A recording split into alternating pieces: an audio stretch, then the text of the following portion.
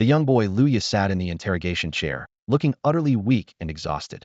Yet under the blazing overhead light and relentless questioning from the officers, he refused to break or say a word. His thin frame resembled a withered bamboo stalk. His tattered school uniform was stained with dirt and blood, like someone who had barely escaped a desperate fight. But who would have guessed that this seemingly fragile boy was driving the entire precinct crazy, leaving them completely helpless? The story began the night before. As dawn approached on June 1st, all 18-year-olds across the world were preparing for the one and only fate trial of their lives. Luya, a solitary orphan who had once suffered severe eye injuries and needed sunglasses to shield his damaged vision, had somehow become embroiled in a massive brawl the previous evening. Even worse, the 8 people he had knocked down weren't ordinary teenagers, they were the privileged sons of high-ranking officials. Now, Luya had been detained in the precinct for 10 long hours. Exhausted beyond measure, he looked bewildered and kept repeating in a trembling voice, "Officer, I didn't hit anyone. They charged at me first. I was just trying to run for my life." Those few words were packed with stubborn innocence. No matter how the officers coaxed or threatened him, he remained unmoved, refusing to alter his statement in the slightest. The 2 officers exchanged a glance, their expressions clouded with mixed feelings. The boy was putting on an act of utter despair, yet every word and move was tightly controlled and precise. What was more, the interrogation lights had long been set to full brightness. Any normal person's eyes would have been blinded, but his gaze remained unflinching, strangely hollow and deep. They also noticed his breathing was meticulously measured, and every tiny tremor in his limbs was so subtle it was impossible to tell whether it was genuine or feigned. "Do you think this is a joke?" The older officer snapped, though his tone softened a bit. After a moment's thought, he leaned close and quietly said, "The trial is about to start. If you don't sign the confession soon, there won't be enough time. If you miss the fate trial, the consequences will be on you." At that moment, a hoarse but powerful voice rang out from outside the interrogation room. "For minors under 18, detention can last no longer than 12 hours. Put the evidence on the table." "No evidence." "Then release him." The words struck like thunderclaps down the empty precinct corridor. The officers flushed with embarrassment. One muttered under his breath, "Who dares yell that loud, interfering in our investigation?" They looked toward the sound and saw a middle-aged man in his 50s, dressed in shabby clothes, standing grim-faced beneath the dim yellow light. His cold stare seemed to pierce through to the bone. Luya still kept his head bowed, as if completely unaware of the unexpected help. His bloodshot eyes swallowed the surrounding light, concealing unfathomable secrets. The officer in charge sneered darkly as he stepped out and slammed the door shut behind him, saying a few dismissive, probing words. But the man outside lowered his voice, replying bluntly, "Using fake evidence to detain someone didn't overestimate your own intelligence. Time's up. If you don't release him now, they'll bring in reporters. When that story breaks, who's going to be able to handle it?" A heavy silence fell over the precinct lobby. Everyone stood tense, their hearts in their throats. The stout, dark-skinned chief, Jean, finally came forward to mediate. First, he scolded his subordinates, then turned to the middle-aged man with a forced smile. "Teacher Chung, please don't be angry. The process isn't finished. Our procedures are strict." His words were cut off by a sharp voice. "Enough talk. Show the detention papers." The release procedures were wrapping up. The 12-hour clock struck exactly on time. With a clang, the iron handcuffs fell to the floor as Luya was finally freed. He slowly stood up with unsteady steps, one hand lightly bracing against the wall. He didn't put his sunglasses back on. Instead, he casually tossed them onto the dark red stone steps. The thin golden morning light slanted through, illuminating the broken frame lying on the ground like a withered leaf blown by the wind, almost as if it had never existed. Outside the door, the middle-aged man quietly stepped forward, steadying Lu Ya's faltering frame. This was Lu Ya's homeroom teacher, Chung Jinan, an ordinary teacher who dedicated himself to poor children. He pressed his lips tightly, and veins bulged on his temples. Without sparing anyone a glance, he helped Luya onto a worn-out electric scooter and coolly said 3 words, "You're ruthless." The officers exchanged uneasy looks and directed their frustration at Chief Jean. One whispered doubtfully, "Chief, just letting this kid go out about the court?" There were no orders. Jean took a deep breath, his expression shifting like the weather, then sneered coldly, "Orders? You don't have a single confession or piece of evidence. How would we explain that? Besides, Chung Jinan, who's taught over 5,000 poor kids, probably holds resources enough to put us all out of work." Others were stunned, but Jean offered no further explanation. His narrowed eyes locked onto Lu Ya's retreating figure, silently weighing the situation in his mind. Why would this blind kid start a fight right before the exam? Has he calculated that we have no evidence, that his teacher will step in, that I will bear the pressure and release him on time? Bring me all the files on his family. I have a feeling he's playing us. Chung Jinan flipped the electric switch, and the old electric bike slowly rolled out of the alley, heading into the early morning light toward an unknown future. He finally couldn't hold back and asked Luya, "How can you be so sure you'll get me out on time?" After learning that Luya had been taken to the police station for fighting, Chung Jinan asked over 20 times. He remembered Luya as an honest kid at school, whether in academic classes or practical training. He wasn't outstanding, but was steady and serious, always meticulous with his homework. Every class had students like that, hard-working yet unremarkable, who, after graduation, gradually faded away, forgotten by time. The police station chief's surname was Jean, a cautious old man who treated even catching mice as if he needed bulletproof armor. People like him dared not make procedural mistakes at critical moments of promotion.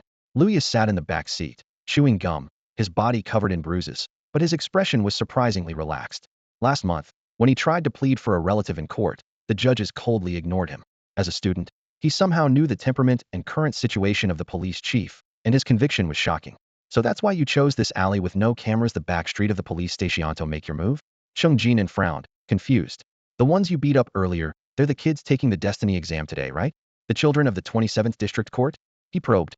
"Yeah," Luya answered briefly. "Fool." Chung Jinan's voice rose, trying to suppress his anger. "Is this really the time for revenge? The 27th Court of Xianxia City sentenced your parents to death for burglary. I know the evidence was shaky, but your revenge should have been about building strength to strike once and for all. You should have aimed to score high in the destiny exam, gain merits, and fight back from a position of power." Luya said nothing in reply, only coldly, "I got assigned to exam hall 9. Lucky?" Chung Jinan was surprised. The destiny exam divides candidates by residential district. The earlier the exam hall number, the stronger the students and the harder the test, meaning better social status if you pass. Luya lived in District 50, the city's lowest area, but the city hall randomly pulls 10 of lower district examinees to test in higher level areas. Jumping from 50 directly to 9 was a godsend. The 9th district happened to be where 27th court staff lived, so the candidates there were naturally court children. "It was a random draw," Luya said nonchalantly. Chung Jinan's smile froze as he quickly pieced it all together. Once the destiny exam starts, candidates from each exam hall will transferred to the same trial zone. Without surveillance inside, the outside world can't know what happens, and crucially, laws don't apply. Candidates can use any means. Xianxia City was divided into districts 1 to 50. Court staff live in the prestigious 9th district. Luya had been lucky to be drawn there, facing off with the 27th court's own children. He sneered inwardly, realizing he had always thought of himself as an ordinary student in a low-tier school's regular class, never expecting to slip past the 27th District Court's watchful eyes. He was still too young and had underestimated the ruthlessness of his opponent. It was very likely that the other side intended to use the rules of the exam as an opportunity to eliminate the hidden threat left over from 10 years ago. It was the winter of a decade ago. The streets were littered with fallen leaves, their brittle yellow blades swept up repeatedly by the wind, rattling as they fell. Luya ran home with his backpack, stepping on the crackling leaves until he reached the doorway only to find the familiar aroma of braised pork elbow was missing. The open door revealed nothing but chaos and bloodstains scattered on the ground. Neighbors told him his parents had been arrested by the tribunal for a home invasion robbery, and his older sister had gone after them. A few days later, the parents were sentenced to death by the District 27 tribunal, the sentence carried out immediately, and the sister never returned. As a child, Luya couldn't understand how his honest, hard-working parents could be accused of such a crime. He petitioned City Hall, but was arrested on charges of harboring criminals and taken to a detention center. Under harsh interrogation with blinding lights, his eyes were so badly injured they nearly went blind. When he was released, all the evidence had mysteriously vanished. The family property confiscated and auctioned was left without support, burdened only by wounds and blindness in one eye. Before he could take more than a few steps in the dark streets, the growls of wild dogs sounded all around, closing in from every direction. Luckily, Chung Jinan, a passing veteran, rescued and took him in. Only then did Luya learn he had been abandoned in District 50, the lowest and most chaotic part of Xianxia City, where wild cats, dogs, scavengers, and fugitives ruled the black streets. Chung Jinan, a retired soldier and teacher at the district school, had rented an abandoned factory near the black street to take in children who couldn't afford schooling. The 80-year-old Luya was forced to grow up overnight. In a world where your status defined everything, ordinary people had no chance to clear their names. He had to survive until 18 and the test of fate before he might have a faint shot at turning things around. Luya had underestimated the tribunal's cruelty, but the tribunal had also not expected his vigilance and resolve. This boy had figured out all their tricks, quietly collecting leftovers from the cafeteria to feed a pack of fierce dogs, guarding the routes to and from school. Anyone who tried to mess with him would first have to face the biting teeth of these wild dogs. To uncover the truth, he gathered intelligence on every route from the private tutor to the workers' residential compound outside school. When he learned he was assigned to exam hall 9 last night, he immediately devised an action plan. The tutor's home and the worker's compound were only 3 blocks apart, with a police station in between. Parents usually didn't come to pick up their kids, but the road in front of that police station was a weak spot. Officers often used this unmonitored street to meet with suspects secretly. Luya scattered a packet of chili powder there, causing his adversary's eyes to burn and cloud. Taking advantage of his own impaired vision, he fought 8 opponents alone, eventually forcing them to surrender and be locked inside the supposedly safest detention center. There were no laws in the exam halls. They could attack recklessly, and killing you meant it was over. When Cheng Jinan heard this, he glanced back toward the police station and finally understood the situation. Before the fight starts, you have to weaken the opponent's lifeblood, a game term meaning to drain as much of their vitality as possible before the final clash. Luya used the chili powder to blind his enemies and covertly struck at their joints and soft tissues. The injuries, while not fractures, required long recovery. In forensic assessments, these counted as minor injuries. Moreover, the relevant authorities didn't open until 8 a.m. the next day, preventing any extension of interrogation or detention within 12 hours. What if you get killed? Cheng Jinan asked. Then so be it. Luya grinned, blood dribbling down his face, his reckless calm like a gambler all in on a final bet, accepting whatever came. In that moment, Cheng Jinan couldn't help but marvel. The tribunal's resolve to kill him was, after all, justified. Years of honesty, kindness, and loyalty at school had all been a facade. From his covert intelligence gathering, ambushes, and precise use of opportunities, this boy's true level far exceeded that of ordinary people. Luya's original plan was to use the exam to soar to a high status and then thoroughly investigate his parents' old case. But after the tribunal's conspiracy was revealed, this child with nothing left burned all bridges, shedding his disguise, and stepped into fate with wild abandon. After figuring out their route through the alleyway before the exam, you discovered surprisingly there were no surveillance cameras there. After finishing with them, you headed straight to the nearby security office to report the incident. You spent the entire night interrogating them in the questioning room, leaving their parents utterly helpless. Then, relying on Jean's timid nature and the fact that he was about to get promoted at a critical moment, along with my influence, you made sure that after the fight, you could still smoothly attend the exam. Don't just say him. Anything else you want to add? Yes. Are you worried the court officials might cause trouble for you on the way? That's impossible now. Today, exam candidates are the highest level of protected persons in the entire city. In broad daylight, no one dares to act rashly. No need to worry either. There are traffic police ahead. Traffic police? Don't be afraid. I've already told your senior brothers and sisters in the city bureau, so at least today no cops will give you a hard time. What I mean is, we're not wearing helmets. The electric scooter was parked outside the exam venue. Cheng Jinan stared at the 20 yuan fine slip and silently calculated how he would explain this to his wife at home. Luya looked up, facing the future that awaited him. It was a magnificent round platform nearly 200 meters in diameter, built entirely from white marble.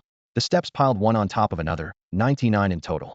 The highest tier spanned almost 100 meters in diameter, flanked by 2 massive marble pillars soaring 100 meters into the sky. Luya's gaze locked onto those 2 jade pillars. To outsiders, they were just grand and spectacular. But to Luya, they radiated a glaring light that fiercely clashed with the towering columns holding up the heavens. Atop one of the jade pillars hovered a figure draped in a black cloak and wearing a ghostly mask, looking down on the countless masses below. Behind him floated a crystal-clear magical ring made up of countless arcane runes linked together, symbolizing his profound understanding of the laws of heaven and earth. It also represented his solitary power to crush everyone else present at the exam. Yet, he seemed unaware of any abnormality in Luya's presence. He was one of the legendary great empowered ones. Cheng Jinan looked up at the scene before him. This one-seer fate exam was the bedrock of human prosperity and one of the most important events for their people. Each exam site was guaranteed to have at least one great empowered one present, tasked with maintaining order. Great empowered ones were superhumans of exceptional status, achieved through this exam phase and honed by years of battle and cultivation into nearly unmatched power. Luya scanned his surroundings. The roads were choked with traffic on every street and alley, and the crowds darkened like a tide of people surging forward. Tens of thousands had gathered in the entire square, growing more crowded as the exam approached. Every parent was giving their child final advice, dressed in the finest tactical gear and wearing 1,000 yuan tactical shoes. Meanwhile, Luya stood out with his worn clothes and ordinary 45 yuan sneakers, drawing cold and disdainful glances amid the crowd. The harsh, piercing stares made him vaguely aware of their source. He searched for the origins of those looks and finally spotted a group of unlucky souls in the dense crowd. The 8 guys he had roughed up the night before in the alley, beaten badly. Now they were guarded tightly by their parents, eyes burning with anger and sorrow, wrapped in thick bandages, some still dripping with 4 tubes. The fury in their eyes was a fire fueled by a desire to crush Luya utterly. But here, They dared not make a move. Within the exam preparation zone, anyone who attacked a candidate would instantly be crushed to dust by the great empowered one looming overhead. Luya smiled faintly at them, then raised his hand and flipped them the middle finger. Their expressions twisted instantly, some nearly losing control in rage, while only a few furrowed their brows with unease. How could Luya not be wearing sunglasses? Didn't he used to be extremely sensitive to light? Could his glasses have become invisible now?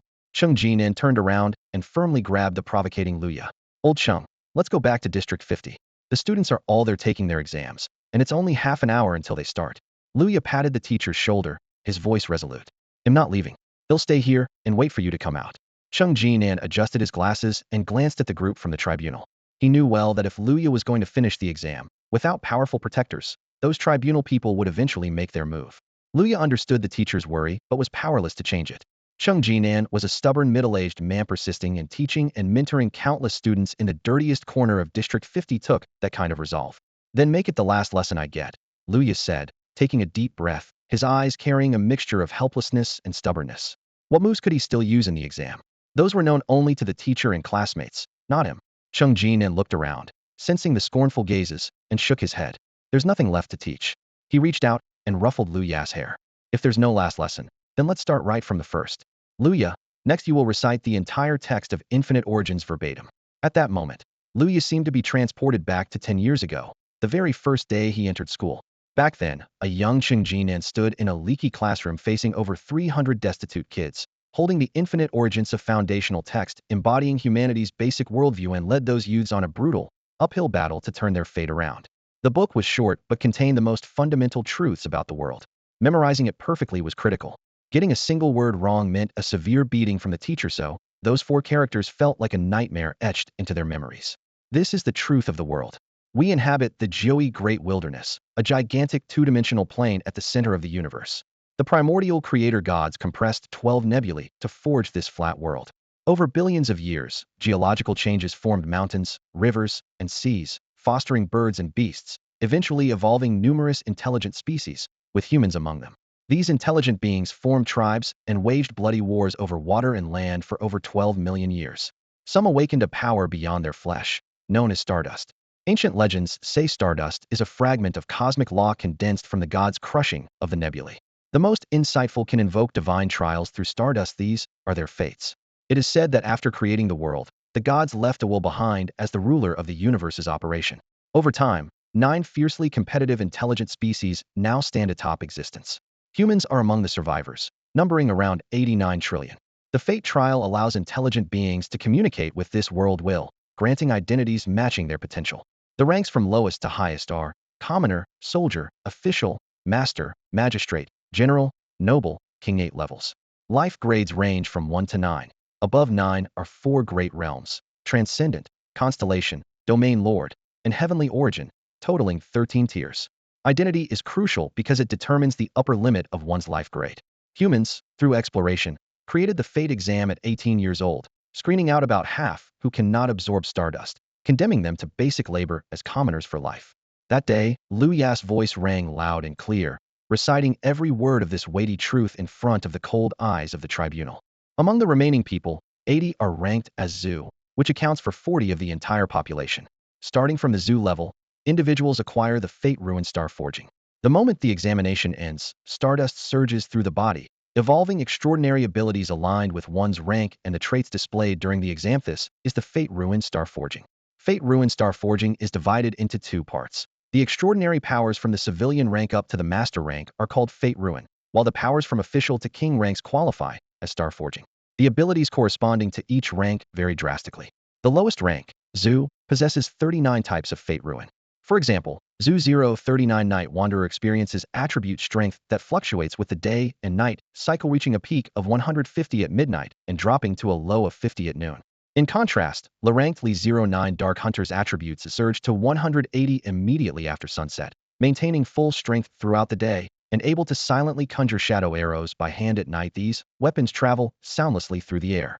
At a higher level, the master-ranked Master 034 Cunning Night Prophet can challenge time itself to anticipate enemy moves during the night and, at the stroke of midnight, randomly foresee an event that will occur within the next day. Whether Fate Ruin or Star Forging, possessing these powers places one above at least half the population. Rank also determines the upper limit of a life form's grade. The Zhu, Li, and Master ranks correspond to Grade 3, Grade 5, and Grade 9 respectively, while officials can surpass Grade 9 and enter the realm of transcendence. Luya looked up at the black-robed figure atop the white jade pillar. Behind him shimmered the iridescent magical Ringan emblem, symbolizing communication and command over the great Taoist laws, proof of transcending Grade 9 limits and reaching the realm of the extraordinary.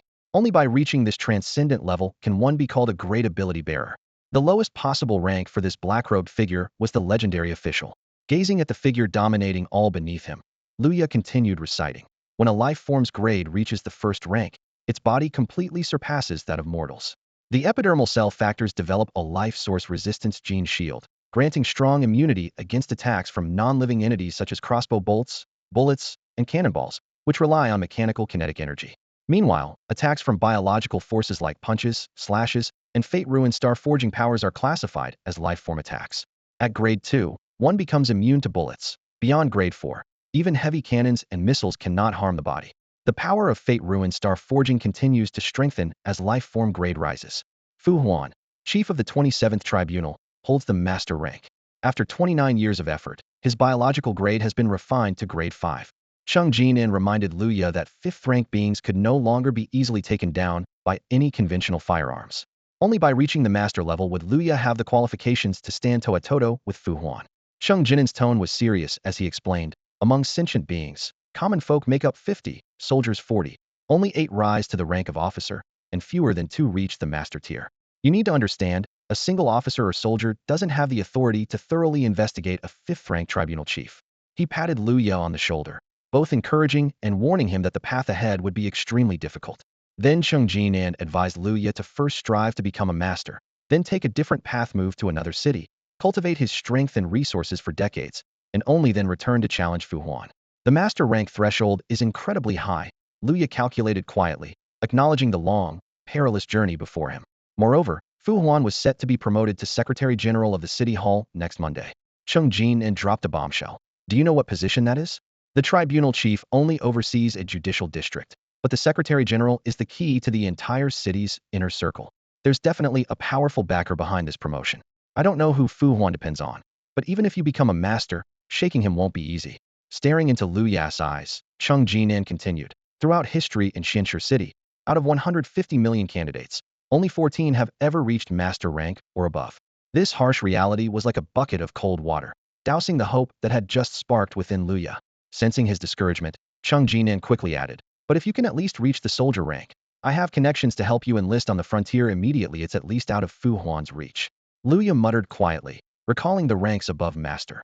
Officer, general, marquis, king, his voice flat and indifferent, as if reciting a long memorized lesson. Each rank corresponded to a symbol and limit: star constellation, domain lord, celestial origin.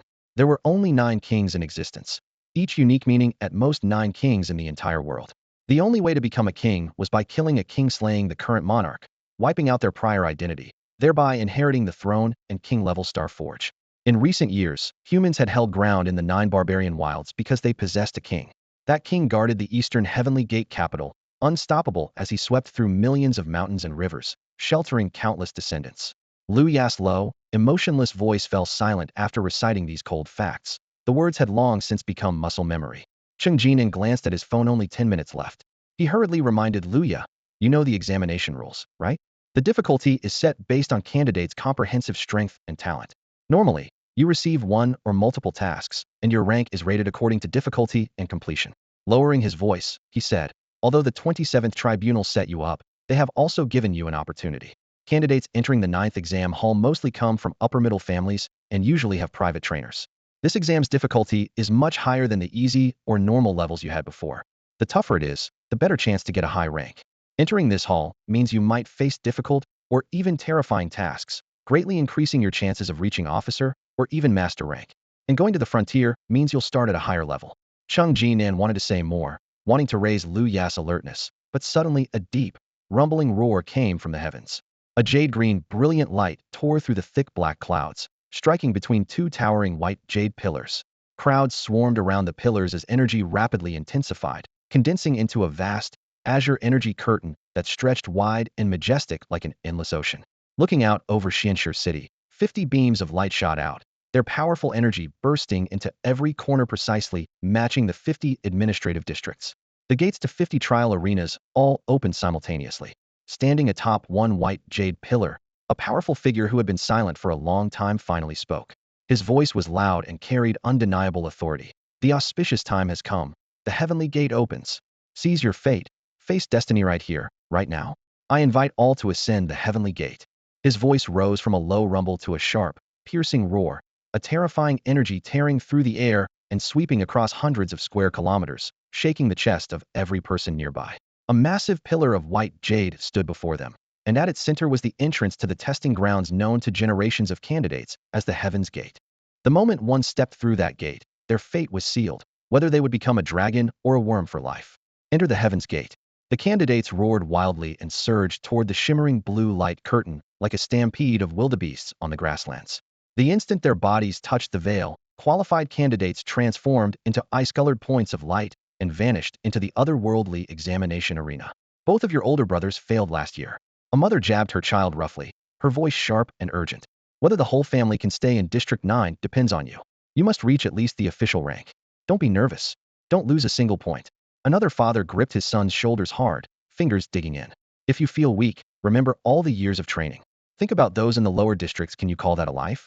There was no gentle encouragement. Every word cut like a blade.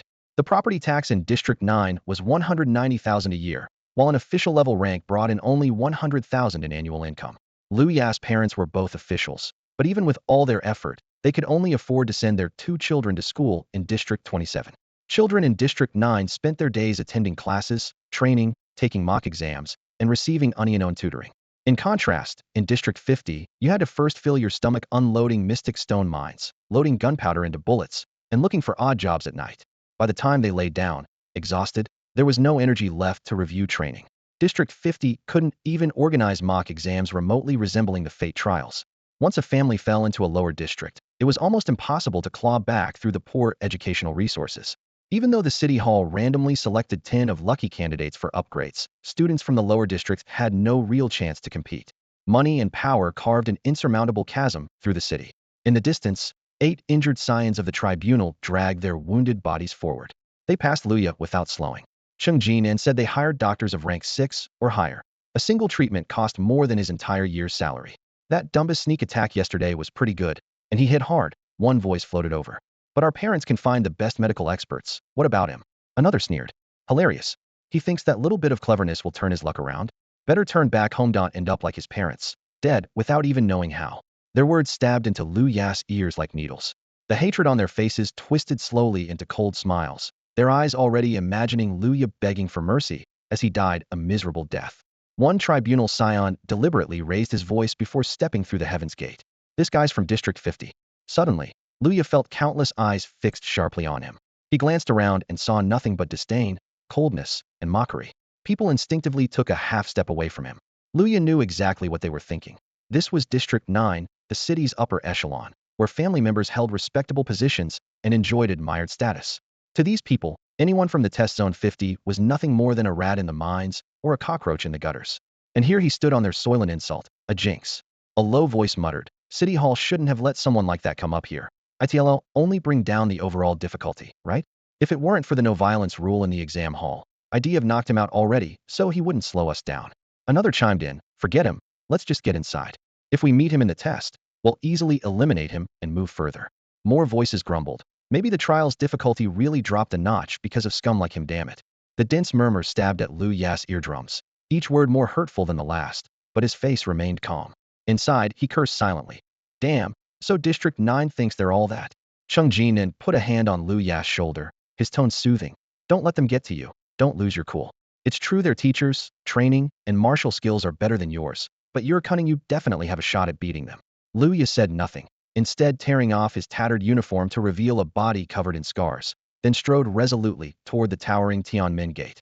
Only when he was one step from passing through did he turn back, eyes locking on Cheng Jinan. In the morning light, the middle-aged man's shaved head shone solemnly. Old Cheng, Liu Ya called softly. HM. Cheng Jinan met his gaze. Liu Ya raised his right hand and sliced the air sharply at his neck. Anyone who values their own life has no right to be my opponent. With those words, he stepped back, his figure swallowed by the blue gates of Tianmen, becoming the dimmest among countless points of light. But the darkest object in the universe is a black hole devouring the brightest stars around it. They seem afraid it'll drag down the difficulty. How could I possibly ruin their futures? On the way to the test hall, Luya suddenly muttered, almost talking to himself. His eyes grew cloudy, as if gathering a storm within. Before him appeared a bloodstained pen, scattering lines of text.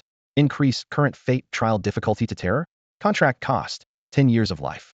Pass the exam to gain master rank or above. Fail and lose 10 years of life. Current estimated pass rate, 10. A cold smile crept across Lu Ya's lips as he pointed 2 fingers at his own eyes. You pathetic thing, can't even dare to bet bigger? Another line appeared. Increase current fate trial difficulty to nightmare. Contract cost, 25 years of life. Pass the exam to gain officer rank or above. Fail and lose 25 years of life. Current estimated pass rate, 3. Luya sneered, his hollow eyes steady and fierce in the face of desperation. Always so timid. It's all a damn rotten life anyway. Let's go all in, put this shitty life on the line, and make this messed-up world bleed. Look over there. In the crowd, a parent suddenly pointed to the very top of the celestial gate and shouted loudly. People around quickly looked up, their eyes following the direction of his finger. At the peak of the deep blue gate, a translucent white star was shimmering, like the morning star slowly brightening in the night sky, a symbol heralding the coming of eternal darkness. The family members and teachers gathered around the examination site whispered to each other. Someone said, 1 star means easy difficulty, but the test just started and a few groups of candidates have already triggered the easy level. Another added, only a quarter of the candidates have entered so far, and the difficulty is already rising. When did difficulty increase at Exam Zone 9 last year? That was around when 2/3 of the candidates had entered. Someone else analyzed, looks like the test area will have to be upgraded next year. The housing prices around here will probably skyrocket. Others speculated, maybe the first group of candidates are just exceptionally strong, but the final difficulty rating still depends on the official verification. The powerful figure floating at the top of the celestial gate remained calm, expressionless behind the black iron mask, not even glancing downward. It was the TV reporter who grew excited in front of the broadcast camera. The back-end system displayed that at the moment about 97,000 candidates entered the 9th exam zone. The easy difficulty was triggered. This undoubtedly confirmed that the overall educational level of Exam Zone 9 in Shinshur City had improved significantly this year. Wait, I just saw a second star. Someone suddenly shouted from the crowd. That call finally caught the attention of the powerful figure at the gate, who slowly lowered his hovering position and fixed his gaze on the top of the blue gate. Now, 2 stars were shining on the gate, one brighter than the other, their light complementing each other. So soon? He murmured. The first star had transformed from nearly transparent into a solid form, and the light of the second star streaked across the sky without a moment's hesitation. This suggested that when the difficulty level was initially assessed, it was likely set directly to normal difficulty. When the celestial gate reveals the difficulty star level, the stars light up one by one in sequence even if the difficulty is confirmed as 3 stars. The stars appear in order rather than all at once. Before he could fully process this, voices in the crowd began to grow louder. The powerful figure's movement froze as a 3rd star suddenly appeared seamlessly. To him, the sudden appearance of 3 stars after more than 90,000 candidates had entered was far from the simple explanation the parents gave about overall talent being good. This indicated that someone extraordinary lurked among them. Taking the opportunity, he quietly notified other powerful figures, quickly assembling at Exam Zone 9. These elites arrived not only to maintain order, but also to protect this rare group of 1 in 10 million talents while trying their best to recruit them to their own factions. Difficult. The difficulty just shot up to difficult, and more than half the candidates haven't even entered yet. The voices mixed surprise with anticipation. Exam Zone 9 is making a comeback to the top 10. With this speed, making the top 3 wouldn't be surprising. The spectators' excitement grew. It was as if they could already see their children winning coveted identities, inheriting family legacies, and leading their clans to prosperity. The crowd at the exam site surged forward as the remaining candidates quickened their pace, pushing through the celestial gate. 5 seconds later, a 4th star glowed faintly. The atmosphere suddenly became heavy. Fear difficulty. It's only the 2nd time in 30 years that fear difficulty has been triggered at Exam Zone 9. The cheers mixed with shock and excitement.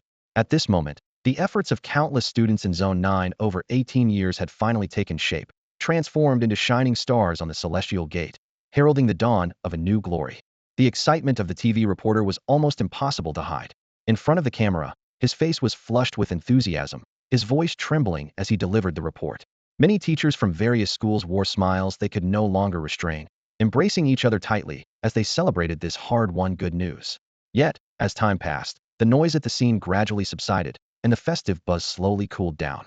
The TV crew could rejoice for the city's future growth. and the teachers were thrilled about their promotions and bonuses. But beneath all that commotion, the parents' eyes harbored a quiet worry: was the rising difficulty going to be too overwhelming? After all, there were still 90,000 candidates flooding through that massive celestial gate. If the difficulty kept climbing, what awaited them might not be just opportunity but an unavoidable crisis. The parents of the 8 candidates targeted by Luya grew increasingly grim. Following instructions from a trusted aide to a court chief, they believed that if their child could take out just one opponent in the exam, their networks would guarantee a smooth promotion. The higher the title, the greater the rank, the more stardust they could seize. More stardust meant faster blood refining, quicker life grade advancement, stronger abilities, and longer lifespan. Not to mention, after graduation, their child would rely on those officials to secure a good job. To easily eliminate an ordinary child who rose from a low-tier exam district was like a windfall from the sky, an unexpected big payday. But now, their hearts grew tighter with worry, fearing whether their children could safely make it out of the exam. Praying for the difficulty not to rise any further became their last hope. Local residents in District 9 of Xianxi City had almost no concept of the terrifying upper limit of difficulty. Even the schools in their district had never experienced the intense combat conditions of a higher-tier exam. They only vaguely remembered that horrific exam 30 years ago when the death rate soared to 3%, 3,000 lives frozen forever at the age of 18. And when you start to pray, it means deep down you already know that the disaster everyone dreads is steadily approaching. The celebrations continued at the scene, with no one expecting that prayers had never truly helped. As the 5th star descended as scheduled, the atmosphere suddenly shifted. The nightmare was quietly unfolding. The pupil of a great ability user's eye twitched sharply, alertness flooding his mind.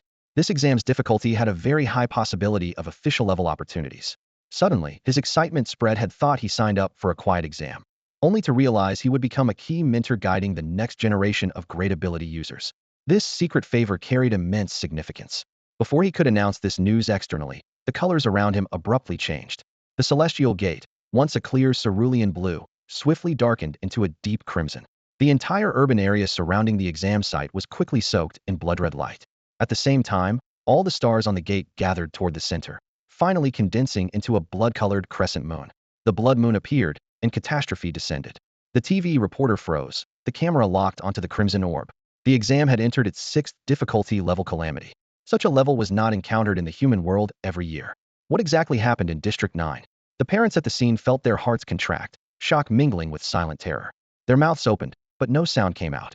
The light of the celestial gate shifted from blood red to a bottomless sea of crimson. The blood moon hung high in the dome of the gate, casting a cruel, mocking gaze on the crowd that had only moments ago been laughing. At this moment, no one in the exam district could imagine the horrors hidden within a calamity-level exam. All they could do was pray their children could persevere, as entrusted, though deep down they knew that perhaps today was the day to prepare a mourning hall for their children. They turned their eyes toward the great ability user on the celestial gate, only to find him motionless, expressionless, as if the entire disaster had failed to stir even a single chord in his heart. Above the sky, a few streaks of light shot like meteors, rapidly approaching from thousands of miles away. In an instant, several top-tier power users appeared, each accompanied by a group of 10 youths. The boys were handsome and spirited. The girls had sharp, serene features and a lively aura. Every one of them was gifted, as if born with innate spiritual energy. A powerful figure standing at the Tianyuan gate spoke softly. There have been abnormal fluctuations in difficulty in Exam Zone 9 of Xianxi City. We have brought over the prodigies from the top exam zone in the nearby city to guide the candidates here, improve pass rates, and ensure their safety. His tone was calm and confident. His voice, carried by rippling energy, spread throughout the entire exam site. Parents cast grateful glances, some exhaling deeply with relief in their eyes. Seeing those youths standing tall and brimming with confidence brought a reassuring sense of security. However, only Cheng Jinan smiled coldly inside. Having fought on the front lines for 24 years, he knew plenty of inside information. The so-called pass rate guarantees and protection, and these chosen prodigies, they were just disciples, or even close relatives, of the top power users. Holding special universal exam passes, they could enter any exam room at will. Whenever a test zone's difficulty spiked or a karmic opportunity arose, these people would be the first to show up. Their real purpose was not to protect others, but to seize the opportunities for themselves. With their exceptional talent and rigorous training, they actually pushed exam difficulties even higher, suppressing other candidates. The examinees in Zone 9 were now like fish on a chopping board, used as stepping stones. For those here, it was an unbearable humiliation. But for the cannon fodder candidates in Exam Zone 50, this was sheer ecstasy. As the elite candidates stepped into the examination hall, the other examinees, inspired, surged forward like a tide. The crowd swelled until, 2 minutes later, The area in front of the Heaven's Gate was completely empty. Every candidate had entered. When the 5-minute entry period expired, the Heaven's Gate was about to close. Chung Jinan glanced down at his watch. The difficulty level froze at Calamity. This level meant that those who survived until the end might stand a chance to obtain a fate ruin. Before he finished speaking, the surroundings abruptly darkened. Above the Heaven's Gate, a second blood moon suddenly rose. The difficulty skyrocketed. With 2 moons in the sky at once, it signaled the arrival of the end. Chung Jinan's eyes widened, countless thoughts flashing through his mind. A twin moon appearance was an extremely rare endgame difficulty on the continent. A nearby powerful individual whispered, in nearly 50 years, among all candidates from the continent's 7 major races, the end has only been triggered 6 times. The same expert gave a bitter smile. What does the end mean? It's the only slim chance to obtain a king-level status. Everyone knew while the 9 sovereign thrones were already occupied, and king-level positions were practically extinct. Another expert interrupted, not necessarily. The data of the 9 kings settling 30 years ago is history by now. After years of bloodshed, some kings might have fallen, leaving vacancies. Even if no vacancy exists, 5 of the 6 end exams have produced most current noble-level powerful individuals. It means there's a chance for a new wave of rise in Xianxia City. Someone asked, what's the average mortality rate during the end? After a pause, the expert answered, 17%. That means out of hundreds of thousands in the exam hall, nearly 20,000 candidates don't even get the chance to shred their admission slip. They die outright. And the end only occurs in the highest level exam zones in the largest cities. That 17 mortality rate comes from fierce battles, another voice added. So what kind of monster must be lurking among the candidates in this small city's exam hall to trigger such a massive difficulty spike? Below the exam hall, some reporters were still caught off guard, chatting casually. I didn't expect the end to really trigger. I hope these kids seize this once-in-a-lifetime chance. Absolutely. The end difficulty is said to produce noble titles, the reporters whispered among themselves. Nobles are the strongest, just below kings. There are fewer than 30 nobles worldwide. No sooner had they spoken than the 2 blood moons above the Heaven's Gate suddenly dimmed and vanished in an instant. Immediately after, the Heaven's Gate began to darken and then tear open, collapsing inward rapidly. The sound of shattering echoed through the city's skyline. Mingling with the terrified screams of parents outside the exam hall sit, was as if the prologue to the apocalypse was mercilessly unfolding. Within seconds, only endless darkness remained between the 2 jade pillars that once supported the Heaven's Gate, devouring all light and hope. After a moment of stunned silence, people were shocked to realize that those candidates who had hesitated outside the gate had vanished without a trace, as if swallowed directly into that abyss of darkness. The darkened Heaven's Gate resembled the gaping maw of a monstrous abyss, too terrifying for ordinary people to dare gaze into. Their gazes instinctively shifted to the masked, powerful individuals who calmly stepped into the void. Seeing this, people finally exhaled in relief. The powerful ones showed no panic, proving this was normal. It was just that the ordinary folks in this 9th exam zone rarely encountered such a scene and naturally felt frightened and bewildered. But unbeknownst to them, beneath the cold masks, the lips of those transcendent powerhouses quivered ever so slightly. What was happening? Had the difficulty level suddenly risen?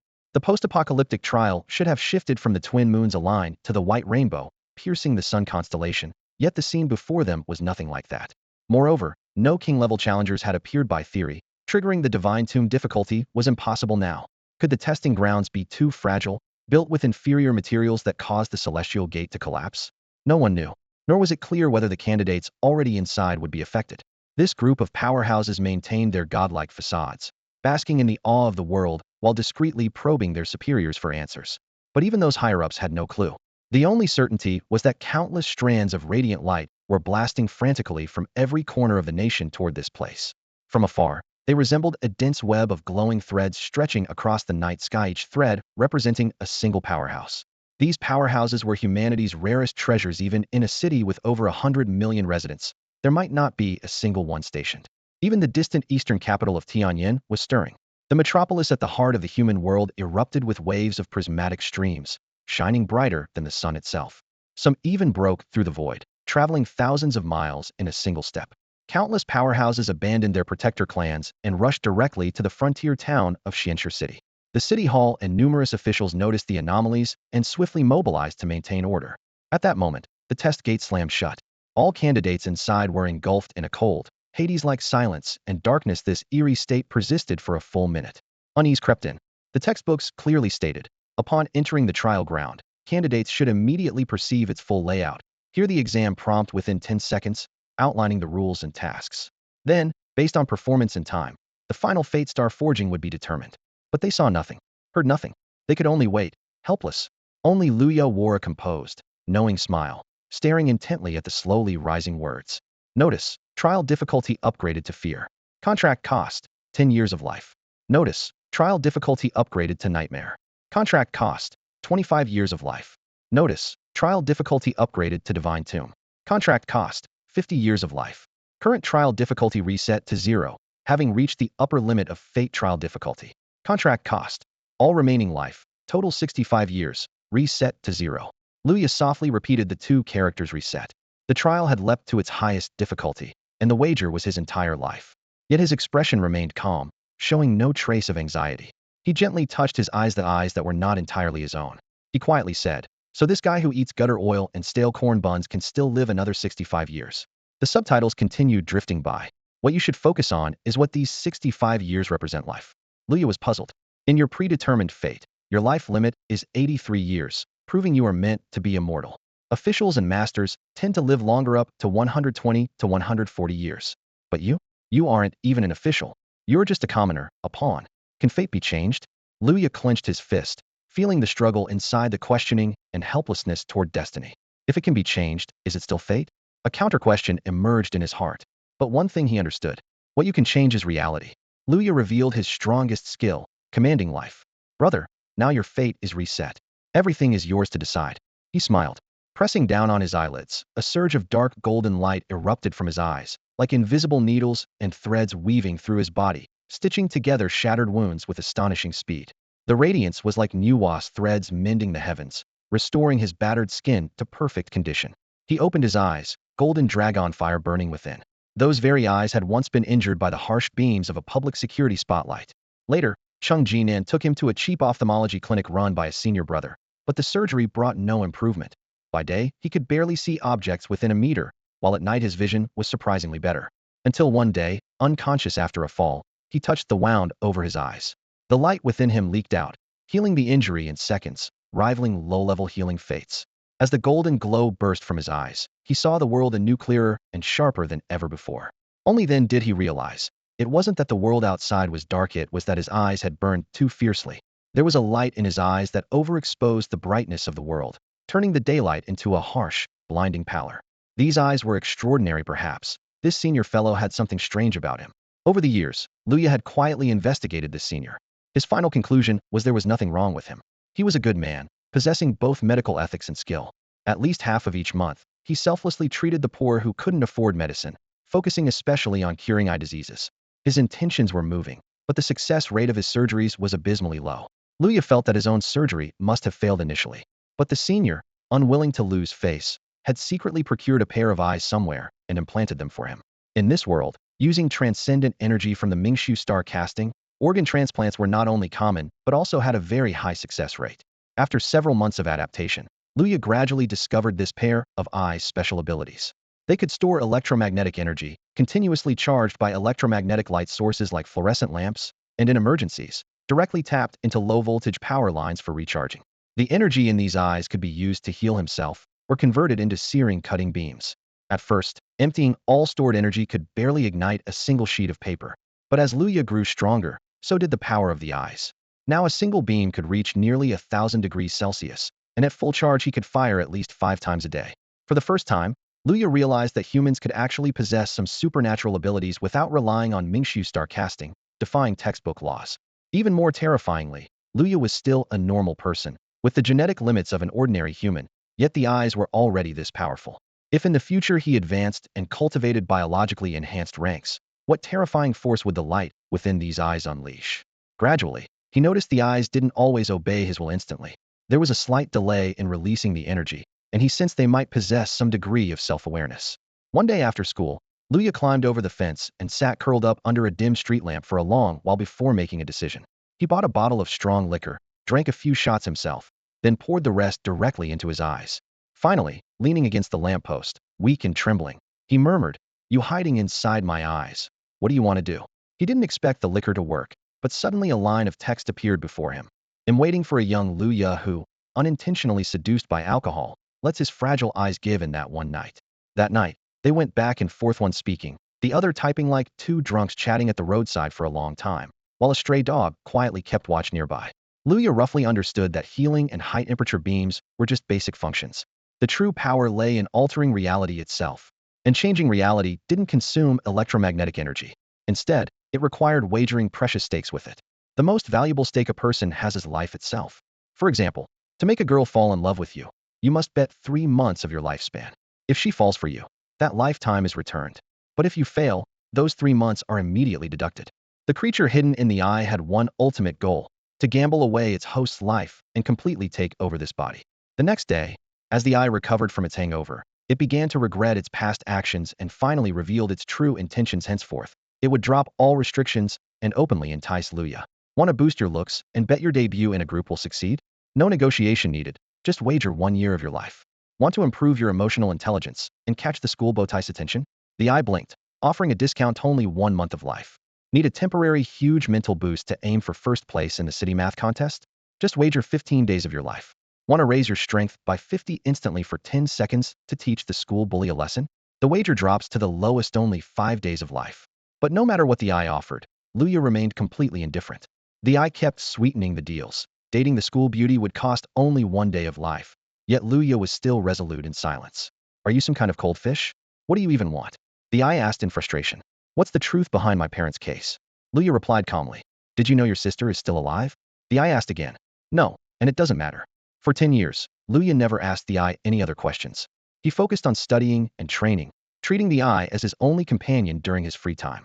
Even last night, when entering the police station, the eye voluntarily offered to wager 2 months of life to help him fully enhance his abilities and break free from the station. Luya still showed no intention of betting. The eye was helpless, almost ready to give up on tempting him and just go along living a deadened life. But now, Luya finally went all in. For the first time, the eye truly intervened in reality, directly boosting half of Luya's attributes and staking all its remaining life, pushing the challenge to extremes. Zeroed out. Why haven't I seen this difficulty level in any textbook? Luya asked from the darkness. The eye answered, 0 is the ultimate hidden difficulty in the path of fate trial. Since records began, no one has faced it. 0 is the only era in this universe with no written or visual records. The universe was silent and dead, thinno-formed stars, no life with a voice. At the end of 0, the most primitive cellular life emerged in the depths of the cosmos, following no rules, merely meeting and devouring one another. Prophets say 0 is the universe's ultimate epoch, when all life reaches its extreme evolution. After the final great battle, the universe shatters and returns to the beginning, welcoming a new 0. These 2 words signify both the start of everything and the end of everything. Is my life really worth that much? Luya was stunned. The eye fell silent. After 10 years without confronting Luya's challenges, it now gave its all, without holding back but maybe too much. It didn't answer Luya's questions, instead silently showing a line of words before him. Congratulations, you've been granted an opportunity for overdue justice to come. Luya stared at the words in silence for a long moment before speaking. When justice chooses to be late, it becomes an accomplice to evil, or maybe evil itself. As soon as he finished, a piercing high-frequency ringing sounded from the surrounding darkness. Then a gentle voice echoed through the void. Welcome to the Path of Fate trial arena. All your belongings have been confiscated, and all trial tools have been issued. Trial instructions and your challenge have been sent to your communicator. Please check it carefully. Wishing you a successful trial. The voice was gentle and composed, like a mature woman with a reassuring softness, reminiscent of a nurturing, emotionally warm kindergarten teacher. For the candidates hearing it, the anxious tension in their hearts would almost be soothed by this tender tone. Yet, Luya's eyelids twitched involuntarily. The teacher had repeatedly warned that once inside the exam hall, there would be a cold, precise voice announcing the difficulty level clearly. But this time, Luya heard no mention of difficulty at all. Instead, there was only that gentle, melodious voice, as if running through a harmless mock test designed to lower defenses. Could it be that the trial had reset to 0 difficulty from the very first prompt? The surroundings gradually brightened. Before Luya's eyes appeared an expanse of blue, a blue helmet, a blue electric scooter, and a blue coat emblazoned with the bold white characters, "Have you eaten?" on its chest. The most striking thing was the phone resting on the scooter, the sole source of light in the darkness. The screen was filled with dense lines of text. Candidate Luya, admission number XS09115276. What followed on the screen was the basic trial instructions. 1. Go to number 478, Wanren Square, to pick up the chopped chili fish head dish. 2. Obtain the dish at the specified location, take a photo, and upload it, after which the system will assign a delivery address automatically. Deliver food? Luya's gaze fixed on these words, his face a mix of shock and disbelief. He silently raised 2 fingers to press against his eyelids, as if about to gouge his eyes out. Can you confirm again? The difficulty is really 0? He had kept a low profile for 10 years, training relentlessly day and night, intending to bet everything on a high-level challenge. He had even saved a trump card for before the test, only to find the exam's task was delivering food? Even in a simple trial, surely no task would be so utterly trivial and disgracefully easy. 3 words flashed before his eyes. Next page. Luya suppressed his racing heartbeat and swiped his phone screen to scroll down. What appeared was the exam instructions. Complete the basic exam content for a full score of 300 points, with the exact score based on completion quality. Earn 10 points for each eliminated candidate, capped at 150 points. Discover and report an exam anomaly to the detention center at 404 Hongsong Road for a 50-point reward, capped at 300 points. The trial consists of 3 rounds, and 10 minutes after the first round starts, half of the candidates will be automatically eliminated based on their scores. At that moment, the live count showed 115,746 candidates remaining. Luya's score was 0, and just over a minute remained before the trial officially began. He stared at the numbers after his admission ticket. IDIs was the World Will's overall combat ranking for candidates. 115,276, placing him nearly in the bottom 500, the lowest tier underdog. Yet even the underdog had a chance to turn the tables, maybe even become a fierce wild dog. The particularly brutal rules were clearly the second and fourth. 10 points for each person eliminated, but no more than 150 points, and after 10 minutes, half the candidates would be cut automatically. It was basically a survival game. Think about it. Delivering takeout involves receiving the order, preparing the food, picking it up, delivering it. Even assuming the order was already accepted, unless the pickup point and customer were extremely close, it was impossible to deliver on time within 10 minutes. The only way to avoid being in the half-eliminated was to eliminate others first. The exam rules also stated clearly that if a candidate faced danger, they could tear up their admission ticket and leave the exam, voluntarily giving up their qualification forever, basically relegating themselves to just ordinary civilians. That explained why parents and teachers outside kept reminding candidates never to give up. But there were only 2 ways to actually eliminate others. 1. Rip up their admission ticket. 2. Kill them. The phone countdown hit 0, and all the rule pages vanished, leaving only a simple message. The trial place holds infinite opportunities. Life and death are forged by strength. Tilt towards the insignificant. May everyone good fortune. The next moment, the phone screen abruptly switched to a delivery map. Around him, the environment gradually brightened, as if awakening from a dream. Lights turned on and streets appeared clearly. A deep blue night sky hung heavy clouds, the air humid and sticky, and it felt like a heavy rain was quietly gathering. Murmurs and noisy voices flooded in from all directions. Luya muttered under his breath, "What the hell? Delivering food?" After 15 years studying astronomy and geography, military tactics and combat shooting, this was his final exam? A wave of mixed feelings swirled in his chest. Forget it. Just pick up the food first. He stared at the electric scooter in front of him, then asked himself, how do you even ride this? And how does the delivery app work? The exam hadn't mentioned difficulty, only the phrase infinite opportunities. This was the first time he'd heard an exam include the word opportunities. It must be that the difficulty level is just too low, Luya muttered to himself. But how could he be so sure? What if everyone's being overwhelmed by fear instead? Think about it. Will the trial designed to test your courage really assign you a simple, punctual food delivery task? There were only 2 possibilities. Either the difficulty really was ridiculously low, or the world's will behind this exam never intended to reveal the true challenge. Besides, the average strength of those candidates coming from the lower-tier test zones was really abysmal. The tribunal had even mentioned that some had arrived straight from Zone 50 itself.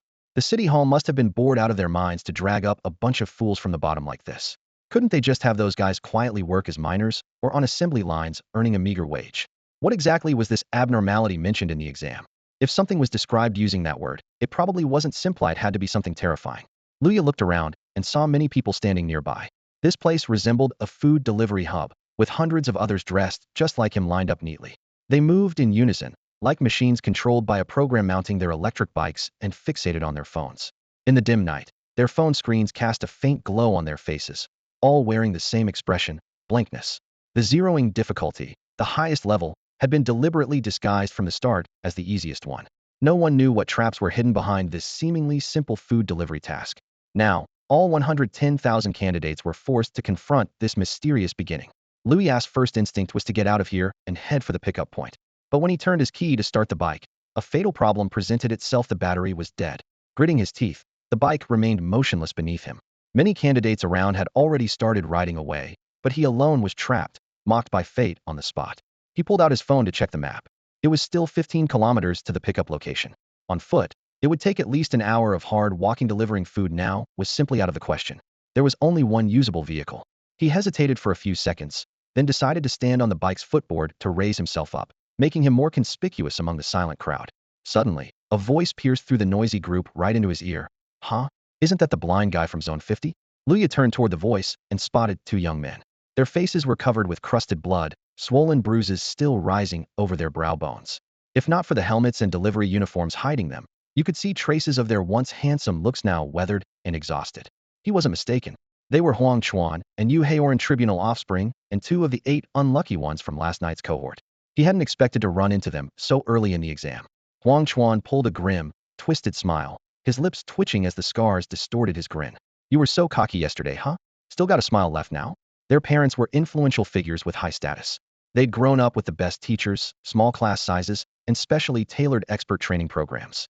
Their combat techniques had been carefully chosen, completely incomparable to the rugged, filthy, disorganized world Luya came from in Zone 50. There were no professional facilities or coach at best. A few retired veterans taught them how to scrape by. Usually, a kid from Zone 9 could defeat 3 from Zone 50 without breaking a sweat. But now, Luya faced 2 high-level opponents alone. The expressions of the other candidates around showed clear indifference. They'd long heard the rumors once you exposed your identity as someone who came up from a lower zone like Luya, you'd immediately be targeted by the higher-tier students and quickly eliminated. To them, these rats from the lower districts dragged down the overall strength of the testing ground, threatening their future prospects. Their arrogance was even worse. They simply wouldn't stoop to associate with such people. So in this chaos, no one offered a helping hand. Luya's only weapons were his fists and the single dead electric bike before him. If I can't beat them, can I at least outrun them? Luya laughed even more arrogantly than Huang Chuan, patting the body of his electric scooter. This is a number 9 a bike. What makes you think your crappy Emma can compete with mine? Huang Chuan froze. People of their status never paid attention to a bike brands, so naturally they had no idea which one was faster. But seeing Luya's cocky attitude, he had to believe the guy's bike was indeed better and faster than his. While Huang Chuan was still thinking it over, Yu Haoran, who was more decisive, had already circled around to the back. Since Luya's bike was faster, they'd have to steal it. Yu Haoran wasn't particularly agile, limping as he walked. Clearly the injuries from last night hadn't fully healed. Huang Chuan understood Yu Haoran's intention and immediately stayed put to chat with Luya, buying time while making him drop his guard. The two coordinated perfectly. Yu Haoran closed in step by step, getting closer and closer. Suddenly, he bent down to pick up a brick from the ground, took a big stride, and lunged viciously at Luya, shouting, "Go to hell." At the same time, Huang Chuan rushed forward to attack from the other side. But just as the brick was about to come down, Luya suddenly dove forward, did a front roll into the crowd, and like a slippery weasel, quickly darted out from the other side. He leaped onto Yu Haoran's bike, twisted the throttle, and sped away. This entire sequence was completed in 3 seconds, clean, smooth, and seamless. Watching this scene, Huang Chuan felt his chest tighten with frustration.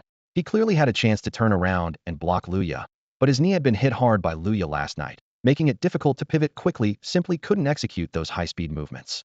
Only one thought ran through his mind. How could this good for nothing, covered in injuries, still run so fast? Before he could sort out his thoughts, Yu Haoran's furious roar came from behind. Damn it, he lied. His bike's out of battery. Chase him. Huang Chuan snapped back to reality, and a delivery guy in red suddenly appeared beside him, jumped on Huang Chuan's bike, and rode off. Huang Chuan stood there frozen for a second, looking in the direction where the delivery guy had just ridden away, only to see his original bike. The red-suited delivery guy's bike didn't even have handlebars anymore. Now neither of them had a bike.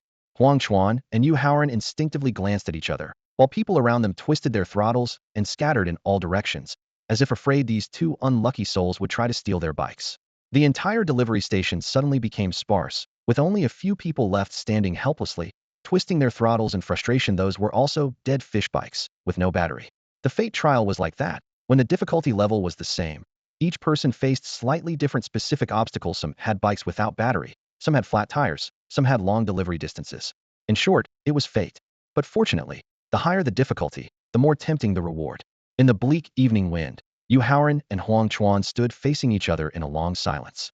Huang Chuan suddenly asked, "Did he do it on purpose?" "What?" Yu Haoran didn't catch that. "I'm saying, did that kid deliberately stand high up so we'd see him?" Huang Chuan began recalling the details from earlier, as if struck by sudden insight. Yu Haoran suddenly realized yes, Luya had done it on purpose. He discovered his own bike had no battery, so he deliberately drew his opponent's attention. Thinking carefully, if they had actually discovered Luya by chance, they should have blocked his bike from front and back before making their move. The whole situation seemed to have been part of Luya's plan all along.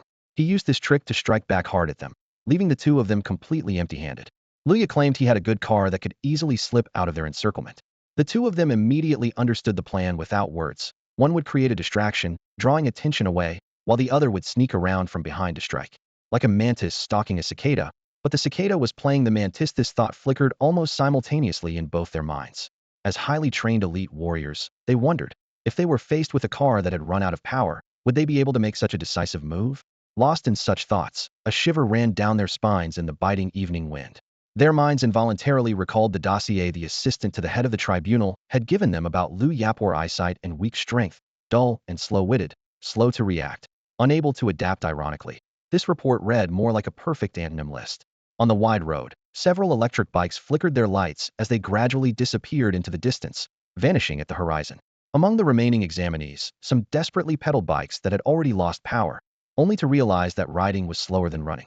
Gritting their teeth, they gave up and switched to sprinting on foot. Huang Chuan and Yu Haoran blended into the crowd. For the first minute, they barely managed to keep up a fast pace. But by the second minute, their faces twisted in pain, and the wounds recently healed on their legs seemed to tear open instantly, their muscles feeling dislocated. Their current state resembled an antelope on the African savanna dragging a wounded leg, struggling to keep pace, but the distance between them and the crowd only grew wider. Damn it. Luya, once I'm free, I swear I'll hunt him down and kill him, Huang Chuan said darkly through clenched teeth. His own future had been ruined by Luya. Yu Haoran clenched his fists, his eyes filled with bitter fury. Yet somehow, they seemed to have forgotten that it was their own participation in surrounding Luya that led to this outcome. Or perhaps, in their eyes, eliminating a kid from District 50 was simply justified in the pursuit of their own bright futures. Haoran, Huang Chuan suddenly called out, placing a hand on my shoulder. They'll support you and run together. Yu Haoran gratefully placed his right hand on Huang Chuan's shoulder and said emotionally, at critical moments, only old classmates stick by your side. Before the words were out, Huang Chuan bent suddenly and executed a forceful shoulder throw, slamming Yu Haoran hard to the ground. Yu Haoran was caught completely off guard. His mind went blank as he stared vacantly into Huang Chuan's eyes. The 10-minute elimination round is coming up. I'm giving you 10 points. You might still make it through, Huang Chuan shouted, fumbling in his jacket pocket. My leg's less injured than yours, so I have a better chance. Where's your admission ticket? Since the start of the Destiny exam, every examinee automatically received an admission ticket upon entry. In danger, tearing the ticket allowed immediate withdrawal from the exam, but with results nullified. The admission ticket was a lifeline, usually kept in hand or somewhere visible at the start. Huang Chuan anxiously searched for this vital card. He wants to eliminate me? Yu Haoran finally reacted, throwing a sudden punch at Huang Chuan's leg, the very one Luya had injured. The strike was precise, evidently memorized in silence long ago. The two half-wounded old classmates fought fiercely under the sun, each punch like a deadly blow between enemies. Every hit cracked bones and spattered blood, their muscles honed by expensive potions and rigorous training, packing terrifying power, far beyond what most kids from District 50 could deliver. Where's the ticket? Where's your admission ticket? Tell me now. After a minute, Huang Chuan finally pinned Yu Haoran down, fingers turning every pocket inside out. Yu Haoran, broken in multiple places, could only lie on the ground, releasing a weak and angry howl. No admission ticket. Neither of us has an admission ticket. That's impossible, Huang Chuan muttered to himself as he searched. Suddenly his eyes caught sight of a phone. Phone. The ticket might be stored in the phone. No sooner had he said this, he frantically started looking again. Where's your phone? Where did you hide your phone? Your own phone? At that moment, a somewhat familiar voice spoke from behind them. Huang Chuan, already dazed, heard that voice and instinctively reached into his pocket. Don't bother looking. It's right here. Just as he said this, blinding white lights suddenly flashed on. The electric bike's headlights shone directly onto their battered faces. Their expressions froze instantly, as if seeing a ghost. It was Luya. The very person who should have left this place long ago now stood behind them, casually leaning against the bike with a bamboo skewer clenched between his teeth, the beam of the headlights locking tightly onto them like a predator's gaze. This blind man, supposedly their prey, now haunted them like a relentless demon refusing to let go. Luya held a phone in each hand, tossing one up into the air with a cocky smile before catching it again, as if casually testing their nerves. He wasn't dumb, at least knew the phones were key to the admission tickets. His cold eyes flicked over both of them, as if looking at fools, shaking his head slightly, but not forgetting to scold them. You can't even guard your own phones. Pathetic. Luya, don't get impulsive, Huang Chuan shouted. Watching the two phones flip through the air gave him a dizzy sense that his whole life was flashing before his eyes. He wasn't even sure if the phone really was the admission ticket, but the moment the thought crossed his mind, Luya suddenly appeared with their phones, making Huang's whole body tighten in belief. He had no time to wonder when or how Luya had returned. Dragging his fractured body forward, he fixed his eyes on the phones and crawled step by step toward Luya. Put the phones down. Whatever you want, we can talk it out. Luya ignored him completely, still toying with the juggling trick. Huang Chuan kept urging, you want to know the details of that case, right? Give me the phones. When I get out, they'll have my dad steal the info for you. His voice rose a few notches as he inched closer, just one step away from touching Luya. My dad's the team leader of the execution unit. He can handle this. Luya narrowed his eyes and paused for a moment, seemingly intrigued by the proposal. He caught one of the phones steadily as it fell, then casually tossed it to Huang Chuan. Huang grabbed it like it was a lifeline, his neck craning upward and hands reaching high to catch the phone. But just then, his movement suddenly froze, and the raised head slowly dropped. Luya had the bamboo skewer in hand. Cold and ruthless, he drove it through Huang's throat, twisting it to open a wound that gushed blood. Huang's body instantly went limp, agonizing pain swallowing all his strength. His fading awareness caught Luya's calm voice whispering in his ear. Let me tell you how I think. The first wave of eliminations shows up in 10 minutes. There's no way to finish all the deliveries in that time. Only a free-for-all massacre. I figured those who fall behind, especially you two dragging broken legs and old injuries, will get picked off. So before I left, I secretly checked the navigation and memorized some nearby routes to circle back and find you. You might not get why I'm killing you, not forcing you to spill the old case. That line you just said, have your dad steal it, shows neither of you know the truth. And those I'm killing are from your execution team. Remember, for the next life, don't show your hand too early. As he spoke, Luya glanced at Yu Haoran crawling slowly on the ground and raised his voice sharply. You down there? I'll let you Chisido, you want me to smash your phone, or do it yourself? Yu Haoran shuddered all over, his heart pounding wildly. He clearly saw everything from behind just now. After throwing his phone with his right hand, Luya immediately grabbed the bamboo skewer by his mouth and plunged it fiercely into Huang Chuan's throat. Luya's speed and strength were mediocre by Zone 50 standards, but his moves were decisive. Killing someone was even more straightforward than killing a chicken, without a trace of hesitation or guilt. The intelligence report said he was an honest kid? What a joke. With a gentle push, Luya sent Huang Chuan collapsing to the ground, his eyes still wide with unwillingness as blood spattered heavily from the wound. An 18-year-old life quietly slipped away, replaced by a few lines flashing on his phone screen. Basic tasks: meal retrieval incomplete, meal delivery incomplete, customer tasting and feedback incomplete. Extra task 1, eliminate one other candidate. Extra task 2, collect and submit anomalies, 0. Current score, 10. Ranking, 20,478. Time until first automatic elimination, 3 minutes, 41 seconds. On this dark night before the storm, the empty long street was painted with bloodstains here and there. Luya casually tossed the bamboo skewer aside and walked expressionlessly toward Yu Haoran. Seeing him approach, Yu quickly raised both hands and shouted, I choose myself to take the hit. I'm out. I quit. But Luya's smile softened like a spring breeze. He laughed, I let you choose, and you really dared to choose. Then he grabbed his phone and smashed it hard against Yu Haoran's head. Yu squinted, swiftly swatting the flying phone away with his left hand while reaching to grab Luya's calf with his right. Luya stopped abruptly and dodged the grab. Hey, playing dead?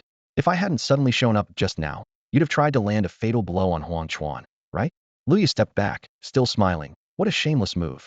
Yu gritted his teeth, burning with resentment. He hadn't expected himself to be so close to death, yet still able to match Luya's speed and strength. The physical gap between kids from Zone 9 and Zone 50 shouldn't be that small. This guy really was acting. Why not fake being blind or weak? Act like a good guy. Yu sneered coldly. Luya shrugged. Not the same. You're reckless. I'm just good at acting. I'm pretty biased, actually, Luya said, shaking his head.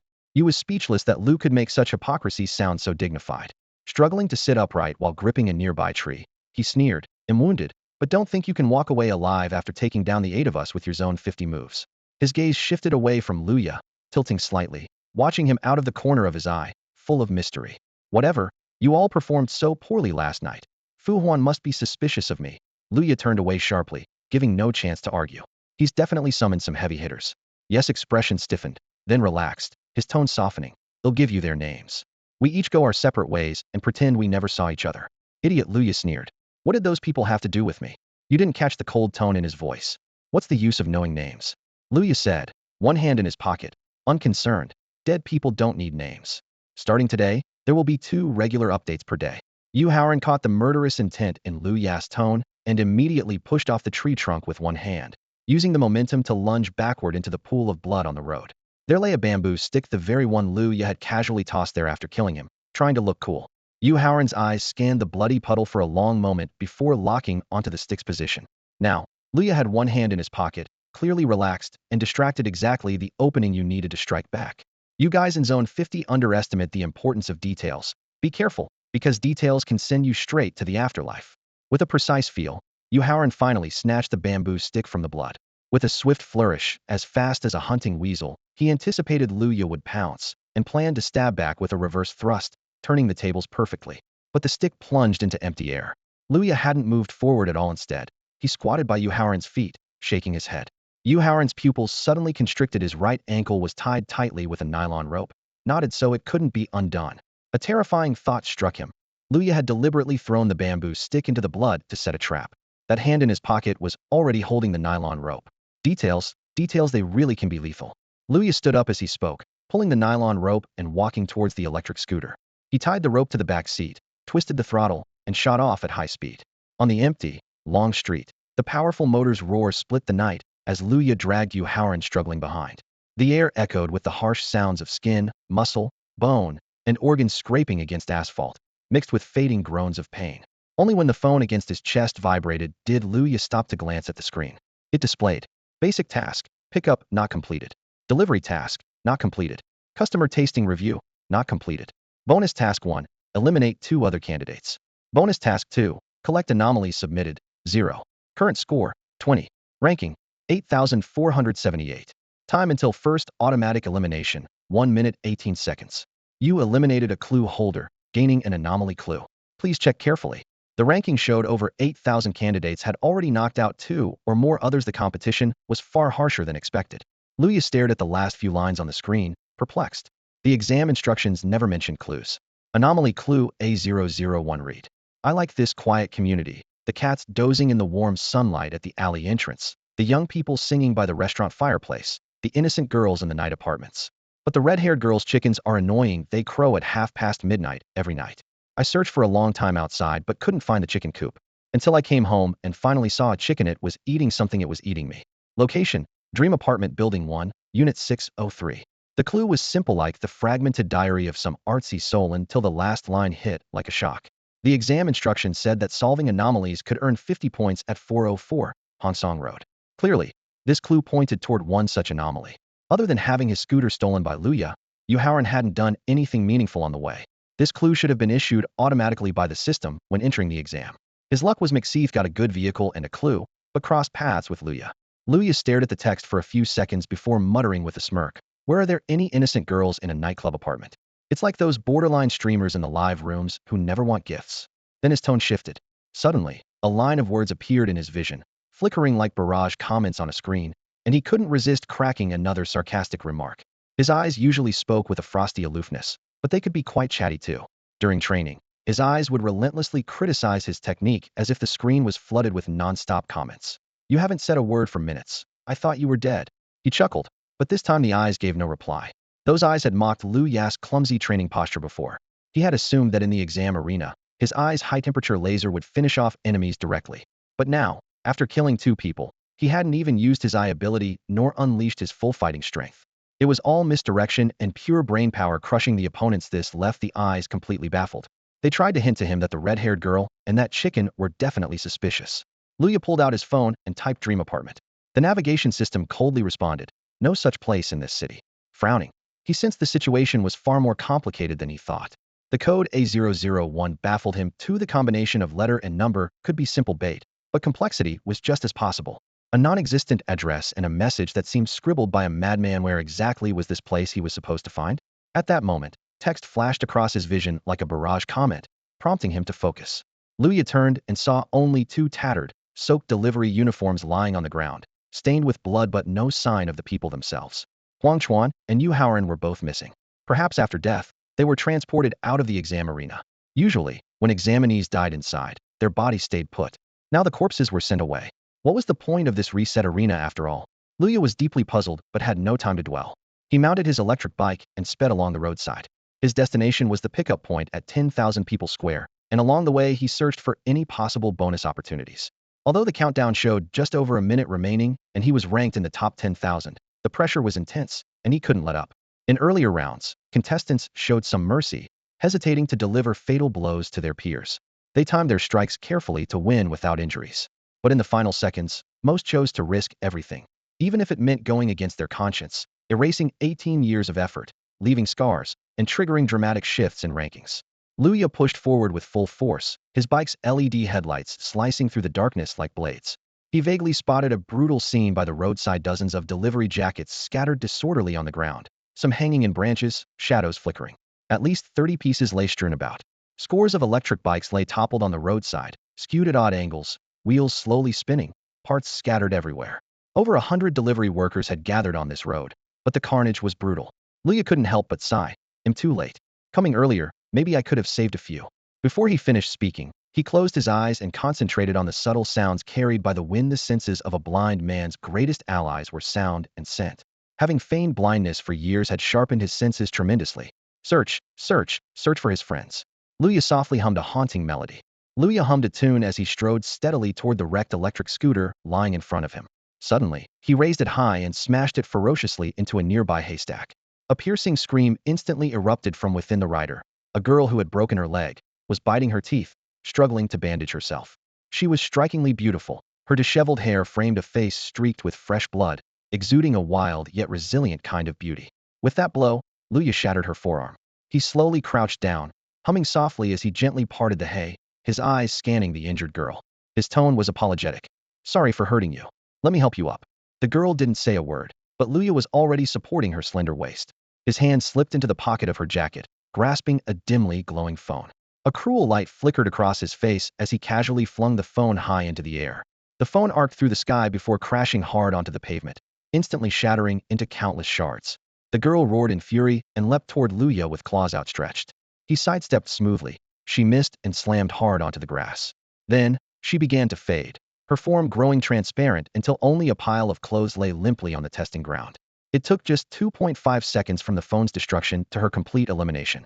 In that brief moment, she was still aggressive. Luya contemptuously kicked the pile of clothes, denting the ground beneath. I had thought he showed mercy, but his cold gaze told a different story. This was merely a tactic to test the exam rules through this girl. Beautiful? Yes.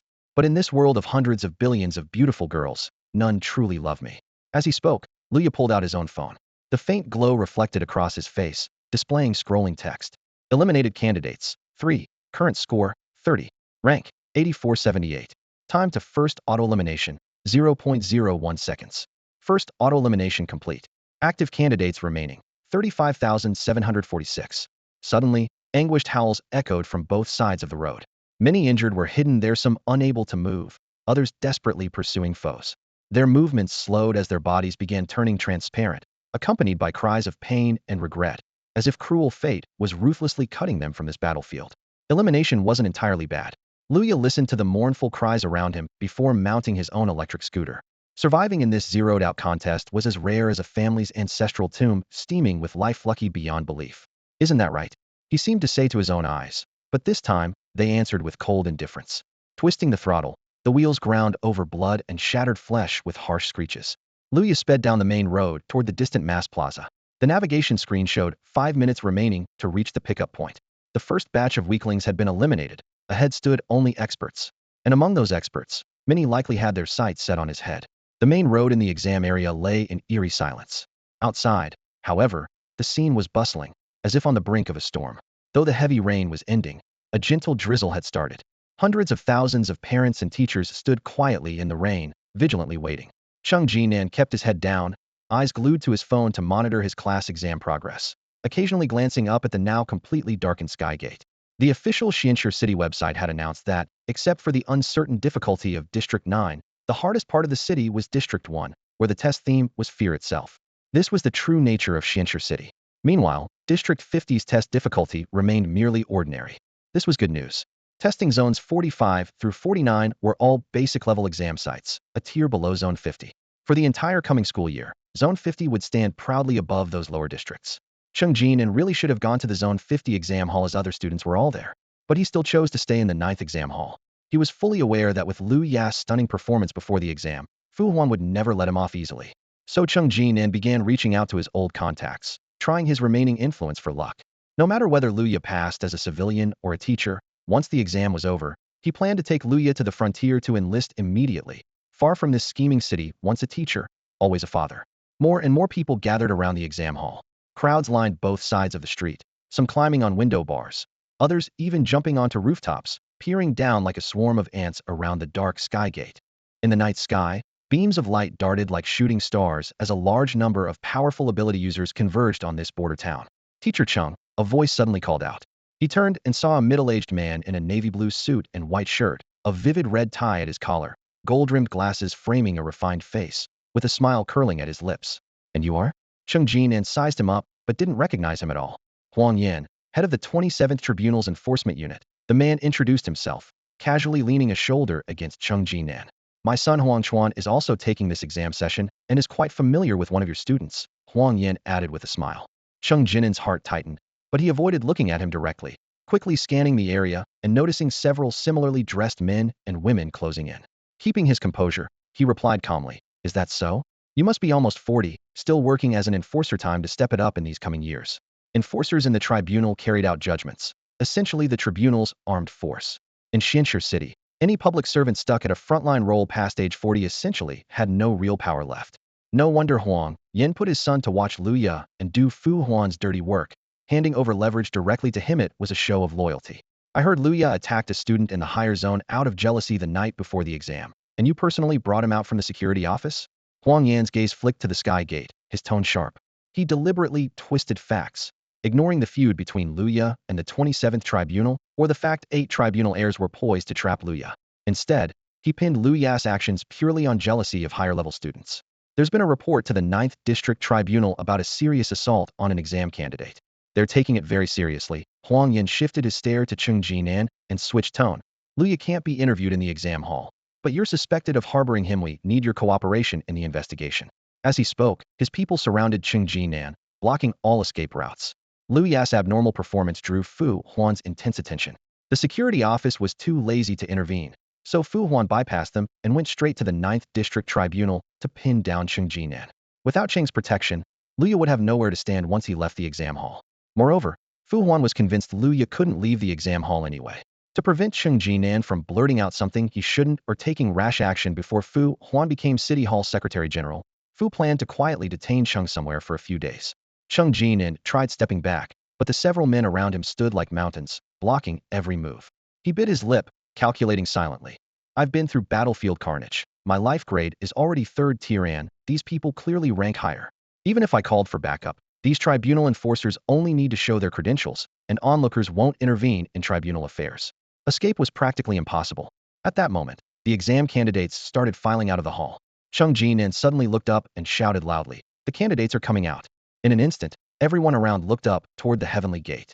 The eyes of the enforcers were also drawn there, causing the surrounding circle to open a gap. Swift and sharp-eyed, Chung Jinan did a forward roll through the opening and quickly slipped into the crowd. How dumb, just shouting a random phrase, and they fell for it.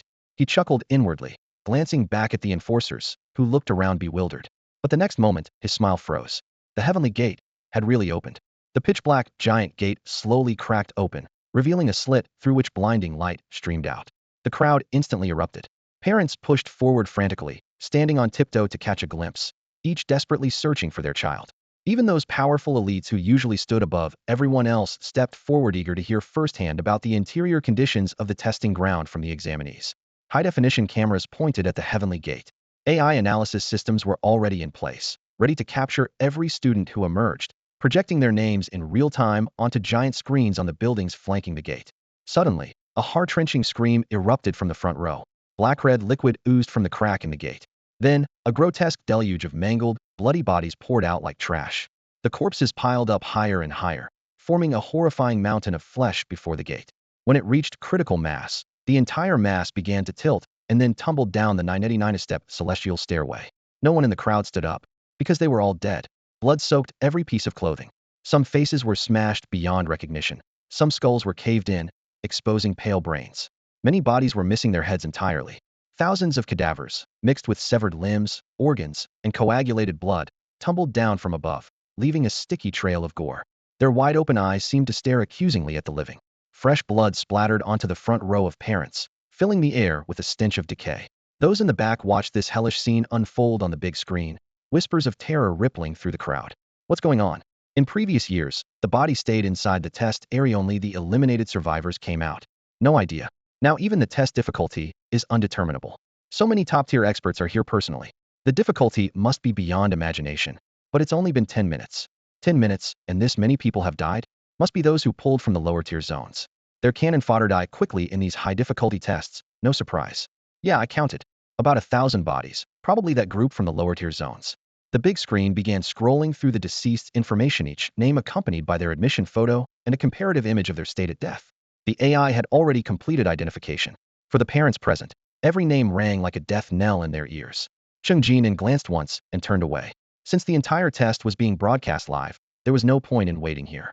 Right now, the most urgent thing was to find those students who had already succeeded and his influential old comrades. If Luya survived, he had to get the Border Army's recruitment letter into that kid's hands immediately to save his life. Don't let him get away. Huang Yin shouted fiercely, his voice edged with urgent alarm barely concealed beneath shock. Suddenly snapping back to reality, he remembered his mission from the leadership and spun around, immediately giving chase to Cheng Jinan. Who? Huang Chuan. A call rang out abruptly beside him. Huang Yan's steps faltered as he whirled around sharply. The giant screen blazed with the name Huang Chuan. There was more than one Huang Chuan in this city, but the ID photo on the left was unmistakably his son's face, so familiar it pained him. His gaze darted to the right, where another photo showed his son's wide, terrified eyes staring blankly, a bloodied hole gaping in his throat, an appalling and chilling sight. Chuaner! Chuaner! Huang Yin screamed in anguish, tearing through the crowd with desperate strength, pushing forward with all his might. At the same time, another voice shouted from the other side. Howren! Howren! This time it was Yu Howren's father, his voice thick with despair and anxiety. The screen scrolled his son's exam admission photo, showing Yu Howren's confident smile, the calm before the carnage.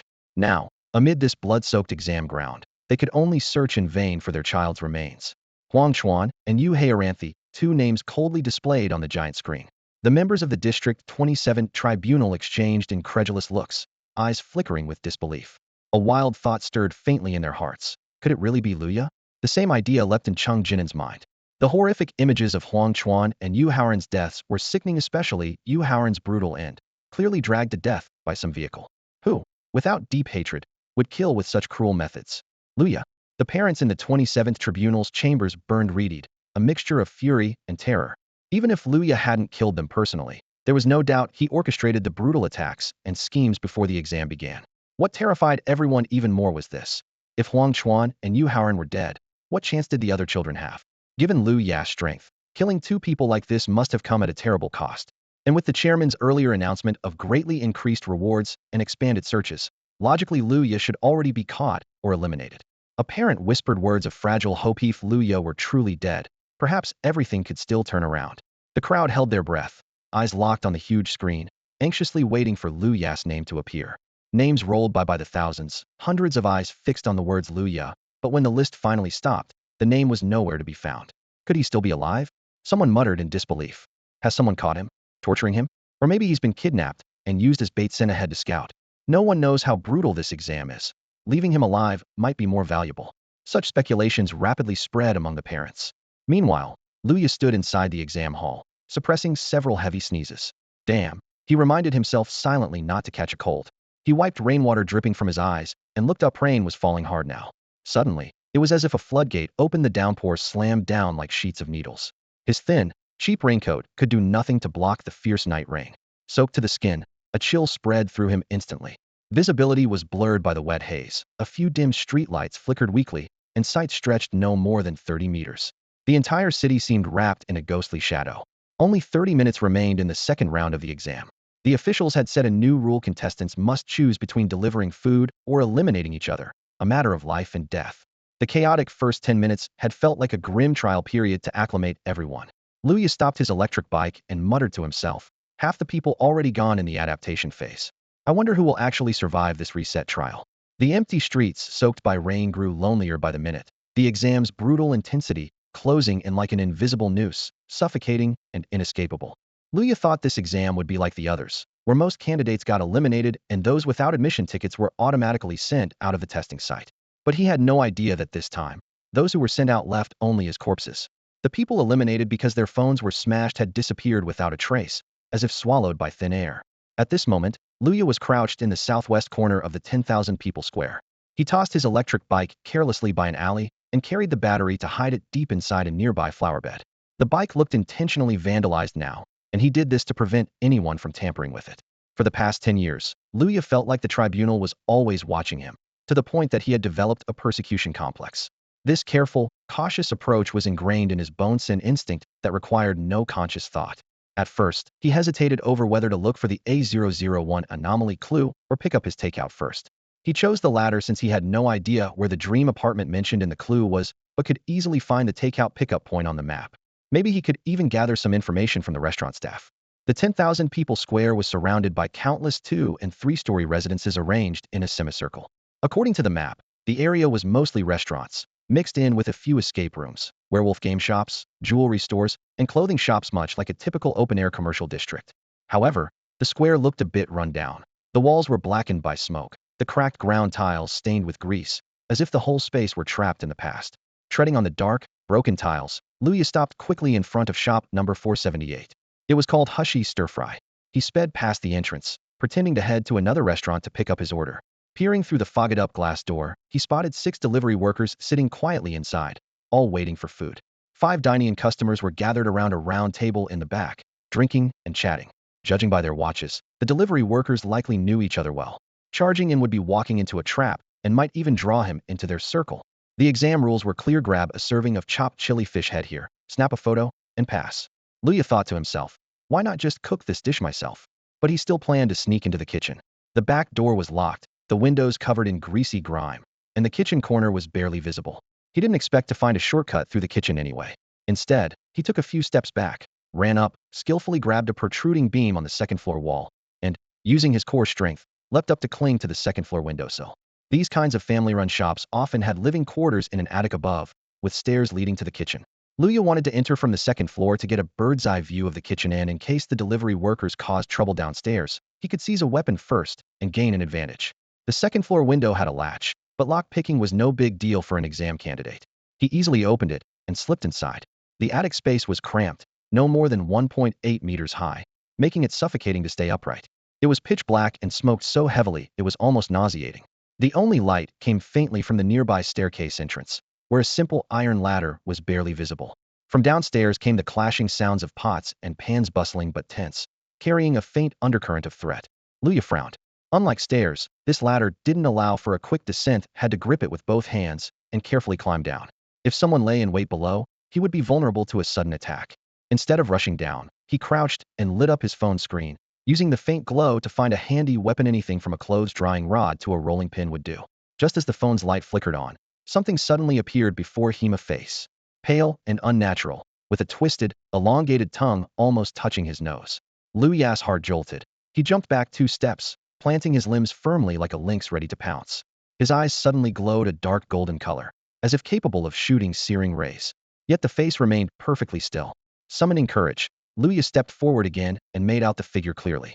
Its skin was an ashen blue, nostrils flared wide, the tongue hanging grotesquely from the mouth. The eyes bulged, dull and glassy as they stared back at him in the dim phone light.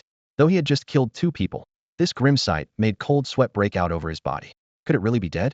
He muttered to steel himself. This looked exactly like a hanged corpse. Upon closer inspection, a hemp rope was wound tightly around the neck, the toes strained downward but didn't reach the floor.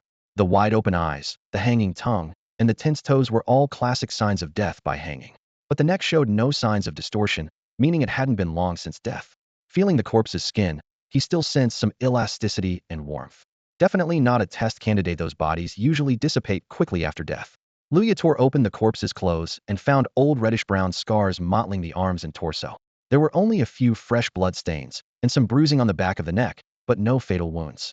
The bruises looked like burns from hot oil splashing. He glanced toward the kitchen below the attic and quickly deduced, this must be the shop's cook. The cook died up in the attic, so the person cooking downstairs was probably the test candidate. Their opponent's plan was similar to Luya: sneak into the kitchen, finish the delivery, then escape through the back door to make the people outside wait in vain. But this person was more cunning, ruthless, and certainly more capable than himself. The cook was a stocky man, used to tossing pots and cutting vegetables, quite strong. Luya guessed the cook had tried to quietly attack the candidate downstairs, attempting a swift neck strike with a hand blade, but the thick neck was hard to injure. Realizing he couldn't win, the cook fled upstairs, only to be counterattacked, strangled, and hung from a beam. Yet, that seemed odd. Why didn't the strong cook simply drag the candidate upstairs and kill him there? Instead, he ended up hanging himself high on a beam. Luya stood beside the corpse, pondering aloud, while the hanged man's eerie eyes stared into him. He nudged the body, and to his surprise, it began spinning slowly in the attic, like a weather doll on a string. Suddenly, Luya's nose twitched as if catching a strange scent. "Do you smell that?" he asked instinctively.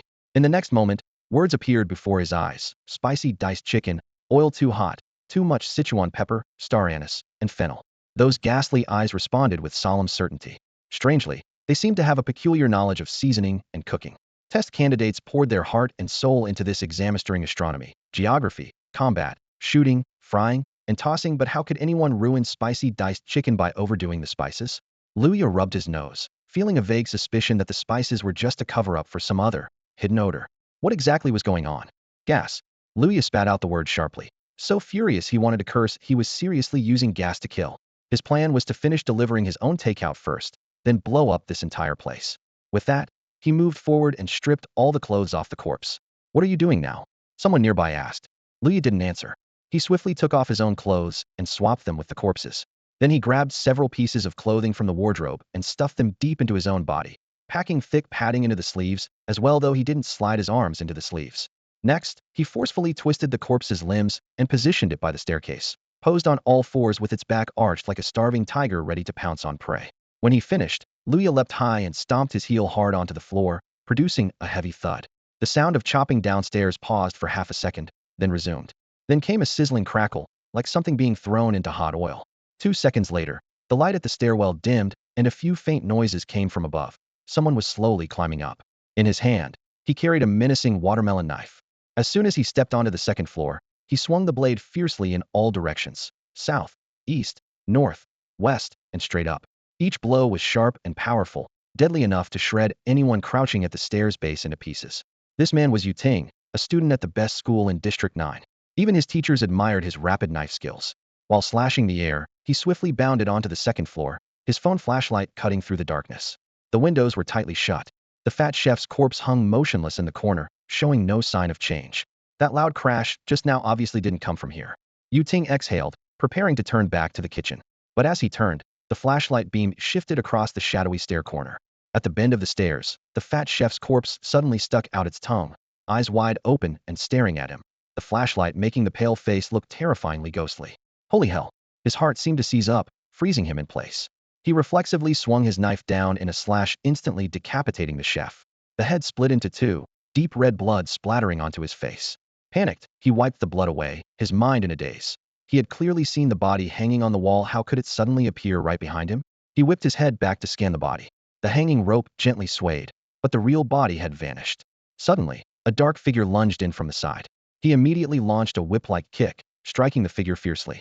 But the sheer force of the other's charge slammed him off the metal stairs. He crashed against the steps with muffled thuds, then fell harshly onto the tile floor. Blood splattered across the tiles. He struggled to get back up. That shadowy figure was Luya. Judging by the chef's corpse, this man downstairs was viciously skilled. He deliberately posed like a dead body with his back to the stairwell, placing the real corpse hidden beside the entrance. To make it look more convincing, Luya stuffed thick padding inside the clothes to appear bulky. He even filled the sleeves with material to fake naturally hanging arms, while hiding his real arms inside the collar, clutching the hanging rope. With his back to Yu Ting, he used the light and shadows from the window to precisely track his opponent's moves and location. Luya bet that the fake corpse would spook Yu Ting enough to buy him a second for an attack. He won the bet, but that whip-like kick from the other man nearly shattered his ribs even through several layers of thick clothing. This person's strength was clearly far beyond that of Huang Chuan or Yu Haoran. Gritting his teeth against the sharp pain in his chest, Luya pulled the cleaver out of the chef's body with one hand and leapt down from the loft. At last, he got a clear look at Yu Ting, a young man with long, curly hair, sharp brows, and well-defined features, resembling the leading men of 90s idol dramas. Yet now, lying in a pool of blood, he looked disheveled and beaten. Unfortunately, fate's trial didn't care about looks. No adoring sister's screams awaited him, only Luya's deadly strike swinging down with the cleaver. "Hang yourself," Yu Ting croaked, his voice hoarse. Just as Luya's blade was about to cleave his head, Yu Ting suddenly felt his neck tighten, as if something had yanked it violently upward, lifting him and Luya off the ground. Strangled by terror and suffocation, he thrashed desperately, but it was useless. His hand reached to his neck and found a thick hemp rope coiled tightly, the very rope used to hang the chef moments ago. But there had been no rope there just now. You're that guy Luya from Zone 50, right? Yu Ting said, clutching the wound on his forehead as he stood, sneering. The ambush had been well planned, and he estimated Lu Ya's strength wasn't normal for Zone 50. He casually drew a knife and advanced toward Lu Ya, who was frantically cutting the hemp rope, desperate to survive. But you haven't encountered the abnormal, right? He whispered. When I first took the exam, I was in the girls' dorm and saw a girl hanging herself right in front of me, hair loose, lifeless. But then the rope snapped. She came back to life and clawed her nails into my throat. Her power was stronger than a wild bull. He touched the scabbed bloodstain on his neck and said, guess what I did? I jumped down 4 floors, holding her like a human shield. A cruel, twisted smile marred Yu Ting's face, his eyes shining with perverse coldness. I used her as a stepping board crack. You've ever seen blood bloom like fireworks? He glanced at the rope around his neck. The cleaver had cut at it over a dozen times, but couldn't damage it. That's when I got this rope. That's the abnormal. If your strength met the abnormal sooner, you'd be dead already. His gaze shifted toward the kitchen exit, where footsteps approached. Outside, diners and delivery folks must have sensed something wrong and wanted to check it out. They'll send you off first, then deal with the rest one by one, Yu Ting said coldly, pressing his knife to Lu Ya's chest with one hand on his shoulder. Lu Ya responded hoarsely.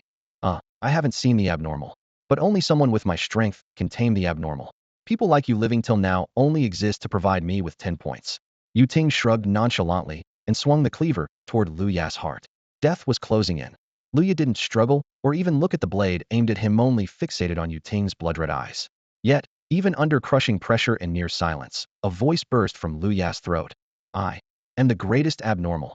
As the words left his mouth, a golden-red light began to gather deep within his pupils. Lu Ya's eyes instantly turned a blazing gold red, like a young dragon enraged by a beast, burning with fierce, fiery wrath. The next moment, 9 scorching beams shot from his pupils, striking directly into Yu Ting's deep-set eyes. A piercing scream echoed as Yu Ting's eyes instantly turned into charred, blackened holes. He had no time to retaliate and panicked, clutching his face. In that instant, Lu Ya's core erupted. He lifted his legs sharply, stomping hard on Yu Ting's shoulders. Yu Ting became a stepping stone as Lu Ya hauled himself up. The rope around his neck slackened with a snap. Seizing the moment, he broke free, rolling onto the stove, quickly grabbing a bottle of cooking oil from the table and splashing it onto the floor. Slipping on the oil, Yu Ting tumbled like a bowling ball, limbs flailing wildly as he knocked over several people rushing into the kitchen. Chaos erupted instantaneously. That's the guy who infiltrated District 50. Someone whispered low. If we take him down, we get the municipal hall job. You know that? Another was surprised. That bounty order has spread all over the trial grounds. Who's that on the floor? Can't even beat a loser from District 50? Someone doubted in secret. Could it be some NPC chef? Who cares? Let's deal with this kid first. My fists are faster. I'm up. Damn, the floor is so slippery. Move aside, let me through. No pushing for points. At the narrow kitchen entrance, voices rose in a chaotic roar, disorder reigning. Amid the confusion, Lu Ya caught a critical detail. Fu Huan's bounty notice had been widely disseminated, and the entire arena was filled with desperate hunters craving his head. Without hesitation, Lu Ya swung a seasoning pot filled with boiling oil, splashing it across the floor. The hot oil sprayed wildly in the cramped space, burning anyone nearby. Screams erupted nonstop. Some writhed in agony, clutching their scalded faces. Others leapt off friends' bodies in an attempt to unleash flying kicks at Lu Ya. He swiftly blocked with a cast-iron pan, which was kicked through to create a huge hole. The brutal impact sent sharp pain shooting through his wrist, nearly dislocating it. The attacker landed gracefully, glancing coldly at Lu Ya with disdain. Your kind has no right to stand here. Lu Ya said nothing, but the whispers behind him grew clearer. That's the rocket-class broken evil kick, right? Concentrating all the force onto a 5-centimeter point, the top kick style from District 9. Yeah, only rocket-class students learn it. You have to rank in the top 50 school-wide, plus pay 200,000 yuan in private tutoring fees each year. 200,000 is just the surface. Rocket-class students have 3 to 5 private coaching sessions after school daily. I saw this guy during the 9 schools joint exam. His surname's Liu, and he ranked in the top 300 in the preliminary test. Just being able to take the 9 schools exam means you're no ordinary player. Their voices penetrated Lu Ya's ears. Clearly, they were shocked by his ability. Yet he could only bitterly smile to himself. He knew the 9 schools joint exam well. The top classes from 9 elite schools in the district vet candidates. Only the top 10 ranks qualify for the District 5 fate trial for a chance at a better future. Schools with more top 10 finishers receive recruitment advantages and hefty rewards. All of this unfolded amid the cramped, shattered chaos of the kitchen. Among the more than 100,000 candidates in District 9, the top 300 ranked students were revered figures admired by countless peers. Their combat videos were meant to serve as prime educational material for study and discussion. In stark contrast, Liu Ya's displayed tactics and techniques were exactly the kind of lessons used as counterexamples and collections of mistakes in the elite zone.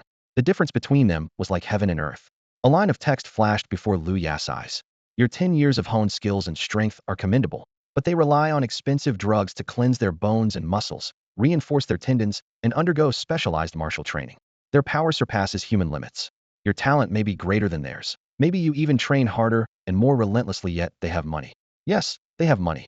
Money grants them better education, access to the most efficient training methods, and proper martial arts, gene modification, and drug enhancement. Money builds an impenetrable fortress.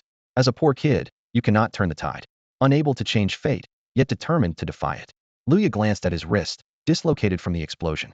A faint glow flickered as the injury instantly healed. How much energy remained? 72. The exam bell rang, and he quickly began treating the rest of his wounds, focusing on his blinded right eye and injured wrist, which altogether consumed 28 energy. That left him with 44. He rapidly scanned his surroundings. To the left were rows of glass fish tanks stacked 3 high, housing crucian carp, bass, and bighead carp. To the right stood cabinets, kitchenware, and a stove, with scattered repair tools and super glue in one corner. 10 people were cramped inside the small kitchen. The blind Yuting had clearly opened a gas canister. The air was thick with a pungent smell. Both stove flames burned steadily. Gas concentration had not yet reached the explosion threshold. Liu glanced beneath the cabinets, then focused back on his opponents. Besides the blind Yuting, 2 boys had faces scalded by hot oil, and at least 6 foes remained fully capable of fighting. Can't win, run. A barrage warning flashed before his eyes. Fighting Heaton, 1 against 6, unless they fell into chaos. Even using his remaining 44 energy might not secure victory. Liu took a deep breath, eyes fixed unblinkingly on the advancing enemies. He suddenly reached for 2 kitchen knives on the cutting board. Too slow. One opponent sneered, leapt onto the stove, lunged forward, and snatched the knives, then swung them down twice at Liu. The speed difference should have sliced off Liu Ya's wrist, yet only 2 bags of flour were cut open. Liu never intended to grab the knives. The feint distracted them, as he swiftly opened the innermost cabinet door and pulled out 2 large bags of flour, blocking himself behind them. With a dull puff, the heavy blade slashed open the flour bags, releasing a cloud of fine white powder into the air. In the chaos, some foes locked eyes on Liu, stepping forward to seize the kill. Others, shaken, took a step back, realizing he still might mount a desperate counterattack. But the narrow doorway was crowded with spilled oil and injured men. There was no room to escape. The white flour billowed like a blizzard, drifting onto the floor, oil stains, and even the burning stove. In that instant, a fierce explosion erupted in the kitchen. Flames spread instantly, sending people and kitchenware flying in all directions. The suspended combustible dust mixed with oxygen ignited, triggering a violent dust explosion. Only Liu understood the flour was the perfect fuel for this blast. This explosion was a dust explosion. The moment the flour rose, he dove into the cabinet, firmly closing the door behind him, shouting, "Heal me." The blast shattered the cabinet door, but at least blocked the initial shockwave. The tremor briefly clouded Liu Ya's mind and rang in his ears, but his automatic healing quickly brought him back to focus. You have money, but I have cheats. He crawled out of the cabinet, brushing off dust and debris. At this moment, in the cramped kitchen, Liu was the only one fully conscious and able to fight. In the next moment, he strode out from behind the cabinet, firmly lifting a gas cylinder with both hands, and, furious beyond control, slammed it hard at the man who had just shattered the iron pot, with a single kick. The same man whose wrist he had fractured. Broken exorcism kick technique? 200,000 a year? Not worthy of standing in this exam. Then why was he the one still standing while the other lay sprawled on the floor? Where were the others? Why was everyone silent? Were they just not talkative? Flames roared wildly in the kitchen, thick smoke billowing. The large fish in the aquarium struggled violently, leaping onto the floor and convulsing intensely. The examinees around were in terrible shape. Some lay unmoving on the ground. Others hung precariously from the edges of the stove, but only Liu remained fully conscious and unshaken. Wielding the gas cylinder like a blade slicing through a melon, he repeatedly struck his opponent's head. The heads of those who fell were smashed cleanly, as if ripe watermelons had been struck. Liu had killed them all. Amid the raging fire, he calmly took up a pot to heat oil, pouring in spices boldly and without hesitation. Grabbing a large fish, he chopped off its head in one swift stroke and flung it fiercely into the sizzling oil. The fish head leapt wildly in the scorching oil before he splashed a ladle of water into the pan, then opened a jar of chopped chili peppers and poured them in liberally. Then, he sat down on the stove, lowering his head to pull out his phone. Basic tasks: pickup incomplete, delivery incomplete, customer tasting and review incomplete. Bonus task 1, eliminated 12 other examinees. Bonus Task 2, collected anomalies submitted, 0, bonus points, 120. Real-time ranking, 8511. Luya's eyes scanned those 3 lines on the screen, his heart suddenly sinking. Over 8,000 people had already scored 120. Indeed, heroes were as common as carp swimming upstream. Even with a flawless performance, others still soared above him. He glanced up at the ceiling. The hemp rope that had been suspending him from the beam just moments ago was gone. Could that blind fool have really climbed up and untied it? Quickly scanning the ceiling, his gaze dropped to the scattered corpses on the floor below. Soon, he found the body whose eyes had been pierced through. Pulling open the corpse's garment, he spotted a bloodstained section of hemp rope tied around the waist. Luya clenched it in his hand, and his phone screen immediately flashed a message. Anomaly E044, hanging rope 23. 1 hemp rope obtained by killing a level anomaly hanged ghost. Remaining uses, 2. Instructions. Allows suspending 1 person at the nearest high point. Cannot be used once charges are depleted.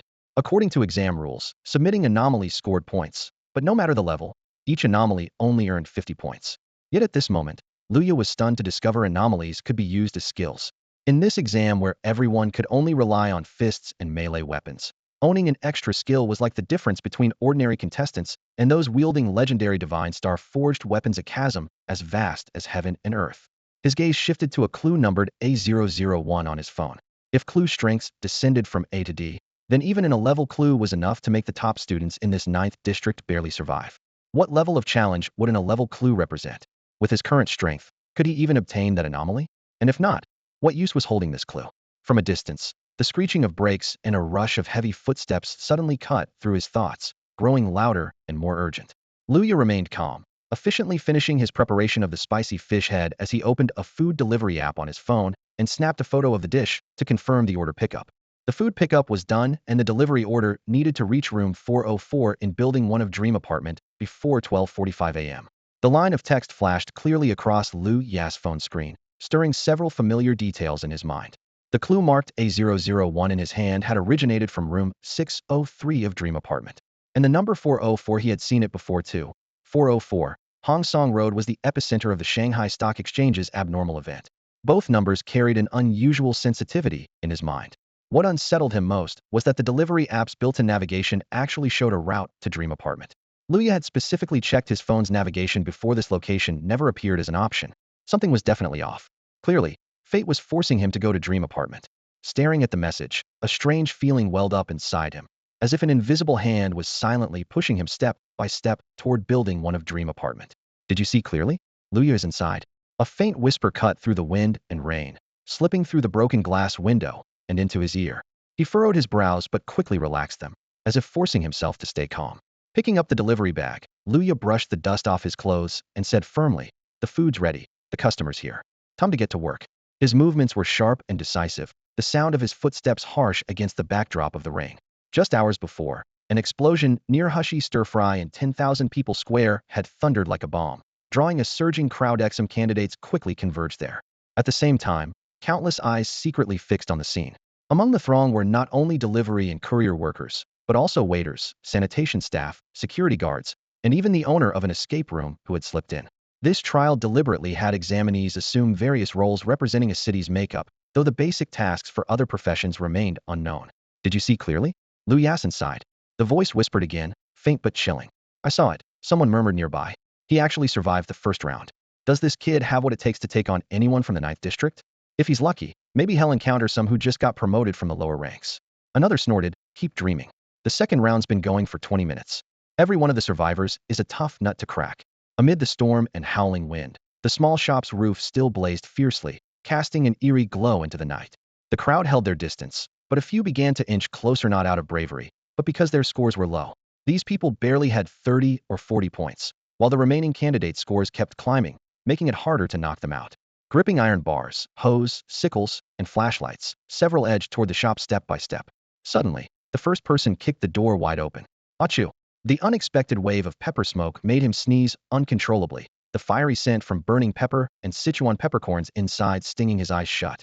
But his flashlight illuminated the entire shop, allowing those outside to see inside. The charred interior revealed wounded bodies sprawled lifelessly across the floor in grotesque poses.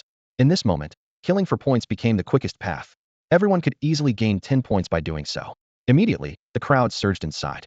Those who got in first didn't hesitate to grab weapons and slam them down onto the fallen. Some still showed a shred of mercy, aiming only to smash the pockets of the wounded foes were often hidden there, and destroying them meant eliminating the opponent. But more dealt brutal blows straight to the head. Blood and flesh splattered instantly, the scene horrifyingly savage.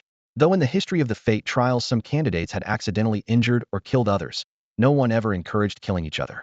In the early stages, participants tested out methods of elimination, but as the first round drew to a close, securing quick points became the sole goal, turning murder into an inescapable reality.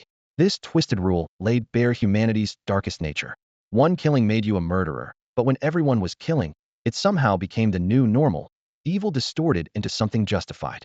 For a moment, whether top student or underdog, the examinees were covered in soot, tearing and clawing at each other in a tangled bloodbath. When a wounded candidate's skull was smashed, blood splattering everywhere, the attacker quickly exited the shop, unaware that when he stepped out, there was one more person with him. Luya had been lurking in the shadows just moments ago, waiting for those people to get covered head to toe in cold dust, making them look exactly like him so he could blend into the crowd and quietly retrieve his electric bike. Suddenly, a sharp scream pierced through the crowd. The clear female voice was gentle, yet cutting cold. Luya. That looks like Luya. She was holding a takeout bag, her tone carrying undeniable logic. Who among those who went inside was carrying takeout? Only he came out from inside. The others must have walked out openly.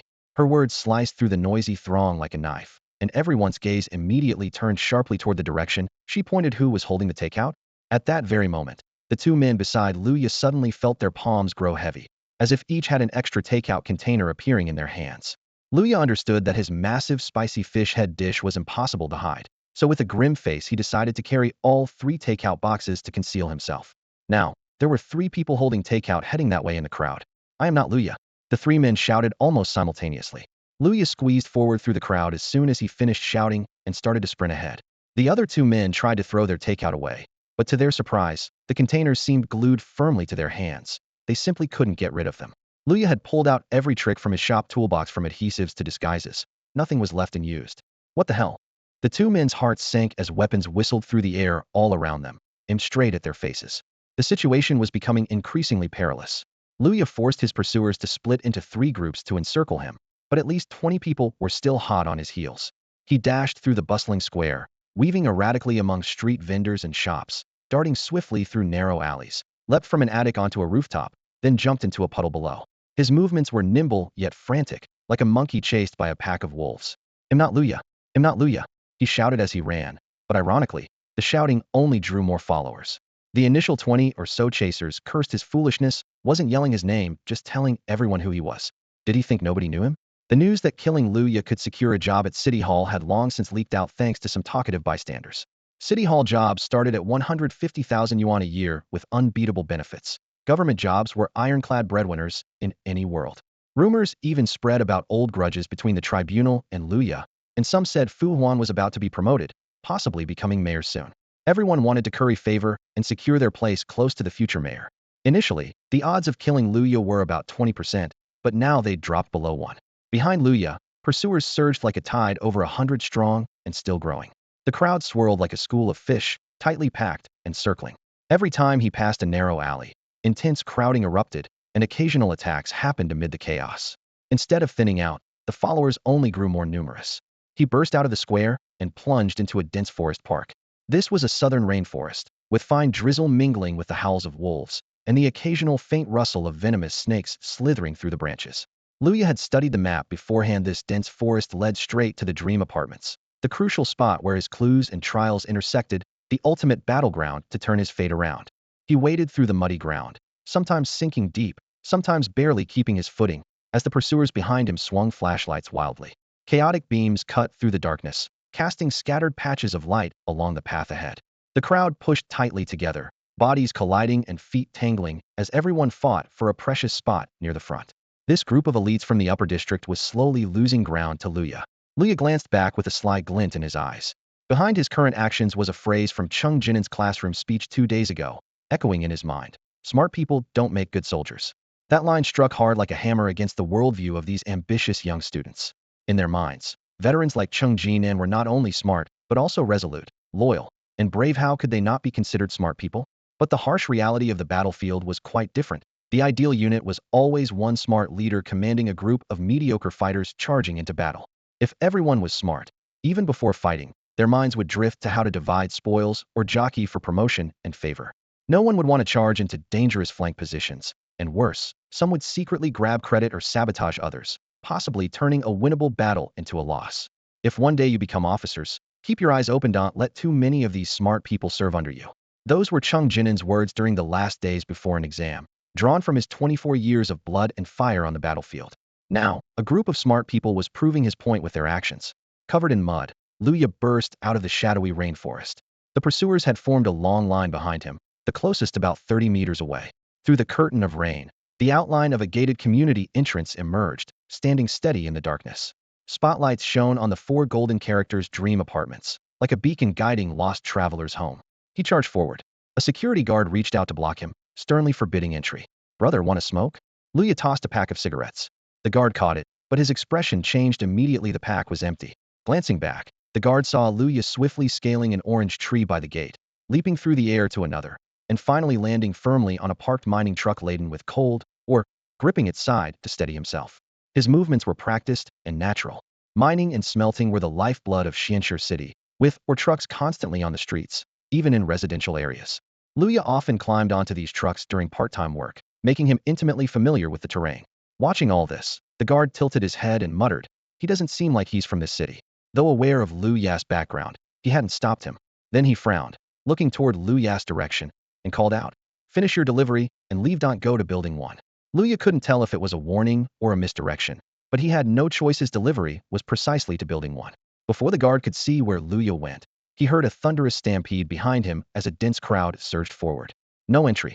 The guard quickly scanned the mob and pulled out an electric baton. Someone rushed at him, laughing. "Brother, want a smoke?" The fastest runner among the candidates threw a pack of cigarettes. The guard was on high alert.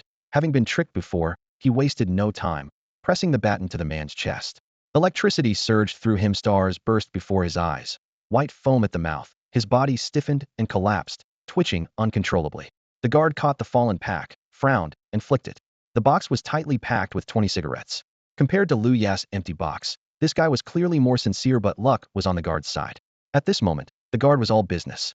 Were these candidates highly trained NPCs or true enemies? Either way, they had to be stopped. Behind, the candidates quickened their pace, communicating briefly, then armed themselves and charged. They were like black lightning bolts, unleashing all their honed skills without reservation. The guard tipped his hat low, a cigarette clenched between his teeth, patting the slightly worn silver shoulder epaulette on his uniform. Suddenly he twisted at the waist, spun, and delivered a powerful kick. Like the span of a giant compass, the strength exploded outward, sending 5 charging candidates flying like they'd been hit by a passing dump truck, scattering the advancing crowd. Wow, that was intense. The students in the front row suddenly stopped in their tracks, while those in the back, unable to see what was happening ahead, ended up crashing into each other, instantly turning the scene into chaos. Luya stood at the entrance of Building 1, witnessing the commotion outside the gate, and couldn't help but feel the same astonishment. He didn't even have time to clearly see the security guards move. She just saw those fierce pursuers get knocked back, flying through the air in disarray. Could their physical strength have been supernaturally enhanced? Luya muttered to himself that it must be at least 3 times stronger than normal. A line of text flashed before his eyes, pure muscle power. No way. I've watched videos of the strongest fighters in Xianxia City go unknown, and they weren't this powerful. Luya shook his head. Then another message popped up. Invincible on Earth, enemies from the sky. He replied, "Speak plainly." The message came back, "Great fate, guests from all directions." Luya sighed and teased, "Don't be so mysterious." Still, he understood the implication behind the messages. Old Chung had privately mentioned that a high difficulty exam meant a higher chance to gain status. Although the gate to the exam only stayed open for 5 minutes, it was said powerful individuals often brought their disciples over mountains and valleys to seize their opportunity.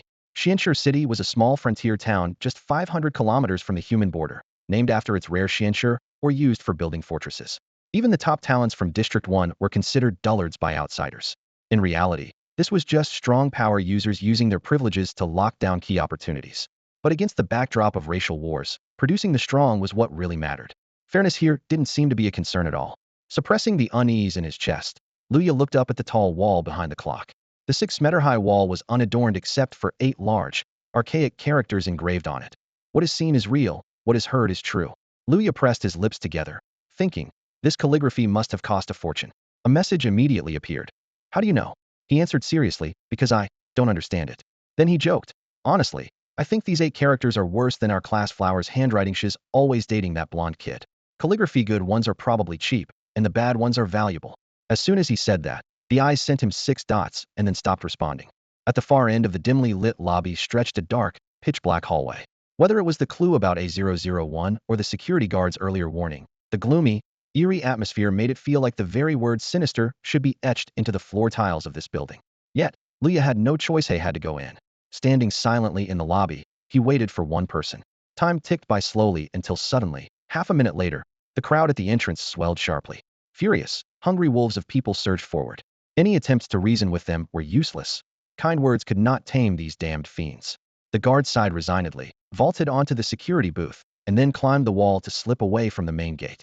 The crowd poured into the apartment building unchecked, heading straight for where Luya stood. Charge! Take down that blind man! Came shouts of anger. Damn him! We've chased him this long, wasted so much time today. We'll cut off his head for sure. Taking a deep breath, Luya stepped through the front door. The moment he crossed the threshold, a sudden burning pain shot through his eyes. What was happening? Are you okay? He whispered to his eyes. Scrambled, messy characters flickered before him, as if the presence inside his eyes was hastily scribbling something frantic. Luya frowned, but had no time to ponder. The pursuers behind him were closing in fast. He dashed toward the elevator and pressed the button for the 6th floor. After waiting 2 or 3 seconds, he burst out of the elevator and veered into a dark, dilapidated fire escape stairwell, sprinting upward. The pursuers followed swift behind, some rushing into the stairwell, others hanging back near the elevator to watch the floor indicator. 6th floor. He pressed the 6th floor. They shouted loudly, apparently recognizing Luya's tactic. That was exactly the trap Luya had set. Using the feint of taking the elevator, he lured the enemy deeper, creating the illusion he was heading steadily upward to the 6th floor. If they wanted to catch him, that's where he would meet them.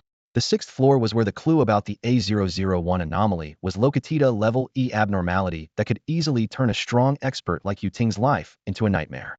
And Luya knew facing a level abnormality there might mean only wishing their lives held out. The crowd ran madly down the narrow stairwell, nearly everyone faster than Luya, yet curiously no one saw his figure. That was because Luya never took the stairs. At the corner of the 2nd floor landing, he made his move. The stairwell ceiling was very high, and the motion sensor lights had long since broken. Using his abnormal ability, he activated a suspension rope to hang from the ceiling. Supporting himself with his hands under his neck for breathing space, he tensed his waist and abdomen, clinging tightly to the wall like a gecko. At that moment, he resembled a Jesus statue hanging in an ancient cathedral, bound to a cross, looking down on all the ignorant souls below. He hung there motionless for a full 2 minutes until the pursuers below had passed by and their noises faded away. Then quietly, he deactivated his ability and landed softly. But he did not rush to the 4th floor delivery destination. Instead, he returned to the 1st floor and opened the electrical room door. He casually twisted open a few lighters and set fire to piles of accumulated clutter. Flames quickly engulfed the corner, sparks crackling fiercely, blinding and scorching, oddly clarifying his vision and soothing the burning in his eyes. Electromagnetic energy slowly flooded into his eyes. She was about to cut power to the entire building. He knew that only once the apartment plunged into darkness could he rely on his blind, yet powerful senses to turn the tables and overturn the situation. Are you still there? He muttered while working. Is something blocking our connection? I feel your light is still on. That you want disappear, right? Though he kept asking, the eyes gave no response. Only the seconds hand of the clock behind him ticked mechanically every 5 seconds, then suddenly rang out a few harsh clang clang clang sounds, relentlessly marking passing time. Suddenly, with a loud crash, the electrical room tripped. The entire building plunged into darkness. A startled, panicked scream echoed from upstairs, sharply cutting off the lingering tones of the clock's chime. Luya found a dark corner in the lobby and held his breath, staying perfectly still for a full minute. He had expected that when the power suddenly cut out in the entire building, those chasing him who hadn't noticed anything amiss would panic in the darkness and rush downstairs to escape. But by the stairwell, everything remained eerily silent. Not even the sound of hurried footsteps echoed. Had no one tried to flee? Silently, Luya looked up at the ceiling, a new, chilling possibility crossing his mind. Maybe there was no way out at all. He stood up, preparing to head for the door, thinking the building's strangeness was downright unsettling. To be safe, better give up on the main entrance and climb up the outer wall to the 4th floor instead. Yet as he lifted his foot, his steps abruptly halted. The apartment's main door had closed without him noticing when. Even with the howling wind and rain outside, the glass door shivered faintly. Luya remembered it was wide open just moments ago when he returned to the lobby. A sharp frown crept over his face. Though his skills were ordinary, he was as cautious and alert as a cockroach. He was sure he had been alone in the building just a moment ago. So when had the door closed? Suddenly, he felt a slight tremor above his head, as if something had fallen into his hair. He reached Yupan. To his horror, his hand came away sticky with thick, black blood. Panicked, Luya stepped back several paces and looked up sharply. The marble wall, which once bore the inscription "What's seen is real, what's heard is true," had completely transformed. Those 8 characters were replaced by 8 fresh corpses. The bodies had been embedded forcefully into the stone face not long after death, with only their heads hanging out. Their features were twisted, blood trickling down their cheeks. Even more disturbing, all 8 were frozen in the same posture, smiling grotesquely. Their eyes were filled with terror, yet some unseen force had compelled them to contort their faces into twisted grins of wild madness. Their mouths pulled back to the roots of their teeth. A bone-chilling cold washed over Luya as he reeled backward until his spine struck the cold glass door. The lights in this apartment were just a superficial calm. Once power was cut, the lurking demons and monsters revealed their true forms, letting out maniacal laughter in the cold, rainy night. Turning around, Luya swung his knife fiercely at the glass door, roaring against the prison of this strange space. But no matter how he struck, the glass didn't even crack. The blade actually snagged on it. He cursed loudly in frustration. He quickly turned to the surrounding windows and hacked wildly at the glass, only to find it utterly unscathed.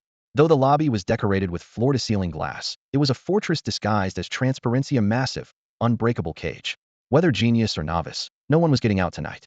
Suddenly, a rapid knocking sounded on the glass, so sharp it nearly stopped Luya's heart. Then a bloodied hand crawled up the window, smearing the fogged glass with dark streaks. Gradually, a shadowy figure appeared behind the hand. It was the security guard. Only now did Luya notice him.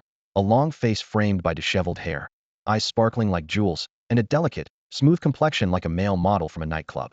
This soft, almost androgynous face stood in stark contrast to the sturdy frame guarding hundreds of exam candidates. Luya frowned in confusion. "Weren't you gone?" The guard shook his head violently, his expression grave. Speedily, he blood-wrote 4 characters on the glass. "Stay here," adding 3 exclamation marks for emphasis. The writing barely formed before rain and wind blurred and washed it away. The sinister, oppressive scene froze in Luya's mind amid the gloomy, rain-soaked night. Tonight, there was truly no chance for rash moves. Is this guy deaf? Luya stared puzzled at the narrow gap between the 2 glass doors, through which the wind and rain were blowing in unobstructed. If he wasn't deaf, why would he only write notes instead of speaking? He didn't understand why the security guard let him stay in the lobby. Luya shook his head slightly, and, using his fingertips stained with dark blood, wrote 4 characters on the glass. "I have no choice." After writing, he glanced at the 8 corpses scattered across the lobby, their grim faces seeming to mock him, then turned and headed straight into the stairwell. The security guard watched Luya's retreating figure, his expression shifting from shock to confusion, and finally tilting his head to whisper, "The difficulty of this trial has been raised. It must be related to him." By now, Luya had already reached the staircase landing on the 3rd floor. Only 5 minutes remained before the second elimination round, yet Luya seemed oblivious to time as he steadily made his way up, hugging the wall with deliberate, measured steps. He had expected ambushes around every corner. After all, if he were one of this group of examinees, surely this is what he would do. Better to wait in the stairwell than rush blindly, in case Luya found another way to slip through the crowd and return the same way as before. But this time he was wrong. He reached the 4th floor without encountering a single thing. No people, no shadows. The sound of the storm had grown faint, and the whole building felt abandoned. Yet he had personally ushered over 200 people in to clear a path for himself. 200 people, and not a sound? Even an abandoned village or a graveyard would echo with a couple of ghostly calls. "Don't play with me. How is it there's not a soul on this whole floor?" Luya muttered softly to himself, then immediately spat 3 times. She realized not a soul sounded a bit creepy. At this point, I'd almost prefer to see a female ghost rather than this eerie silence. He amended his wish. She'd better be well-built, black stockings, leather boots, bloodshot eyes, a commanding type. Even if I'm haunted to death, I have standards about looks. He tried to joke lightly to bolster his courage, but the blood chilling down his spine and his racing heartbeat betrayed him. The cheap shoes rubbed on the tiles, making a faint sound that felt painfully loud in the stillness. The 4th floor had a typical apartment layout, a narrow corridor lined with simple security doors on both sides. At the far end, the emergency exit sign cast a faint green glow. Luya moved forward. Odd-numbered apartments on the left, even-numbered on the right. Apartment 404 was just a short distance from the stairs. He paused, hiding the watermelon knife behind his right hand, holding the takeout box in his left, and tapped on the door with his finger. Knock, knock, knock. After 3 knocks, he immediately crouched beside the wall. That was Chung Jinin's lesson. This way, if anything burst out, it wouldn't be able to attack directly. The technical moves taught by the experts at Xianxi City's education court were never learned from Chengjinan. He always emphasized to his students, the poor have to be as sneaky as cockroaches if they want to survive and eat. Come in, came the soft voice of a young woman from inside. They'll leave the food at the door. You come out to get it, Luya responded swiftly. It's not convenient for me to come in when you're alone at home. You are testing me, the woman said gently, but it easily shattered Lu Ya's little strategy. You're testing whether I'm alone at home. Am not, Luya denied instinctively. Aren't you? Came the voice again. I don't have shoe covers. Luya suddenly changed tack. A long silence fell inside. He keenly noticed the shift in her tone and forcibly swallowed the words I'm not testing, which had already formed on his lips. She seemed to be expecting him to say, I'm not testing, but when he changed the sentence, she appeared slightly disappointed. Luya fell into thought. Why? Were these 5 words some kind of taboo in this apartment? This wasn't some kind of urban legend trial where could there be forbidden words here? He pondered deeply while pulling out his phone, ready to tap delivered on the food delivery app. The first rule of the exam was clear. The basic test scored up to 300 points, with the final score based on completion level. The delivery process involved 3 steps: pick up, deliver, and customer feedback. With 2 minutes left in the second round, if he could finish picking up and delivering the order, he would complete at least 2/3 of the steps. Adding the points earned for killing, it should guarantee advancement to the 3rd round. Only when the food is in my hands does it count as delivered. A woman's voice came through the thick door crack, carrying queenly authority, as if she could see into Lu Ya's thoughts, softly emphasizing the words. He fell into thought. Why did she want him to admit and stop testing her? Why did she insist on him stepping through that door? What kind of logic was behind it? With only 1 minute 35 seconds left on the clock, he had to decide immediately. If your attitude isn't good, I might not give you a good rating. The woman's voice sounded again, this time more probing. Are you a woman? Luya blurted out suddenly. No answer came. The silence felt awkward, as if an unexpected beat had been disrupted. They were talking about whether the delivery could enter the room. Why would the topic suddenly shift to gender? Luya asked again, pressing for an answer. Are you a woman? No, the woman replied softly. She paused for 2 seconds, the hesitation revealing she was pondering. The answer should have been simple, male or female, no need to overthink. But the key lay behind that word woman. Only by admitting she was a woman could she be considered human. At that moment, Luya suddenly understood. The woman eagerly wanted him to stop testing, not to get a literal trigger, but to wait for him to lie. He instantly recalled the 8 bold characters in the hall. What is seen is true, what is heard is real. Perhaps this was the strange moral of the rules once the bell rings. No lies are allowed in this building. Luya didn't know what lying would bring, but he believed telling the truth was the safest path. You open the door, Luya said again. But the woman who had been so eager for him to enter hesitated now, no response from behind the door. A suspicion arose in Lu Ya's mind. As long as he didn't lie, she would refuse to let him in. Leave the food at the door, he'll come get it. Her voice suddenly softened. I don't want to open the door now. Did she not want to open it? Or was she afraid to open it?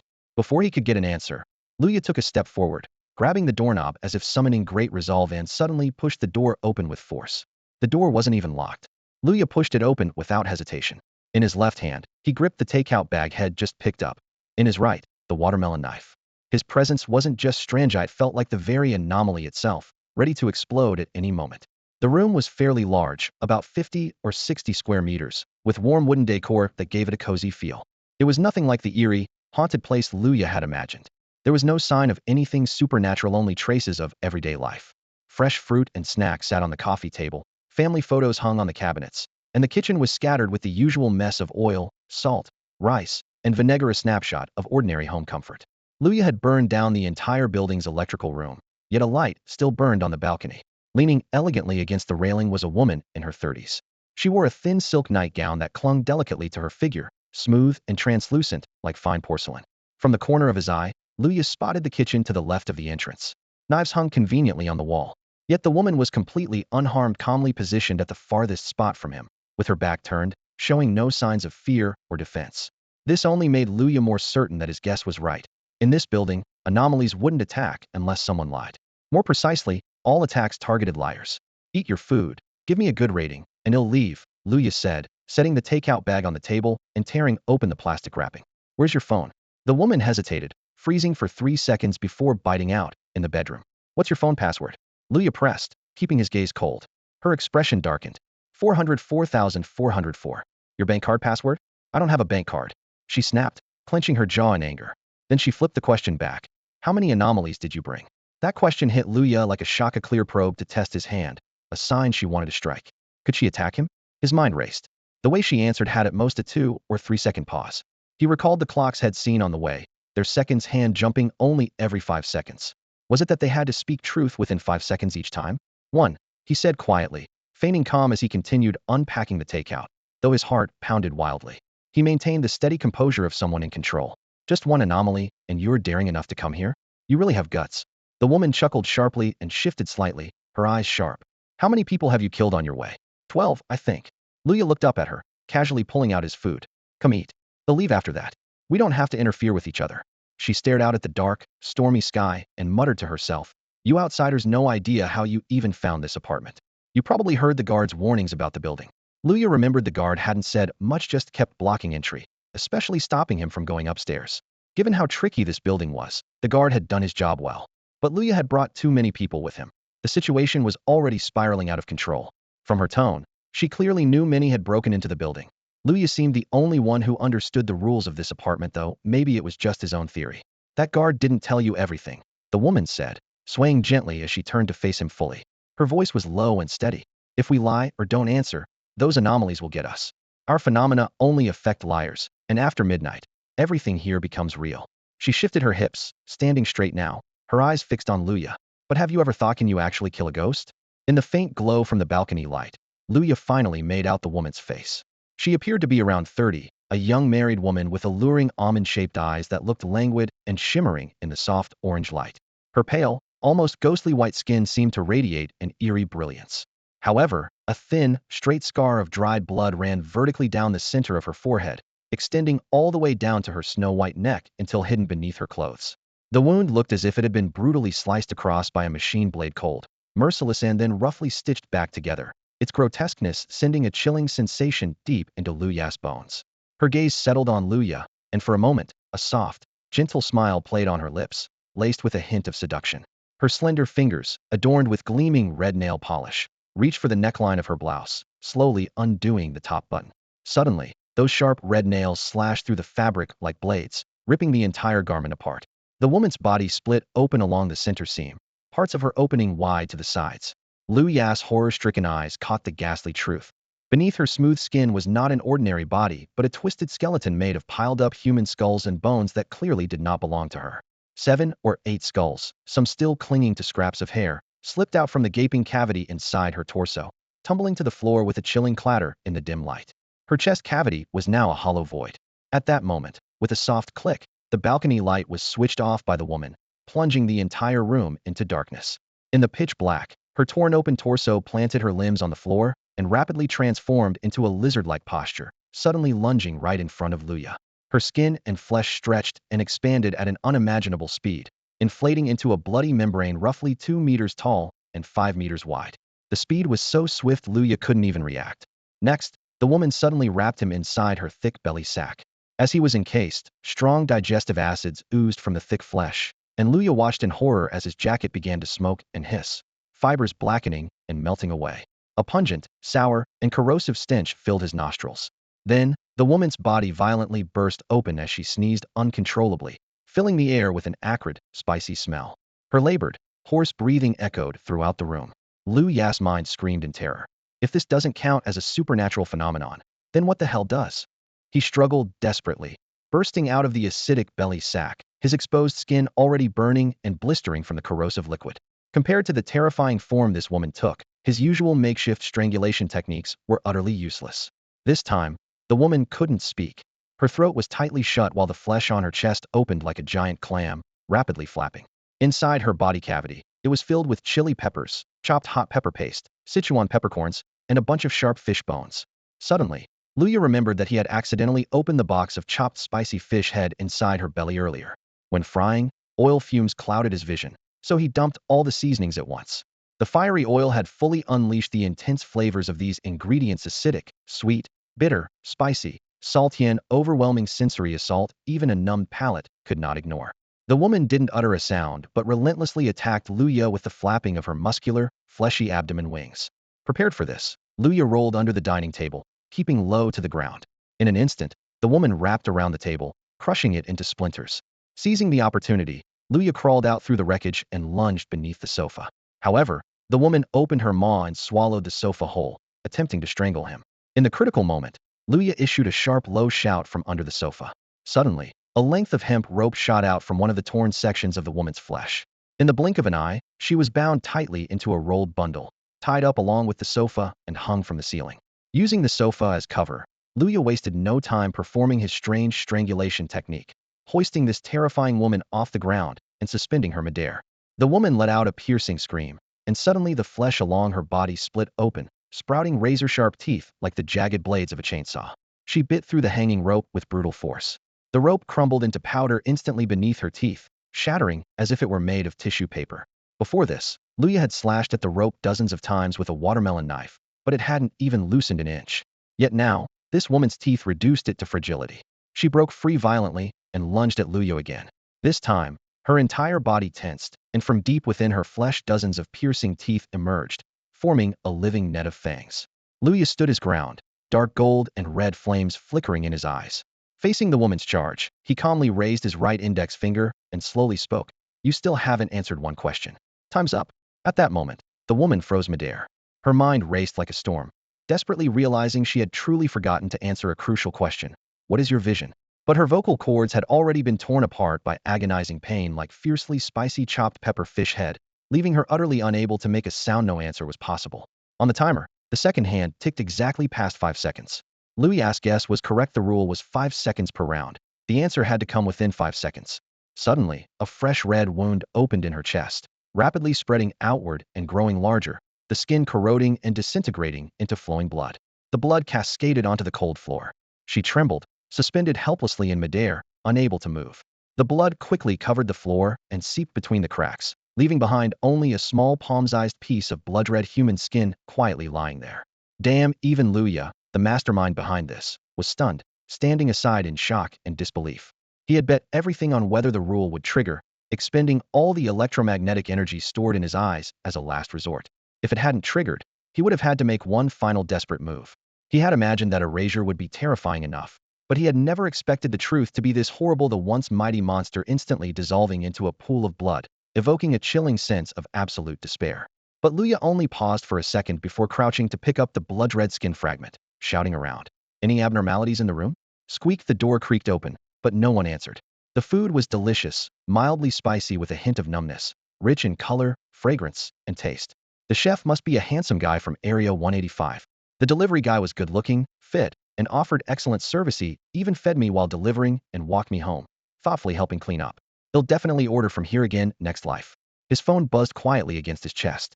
Luya sat back down on the warm edge of the bed, roughly wiping the corrosive acid off himself with the blanket as he pulled out his phone.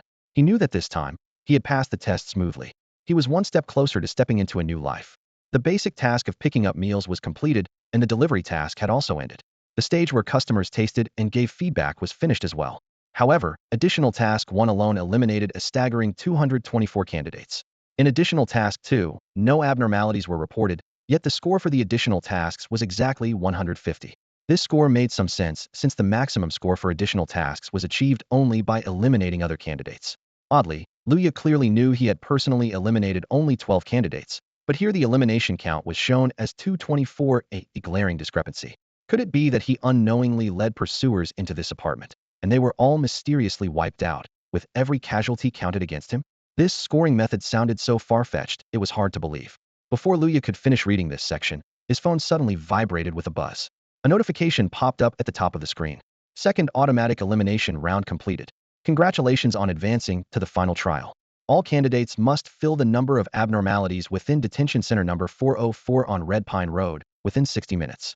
Those who fail to complete will remain in the exam area and become abnormalities. Detained abnormalities, 28999. Remaining time, 59:59. Staring at the cold, scattered lines of text on the screen, Luya felt his anger rising so fiercely, he almost exploded. Every curse word he had ever heard combined wouldn't suffice to describe the shamelessness of this exam. It turned out that the scores of the basic tasks were never made public. After finishing the tests, candidates couldn't even see real-time rankings, just like office workers crushed by strict last-place elimination, blindly feeling their way forward without any idea of others' progress or performance, struggling desperately under immense pressure and uncertainty. Only after the second round finally ended did the candidates truly realize how absurd and brutal this exam was. Most chose to complete the highest-scoring basic tasks and then hide, hoping just to survive until the end. But in the last round, the rules suddenly changed. From simple last-place elimination to a winner-takes-all insane gamble. The examiners mercilessly sent a clear message: if you don't fight to the end, you'll be devoured. In the entire prior 40 minutes, all candidates combined had produced only 28 abnormalities. Now in the next 60 minutes, that number had to skyrocket to fill 971 more. This pressure was utterly unreasonable, making one suspect a hidden force was manipulating things behind the scenes, constantly changing rules while tightening a chokehold around everyone's throats, allowing no room for slack. The exam gathered many geniuses whose lives were incredibly precious, and they should have been leading the first wave of attack. Luya took a deep breath, forcing himself to calm down as he raised the blood-red human skin in his hand. His phone screen simultaneously displayed detailed information about this skin. Abnormality C014, human, leather 33. A piece of human skin obtained by killing a clevel abnormal stitching corpse.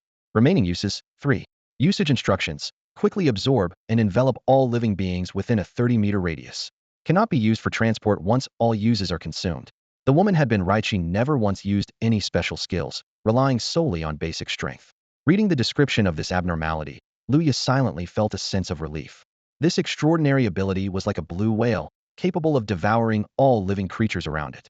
If this skill were fully unleashed, filling the entire room, Luya wouldn't even have a chance to hide under the furniture to buy time. He would be turned into fertilizer on the spot. Yet, this guy was only a crank abnormality, and he effortlessly tore through Luya's rank noose. The gap between abnormality levels was clearly immense. Luya looked up at the ceiling and noticed the rank abnormality on the 6th floor. His heart immediately sank. He fell into deep thought. Judging by this logic, as long as the rank abnormality wasn't lying to him, he stood no chance whatsoever. But he hadn't forgotten that if the rank abnormality didn't rely on deception and just used brute strength, it might easily tear him apart too. Suddenly, a sharp voice interrupted Luya's thoughts from the direction of the stairs. Luya, get downstairs quickly. I can hold them off. There's a passage behind the lobby clock in the apartment. It's a way out. Get in there and don't look back. Luya frowned. That voice sounded somewhat familiar, as if he had heard it somewhere just now. His mind raced, realizing it came from the security guard who had blocked hundreds of examinees earlier. The abnormality called Sewing Corpse had guessed the guard had revealed exam rules to Luya, but he remembered never hearing the guard explicitly say any rules. Since that sentence didn't bring him death, it meant the rules hadn't judged it a lie. Luya had found that puzzling at the time. Now the guard reappeared at the stairwell, panting as he shouted, and even revealed a key detail: how to exit the apartment, as if pushing the exam process forward. Suspicion crept into Luya's mind. He began to doubt whether this guard was an NPC. But this building forbade lies, and if the guard said there really was a passage behind the clock, then that had to be true. Although the guard was highly skilled, with lingering energy in his eyes, and crank abnormalities might not be able to defeat him, there was still a chance to get out and see what lay beyond. Luya gave himself a quick mental pep talk, grabbed 2 kitchen knives, and kicked the door open with a sudden heavy blow. As the gate crashed to the floor, dust swirled in the darkness. Luya's burning eyes gradually adjusted, revealing the clear outline of the hallway. The green light of an emergency exit faintly illuminated the narrow space, where a man holding a baton stood on the stairs. He had delicate features and a slender frame, dressed in a tattered coat, but the muscles glimpsed beneath were as hard as steel, a stark contrast. It really was that security guard. At that moment, another person was rushing down wildly, patting the guard's shoulder as he passed by, glancing briefly at Luya, then quickening his pace to flee rapidly. Luya furrowed his brow. The man looked exactly like himself. From clothing and appearance to the smooth, confident way he ran, it was like a perfect mirror image. The sound of the gate collapsing caught the guard's attention. For a moment, they locked eyes across the hallway, both stunned. Pointing at the disappearing figure, Luya asked, "Who was that?" "Luya," the guard replied. "Then who am I?" Luya asked again. "Luya, right?" The security guard's voice carried a hint of hesitation. "You've been tricked." He suddenly stopped before finishing his sentence. Luya felt puzzled. This building had strict rules, no lying allowed, but the person claiming to be Luya seemed fine. Did pretending to be someone else not count as lying? Was this system less reliable than a bank's credit check? At that moment, both Luya and the guard felt like their brains were about to short-circuit. "How do you know my name is Luya?" Luya broke the silence first. The guard glanced cautiously around, but said nothing, staring intently at him. "In this apartment, you had to tell the truth and answer questions within 5 seconds, or else face abnormal attacks. Don't you know that?" Luya asked suspiciously, his eyes fixed on the guard. The young woman earlier said the guard knew the rules, but the guard had remained silent for a full 5 seconds, frozen in place with a sharp but confused gaze. A trace of dullness flickered across the guard's handsome face, like he wasn't thinking clearly. "I don't know," he said. Luya felt like his head might explode. "Aren't you supposed to be a vetting guard? How could you not know the rules?" "I'm not a guard," the man answered sincerely, leaving Luya speechless. His headache worsened. Then why are you wearing the guard uniform, standing at the door, working so diligently? I took the guard job as part of a test mission. I then found out the original guard was an abnormal entity who trapped and devoured people entering the building. So I killed him with my bare legs. The guard paused. This building is too dangerous, so I stand at the entrance to warn people not to come in. It sounded absurd. Who cares about protecting others during a trial of fate? But Luya didn't doubt the first half of the story. Having seen this guard's powerful kick-skilling and abnormal with bare hands seemed plausible. When I was in the lobby, didn't you warn me not to go upstairs? So then why did you come up yourself? Luya asked. The guard blinked. How do you know that? 8 minutes ago, you took a pack of cigarettes from me at the door. 5 minutes ago, you warned me again in the lobby. I'm not some forgetful goldfish with a 7-second memory, Luya said, exasperated. The guard still looked unconvinced, so Luya tried steering the conversation toward shared memories. Tell me, how many cigarettes were in that pack I gave you? How many? The guard's eyes brightened. None, Luya said, annoyed. You really are, Luya? The guard was shocked. Only we knew the pack was empty. Why didn't you say so earlier? Luya just wanted to smack his forehead. I've been saying I'm Luya the whole time. The guard fell silent in thought. So you're Luya? Then how did you run down and reappear here? That person must be lying to you. Luya rubbed his temples. But you just said no one can lie in this building. The guard blinked his clear, handsome eyes, looking confused. Maybe disguising yourself doesn't count as lying. Luya offered his first explanation, though he felt something was off and couldn't quite explain why. Oh, the guard nodded in sudden agreement. Makes sense. Why did you come upstairs? To protect you, Luya said firmly. Luya looked at the security guard with confusion and asked, have we met before? The guard shook his head calmly. Then why are you protecting me? As Luya's words fell, a strange shiver ran through him. He scanned the man standing before him, a strikingly handsome, yet somewhat effeminate guy, and a sudden, inexplicable suspicion flashed through his mind. Could this guy be interested in men? The guard answered seriously, because you're a genius. Luya straightened his chest, a proud smile curling at the corner of his mouth. Well, you're quite honest. I've always thought I was pretty amazing. So, tell me, how did you figure that out? The guard counted on his fingers one by one. The difficulty of this exam is insanely high. You, a drenched stray from a small city in District 50, somehow got lucky enough to be promoted here. Your martial arts skills are weak, your strength is low, your speed is slow. Yet, you were hunted down by over 200 people and somehow survived, making it all the way to the third round. Luya quickly interrupted, not wanting the guard to be so blunt. No need to be so straightforward. The guard continued his analysis. Since the exam's difficulty suddenly spiked because of you, it must be related. As Luya listened, a wave of dizziness swept over him. He couldn't tell if the guard was clever or just foolish. He blurted, we aren't even acquainted. Just because you think I'm a genius, you've been protecting me all this way? With your skills, shouldn't you be out there grabbing opportunities instead? The guard changed tone, speaking solemnly. No. My father said that humanity's trials are like a sieve in a raging sea. The ultimate goal is to produce enough strong individuals to ensure the continuation of our species.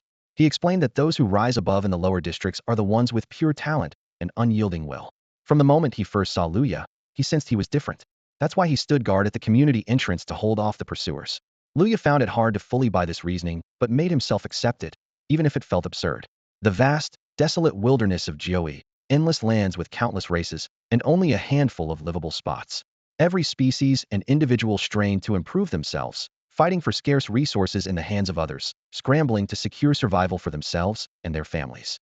No one here is naive. The pressure is mountainous, and everyone is running hard. Children of great power are numerous, and due to the trials, families often have many kids, sometimes a dozen or more, to increase their chances. Seeing the guard's skills, Luya found it hard to believe this guy was so pure in outlook. The guard shook his head with a bitter smile. At first, I didn't think much. Just felt it was unfair for over 200 high district pursuers to hunt a low district candidate like you. So I had to intervene. Luya asked, then why did you stop? Without hesitation, the guard said, because I lost. His blunt answer earned Luya's reluctant thumbs up. The guard's gaze was sincere as he spoke, and looking into his eyes, Luya unexpectedly felt some trust. At least, he believed the guard's presence at the community gate was genuinely to keep others out.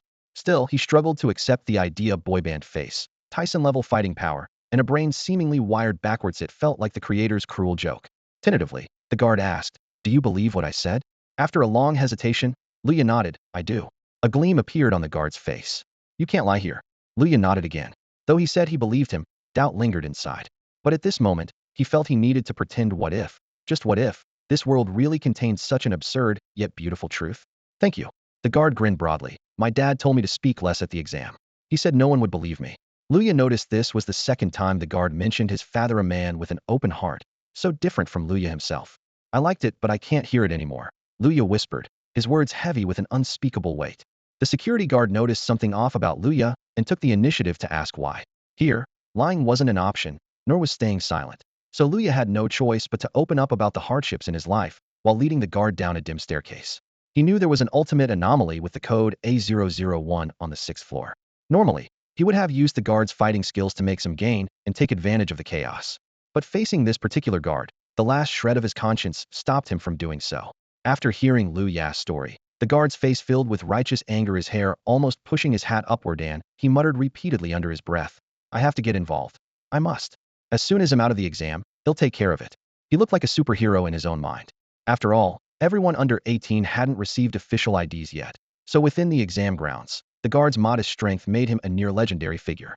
But once outside, the complicated rules of the world made such power meaningless. Luya didn't burst his bubble. Deep down, he knew the world needed fearless challengers. Someone had to knock down barriers. And when that person fell, another brave but ignorant soul would step up, until maybe a sliver of light finally broke through. As they talked, they finally learned the guard's name was Tianyuan. Such a bold name made one wonder if his fate could hold up. Tianyuan had been prematurely born after only 4 months in his mother's womb, but his father had invited a powerful healer who saved his life. The price was a glaring imbalance in his intelligence. His kindergarten teacher said his memory was terrible. It took him 2 weeks to learn a nursery rhyme, and before mastering a second, he'd completely forget the first. His brain was damaged, making him a broken number. His parents had wanted a second child, but years passed without another birth. Hearing this, Luya fully believed Tianyuan's words. Who else but someone with a rough intellect would so openly share such private details with a stranger they barely knew? By that logic, Tianyuan's father must have pinned all his hopes on this only son. When Tianyuan entered elementary school, his grades remained average, but his athleticism and muscle density were exceptional. While others could master all the moves of free combat in a month, he learned only 3, but those 3 moves nearly crippled his instructor. Tianyuan went on to say he had patrolled the entire complex in his security gear and encountered numerous anomalies, at least a dozen. Toward the end, his voice grew urgent, echoing in the gloomy stairwell. "Building 1 is the most dangerous. Last time I went in to rescue someone, the door shut suddenly, almost trapped me inside. Thankfully, a girl was careful and found the exit. When I got on the elevator, it took me a long while to get up the courage. The doors closed automatically, but no one pressed any buttons. The elevator went straight to the 6th floor. When the door opened, the hallway was dark but jam-packed with people. I saw you shouting for help in the crowd, so I broke through to get you out. Turns out, that person wasn't you at all. I don't know who was impersonating you." "All right, we're back in the lobby now," he said as they rounded the corner from the 2nd floor stairs down to the 1st floor. Luya suddenly stopped in his tracks. Tianyuan looked back, puzzled. "You passed the test?" Luya said, his eyes trembling slightly. "Test?" Tianyuan was utterly confused. "I'm not Luya." Luya smiled. The figure that had just left was the real Luya. Tianyuan glanced around the hall, then turned back to Luya. The few scattered thoughts in his mind were completely wiped away. Before he could react, a cold, stern voice declared, "The fate trial tests not only strength, but also character. Congratulations, you have passed." Luya lowered his head to look at Tianyuan below, his tone resolute. "Here, I sever all evil and protect all that is good." As soon as he finished speaking, he gestured with his hand. "Go, Kuan, go. Leave here and find Luya. If he survives, he will be your best brother." Tianyuan's face was full of shock, his eyes dull and lost. The clearly hadn't yet recovered from being deceived twice by Luya. Meanwhile, Luya wore an inscrutable smile, stepped up to the 2nd floor, turned the corner, and disappeared from sight. At the moment Luya vanished, the smile on his face suddenly faded, replaced by a grave expression. Because just before stepping into the hall, a blurry line of hastily scrawled characters had flashed before his eyes.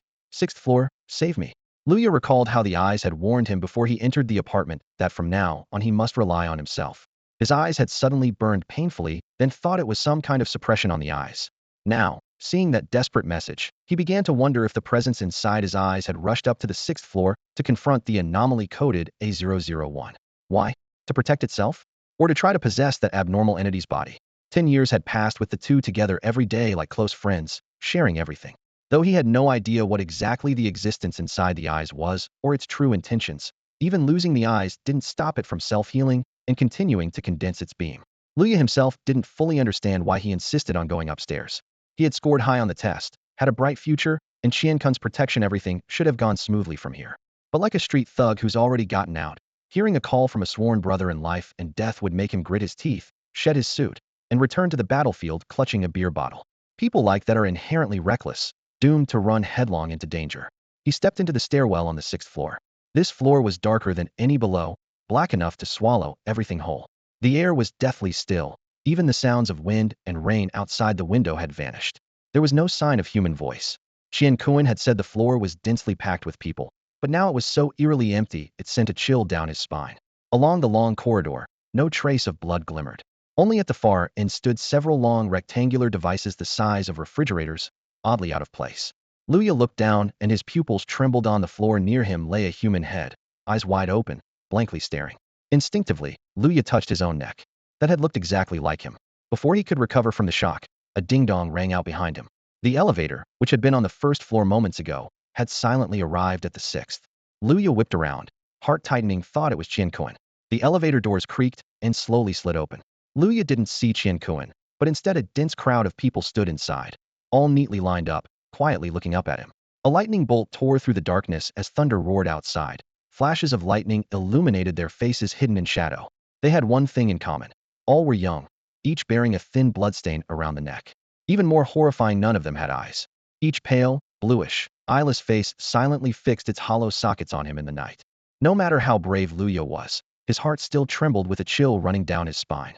He seemed to recognize the people before him. They were the same ones who had chased him just minutes ago in the crowded square.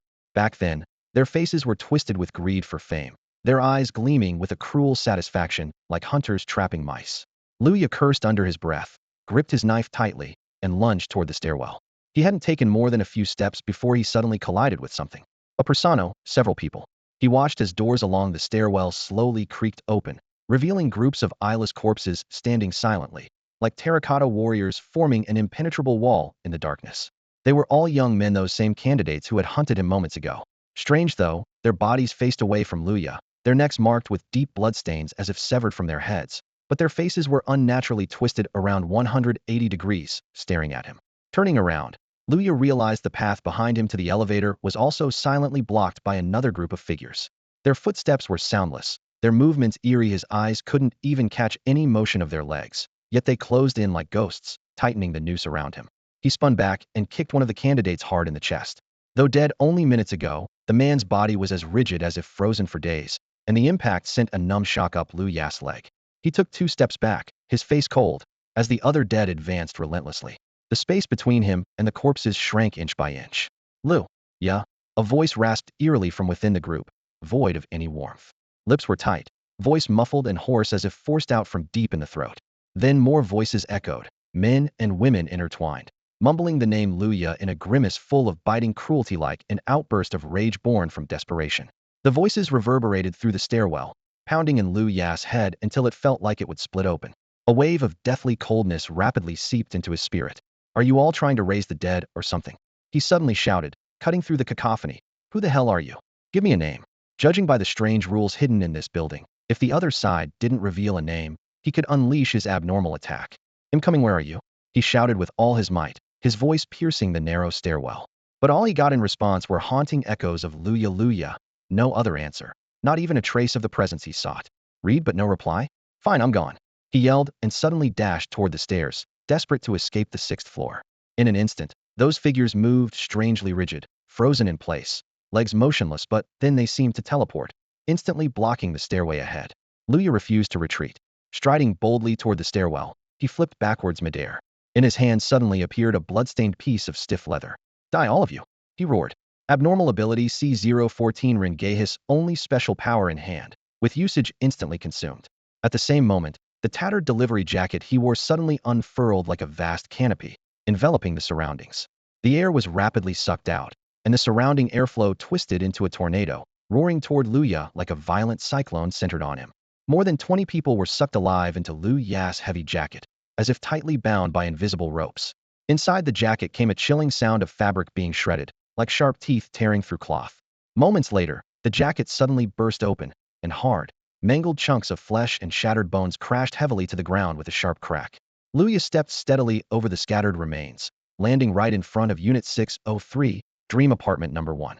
This was Anomaly Clue A001. This place. As he suspected, he had indeed arrived here. He knew clearly that if the presence behind those eyes was trapped, but meant to help him solve the problem, there was a very high chance it was sealed inside room 603. Luya struck with lightning speed, killing nearly 30 examinees in an instant. Yet the others outside the door showed not the slightest panic, casually moving forward step by step, pressing closer. It was like a silent challenge. If you dare, follow me inside. Burning with rage, Luya shouted sharply and kicked the door open. The room was still dark, hit by a thick stench blending the smell of poultry and decay. Cluck cluck, cluck cluck. The chicken's call suddenly triggered a memory flash from the anomaly clue inside Luya's mind. The red-haired girl had complained about her noisy chickens. Even at 12:30 a.m., they wouldn't stop crowing. She searched the whole house, but never found their coop. Only upon returning to her room did she see a chicken actually eating something. More specifically, it was pecking at her. Besides the red-haired girl, the clue mentioned other creatures' chickens. Luya's breathing tensed instantly. As the unsettling chicken cry echoed, his nerves snapped taut. Looking ahead, he saw a snow-white hen strutting slowly toward him, each step leaving deep red chicken footprints on the floor, resembling plum blossom patterns. The ground was littered with scattered meat bits, blood and scraps smeared everywhere. From the ceiling, bits of flesh dripped down at any moment. Seeing this, Luya suddenly felt he could never eat minced meat eggplant calmly again. Occasionally, a few maggots wriggled in the pile of flesh. The hen showed no mercy, swallowing them one by one. The only living being in the room was that large white hen, leisurely pecking away. Luya gripped his twin blades tightly, tensing his body into a battle stance. But the hen ignored his threat completely. As it calmly walked over a pool of fresh blood, it even wagged its tail and laid an egg right in the center of the bloodstain. Seeing this bizarre scene, Luya fought to keep calm. After all, the hen hadn't shown any sign of aggression. He turned and carefully examined the room's furnishings. To the left of the entrance was the kitchen. Straight ahead were the dining room, living room, and balcony. Bedrooms flanked both sides. The layout was exactly the same as apartment 404 downstairs, indicating the entire building only had this single floor plan. The furniture was intact, perfectly arranged, with no trace of a struggle. A few group photos hung on the walls. Everyone pictured smiled brightly, with no hint of eeriness. Luya cautiously touched every object that might trigger an anomaly, but nothing happened. He glanced back at the door. Those examinees stood motionless like terracotta warriors, lined up evenly, none daring to enter. Besides the brazen white hen and his own furtive presence, the room was empty. The atmosphere wasn't quite eerie, but unquestionably absurd. Finally, Luya took a deep breath and slowly reached out to pick up the freshly laid egg that was very likely the key that could activate the anomaly here. He kept a close eye on the hen's movements while quickly snatching up the eggs and retreating to a corner. The hen continued to peck nonchalantly through the pile of minced meat, not even glancing at Luya. The only difference was that the phone resting on its chest suddenly buzzed. Luya immediately slipped into the kitchen and pulled out his own phone, which lit up with a new notification. You have obtained Abnormality, a 001 tyrant. Defeat the abnormal tyrant of this eerie town to acquire it. Luya froze in place, his mind racing. After fighting his way from the delivery station through the crowded plaza, risking his life, he had only managed to get a Class C abnormality. And now, Abnormality, a 001 was just handed to him so easily? Could he really earn an abnormality just by picking up an egg? He stared in disbelief at the hen, which casually walked toward the door. The other contestants seemed to sense something too. One by one, they quickly backed away, as if they'd seen death itself. Luya hurried after it. He stepped into room 604 and finally saw a living person. The man was tied to the bed, eyes wide and bulging, trembling but still alive. His chest was ripped open, with several roosters pecking at maggots crawling out from the wound. A single chicken feather floated gently down onto Luya's fingertip. His phone buzzed again. You have obtained Abnormality, a 049 torture. Defeat the abnormal torturer of this eerie town to acquire it. At that moment, Luya felt numbness deeper than the phone's vibration. The fear on the 6th floor seemed more psychological than real. In truth, any danger faced inside these doors would bring the greatest rewards. Was this place testing human greed? Luya muttered to himself. They offer you the best abnormalities, but if you're too greedy, you'll end up like those other contestants out there. Yet he quickly rejected his own thought. Those people weren't idiots. Hundreds rushed in, and most only took a single abnormality before fleeing. Class A abnormalities were far more precious than their lives. No, they never even entered the rooms. The furniture in the two rooms was untouched, with no signs of struggle. It was as if someone had killed the abnormalities inside through the walls, then placed some chickens in the rooms. Could the red-haired girl mentioned in the clues be the key? Finding her might finally explain everything. Muttering to himself, Luya gripped the chicken feather and turned toward the third room. Suddenly, he yelled out in fury. What the hell? He hadn't noticed someone behind him until then. It was a girl, pale as if soaked for days, about 1.6 meters tall. She wore a blackened leather jacket over a short skirt, paired with black high heels with red soles. Her entire presence radiated the cold allure of an anime character called Night Roseblood Queen. On her head was a crimson flower hairpin, matching the blood-red nail polish on her fingertips and the glaring scarlet lipstick on her ghostly pale face. Most striking was her cascading deep red hair, like spilled blood. A black leather choker with dual buckles encircled her slender neck, seeming to hide something. Her eyes were covered with a red lace ribbon, making it impossible for Luya to discern her gaze. If not for her eerie complexion, by looks alone, she was almost more exquisite and delicate than a doll. But in a place like this, the more extreme the beauty, the greater the danger. Are you looking for me?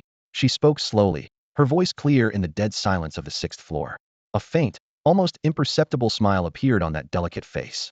Cold fingers with sharp, perfectly manicured nails rested lightly, yet deliberately, on Lu Ya's shoulder. Lu Ya's hand suddenly shot out toward the egg, intending to regain the initiative swiftly with the A001 tyrant. Don't move. The girl's voice turned ice gold in an instant, like a harsh gust of winter wind cutting through to the bone. Lu Ya's body chilled so rapidly he nearly lost control of his nerves. The egg seemed like a phantom, vanishing in a flash only to reappear in the girl's palm in that moment. Luya was completely powerless before her. Otherwise, you'll end up like that guy. A faint, sinister smile tugged at her lips as she pointed to the man on the bed, whose face was pecked beyond recognition. I made him lie there numb all over, then planted hundreds of worms inside his belly. Those chickens pecked his organs and bones to bits, ferreting out every last parasitic worm. Cold sweat broke out on Lu Ya's forehead. His expression turned grave as he swallowed hard. Or, you could choose to become like those people. Her gaze shifted to a group of test takers outside the door, all missing their eyes. I just dug out their eyeballs, turned them around so they could watch themselves getting their heads chopped off alive, then put their eyes back in. Her voice chilled to a near-lethal coldness. Hearing the grotesque description, a shiver crawled down Lu Ya's spine, a dreadful familiarity rising within him. Suddenly, he frowned, then relaxed his brows, infusing his tone with teasing sarcasm. That fake Luya who ran down the stairs, that was you acting, right? Me acting as you. You really want me to break the apartment rules?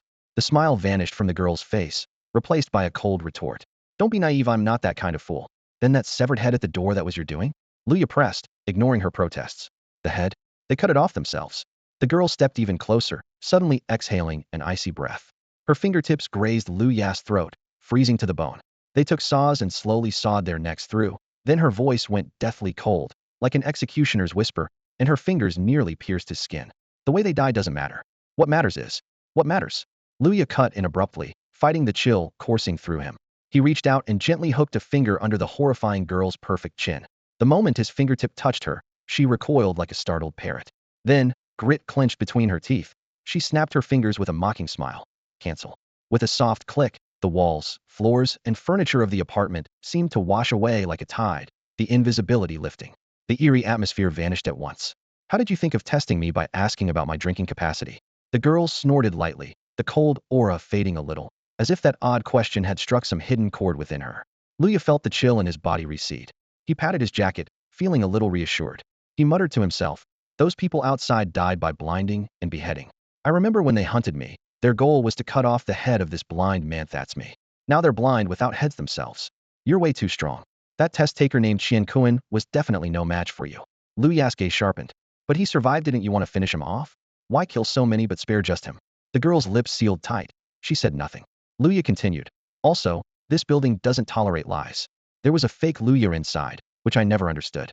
The exam info said I killed over 200 people, which puzzled me. Could it be I led them inside, and the kills also counted toward my score? Now I get it, the only possibility is that I killed all 200, and Tianyuan, who protected me while rushing downstairs, is the real me. He touched his eyes, murmuring, so, that means you are me. But how can two Lu Yas exist? Unless, these eyes are somehow part of my being too. Lu Yas' meaning was clear, the girl was exactly what existed in his eyes. When he spoke the words drinking capacity, she immediately realized she could no longer hide the truth. 10 years ago, it was Luya who poured a pot of strong white liquor into his eyes, intoxicating himself, and the two of them then sat face to face on the curb, talking through the entire night. She let out a low hum, a hint of helplessness in her tone. It's really no fun. People who are too smart are just boring. She had always believed that what lurked in her eyes was a terrifying, clawed, tentacled, indistinct monster. Luya stepped forward lightly 2 steps, scrutinizing the girl before him with eyes full of surprise. I never expected you to be hiding a royal Luo, in red clothes and black socks. Black stockings? Where did that come from? The girl looked down at her fair, jade-like delicate legs, but dismissed it lightly. That's not the point. Luya took a few steps closer and stood in front of her, lowering his gaze to meet her eyes directly. So, as soon as I step into the exam hall, am I destined to succeed? Why would you say that? The girl raised an eyebrow, looking a little puzzled. Because you're here. Luya glanced around the room. The bloodstained walls, the inexplicable deaths of the grade A. Anomalies one after another all showed the girl's terrifying power. Since this exam hall can bring out your true form, it means nothing in this place can stop you. The girl shook her head gently, her expression calm. I can only appear here. Only in this building? Luya frowned, clearly surprised. Only on this floor, she corrected, a hint of helplessness in her voice. Why could she only appear here? Luya wondered, puzzled.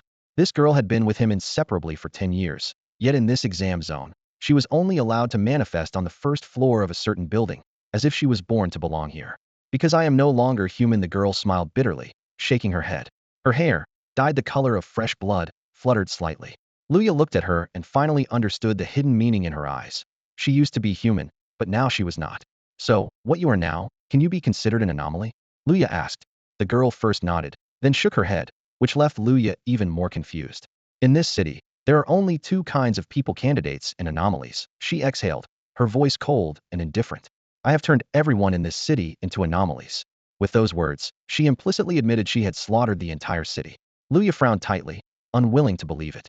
After living with her for 10 years, he knew that despite her cold and arrogant demeanor, she was hard-headed but had a soft heart.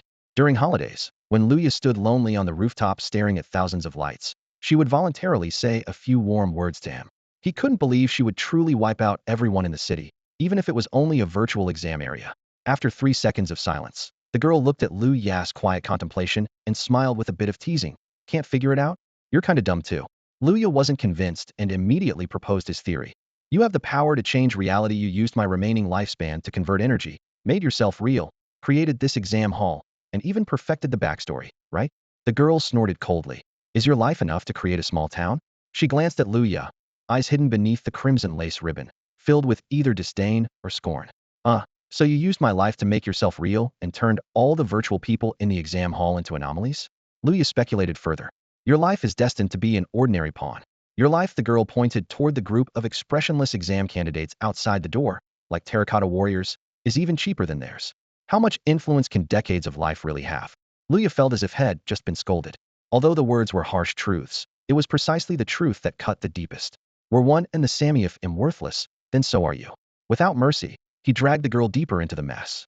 As they bickered, Lu Ya's mind raced to analyze the situation. Wait a second. You said all the abnormalities in this city are from the native residents. And you're abnormal too, so you're a native resident as well. Finally using your brain again. The girl sneered mockingly.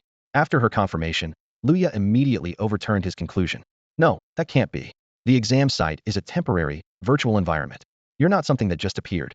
You've been quietly living in my sight for 10 years. There's no way you're some virtual character conjured up in a fleeting simulation.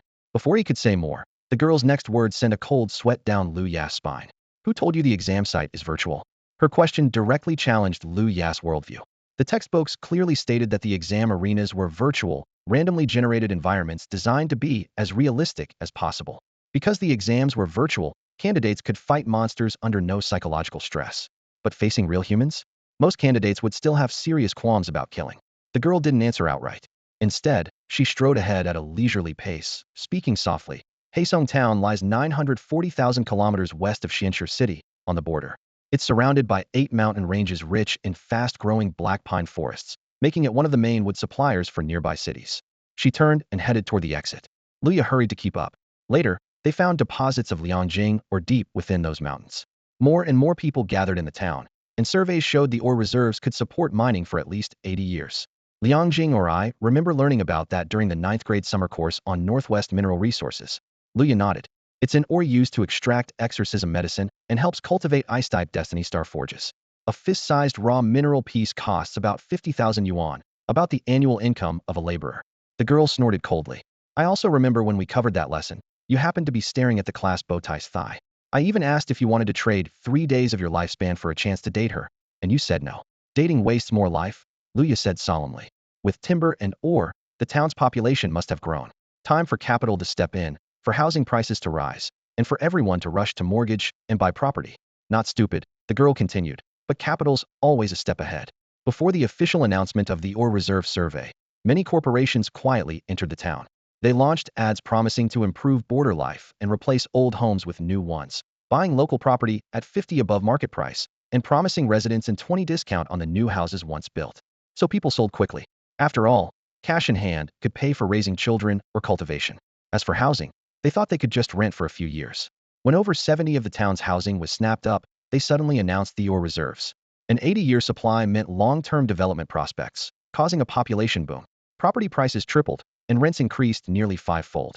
The locals realized the money from selling their homes wasn't enough to pay for rent even for a few years, but their jobs, families, and children's schools were all here.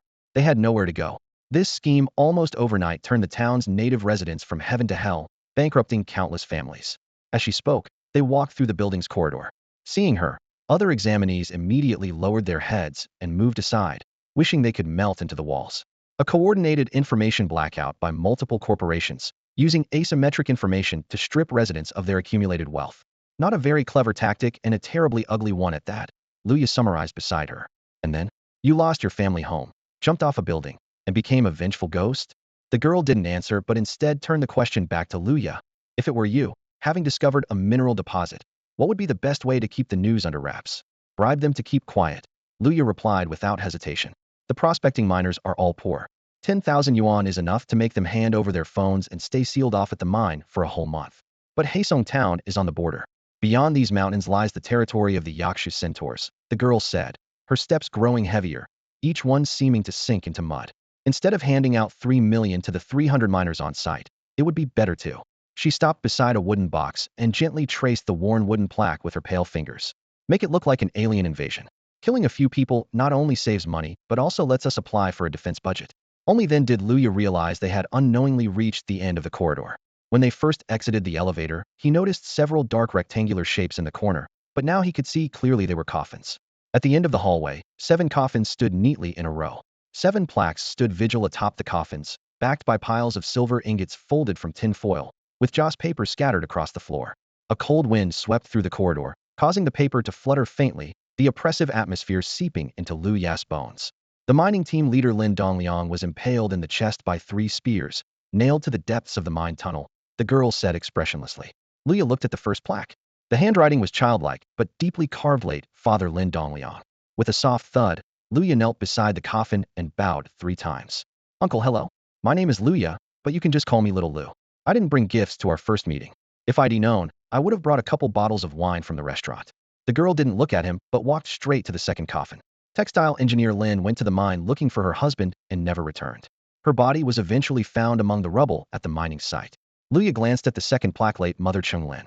The parents of Chung Lin and Lin Dongliang, unable to wait for their daughter and son-in-law, took banners to the mine demanding answers, the girl said flatly. A black pine tree, as thick as a person's body, happened to fall and crush the elderly couple. They spent 2 full days pinned there, dying from pain and the freezing cold winter in the black pine forest. Her footsteps echoed in the empty corridor as she continued walking. Father and mother, maternal grandparents, all disappeared. Grandfather sensed something was wrong and quickly arranged for grandmother to send their granddaughter out of town early, off to university. Grandparents had an ancestral orchard, with orange trees bearing bright red fruit in winter, and free-range mountain chickens beneath the trees. When the granddaughter left, her backpack was full of eggs and marinated chicken meat. The girl suddenly turned to look at Luya. You've stepped in that orchard too. Luya was busy tidying the silver ingots on the coffin, not looking up. This place. How do you know? When I entered the compound, I climbed in through an orange tree, Luya replied, gesturing behind him. There are way too many orange trees in this neighborhood. Maybe they dug some up, but didn't want to waste them, so they just planted them around for landscaping. He paused. And there are a lot of chickens in this room too. Did the developer bully the 2 old folks and forcibly tear down the orchard? The girl shook her head gently, bent down, and picked up a crumpled newspaper from the ground. She handed it to Luya and said, Here, this was the news back then. The paper reported that chickens in the orchard were infected with a deadly disease. The old man, unwilling to waste the dead chickens, cooked and ate them. As a result, he and another person were both poisoned and hospitalized, eventually dying despite rescue efforts. The news was utterly absurd. Those studying journalism really had a strange way of making stories, as if worried no one would believe it otherwise. Later, the developer built the dream apartments right there. Their executives and managers gradually moved in with their families. They spent their days speculating on real estate and mining shares, then gathered every night at the 10,000 people plaza for lavish feasts and celebrations that lasted till deep into the night. Afterwards, they drove their sports cars to the bars on Hongsong Road, indulging in debauchery. The media boasted about the remarkable progress here, how the remote Black Pine town was bursting with new vitality. Tell me, the girl said, staring fixedly at the low wooden coffin before her, its lid carved with only 3 characters Lin Chengqing. That Cheng was her name. Maybe the oranges in the orchard really were sweet. just like her warm smile had been in the past. But who can be sure? After recalling her story, she stood silently in front of the coffin. Luya stood beside her, lifting the wooden nameplate and reading each character carefully. If this had happened in Shinshur City, he might still have been able to help. At least there, laws meant something, and judges might take secret action. With a few trusted men, Luya could maintain some measure of safety. But here was different. Black Pine Town was truly a frontier outpost. Transportation was poor, information slow. When a person died, no one investigated, and a whispered phrase like alien invasion was enough to hush things up. The corporation controlled everything here, the law, the media like an iron fortress. Lin Chengqing knew she was just a low-level graduate student, powerless against officials and so-called mentors who oppressed at every turn. What could she do? She dropped out and hid on campus, teaching herself architecture and mining technology. Her face tanned dark. She disguised herself as a woman miner in her 30s and returned to the mines. Secretly, she acquired explosives and hid them in the manager's pickup truck before sneaking into the dream apartment complex. There, she planted the charges beneath key support pillars. That night, the explosion lit up the sky. 3 buildings crashed down with a thunderous roar, throwing dust over half the town.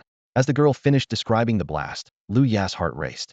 Her revenge burned like a fierce wildfire, her methods colder and more ruthless than his own, without compromise. This was vengeance without limits, no price too high to pay. Yet, not all perished beings above the 4th tier were immune to attacks from non-living things. They captured the badly wounded Lin Chengqing from the rubble and dragged her to the 10,000 people plaza, where she was cruelly tortured as a warning to anyone who dares resist. Those brutal thugs revealed their true nature. They gouged out her eyes, decapitated her, and sprayed her blood higher than the plaza's musical fountains. Though her flesh had fallen, Lin Chengqing ignited the entire town's fury. Her hatred coalesced into power. The headless body rose again, tearing through executioners one by one. Chaos engulfed the whole town. Luya kept absorbing the growing rage, even beginning to devour life and the surrounding magnetic field. As the magnetic field collapsed, all communication was cut off, and the townsfolk were consumed by wrath. Native residents, gold prospectors, and the corporation fought a bloody war. As the crisis escalated, a powerful figure controlling the area appeared, claiming to uphold justice. Yet his arrival felt like a sunset shadow. Luya remembered what the figure once said: justice can choose not to be late. But justice that arrives late becomes an accomplice to evil itself. When the girl said this, Luya did not argue. Maybe, he thought, he was the only one in the world who fully understood that she was right. From the moment they met, her tone had remained calm, but now her speech unconsciously quickened. She gripped the coffin that belonged to Lin Chengqing tightly, her voice growing increasingly agitated. Suddenly, with a forceful push, the coffin lid cracked open, revealing a gap. In the eerie glow of lightning tearing across the night sky and the rumbling thunder, Luya finally saw what lay inside the coffin. It was completely empty, containing only a pool of pitch-black coagulated blood and dried, withered flesh scattered throughout. Her pale little fingers clutched the edge of the coffin tightly, knuckles protruding visibly, and even her breathing became rapid. Luya softly called out, "Lin Chengqing," placing his palm over the girl's small hand. The girl's trembling paused slightly, as if sensing his kindness, and she didn't pull her fingers away. She tacitly accepted this name, acknowledging that she was the owner of that coffin, a mass of intense resentment that could dissipate at any moment. Are you saying that when those powerful ability users arrived at the scene, they were suppressing you on behalf of the developers? Luya asked in a low voice. Lin Chengqing in his palm gradually calmed down, her voice quiet but heavy. To be honest, I can understand them suppressing the vengeful rage. The resentment had spiraled out of control, devouring all living beings in the entire city, and everyone had become monsters driven by primitive desires. But, she paused, revealing 2 sharp fangs at the corners of her crimson mouth. He didn't suppress the resentful rage. Luya's brow furrowed sharply as an even more terrible possibility emerged in his mind. He suppressed you, smashed your corpse into bloody pulp, and then started killing people. Exactly. As Lin Chengqing spoke, she withdrew her hand from Luya's palm and placed it on the black leather strap around her neck. He killed everyone to silence them. Luya's expression remained unchanged. He had already guessed this possibility earlier. Those developers were merely doing his bidding. He recalled how everyone in this building had died. Some had their eyes gouged out, their heads severed, because Lin Chengqing had been executed in exactly the same way. And the abnormality in the room, that chaos that had ground her body into dried, shriveled flesh. Everything she had done was simply a case of treating others as they had treated her. Clever. Lin Chengqing laughed softly. Not really clever, she sneered. I've just seen so much of humanity's evil that I instinctively treat everyone like bastards. Luya responded. So you've never worshipped those powerful ability users as gods? Her expression darkened, tinged with bitterness. That's right. I only understood later. They need resources for their cultivation, massive amounts of resources. He was the true master behind the conglomerate. He manipulated the real estate market and had already seized control of properties in 14 frontier villages and towns, turning millions of native residents into tenants who worked hard to earn money to support his cultivation alone. He controlled the conglomerate's resources, controlled mineral and forestry industries. All the money earned went to support his cultivation.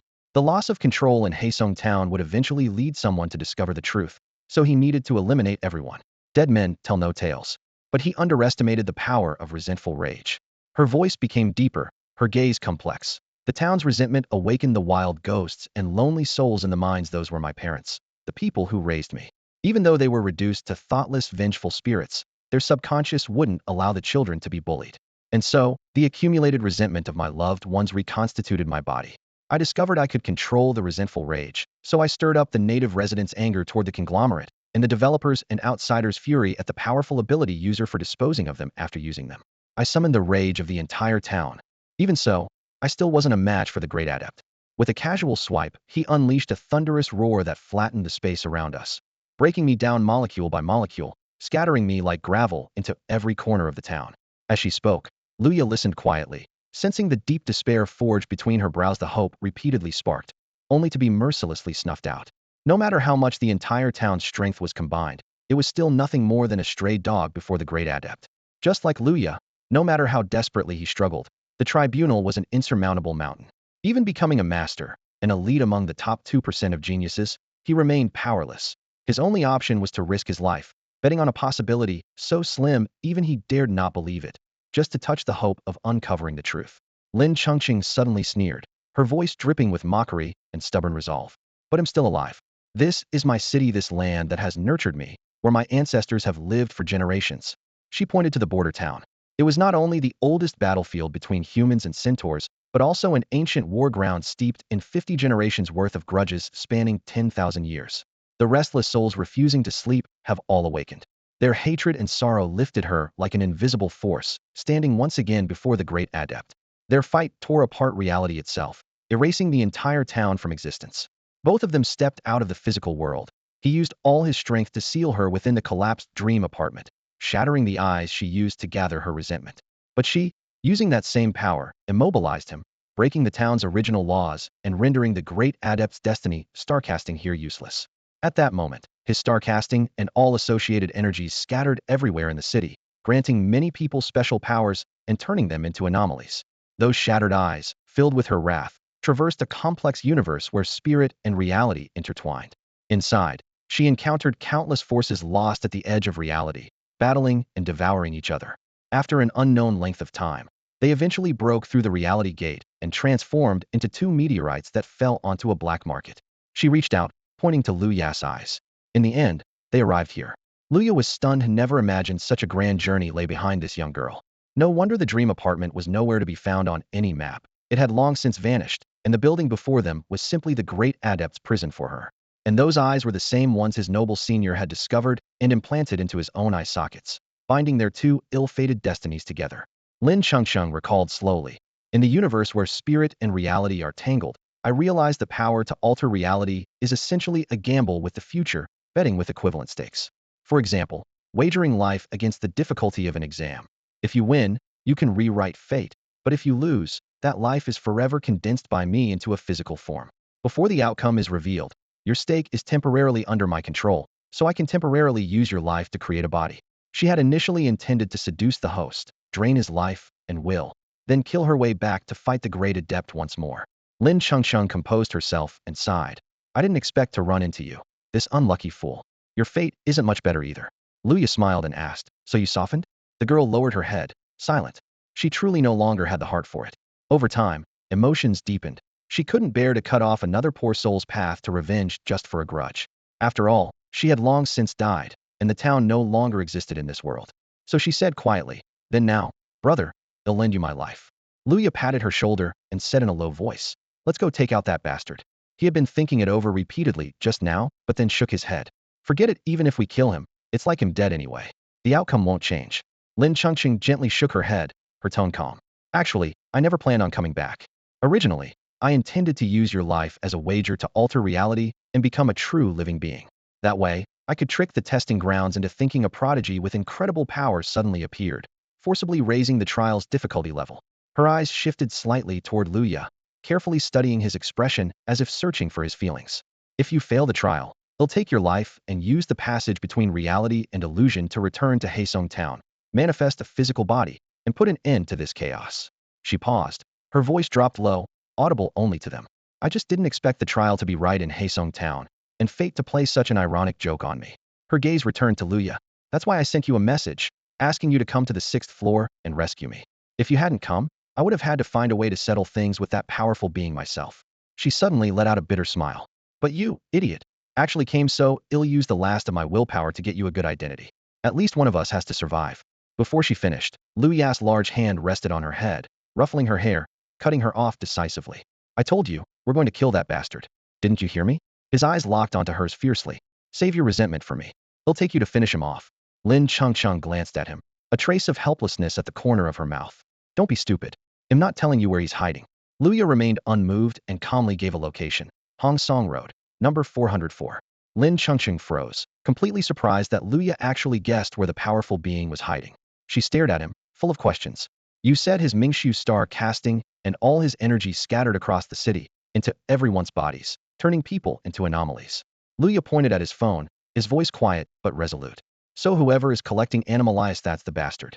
Luya had long complained about the strange last exam requirement asking candidates to collect 1,000 anomalies and bring them to the detention center at 404 Hong Song Road, which made no sense. But now, everything became clear. The fate trial had torn open the barrier between reality and illusion, continuing the deadly battle between the great power wielder and the town's destiny from long ago. This was no longer a virtual test, but the end of fate itself. The body I made with your lifespan is extremely unstable. As soon as you leave the 6th floor, your will and physical form will dissipate within minutes, so you can't get out. Lin Chengcheng paused, then said softly, that powerful ability user should have already collected some of the anomalies. Once he fuses and restores the Mingshu Starforge, you won't be his pawn anymore. So you want to get to the 6th floor early, kill all the anomalies there, and turn those great anomalies into my weapons? Luya touched the egg and feather in his pocket, his voice calm. I just want to destroy those great anomalies. I don't want that guy to regain his peak power. Lin Chengcheng lit a white candle in front of a spirit tablet. The flickering flame cast a gentle glow on the two weathered youths' faces. Her voice grew even quieter. Even if all the anomalies in this building work together, your chances of beating him are less than 30%. You can't get out. No one understands you better than I do. The main door seal can't be broken with your current power. The passage behind the grandfather clock on the 1st floor only leads to the basement. You can get in, but you can't get out. Your basic exam mission is to enter this building. Use the agreed anomalies to destroy every anomaly inside, then hide in the basement. Treat this as my last favor. Once he recovers the Mingshu Starforge and leaves Hong Song Road to find me, our powers will tear the exam hall apart. You might find a way out then. You have 150 bonus points left on your basic mission. That's a good score. I'll win our bet. Help me take this spirit tablet with you, and burn some extra paper money for Qingming. Don't look at me with those weird eyes. If you can reach the 6th floor, he'll consider you a friend. What I'm telling you is not a test, but honest advice from a friend. I've never left the border town all my life. Take my eyes back with you, and show me the most fascinating places in this world. If that powerful ability user ever returns to reality, help me kill him. I have nothing else to say. Let's go. Lin Chengcheng stood up straight and reached for the other spirit tablets. Luya, right beside her, suddenly grabbed her wrist. He muttered words I couldn't understand, his eyes full of determination. I said, we're going to kill that bastard. You can't get out. Lin Chengcheng kept reminding him. Didn't you hear me? You can't open this door. I'm your friend, but I don't need any others. Luya interrupted her with a sharp shout. I said it already. He looked at Lin Chengcheng and abruptly pointed with his right hand toward the elevator behind them. The elevator doors creaked open, and a boy's shout came from inside. Luya, you lied. You never went downstairs. The basement is sealed off. Those people I saved are trapped there, and they never saw you. The voice echoed through the dim corridor. Qian Kun's eyes, adapted to darkness, could see a short distance but didn't notice Luya and Lin Chengcheng. Lin Chengcheng froze and muttered to herself, there really are fools. Now, stuff your body back into your broken coffin. Brother will take you back to Haesong Town. Luya let go of her wrist, kicked open the door to a nearby room, and pulled out a great anomaly. Then he kicked open door after door, grabbing anomalies one after another, until Qian Kun heard the noise and came looking for them. Qian Kun glared fiercely at Luya, his thin shoulders heaving with a mix of emotions. Sorry, I lied to you. Luya spoke first, cutting off any protest. Pointing to the motionless examinees from District 9 clustered near the door, he explained, "Those monsters came into being because of me. If I leave, they'll break loose and harm the other candidates. I can't let my conscience allow that." The moment Luya said this, Kiankin's anger melted away, replaced by genuine respect for his character as if the betrayal had never occurred. Lin Chengqing stood behind them, eyes fixed on Luya with a complicated gaze. She was stunned by his skill in lying with a straight face. "It's time to go to Hongsong Road," Luya said again, his voice firm. "Yes, to report the anomalies," Qianquan replied naively. "No, we absolutely cannot go there." Luya grasped Qiankin's shoulder and glanced at those stiff, mummy-like examinees around them. "That thing at 404, Hongsong Road has been here before. If these examinees go to report the anomalies, their personalities will gradually vanish just like theirs." He pointed coldly at the silent candidates. "If you don't believe me, ask them." Those eerie students leaned silently against the cold walls, not daring to make a sound. Hidden in the shadows, Lin Chengqing silently used her mind to make them nod once. "Then we should go to Hongsong Road and stop the others." Qiankin's anxiety made him almost jump, watching the examinees nod like terracotta warriors. "Those who've made it this far are the cream of humanity's future. We can't afford to lose so many key players. The main gate is hard to open," Luya warned. "We'll break it down if we have to." Qianquan clenched his fists, eyes blazing with determination. "There are 3 more friends in the basement, 5 of us total. We'll bust a path through with our blood and sweat." In just a few seconds, Luya silently ran through 5 arguments to try to talk Qianquan out of this reckless plan, but before he could speak, Qianquan had already fully committed. Any words left were useless. Lin Chengcheng watched as Luya and Qianquan strode off casually, taking the elevator down without a hint of fear, as if the anomalies on every floor didn't concern them in the slightest. "We will break a path through," she whispered to herself twice, gritting her silver teeth. Kneeling respectfully before rows of coffins, she bowed deeply, then stood and stepped toward the elevator doors, which had already descended. By the clock in the first-floor lobby, Luya met Qiankin's 3 friends, 2 men and 1 woman. The first man was stocky and muscular, not tall, but sturdy like a weightlifter. His name was Qin Kailai, a local from District 9 who carried the heavy responsibility of continuing his family's legacy. His current job was delivering packages, having walked through almost every room on the 2nd floor. If not for Qiankin's timely rescue, his path to adulthood would likely have ended at 18. The other man had a square face, slightly weathered and tanned, giving the impression of a dutiful husband despite being only 18. His name was Zhuge Jun, a name Luya found oddly mismatched with his appearance, as if changing it might make him seem more at home with himself. The woman was strikingly beautiful and elegant, with a classic oval face, high nose bridge, and small red lips framed by neat short hair. Her eyes, lively like an Arctic fox's, held a mixture of innocence and sly charm. She often played the role of nurse in the exam room, her somewhat tight uniform outlining a perfectly trained figure, while her long, shapely white legs drew many admiring gazes. But the deer tattoo on her right wrist warned the men present to be cautious around her. This woman's name was Yu Jingzi, from a large southern city. Her leg techniques were exquisitely precise, even better than Qiankin's, though she lacked his raw talent. Skilled at controlling snakes and insects, she had discovered a concealed refuge behind the clock through communication with rodents. Qianquan briefly explained how he and Luya met, and Luya's reasoning. Both men immediately pledged their loyalty. Qianquan saved their lives and was powerful, so naturally, they would follow him. But Yu Jingzi looked skeptical. Not a native of Xianshi City, she was a formidable talent who had traveled from afar, drawn by the high-level test in District 9. Such people were not only strong but steady-minded. Few but Qianquan could fool her. Her sharp, fox-like eyes appraised Luya discreetly before nodding to cooperate. Yet as she passed him, she muttered under her breath, "Why should I trust you?"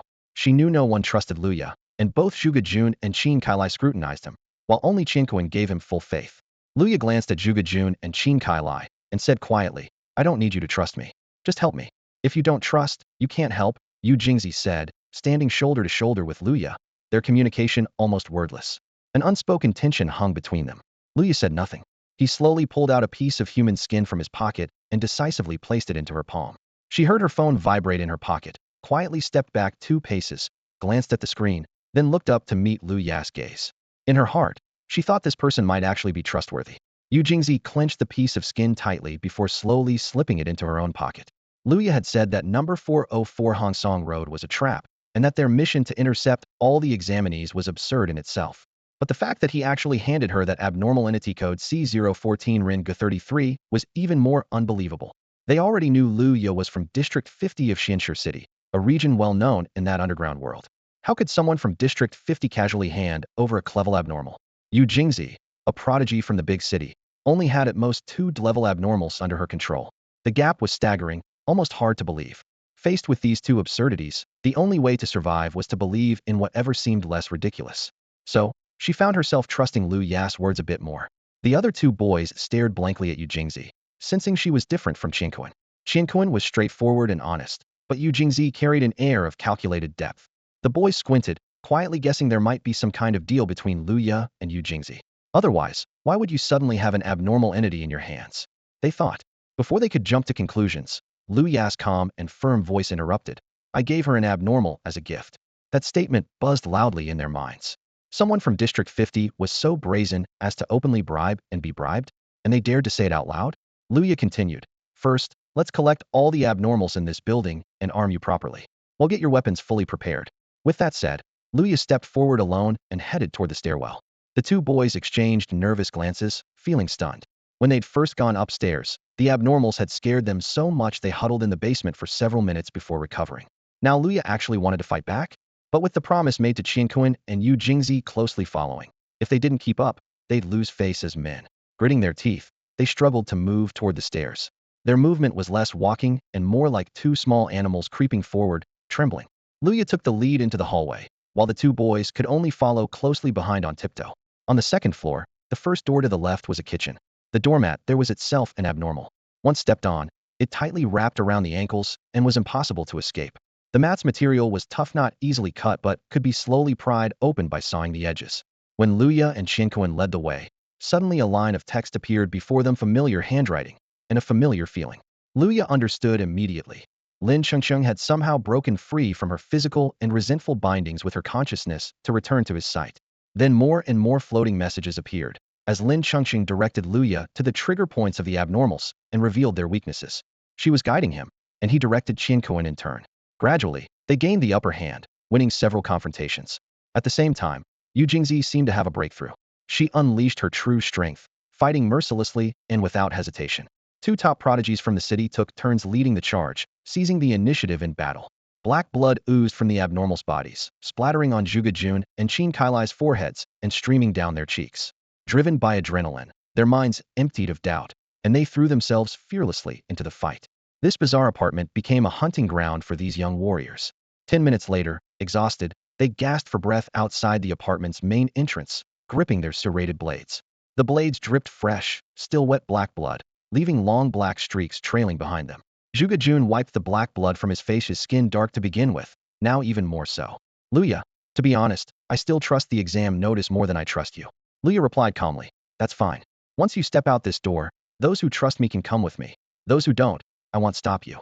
Lu Ya rubbed his aching shoulder muscles and glanced at the handful of fellow warriors who had just crossed paths with him. Honestly, I don't really believe it. I think your guess is probably wrong. Yu Jingzi looked up, her pale skin marked with bloodstains like mottled scars, her gaze unwavering. Still, it'll be at gate 404 to block anyone for you, right until the very last second of the exam. Same here. Qin Kailai crouched at the main gate, gasping for breath with a tone tinged with helplessness. Helping you is loyalty, but if you manage to take down that guy inside 404 at the last minute, I still have to go in and submit the anomalies. I can't gamble with my own life. Lu Ya smiled, a hint of teasing in his eyes. I like you guys. If we make it out alive, don't forget to buy me a drink and karaoke. Why should we be the ones treating you? Yu Jingzi asked in confusion. Because I'm broke. Lu Ya said matter-of-factly. With that, he swung his leg and delivered a powerful kick to the door that locked away all hope. Immediately, the five of them worked together, kicking and crashing against the door while shouting with thunderous fury like a storm roaring through a rainy night. These youths were a beam of light in a grim world. Even if they couldn't shatter the overwhelming darkness, they could at least illuminate a fleeting moment in this heavy, polluted age. The door crashed down violently, and they burst from the apartment, sprinting toward Hong Song Road. The pouring rain mercilessly washed the black blood off their bodies, revealing countless scars beneath. Hong Song Road was a dark alley behind the Xingfuli apartment complex. Without a single streetlight, flanked by 30 turtle dark red conifers that blocked out all light and sky, the place was aptly named Hong Song Road. Few locals still lived along this path. Only a Buddhist supply shop and a tea house remained open, while the rest had long shuttered. Hanging at gate 404 was a worn sign that read Haesong Town Detention Center, the characters barely visible in the darkness. But at this moment, Hong Song Road was unusually busy. A handful of examinees hurried in from all directions, the headlights of electric scooters constantly scanning the pine needle-covered ground. Everyone's phones flashed with the latest exam updates. 371 out of 999 anomalies reported, 24 minutes and 41 seconds remaining. The process was over halfway done, but anomalies accounted for only a third. The candidates were so tense they nearly held their breath. They moved silently through Hong Song Road, desperately searching for anomalies and racing against time to submit them immediately. The atmosphere felt like that of office workers burning the midnight oil, exhausted but still pushing toward their goal with all their might. Suddenly, a piercing scream shattered the silence. Tianyuan kicked two test takers off their scooters as they prepared to submit anomalies, knocking them to the ground. Yu Jingzi darted from the shadows, swiftly ripping off their clothes and sweeping away all the anomalies hidden inside. The scene might have been a boy's secret fantasy, but not one of being undressed in such an unexpected, ruthless way. Should we explain why we're doing this? Zhuge Jun swallowed nervously, watching Tianyuan and Yu Jingzi's efficient and merciless actions. I can't really explain. Tianyuan scratched his head, a resigned expression on his face, then looked to the others for help. Ever since the exam began, a strange atmosphere hung over everything. These things just couldn't be explained. Better to say nothing at all. Yu Jingzi drew a watermelon knife from behind her back and charged forward, fending off attacker after attacker. We should be able to hold them off. What if we can't? Qin Kailai swallowed hard, eyeing the columns of light flickering along the road. Tianyuan and Yu Jingzi were prodigies from a big city, but they were just ordinary contestants from District 9. If they could make it to the end, it would be a tribute to that guy. Yu Jingzi glanced toward Liu Ya boy from a lower-tier city in District 2 was now using both hands to push open the old, peeling carved wooden door of the detention center. The wood creaked harshly as he strode in boldly without hesitation, instantly swallowed by darkness. He just walked right in like that? So fearless. Qin Kailai rubbed his head in disbelief. Stop rubbing. You're short enough already, Yu Jingzi teased, glancing at his barely 1.7-meter frame with a playful smirk. She waved her hand, signaling, go chop down those pine trees at the entrance. Lay them across the road. Don't let those electric bike riders just charge right in. How many anomalies do you have left? Yu Jingzi asked. 17. Qin Kailai patted his pocket and clenched an anomaly with offensive properties, ready to use at any moment. When did you use one last? Yu Jingzi's delicate eyebrows knitted slightly. Before Liu Ya entered, he asked me for a Class C Duo-1 anomaly. Qin Kailai suddenly remembered and patted his head. It lets you see your teammates' screens from a distance. Not much use to me, so I gave it to him. Why would he want that thing? Yu Jingzi rubbed her pointed chin and suddenly twisted her waist, delivering a spinning kick. The rain-soaked night was quiet. Before the anomaly-cloaked candidate approaching the gate could even react, Yu Jingzi's precise kick landed right on the upper thigh. Her white high heels pierced flesh instantly. A scream shattered the silence on Hong Song Road. Impressive Qin Kailai was immediately captivated by the commanding aura of this short-haired, long-legged beauty. Don't give me that puppy dog look, Yu Jingzi said, tying up her hair as she pointed with a slender finger into the distance. Go show off over there. Qin Kailai followed the direction of her finger and saw dozens of flickering flashlight beams moving like a tide, hundreds of people rushing this way. They were all bringing anomalies to exchange, meaning every one of them carried an anomaly. Heavy rain, eerie town, anomalies, bloodshed, every element was turned to the fullest. If a camera had captured this, their silhouettes standing tall in glaring white light would look like squads of superheroes in an apocalyptic movie. Liu Ya faintly heard screams from outside, but his attention was fully on the detention center before him. He had expected a rundown prison behind the wooden door, maybe infested with bugs or guarded by a handful of officers. He even imagined cages full of living anomalies, waiting for him to walk into their trap. But everything before him shattered those assumptions. Inside the small room stood only a clay Buddha statue, draped in thick cobwebs. The altar in front was scattered with shriveled, moldy fruit. The meditation cushion was thick with dust. On either side where arhats and bodhisattvas should be, there were only 2 rows of empty wooden cages, no sign of any living soul. The only living person was an old man squatting by the incense altar near the door. He hid in the darkest corner, sitting quietly. With night owl-like vision, Liu Ya recognized him instantly. The old man wore a dark green jacket from an old public security office uniform, a style from over a decade ago, now replaced by a blue-black version. Skin and bones, barely holding together. People say skin and bones to describe someone thin, but he far surpassed that, as if there was only a thin layer of skin stretched over his skeleton. More strikingly, his left eye was tightly shut, and the sleeve on his left arm was empty. Years of capturing anomalies had left him scarred and wounded. The old man noticed Liu Ya's gaze and managed to squeeze out a broken voice from his throat. Luckily, in recent times, there have been young people like you around. Before he finished, a violent cough tore through his chest. The sound was like a scratched record, or a throat worn raw from 30 years of smoking Lacoon cigarettes. His withered fingers trembled as he pointed toward the altar in front of the Buddha statue. If you've handled the anomaly, just leave it there. The Buddha will protect you. Will the Buddha really help me rewrite my fate? Luya tilted his head to look at the statue. The weathered stone surface was already blurred, making it impossible to tell which Buddha it was. Maybe when it comes to worship, what matters is the kindness in one's heart. It doesn't really matter who you pray to. The old man didn't even raise his eyelids. Your fate is just that of a mere mortal. His words were like a dull knife, cutting through reality with every syllable. You studied hard for 18 years, then got sent to the frontier as a low-ranking soldier. You fought in wars for 8 years, dragging home old wounds that never heal, only to be assigned a job sweeping streets or tightening screws. He paused and twisted the corner of his mouth into an ugly curve. Maybe you still want to defy fate, but you work 16 hours a day, and outside of eating and sleeping, there's no free time left. So if you don't worship the Buddha today, building temples or carving golden statues for him tomorrow won't help either. Luya stood to the side, the altar table between him and the old man. You can see through my fate? No, I can't. The old man finally lifted his eyes and glanced at him. But that's the fate of all ordinary people. His words were both profound and pragmatic. The lives of ordinary people are like green coal freight cars on tracks, some faster, some slower, but all endlessly circling within fixed rails. If Lin Chengcheng hadn't mentioned that history, Luya might simply have taken the old man's words to mean. The young examinees have arrived. Placing anomalies on the altar is like submitting your answers for grading, and the last part was just urging him to submit as many anomalies as possible today. After all, number 404 Hansong Road was the designated submission point, so no one would question the exam rules. When I was desperate, I worshipped the Buddha, Luya said, his back to the old man as his hand slipped into his pocket.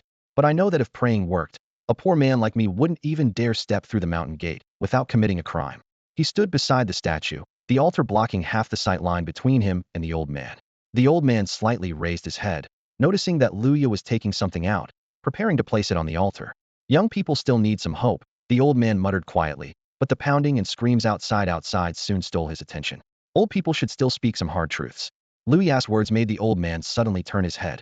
His remaining right eye widened in shock. On the wall beside the Buddha statue, 8 crooked and untidy characters stood out clearly. Everything seen is real, everything heard is true. True words, no domain. The old man stared hard at those characters, his eyes flickering a few times before shifting to Luya. You've been to an apartment building, right? Yes. Luya patted a palm-sized scrap of calligraphy paper tucked behind the statue. The words on it matched those on the wall exactly. Those 8 characters actually represented an A-level anomaly called True Words No Domain. In the lobby of that apartment, Lin Chengcheng had returned to her coffin to reclaim her physical body and controlled the anomaly to stick those words there. Luya once used that anomaly to complete a delivery mission. Now, he had asked Lin Chengcheng for it to carry with him. And, taking advantage of his teammates creating a distraction outside, he had stuck it onto the wall behind the Buddha statue. This room was now inside the area of True Words No Domain. Here, no one could lie or refuse to answer. Leaning against the Buddha statue, Luya's gaze was sharp as a blade. Now, the part where we pretend to be mysterious and tell lies is over. Let's speak some truth. Luya's words came out like rapid fire, relentless and overwhelming. At that moment, the old man before him had already risen upright from the incense altar. Facing Luya's accusations, the one-eyed man's single eye flickered with a dark and gloomy light. In a low voice, he replied, yes. No sooner had he spoken than his figure blurred and swept across the space like a shadow, suddenly appearing right before Luya's eyes. Are you provoking a powerful being? The old man named Lu Lingfeng's voice was hoarse and harsh. He knew for certain that Luya must have broken into the Xingfuli apartments and even reached the 6th floor, where he encountered the female ghost known as Lin Chengcheng. He didn't understand why this vengeful spirit, born of intense hatred, spared Luya, but he was certain that Luya discovered a secret that was never meant to be revealed. A heavy weight settled in Lu Lingfeng's heart. He fully understood the dangers within this test site. It was laden with traps and hazards. Any candidate who survived could earn a government post, or even rise to a higher social status. If Luya managed to return to reality and seize power, exposing the slaughter at Haesong Town, even if Luya regained his strength later, he would merely face judgment and punishment. Lu Lingfeng inwardly felt relief that Luya had risked his life to reveal his hand, because now the situation worked in his favor. With claws like sharp dragon talons, Lu Lingfeng suddenly lashed out and touched Luya's left chest. His 5 fingers pierced through flesh, aiming straight for the heart. But his expression changed instantly. What should have crushed the heart instead grasped only dust and scattered yellow sand. Luya's body staggered, then instantly dissolved into a pile of fine sand grains, the yellow sand drifting down to the ground. A gentle breeze stirred, and the sand quickly gathered behind Luya, reconstructing his bodice outline. B32 gravel? Lu Lingfeng shouted in fury. That's right, one-eyed dragon. You've got decent eyesight, Luya said with a teasing smile at the corner of his mouth. This was an unusual ability originating from the third floor of Dream apartment, the power to turn his body into sand and stones within 5 seconds, then freely reassemble. During those 5 seconds, his body could hardly attack nor be killed. The absolute domain rule protected the honest ones. Anomalies attacking depended on whether lies were told. But Luya had confirmed with Lin Chengcheng that gravel was a self-defense anomaly, not considered an attack. Each use of the gravel form lasted 5 seconds and could only be activated 3 times total. Lu Lingfeng snorted coldly. I know that, but at least I can last 15 seconds. Heh. Luya smiled calmly amid the intense standoff. Lu Lingfeng dashed forward with fierce speed, slashing his hand blade accurately toward Lu Ya's neck. In response, Luya once again dissipated into invisible fine sand. The blade sliced through the sand but found only grains carried by the wind, as Luya reformed a complete body again. Gritting his teeth in rage, Lu Lingfeng's fury exploded. He was still adapting to the abnormal power submitted by the candidate, limiting his ability to fully activate his powerful Mingshu star forging. Otherwise, even if Luya turned to sand, he could have crushed him to molecules. Undoubtedly, Lu Lingfeng planned to refine his power through these anomalies, aiming to ultimately battle the strongest anomaly in Heisong Town. You didn't just induce candidates to submit anomalies to open the exam exit. You wanted to use this chance to temper your strength for a final battle against the ultimate anomaly in Heisong Town, right? That's right. Your duel with her will cause the exam space to collapse, killing the vast majority of candidates inside, won't it? Yes. But isn't it possible to leave the exam and have your score calculated without submitting an anomaly? Yes. Then what is the real way to exit the exam? The 15-second countdown ended. Lu Lingfeng roared in anger. Luya had exhausted all 3 uses of his gravel ability, the sand grains freezing in place, unable to reform again. With a fierce strike, his right hand shattered the machete in Luya's grasp. Then, seizing the scattered blades, a surge of ruthless energy burst forth as he pressed each sharp fragment into Luya's chest one by one. What's the way out of the testing ground? You've got 2 seconds to answer. Lu Lingfeng growled under his breath. The words barely left his mouth when Luya suddenly sprang backward, moving so fast it caught Lu Lingfeng completely off guard. He froze in place. Luya was just an ordinary mortal with no special enhancements. Even at his worst state, Lu Lingfeng's speed and strength were 10 times greater. How could Luya have slipped away from him? There was no time to ponder. He shouted loudly. The exit to the testing ground is at the Black Pine Town's Liangjing mine. He knew time was running out on the verbal realm spell. The Mingshu Star Forge hadn't recharged, and right now, he couldn't defy the rules imposed by the Agrade abnormal construct. Luya leaned against the corner, momentarily perplexed. He hadn't truly known of any other way to leave, and had only asked casually, but now the question had actually been posed. Lu Lingfeng recalled that split second when Luya retreated. In that instant, Luya looked as if had been slammed by a speeding heavy truck, his face distorted, hair flying, and his back violently collided with the detention center's corner wall. Clearly, he wasn't retreating by his own will, but was forcefully pushed away by some invisible power. His gaze swept the corner, spotting Luya sitting there with trembling lips, softly murmuring 2 words. Cancel. Meat magnet. Lu Lingfeng blurted out, the words igniting a blazing fury within him as his fists clenched so tightly his fingers trembled. Correct. Luya slowly steadied himself against the wall and stood up. He understood why Lu Lingfeng was so enraged. This so-called meat magnet, an Agrade abnormality, acted like a nail that irresistibly drew the attention of flesh and blood, but only the physical body. Earlier, when Luya cast the gravel technique, he had used the swirling sands to hide and fling that abnormality far into the corner. After exhausting 3 uses, as Lu Lingfeng mercilessly struck, the meat magnet quietly activated. In other words, a mighty expert had been outwitted by a low-level abnormality. Lu Lingfeng's face darkened as if frost had settled over it, anger threatening to explode. Yet then he noticed something to his advantage. Luya was curled up in the corner, next to a talisman hidden behind a Buddha statue, completely unguarded. Swiftly, he tore the talisman off, ripping it to shreds. The 8 twisted blood characters on the wall vanished instantly. Luya's face twitched with pain. The talisman had been crafted from an Agrade abnormality, incredibly resilient. He had even tried to saw it without success, yet Lu Lingfeng had torn it apart barehanded. Your verbal realm is gone. No need to speak any truth anymore, Lu Lingfeng sneered, flinging the talisman fragments to the floor like falling snow. Yes, but I've asked all the questions I needed, Luya shrugged. I thought you would come out and ask about the truth that the financial consortium manipulated housing prices, drove countless civilians to death, slaughtered Black Pine Town, and silenced witnesses, Lu Lingfeng said sharply. Luya replied coldly. So in the end, all you wanted was to know the testing ground exit. Candidates only care about scores and status, and whether to relinquish their abnormalities. They stared at each other as if looking at fools. Which fool would give a damn about truth or justice? Luya shot back. Lu Lingfeng smirked bitterly. Even if you know the way out, so what? You want escape. You'll die. Other candidates, carrying abnormalities, will keep flooding in relentlessly. Leah held up 4 fingers. When I entered, I had 4 friends helping block other candidates. 4? For how long? Can 4 block hundreds or thousands? Lu Lingfeng mocked. Good question. Just now, you could hear my friends fighting outside. But now it's silent. Leah gestured toward the door. Why? Lu Lingfeng's tone grew dark, vicious. Your friends are probably dead. Hundreds or thousands of candidates with abnormalities have poured in. Who could possibly stop them? But have you thought about why no new candidates are entering? Leah tapped his temple. Lu Lingfeng fell silent, thoughtful. You know there's a crate abnormality called Duowen? Leah reminded him. It has no attack or defense. It just transmits live footage from the scene. Lu Lingfeng's face stiffened, looking like a desiccated corpse. Lu Ya continued. That abnormality seems worthless, but if thousands of candidates gather there, and under the verbal realm they're forced to speak truth. On a stormy, rain-lashed night, a crowd gathered along Hongsong Road, gripping various weapons and clutching anomalous objects tightly in their hands. Their faces were tense, as if poised to burst into battle at any moment. They surrounded the detention center at number 404 Hongsong Road, their attention fixed on the group of 4 led by Tianyuan. Near the inner perimeter, bodies lay sprawled on the rain-soaked ground like fallen wheat stalks, eyes rolled back and twitching uncontrollably. They barely supported each other back to back, breathing heavily, blood mixing with rainwater dripping through their fingers onto the ground. Puddles stained pink around them. This hastily assembled squad seemed on the verge of collapse, yet no one around launched another attack. All eyes were locked on the number 404 detention center.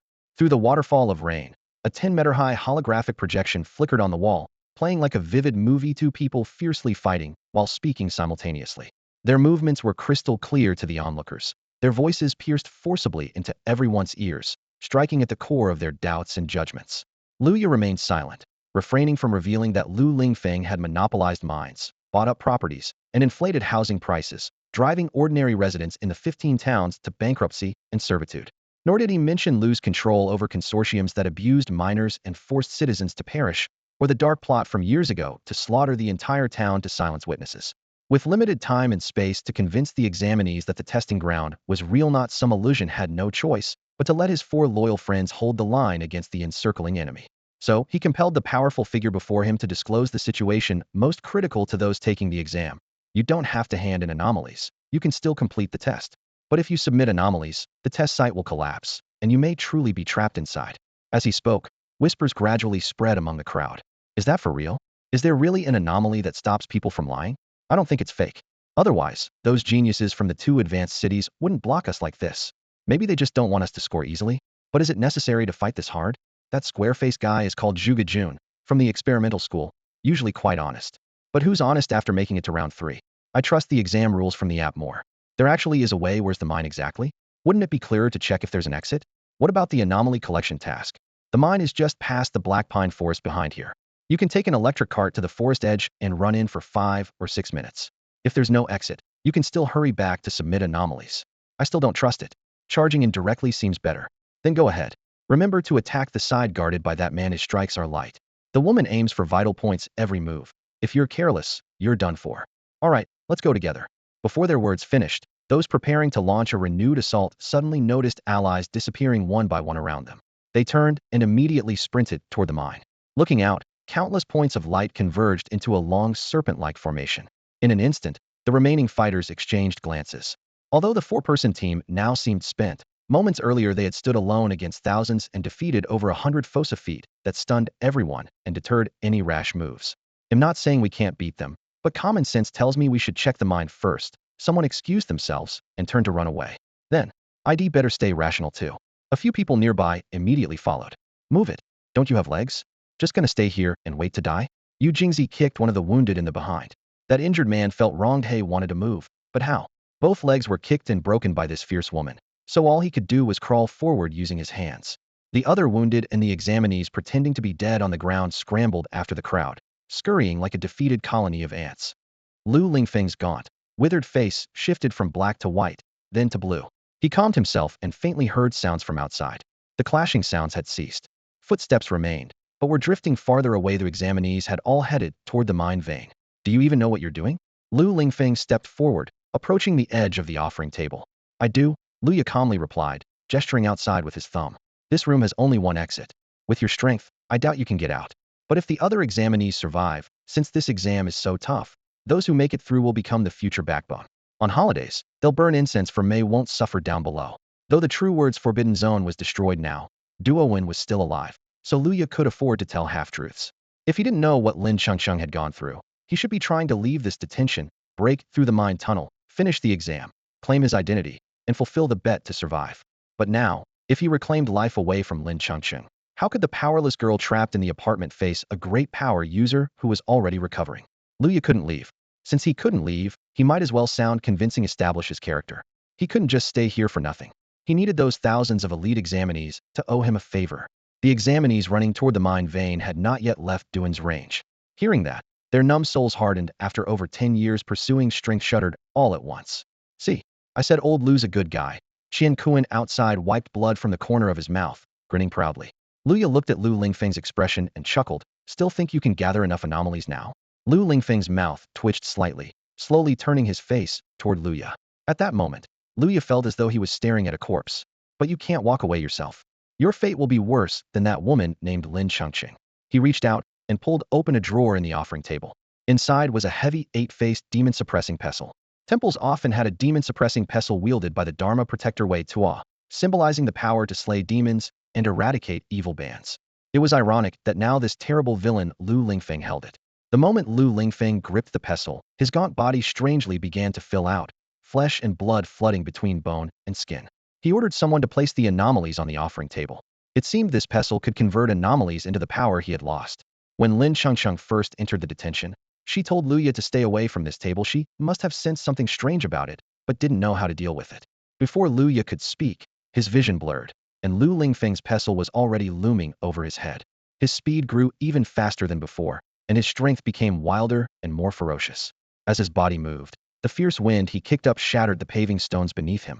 That gust was so powerful, it ripped the strands of hair from Lu Ya's scalp by the roots. With a sharp thud, the demon-smiting staff slammed down hard, striking his flesh but not aimed at the crown of Lu Ya's head. He suddenly clutched the staff with both hands, gripping it like it was splitting the mountains and cracking the stones. At the same time, a dark, ancient aura seeped from his fingertips, dense and heavy, like chainmail forged from shadowy iron, rapidly forming all over his body. Above his head, a ghostly silhouette of a fierce beast flashed by, and a heavy helmet carved to resemble a savage dragon materialized instantly, revealing only his cold, piercing eyes. If anyone's fate was doomed, there was no need to say more. Luya held the demon-smiting staff firmly, his eyes blazing with a fierceness even sharper than Lu Lingfeng's. 001. Lu Lingfeng shouted in shock, disbelief ringing in his voice. How could you possibly obtain 001? Back then, his destiny ruined star essence had been shattered, most of its power flowing into Dream Apartment and spawning countless high-level anomalies. The core of them all was A001, an abnormal tyrant. He had once turned his senior-level rival whom he exploited to the extreme while working as a developer manager into that very tyrant. Knowing Lin Chengcheng's ability to absorb grudges, he purposely set the tyrant to guard the coffins of her entire 8-member family, forbidding any living person from approaching. The destiny-ruined star essence had shattered into nearly 1,500 anomalies scattered across Haesong Town, and just this tyrant alone had consumed about 1/10 of its energy. Yet unexpectedly, Lin Chengcheng, with her eyes wandering between reality and illusion that could transform life to alter reality, had retrieved the remnants of Lu Ya's life force from the outside world. By a twist of fate linked to increasing the difficulty of the examination, she inadvertently returned here. On the 6th floor, she immediately transformed Lu Ya's life force into her own body. Years ago, Lin Chengcheng was able to easily shatter Lu Lingfeng's destiny-ruined star essence. Now, as a part of that essence herself, she turned this ruthless developer manager, the man who destroyed her entire family, into an egg of sorts, an anomalous core tightly controlled by Luya. In the moment between life and death, Luya had only one resolute choice left. Without hesitation, he spent his last chance and activated the strongest anomaly, numbered A001, the Twisted Town Rainy Night. The Tyrant descends. A 001 Tyrant 2/3, brutal conquest ruler of the Yellow Sands, instantly enters Tyrant mode, lasting 60 seconds. The Tyrant's description is remarkably simple, almost unnecessary to elaborate. Break! Lu Lingfeng roared, pouring all his strength into his hands as he gripped the demon-subduing pestle tightly, fiercely smashing it toward Lu Yan's arms, which were clutching his defenses, aiming straight for his iron helmet. Lu Yan knew dodging was impossible, so he lowered his head and rammed it hard into the helmet, slamming into Lu Lingfeng's abdomen. The heavy pestle struck his armored back with a resounding crack, the thick iron plating splintering under the force as faint sounds of bone fracturing echoed. A power user's toughness was unquestionable. Even with the tyrant's blessing, Lu Yin struggled to withstand this ripping force. Yet the sharp spikes on the iron helmet pierced into Lu Lingfeng's waist muscles.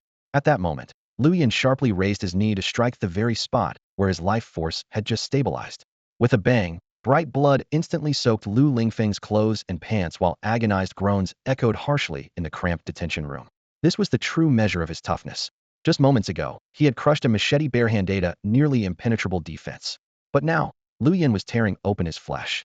This was the strongest abnormality forged by a power user, the tyrant, the sole weapon in this small town capable of standing against Lu Lingfeng. He'll kill you. Lu Lingfeng howled hoarsely, raising the pestle like a storm and smashing it down again. Its terrifying speed and ferocious angle made dodging impossible. But Lu Yin did not back down. A massive cleaving blade, larger than a person, appeared from nowhere. He gripped the hilt firmly with both hands, bracing the blades back against his shoulder, steadfastly blocking the furious blows of the demon-subduing pestle. Although the pestle struck repeatedly, carving gashes on the blade's hard surface, it never shattered. At the critical moment, Lu Yin activated a 049 torture, a bloodthirsty demon blade embodying an A-class abnormality. Lu Lingfeng's brute strength was like an ancient mammoth beast, and even with two A-class abnormalities, Lu Yin was slammed to one knee. But kneeling was tactical. His knee was armored with the tyrant's black iron plate, kneeling beneath Lu Lingfeng's feet. Every powerful strike sent intense pain shooting through Lu Lingfeng's feet, fracturing nearly all 10 of his toes.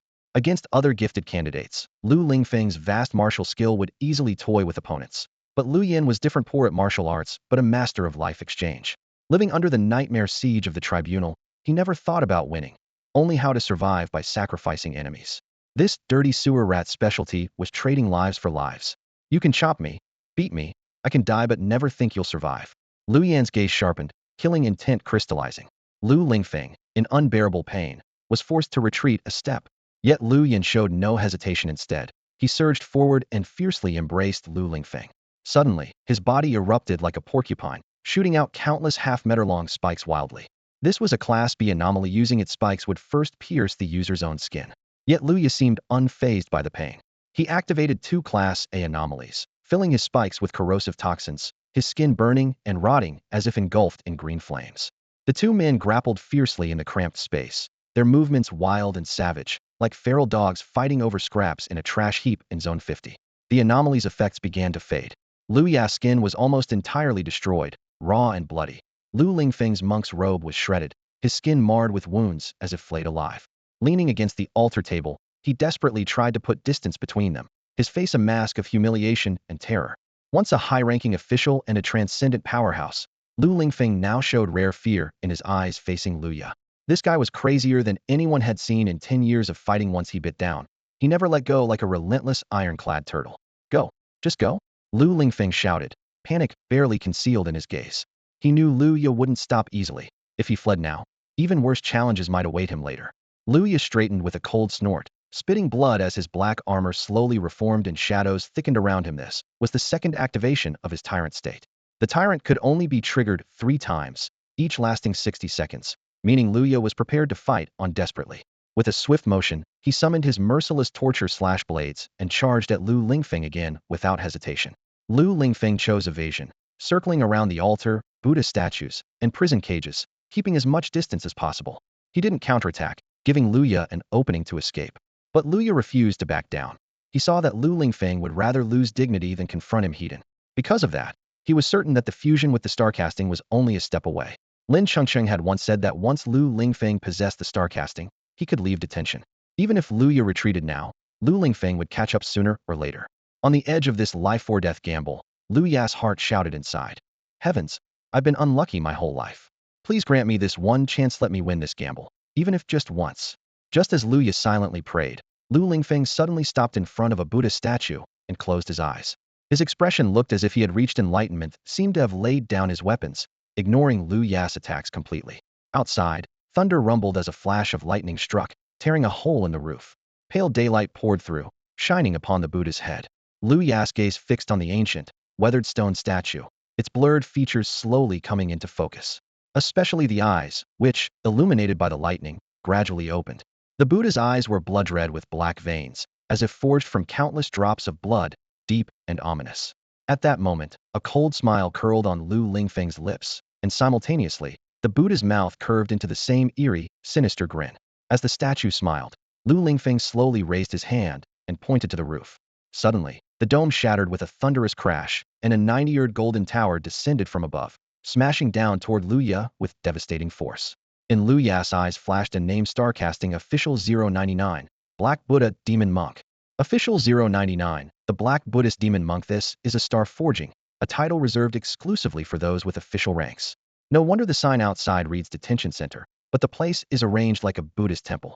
It turns out Lu Lingfeng's fate ruined star forging is linked to Buddhism. Clearly, after absorbing and integrating over 400 anomalies, he barely managed to restore his fated star forging. Within the world's order system, the identities of soldier, official, and master control abilities called fate ruins, while official, general, noble, and king rank holders possess a higher level of power called star forging. Star forging means the stars themselves favor your life, and your destiny is forged by heaven itself. Now, Luya faced a true star forging wielder. The numbering of fate ruin or star forging powers generally indicates their strength. There are 100 star forging numbers for officials. Number 099 means his star forging ranks among the weakest of the officials. From Lin Chengcheng's assessment, Lu Lingfeng's power had at best recovered to rank 4, with the star forging's actual strength less than a tenth of its prime. But even so, he was still a star forging. This felt like a martial arts enthusiast stepping into the ring, being told their opponent's surname is Yi, clearly a formidable name. You'd think it must be Yi One, almost impossible to win, so you just figure to lose gracefully. But when the opponent appears, it's Yi Fan. Yes, Yi Fan, the street rogue from Zhejian who roams with 9 dragons in tow, the heavenly emperor himself. In a city of over 1 billion people, even finding one with an official rank is difficult. A star forging wielder in a sea of ordinary people is practically a god. At that moment, Lu Ya's entire body radiated a fierce light. He refused to underestimate the opponent and immediately unleashed the stored energy in his eyes to rapidly heal his bones and muscles, restoring his body to peak condition. Then he threw out every anomaly he carried, from a class down to D and E class, all discarded. Even though most anomalies wouldn't affect Lu Lingfeng, every little bit of help was worth a shot. A towering golden Buddhist pagoda surged down from above. Before Lu Ya's anomalies could touch it, they were shattered. He swung his slayer's blade at the sky, but when it touched the pagoda after earlier having withstood a demon-subduing staff, the blade bent and immediately snapped. That huge pagoda simply could not be stopped. In just 1 second, all anomalies shattered completely. The black armor Lu Ya wore symbolizing a tyrant's battle gear barely clung on. Such overwhelming power left Lu Ya horrified. No wonder Lin Chengcheng had warned him. Even combining all the anomalies in the dream apartment, alone Lu Ya only had a 30 chance of beating Lu Lingfeng. According to the textbooks, Official 099 Black Buddhist Demon Monk is one who has cultivated Buddhism to the extreme, then awakened their 7 emotions and 6 desires within, merging profound Buddhist arts with dark malevolence. This fusion allows them to wield formidable Buddhist secret techniques imbued with deadly power, making every move immensely destructive. Lu Ya felt as if a mountain weighed down on him, the terrifying force causing the ground beneath to collapse. His power and will had already reached their limit, and he poured everything into his last trump card, but it was utterly useless, utterly helpless to resist. Strength crushes all. No amount of willpower can turn the tide. Lu Lingfeng's ferocity and might made this already terrifying exam truly worthy of the name Zero Reset. Damn! Lu Ya roared silently in his heart, the crushing pressure making his teeth nearly shatter. His muscles and veins felt like frayed ropes being torn apart, yet not a sound escaped him. At that moment, Lu Lingfeng slowly opened his eyes and cast a cold, steely gaze over Lu Ya. Beneath the golden Buddhist pagoda, Lu Ya's body seemed to be sinking deeper and deeper into the ground. Now, do you know what it means to face a true powerhouse? Lu Lingfeng's lips curled into a mocking smile as he spoke in a slow, taunting tone. Do you think someone like you can kill a powerhouse? Before he finished, a lightning pulse cracked open a deep fissure in the ceiling. Through the crack, a red pine tree crashed down like a meteor, smashing straight toward Lu Lingfeng. Frowning sharply, Lu Lingfeng's gaze shot over the crack. Suddenly his right hand shot out, conjuring a giant dark blue hand in midair. The palm bore a Buddhist swastika symbol as it slammed heavily into the several meter-long tree trunk. The tree cracked and shattered, wood chips flying everywhere. Suddenly, a furious roar thundered out. Admi can I kill a powerhouse, or not? From the wood debris, a man in a blood-red robe dove in, violently kicking the broken trunk in Lu Lingfeng's palm. This man, named Qian Kuan, was a young prodigy who should have left the exam site by now. Yet now, covered in blood and radiating an aura 10 times stronger than before. He clearly received a powerful abnormal power boost. Qian Kun's sudden attack distracted Lu Lingfeng, slightly relieving the press of the pagoda on Lu Ya's head. It was clear the crushing weight did not rely solely on physical mass, but on Lu Lingfeng's persistent spellcasting and empowerment. As his attention wavered, the pagoda's suppressive force gradually weakened. At that moment, a low roar came from behind. "Get up!" Luya glanced back to see Qin Kailai crouched by the pagoda's edge, straining with all his might to lift the golden giant tower upwards. Though short and stocky, he unleashed the explosive arm strength of a weightlifter. Simultaneously, Zhuge Jun's broad, square-jawed face appeared, clutching a thick-cut red pine trunk as he charged into the fray. He wedged the trunk into the pagoda, easing some of the weight crushing Lu Ya's shoulders. In that moment, Lu Ya felt respect for this man, convinced that the name Jun truly suited him. "Where's Yu Jingzi?" Lu Ya shouted, still bearing the pagoda's weight. Zhuge Jun snorted. "She left. Went to find an exit near the Urvain. These city prodigies care only about themselves. They're not on our side." Qin Kailai interjected. "Wulong, stop arguing." Wulong was Qin's nickname for Zhuge Jun. "Our job is to block other candidates. She's done that. Besides, she was the most injured. She tried her best." Zhuge Jun bit back complaints with a grimace and kept pushing upward on the pagoda. Suddenly, a dull thud rang out. Qian Kuan spat a mouthful of blood and was blasted like a deflated ball, flying into a wall with a huge hole. He tumbled half a radius away. Lu Lingfeng sneered coldly and glanced at a faint red mark on his palm. Not bad talent. But under the order of Mingshu's star, all living things are mere cattle. Before he could finish, he turned back toward Luya. In that instant, a dazzling streak of light shot rapidly through the hole in the wall. Bloodied and grimy, Qian Kuan didn't stop, but rose again like a mad, iron-boned lunatic. Fearless in life or death, since the fight had started, he was determined to kill or be killed. Lu Lingfeng looked somewhat impatient, casually catching Qian Kun's fierce kick with ease. Where it had taken effort before, his strength now recovered swiftly, merging fully. The pagoda wouldn't budge, and they couldn't defeat a powerhouse. The heavy night pressed on, filled only with the sinister laughter of a demon monk. Despair shrouded the four like darkness, extinguishing all hope in their eyes. Outside, no other candidates dared come to help.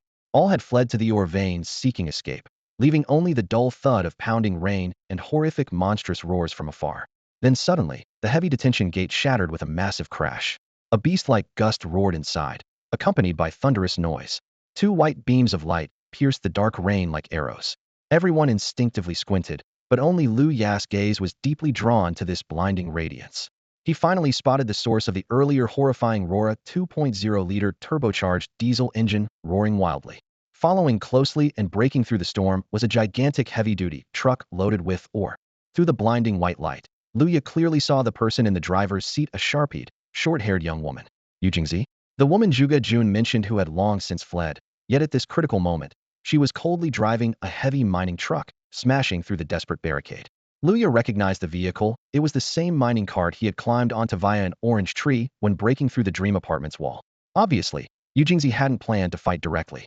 Knowing she was seriously injured and incapable of effective combat, she had simply taken the overloaded mining truck, packed to the brim with or piled higher than its bed, likely weighing tens of tons or nearing 100, and charged toward the detention center in a last-ditch assault. With a harsh crunch, the wheels crushed the wall. Yu Jingzi pressed the accelerator and abruptly leapt out from the window, rolling onto the ground before darting to a corner inside the detention center. She stood up against the wall, her expression icy as her gaze swept over Luya. "The debt is paid. I don't owe you anything anymore." Her words were laden with a cold finality, no lingering feelings left. Meanwhile, the truck smashed into the pagoda. The impact was like an explosion, fragments of ore and vehicle debris scattered everywhere. The pagoda groaned and tilted, then crashed down with terrifying speed onto the altar and Buddha statue. The altar shattered instantly, the Buddha toppled with a deafening crash, and the detention center was instantly reduced to rubble and dust. Luya jumped up from the Buddha's shadow and looked quickly toward Yu Jingzi's side. After jumping from the vehicle, she had done a forward roll, landing steadily into the corner. Leaning against the wall, she slowly rose with a cold, stubborn look on her face, her eyes saying, "You can all get lost. I'll handle this myself." She was kicking Zhuge Jun and Qin Kailai, the so-called Wulong and Feng Chu, out, leaving them dumbfounded. Zhuge Jun got up looking beaten and frustrated. His face clearly showed his helplessness and anger. "Weren't you the one who ran away?" Qin Kailai also looked bewildered. Yu Jingzi sneered disdainfully. "Of course that was a lie. Didn't want you two spilling secrets in this life-or-death fight." Then she glared at them fiercely, her domineering presence fully unleashed. "Get lost. Don't slow me down." Her proud and bratty aura reminded one of Lin Chengcheng's similar temperament. The difference was, Lin Chengcheng was a mix of regal and delicate, while Yu Jingzi hid nothing. She was pure queen energy. But right now, her movements looked labored. She leaned on the wall occasionally, clearly heavily wounded, yet still gritting her teeth to stand firm. She kicked Zhuge Jun and Qin Kailai out, likely because at this level of battle, they were at best cannon fodder. Before anyone could check their injuries, a blood-red Buddhist swastika suddenly flashed deep within the ruins, its light dazzling. The massive Tianyuan realm was blasted away by the symbol, smashing into two large trees across the road. The trees crashed down into the wilderness, their fates unknown. In the rubble, Lu Lingfeng slowly rose to his feet. "You're still alive." Qin Kailai's eyes widened in shock. "I clearly saw the Buddha statue fall on you." Yu Jingzi gritted her teeth coldly. "Fools. That's called life source resistance." Life source resistance was the most fundamental life defense concept in this world. Those who possessed Mingshu Divine Forge could cultivate a life grade, activating a special genetic shield from their epidermal cells, that is, life source resistance. This shield greatly reduced damage from non-living sources. Whether it was the truck's impact or the Buddha statue falling, these were non-living attacks. Thanks to this resistance, Lu Lingfeng survived. His cultivation level had now recovered to grade 4 or 5, so his life source resistance system was fully engaged. Lu Lingfeng spoke, his voice no longer hoarse but still severe. "Amitba, killing monks and destroying Buddha, this youth truly has no sense of respect." With one hand, he lifted the broken but still nearly 10-meter tall Buddha statue and casually placed it back onto the lotus pedestal. The power behind this single gesture was terrifying enough to shake one's soul. "Everyone withdraw. Take the Tianyuan realm back to the real world and investigate this Lu Lingfeng fellow thoroughly." Lu Ya's gaze swept over his three comrades, and he already understood it. At least Yu Jingzi and Tianyuan came from extraordinary backgrounds, with powerful figures likely guarding their families. Even if Lu Lingfeng managed to escape back to reality by a stroke of luck, Lu Ya vowed to ruin him utterly, leaving him disgraced and utterly disqualified in the eyes of the world. Just as Qin Kailai was about to speak, Lu Ya shot him a cold glare, silently thinking, "Your parents are still waiting outside the exam hall. Yu Jingzi, take them away," Lu Ya ordered. Yu Jingzi pressed her lips tightly and asked, "Any last instructions?" Lu Ya hesitated briefly, then lowered his voice to say, "If you're willing, go to District 50 and find an old teacher named Cheng Jinan. He knows the tasks I haven't finished in this life." With that, his gaze steeled, and he strode toward Lu Lingfeng. A radiant light exploded across his body as his black battle armor wrapped tightly around him. In his hand, a cold butcher's blade gleamed, and a blood-red cape billowed fiercely behind him. At that moment, he reignited the anomalies coursing through him, activating the A001 Tyrant and A049 Torture for the third time. The usual abnormal marks vanished completely. Lu Ya knew he only had 60 seconds left to fight. Though the enemy was stronger and he weaker, he stepped forward over crushed rocks and ruins step by step, willing to sacrifice himself to protect his comrades. The look in Lu Lingfeng's eyes was full of contempt and cold cruelty, like staring down a dying rat's desperate struggle. His voice was ice-cold as he slowly raised a finger toward Lu Ya. Behind him loomed a shadowy Buddha kingdom Arhat, towering the height of 5 stories. The majestic aura was alarming. Lu Ya cursed inwardly. "This move is terrifying. Forget good versus evil, brute force it is. Now all I can do is hope that justice descends from the heavens." At this moment, Zhuge Jun and Qin Kailai exchanged a look. Both knew they were doomed to not survive this deadly encounter. Better to go out with dignity and heroism, clinging to the pretense of righteousness, and putting on a brave front. Just as they took their battle stances, a figure suddenly flashed forward. Yu Jingzi appeared in front of them, charging up and delivering a powerful kick that sent the two flying across the street. She shouted angrily, "Don't hold us back. Get out of the way and don't block the front." Then she half-squatted on the ground, letting out a low hum. Lu Ya saw clearly that blood seeped from her lower back, the wound obvious. She had barely managed to prop herself up leaning against a wall. Yu Jingzi had kicked the others out of the fight, but her old injury was flaring up and slowing her down. Whether out of loyalty or pride, she refused to let low-level candidates block the way. At least now she could save 2 lives in the prison. None of you can protect yourselves."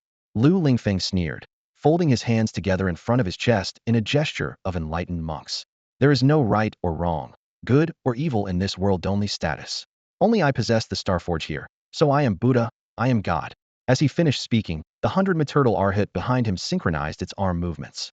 Suddenly, Lu Lingfeng shouted, "I am the heavenly Tao."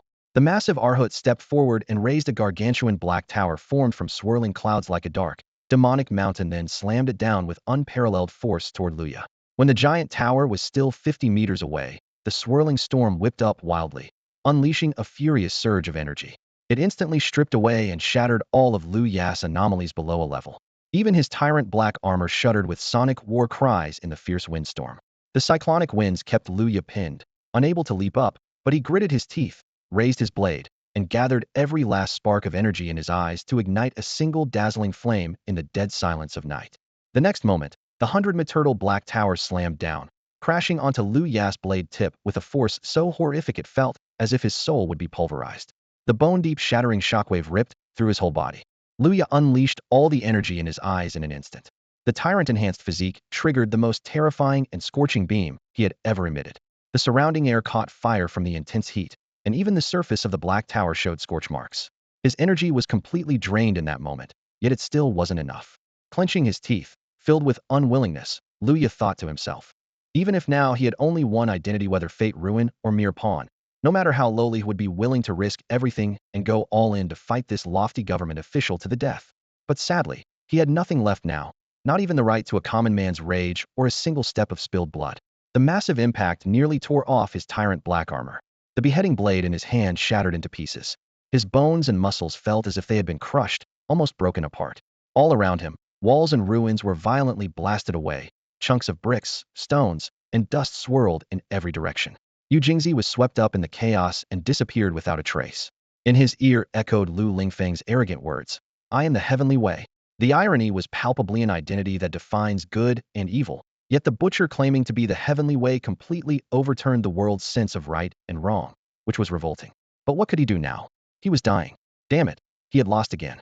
A bitter knot tightened in Lu Ya's heart. From the moment this reckless gamble began, he had known hope was slim. After all, he had never won in his entire life. This fateful gamble ended in defeat, and the mad gambler silently laid down all his chips without complaint. The mighty force of the Star Forge instantly swept away the battlefield's chaos. The space suddenly grew empty, leaving only Lu Lingfeng, Lu Ya, and Luo Han, along with a kafina black wooden coffin cracked open slightly. Lu Lingfeng furrowed his brow and glanced suspiciously around. Since when was there a coffin here? Suddenly, he trembled slightly. Lu Ya was still alive. He was still standing there. His face was numb and pale, hair stripped away, skin cracked like a corpse statue sagging in place. Yet suddenly, a golden red flame erupted inside Lu Ya, blazing wildly, as if an immensely terrifying power was pouring in. A soft, deep voice slowly came to his Ursa girl's voice, gentle yet serious. "You risked all your life betting on your own victory, and you have already won. You should have left. Why do you want to bet one more time? Now your chips are gone, but I still have chips. Lu Ya, I bet on you to win. I stake everything, betting that you will win." A corner of the coffin creaked open, releasing a surge of vivid red blood energy that spread like a blazing summer fire. Deep within Lu Ya's eyes flickered a dark red gleam, as the blood aura intertwined with the shadowy light, coalescing into the translucent figure of Lin Chengqing. Her crimson hair fluttered gently in the evening breeze, and her blood-red dress blossomed amid the pouring rain, like the only rose blooming in the dead of night. The moment Lin Chengqing appeared, Lu Lingfeng heard Lu Ya's heart, the one that should have stopped under the suppression of the Buddha pagoda, begin pounding fiercely once again. Blood pulsed with each beat, surging through his entire body, flooding him with overwhelming power. "It's you?" Lu Lingfeng's eyes nearly burst from shock as he saw Lin Chengqing's ghostly silhouette. "How could you come out?" Lin Chengqing did not answer, only stepping before Lu Ya. Behind her, waves of blood roared and churned, forming a protective wall of crimson fury that pressed heavily between Lu Ya and the Buddha pagoda, suppressing the entire city's ocean of blood debt. "You'll die if you leave the apartment." As Lu Ya regained consciousness, he shouted angrily at Lin Chengqing. But his voice faded into silence, powerless and trapped in his mind, unable to escape his lips. Lin Chengqing replied softly, her tone gentle yet resolute. "I stood outside the apartment window, watching you fight with everything you had for me. I saw that severely wounded girl, who without hesitation started the truck in the storm. I can't let you fools keep throwing yourselves into a battle destined to fail. So the moment that girl started the truck, I got on too. I put the coffin into the truck and laid my body inside. I knew the moment I stepped out from the apartment, win or lose, I was already dead." Lowering her head, her voice full of determination and fearlessness, she said, "If I must die, then so be it, as long as you win. Lu Ya, all I want is for you to win." Her words barely faded when the coffin shattered with a thunderous crash, empty except for the boundless sea of blood surging forth. The blood wave swept into Lu Ya's body along with Lin Chengqing's spirit. Without the blood sea barrier, the Arhut iron pagoda collapsed again with a deafening roar. Lu Ya's eyes, once dull and lifeless, suddenly ignited with blazing blood-red flames like a raging inferno. The searing light burst from his gaze and instantly illuminated the entire Red Pine Road. The towering blood glow even blocked the 100-meter-high Buddha pagoda. Luya did not understand what stake Lin Chengcheng's sacrifice had won for him. Only that she had died. The girl who had stood by him for 10 years, who had said a hurried farewell, was gone forever. His rage shook the entire examination ground. Even the grass and trees trembled. The tyrant's chainmail tore with the sound of rupturing fabric under his furious strain. In his hand, the previously shattered butcher knife was reborn through the flames of his fury. Gripping the butcher knife tightly, Luya hammered down with brute force and no finesse. The blade struck the Buddha pagoda's base with a thunderous impact. The pagoda wailed as the pedestal cracked and shattered into pieces. Expressionless, Luya stepped forward after each slash. Every blow fiercely chiseled into the pagoda, fragmenting it further, the shards turning into furious blood splashes that merged back into the butcher knife. The blade grew longer, heavier, and sharper, as if forged in blood itself. What is this? Lu Lingfeng's eyes widened in shock, his lips trembling uncontrollably. He understood that the strongest being in the exam was the star-forged Black Buddha demon monk, and that only something else star-forged could shatter the star-forged. Lin Chengcheng had wagered her life to bring Luya a star-forged weapon, and with it, borrowed power close to 4th rank. Lu Lingfeng had witnessed countless elites wield the destiny-ruined star-forged weapons, yet the one in Lu Ya's hands felt both unfamiliar and incredible.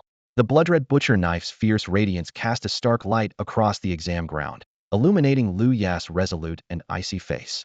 All he knew was that his Buddhist compassion and his savage nature were crumbling piece by piece under Lu Ya's relentless blade. The very compassion and ferocity he once possessed seemed to be wholly consumed by Lu Ya, as if swallowed alive. Lu Ya was like an irresistible black hole, sucking in the surrounding energy, spirit, and will, transforming it into an uncontrollable fury that blazed fiercely in his eyes. That raging light surged and shattered the Buddha tower's solid structure, and the remaining fragile parts were smashed to bits by the blood-stained cleaver in his hand. Roaring like a wild beast, Luya leapt forward, severing the Arhat's head with a single strike. The Arhat's body collapsed weakly and gradually dissolved into the air. Without a moment's pause, Luya raised the nearly 3-meter-long blood-red cleaver high and slammed it forcefully toward Lu Lingfeng's head. This attack was no longer about technicite, it was raw, unrestrained power driven by endless rage pushed to its limit. Lu Lingfeng stumbled back one step, steadying himself beside the Buddha statue as radiant Buddhist light burst from his entire body. Whispering Amitabha, he tightly gripped his Vajra pestle and spoke softly, "Devotee, this sacred place of Buddhism, put down your slaughtering blade and instantly become a Buddha." In an instant, merciful Buddhist light surged like a flood, enveloping Luya. This was the Buddhist order's ultimate secret technique, put down the cleaver, capable of forcibly disarming an enemy temporarily, even suppressing foreign attacks forged by the Fate Star. This technique could only be channeled by the Buddhist order, and each use demanded enormous mental energy, even eroding the user's life. At this moment, Lu Lingfeng could no longer consider the cost. The strange, twisted source of Lu Ya's power was beyond his understanding. All he could do was fight with all his might to buy time. He shouted again, "Sacred land of the Buddha, put down your cleaver." The light covered Lu Ya entirely, countless golden swastika-shaped Buddhist seals appearing at every joint, especially dense around his wrists. The blazing seals burned his meridians like fire, with Buddhist scriptures forcibly suppressing his killing intent, compelling him to drop his weapon and cease attacking. Lu Ya's body was torn and bleeding profusely, like molten lava flowing from his wounds. In the Buddhist light, he looked like a demon crawling out of hell, yet being purified by the power of righteousness. Still, he cursed angrily, "Damn you all," his voice louder than the Buddha's name. Clutching the cleaver tightly, his speed did not slow even slightly. Horror shattered Lu Lingfeng's eyes. Though the Buddhist seals scorched Lu Ya's meridians, they failed to contain his increasingly savage fury. Suddenly, Lu Ya flipped his blade back and shattered the Buddha statue before him. At this moment, he was like a demon lord, slaying monks and Buddha alike untamed and lawless. Lu Lingfeng shouted angrily, "Go? Just go? I won't stop you. I swear by my powerful spirit, I will stay right here and go nowhere." Though terrified by Lu Ya's frenzied madness, Lu Ya paid no mind and swung his blade forward fiercely. Watching everything around him crumble, all Lu Lingfeng could do was retreat. He knew he had fused the Fate Star forging into the 5th grade realm.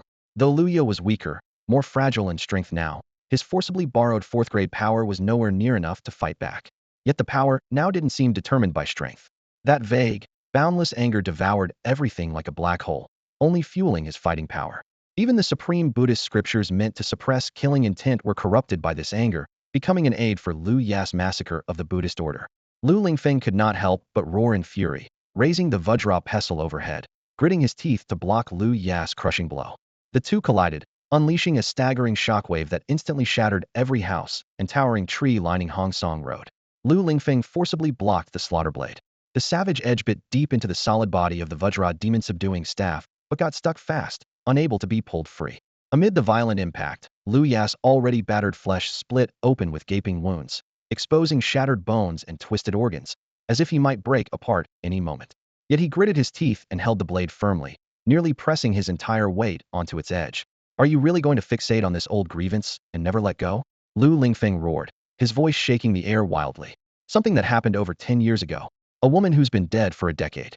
And for this, you're willing to risk your life? He bellowed again. It's just this little thing, this worthless scrap. When Luya heard the words this little thing, a bitter, cold smile flickered across his face. That was a real life. The lives of millions in a whole city. The lives of his family, Lin Chengcheng's family, worthless in the eyes of those in power. They treated the souls of a whole city as nothing.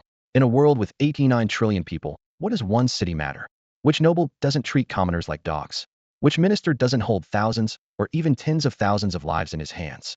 Lu Lingfeng closed his eyes, swallowed hard, and forced himself to restore the power poured in by the Ming Star's forge, bracing against the slaughter blade pressed across his chest by Luya. At this rate, his strength would only grow stronger, while Luya's wounds would gradually break down over time. The roles of offense and defense had reversed.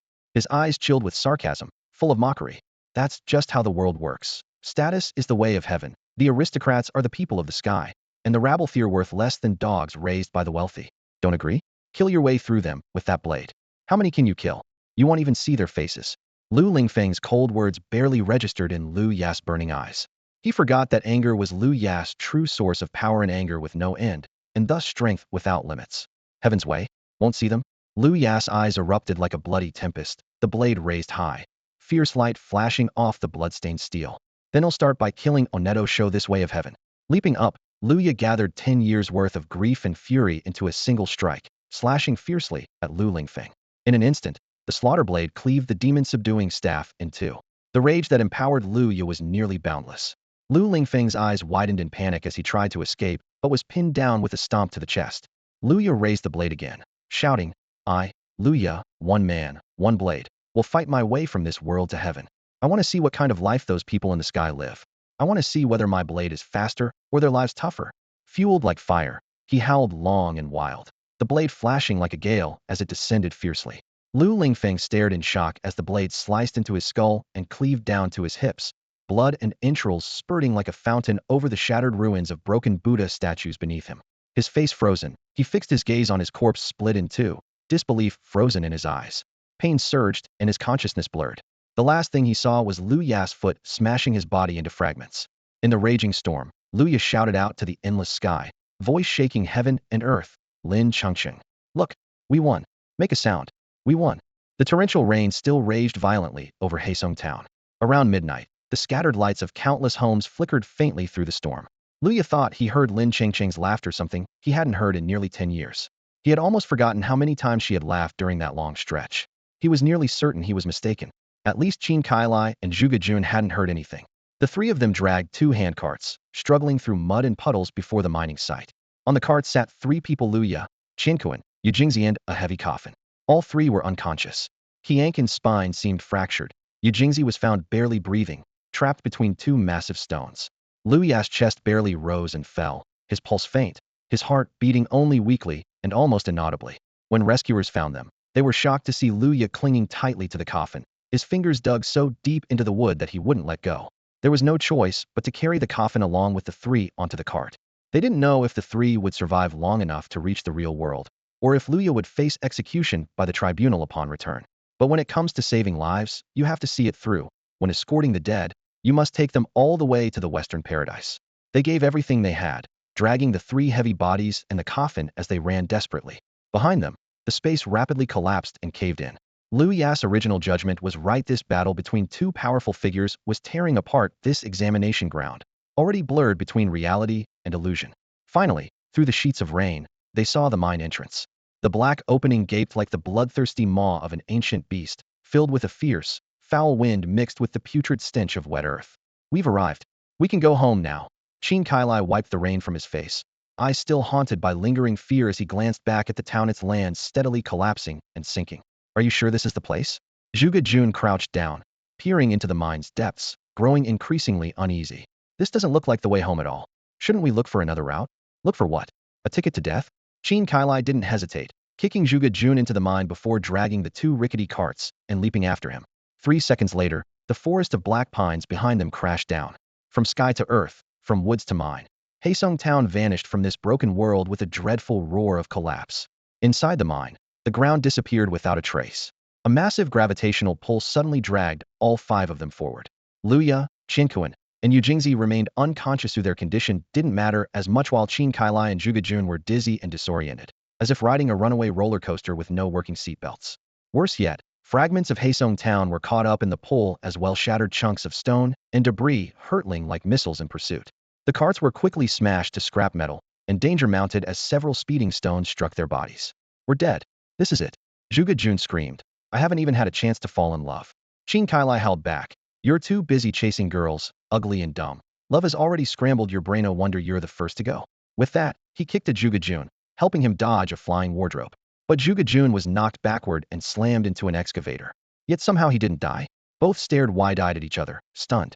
What the hell is going on? Qin Kailai's heart raced. His expression grew tense. No idea. Maybe the gods want me to go find a girlfriend after all, Zhuge Jun muttered bitterly. Storms, collapse, chaos. Life and death intertwined on this long descent through the mine. Around them, the shattered imagery of Haesung Town rushed past like broken memories.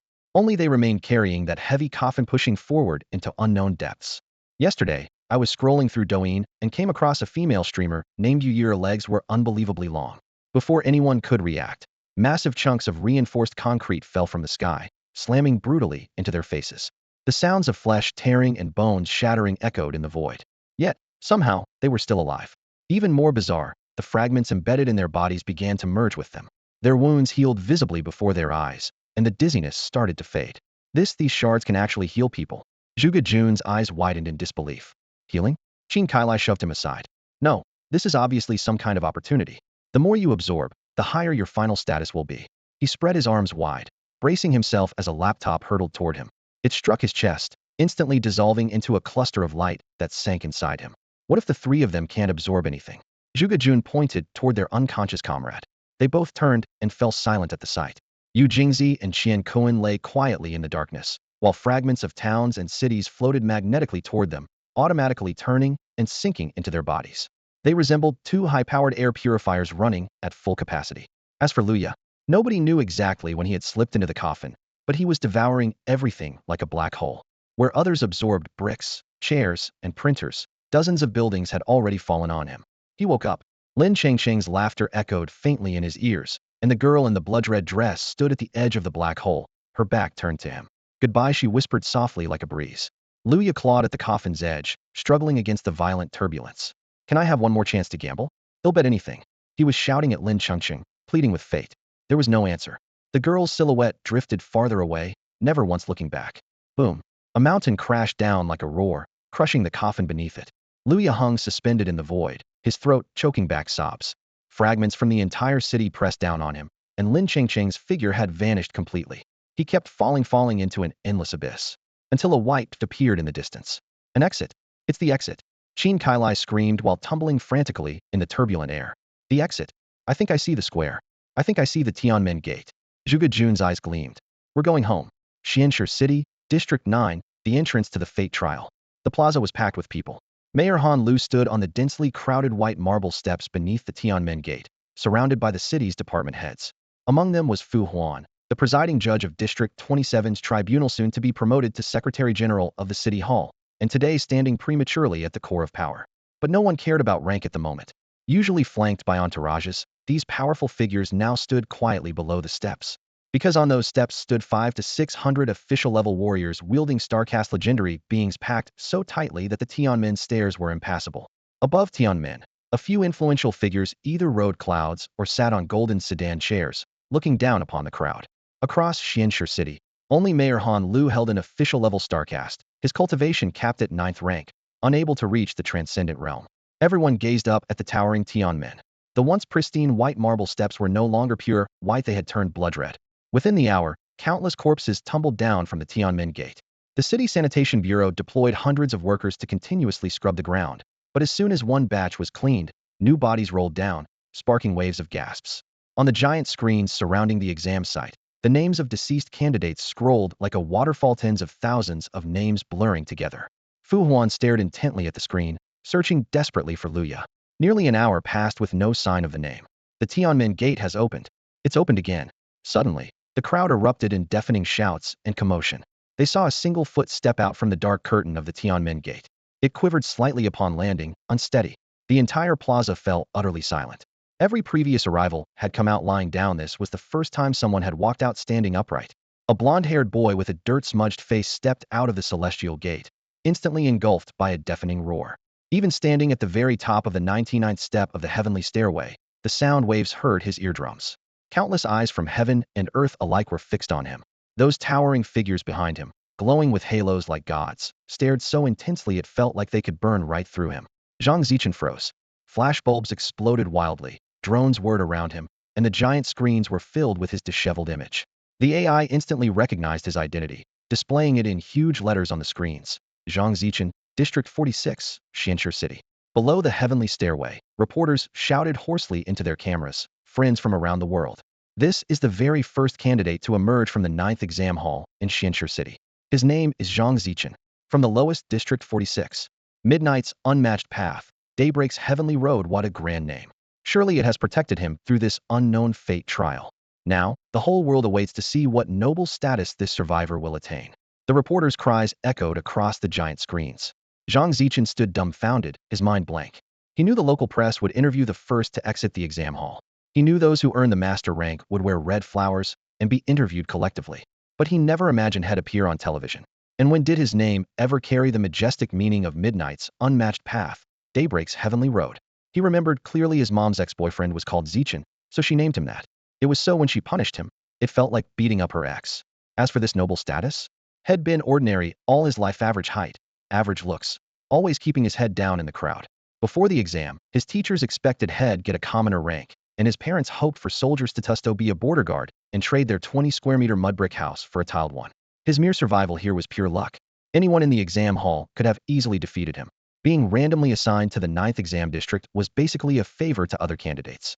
At the start of the exam, he was given a broken electric bike with no handlebars. Nearby, someone bullied a candidate named Luya, and Zhang Zichen dared to steal that person's bike just to barely reach the exam location and complete the basic tests. Later, Luya triggered an explosion at the mass square, injuring many on the outskirts. Passing by, Zhang Zichen smashed a few phones of the wounded and scraped together some points to barely pass the second round. He couldn't defeat any abnormal beings, so he waited on Red Pine Road for a chance. In the end, seeing the apparitions of Luya and Lu Lingfeng and hearing that the mine was the exit, he ran without hesitation and jumped down the mine shaft. The entire process had been nothing but drifting along with the current. He stood still for 5 seconds, the crowd below the steps so thick he couldn't spot his parents. All he could do was guess what had really happened. The difficulty of the exam had even the reporters baffled, while scattered body parts lay beneath the heavenly steps, remnants of the fallen genius candidates. Zhang Zichen frowned deeply. In the past, those who died in the exam remained forever on site, and those eliminated would leave early. Where had the candidates eliminated in the first 2 rounds gone? Before he could figure it out, a wave of cheers surged from below. He felt a push from behind as more candidates squeezed through the black curtain, those who had jumped into the mine shaft alongside him. Zhang Zichen, the voice of Mayor Han Lu, a 70-year-old 9th-rank powerhouse, thundered out, instantly overpowering the noise of the crowd and the booming speakers. The resonant sound waves formed by his robust inner energy snapped Zhang Zichen wide awake. Descend the heavenly steps, receive your destiny. Han Lu's voice rang loudly. Zhang Zichen's body trembled. Taking a deep breath, he adjusted his clothing and stepped onto the first step below the heavenly steps. Every candidate who completed the destiny exam appeared at the top of the heavenly steps with their trial results fixed. They needed to walk down the steps to let the latent potential in their scores resonate with the steps. Upon reaching the bottom, the resonance completed and their scores would be permanently converted into their identity and the corresponding Mingshu Star Forge. Along his path, sanitation workers swiftly finished cleaning and silently moved aside. Even the powerful figures waiting on the steps made way. This was humanity's utmost respect for the candidates. Zhang Zichen clenched his fists, palms slick with sweat, his whole body tense to the point of trembling. 1 step, 2 steps, 3 steps, 10 steps, 20 steps. His footsteps suddenly froze. His heart pounded violently, heat surging through him as a pale white light burst from his chest, enveloping him entirely. For the first time, this ordinary boy felt himself standing fully in the light. White glow surrounds him. Soldier bears the spear. Congratulations to Zhang Zichen on achieving the soldier rank. The reporters' voices echoed from the surrounding screens. Unconsciously, the corners of Zhang Zichen's mouth lifted. For 18 years, he had dreamed of becoming a soldier. His body relaxed, his steps lightened, and he wanted to run down to find his parents to share this jubilation. Drawing ever closer to the bottom of the heavenly steps, his breathing suddenly quickened. Every hair on his body stood on end. Everything before his eyes was dyed green. It was his own body bursting with emerald light. Verdant sky staining, governing the 9 provinces. Congratulations to Zhang Zichen on achieving the official rank. The reporters' voices rolled in again. He was still 20 steps from finishing the heavenly steps. Zhang Zichen froze for a full 5 seconds, his pupils trembling violently, staring in disbelief at the green glow enveloping him. Tears spilled fiercely from his eyes. Under the gaze of countless onlookers, he turned toward the heavenly gate, dropped to his knees, and bowed his head with deep, forceful knocks, loudly shouting something. His voice was amplified by drones, echoing across the entire square. Among the immense crowd, a few people suddenly shuddered. What he shouted was, "Thank you, Luya! Thank you, Luya!" Leaving the passageway and stepping through the Tianyuan gate, the projection on the phone in his arms suddenly lit up 140 points. Out of a perfect 750, he had only scored 140. Zhang Zichen took a deep breath, already resigned to his fate as an ordinary citizen. Just making it out of the examination alive was already a stroke of luck. Suddenly, his body erupted with a dazzling light once more. Official. He had actually attained the rank of an official. Zhang Zichen's fists clenched instinctively. He fully understood what this meant: a higher ceiling for his life grade. More powerful Xingzhu star forging, and the strength gained from each upgrade would be multiplied. A soldier could only reach level 3, working as a technician in the city or commanding a squad of 10 at the border, earning an annual salary of 50,000 to 90,000 yuan. But an official could advance to level 5, become a workshop supervisor, run a small business, lead a company of 100 soldiers, with a yearly income between 100,000 and 150,000 yuan. As for officer rank, reaching 9th level could mean becoming a deputy mayor or taking a position in government units above the city level. At the general rank, one would be an extraordinary existence, commanding tens of millions of people even at the lowest first-level generalship. From despairing at just 140 points to suddenly achieving official rank, this stark contrast overwhelmed Zhang Zichen's emotions. He sank deeply onto both knees and, under countless eyes, bowed deeply in the direction of Luya. Luya. Someone whispered the name from the crowd. Faces of parents in District 9 shifted slightly. Before entering the exam hall, a confidant of an important figure had secretly revealed several names. Lu Ya's name stood out among them. That person had promised. Anyone who could keep Luya in the examination would exceptionally secure an official post in the city hall, even transferable to family members. Most parents did not hesitate to pass Lu Ya's photo and information to their children.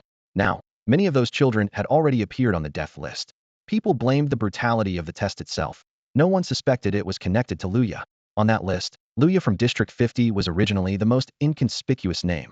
But Zhang Zichen's action at this moment made everyone remember this name again. Fu Huan's gaze lingered briefly on Zhang Zichen. Hearing Lu Ya's name, the master-level strongman's face remained impassive. The iron discipline of 8 years as a border officer, the ruthless methods of the tribunal, and the experience of controlling millions of fates had long given him the calmness of a mountain unmoved by earthquakes.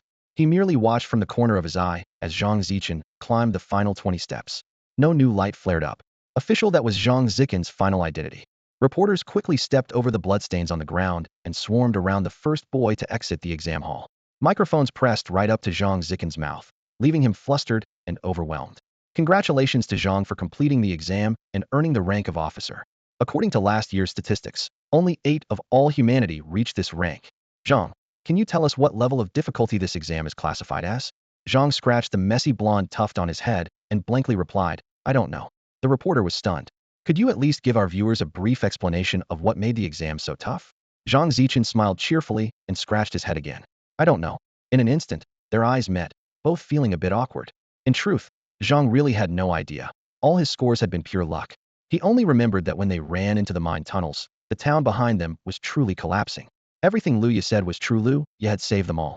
The people around narrowed their eyes silently, speculating. This candidate who rushed up from a low-level district might have killed a few people during the exam, and now was pretending to be clueless to avoid retaliation. Parents grieving their lost children glared at Zhang Zichen with icy stares, as if every candidate emerging from Tianyuan was the murderer of their kids. In the crowd, a family member from the 27th Tribunal quietly slipped some money to a reporter and whispered something. The reporter immediately pushed through the crowd toward Zhang Zichen and loudly asked, "Zhang, the person you thanked earlier on the steps, is he also a candidate in this exam? What did he do that you're so grateful?" Before Zhang could answer, a muffled sob came from the steps. "Thank you, Luya. Thank you, Luya. I almost died in the exam." All eyes turned toward the steps, where a chubby candidate was crouching on the third-to-last step, covering his face as he wept. His parents stood below, embracing each other with tear-filled eyes. Blue flames of light ignited around the chubby candidate, and the on-site host's voice roared with excitement through the screen. "Limitless Azure, endless path. Congratulations to Yang Tinghai for achieving the Master rank." The Master rank is attained by only 2 of all humanity. In a small city like Xianshi, fewer than 1 reach it. Officials in the front row glanced sideways at Fu Huan, a future Secretary General of the city. Haland caught the subtle motions he made. They knew Fu Huan had arranged for tribunal and security personnel to be hidden in the crowd, ready to arrest Luya if his identity rank wasn't high enough. But seeing a master-level candidate publicly express gratitude to Luya raised the risks of any arrest, shifting the atmosphere. Adding to the confusion, when reporters asked Yang Tinghai about the exam's difficulty, he had no answers either. Even stranger, he said that although the total score was 750, he had earned less than 200 points, just enough for the lowest rank of soldier in this extreme trial. As people pondered this mystery, more lights flickered on the steps. Hundreds of candidates, glowing in blue and green hues, rushed down. All stood firm at the officer rank, which only 8 of humanity can achieve, but now it was their starting point. Each was covered in scars, supporting one another as they walked forward with unwavering eyes. Their light not only illuminated their path, but warmed those beside them. No matter how fierce the competition had been, their survival and exit through that gate proved their unbreakable bond forged through life and death hardship. The first group of candidates was led by staff to the Stardust verification platform beneath the steps. There, the Stardust would resonate to reveal their unique Destiny Star imprint.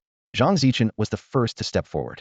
Standing on the massive, circular Stardust disk, a pure green glow enveloped him. Energy swirled and shimmered within the Stardust as it began to spin.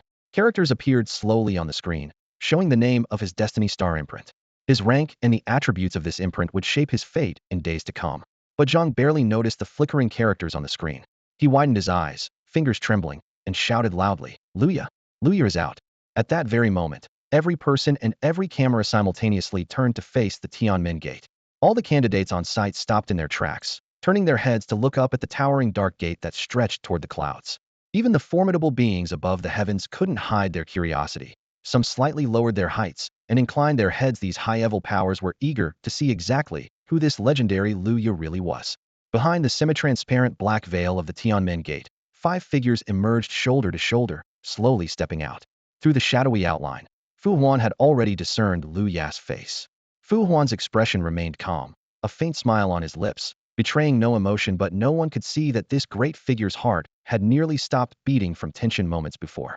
Fu Huan's greatest fear had come true. Luya really had clawed his way out of this earthly hell. Watching every candidate who emerged from the Tianyuan show nothing but gratitude toward Luya, bowing respectfully to him on the heavenly staircase, Fu Huan still held a flicker of hope. It almost looked like Luya had risked everything purely to save them. If Luya had not survived, Fu Huan had long planned for Zone 50 to hold a grand funeral in his honor, along with a glowing press release titled "Born of a House of Sin, Yet Leading the Righteous Path," both praising Luya's deeds and emphasizing the tribunal's humane care for children of criminals. But now, with Luya alive and standing before the Tianyuan, and with the candidates' reverent attitudes confirming the astonishing feats he had performed in the trial arena, trouble was brewing. Assuming his score wasn't embarrassingly low. More troubling still, some attendants near certain mighty beings seemed to have received orders, quickly departing and flying toward the lower zones. They might be investigating Luya. All these changes were triggered by Luya's appearance. After 10 years at the helm of the tribunal, Fu Huan felt a rare and deep fear of losing control. He quietly cast his gaze toward the mayor, the powerful 9th-rank official who seemed to sense his look, and turned his head away slowly. Most people overlooked this subtle scene, focusing solely on the black Tianyuan gate and the 5 who had just stepped out, 4 men and 1 woman. At their arrival, the heavenly staircase once again seeped with crimson blood. Even after returning to the real world, when the world will instantly changed everyone back into their pre-exam clothes, they could not hide the fresh, unwashed bloodstains covering their bodies.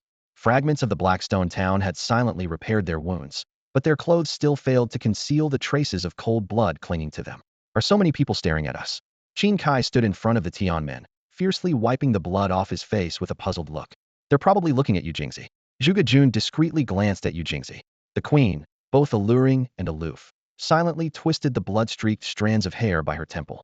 A delicate figure born of a wealthy family and a charming midnight performer. Only one who had ridden through dusty battlefields and returned soaked in blood could truly be called a queen. At this moment, Yu Jingzi radiated a mesmerizing charm more powerful than ever. Enough chatter. Yu Jingzi's eyes swiftly scanned the heavenly staircase as if searching for someone, then asked calmly, "What's your total score?" 349. Zhuge Jun looked up at the Tianyuan gate. Before entering it, the exam phone silently showed him that number on the gate, only he could see it. Mentioning the score, Zhuge Jun's face registered confusion. Strange. After getting 100 points, I've been stuck in the apartment almost the entire time, barely completing any basic tasks and not submitting a single anomaly. So how come my total is 349? I also got stuck in the apartment after scoring 120 points. The role assigned to me in the exam hall was an electrician, tasked with guarding the apartment's lighting system. But who could have guessed that clueless guy would set the transformer on fire, causing the entire building to suddenly lose power? Qin Kailai furrowed his brow and glanced back at the pitch-black Heaven's Gate. Yet his score shot up to a staggering 361 points. Where did those extra 200-plus points come from? Maybe that highly skilled chief examiner was the key to the exam's difficulty. Any damage he took would drop a huge number of points. Yu Jingzi spoke while looking towards Lu Ye standing in the center. The night before entering the exam, Lu Ye's clothes had been torn to shreds during a fierce battle with disciples from the judgment court. When he stepped into the exam hall, he discarded the tattered shirt, bidding the past farewell. Now, his muscular body was bare, covered in vicious scars with no attempt to hide them. His head was clean shaven. His hair had been swept away long ago during a shockwave clash with Lu Lingfeng. Many eyes were on him, but he turned his back to everyone, staring intently at the black as ink Heaven's Gate. His nose twitched slightly as he fought back tears from welling up in his eyes. "You all go down the heavenly steps first," Lu Ye slowly exhaled, telling his 4 temporary comrades to leave ahead. He wanted to stay a little longer here. Then, he placed his hand upon the curtain of the Heaven's Gate, feeling no trace of energy emanating from the other side. The moment he crossed through that gate, the name Lin Chengcheng would officially be history. No one except him would remember her existence. Yet his friends did not leave. They quietly stayed behind, guarding Lu Ye with unspoken understanding. A complex expression played across their faces. Qin Kailai glanced at Zhuge Jun and whispered, "Maybe one of them died inside?" Zhuge Jun lowered his voice. "There aren't many from District 50 to District 9. It'd be too coincidental." Qin Kailai continued. Lu Ye's tough as nails didn't even blink when a knife hit his ribs. "This expression is unusual. Could it be his girlfriend who died?" Zhuge Jun's voice dropped even lower, hesitant to say more. "You two, go down first." Yu Jingzi couldn't understand exactly what Lu Ye had been through, but she clearly sensed this iron-willed man was exhausted to the point of losing himself. With one hand, she pushed the 2 Bagua boys so forcefully they couldn't resist and had to run down several steps. 2 white flashes appeared as their soldier identities instantly activated. The host reporter immediately shouted, "The 2 candidates just stepped out of Heaven's Gate and activated soldier ranks after only 8 steps." There were too many candidates on the heavenly steps, so the reporter couldn't confirm names but knew they had rushed out from beside Lu Ye. Years of experience told him to keep a close eye on these 2 unremarkable young men. Before he finished, he added quickly, "Cerulean skies died. Officials govern Jiuzhou." At step 40, activated official rank. The thousands of candidates waiting still on the steps halted and whispered excitedly among themselves, all eyes drawn to the 2 newcomers. Those 2 look like the guys who blocked people at Red Pine Road Gate 404 to protect Lu Ye. Really? I haven't seen them before. When you arrived, they were already knocked down by others. In moments like these, the tension and complexity in the exam hall intensified. Lu Ye and his friends were destined for an extraordinary path. Though already battered and scarred, the challenges ahead in the exam were far from over. However, the fact that 4 of them dared to block over 1,000 candidates clearly showed they were no ordinary opponents, making everyone curious about their true identities. While they were talking, Qin Kailai and Zhuge Jun, struggling to break, ended up running faster and faster, a flicker of deep blue light flashing on their bodies. The color was as profound as the ocean, vast and endless blue without bounds, the path of mastery infinite. The reporter's tone rose with excitement as, at the 73rd step, both reached the realm of becoming masters simultaneously, as if their lives suddenly opened up. "No way. You can become masters even without passing?" Zhuge Jun said quickly, full of excitement. According to the Fate Trial scoring system, the full score was 750 points, and the passing mark was 60 or 450 points. But one had only 349 points, the other 361, not even half the total. So when they first saw their scores, they didn't have much hope. They ran to the last heavenly step, clearly seeing their family and teachers squeezed into the front row, waving at them vigorously. Sharing a smile, they both took a powerful leap on the final step, lunging toward their loved ones. But as they took off, they suddenly saw the joy on their families' faces freeze, as if they saw something terrifying. It was red flames, fiery red like blazing fire burning in the eyes of the two ordinary boys. Instantly engulfed in these flames, their muscles swelled until they burst through their bloodstained clothes. A dazzling pillar of light shot toward the sky, scorching red, flames raging. The star officials had arrived. Above the heavenly steps, officer-rank candidates appeared once more. After 8 years, Xianxia City now had 2-star crafters, the future heroes. Before the words finished, the two fell heavily to the ground with a thud. Family and teachers were so shocked they froze, forgetting to catch them. Silence fell over the scene before it surged into heated cheers like boiling water stirred. Sitting on the ground, the two stared blankly at the fading flames on their bodies. Listening to the surrounding applause, their emotions tangled. Did they become officers? Qianquan stood on the steps, excitedly patting Lu Ya's shoulder. See, they became officials. The honor of their comrades lifted Lu Ya from his sadness at parting. Looking at the two light pillars shooting to the sky, he felt a trace of comfort. After all, these 2-star crafters were also the gift Lin Chengqing left to this world. That's right. No matter what happened in the past, we move forward. Yu Jingzi pressed the other shoulder of Lu Ya. Let's go, to meet our future. Lu Ya nodded softly, straightened his chest, and stepped forward. But his step barely moved before stopping, because the next words were neither from Yu Jingzi nor any other woman nearby. Why are you crying? Acting all miserable. Everyone's eyes were fixed on Lu Ya, who stood motionless like a statue for a moment. No one blamed him at that instant. Even the sharpest mind would struggle to stay calm. Because was that really Lin Chengqing's voice? Lu Ya could hardly believe his ears, even doubting that his auditory nerves weren't playing tricks on him. Yet, for some reason, he mechanically took a step forward. That voice was unmistakably Lin Chengqing. Had clearly heard it in Heisong Town just moments ago, not a sound out of place. But this time, it was completely different from the somber tone before.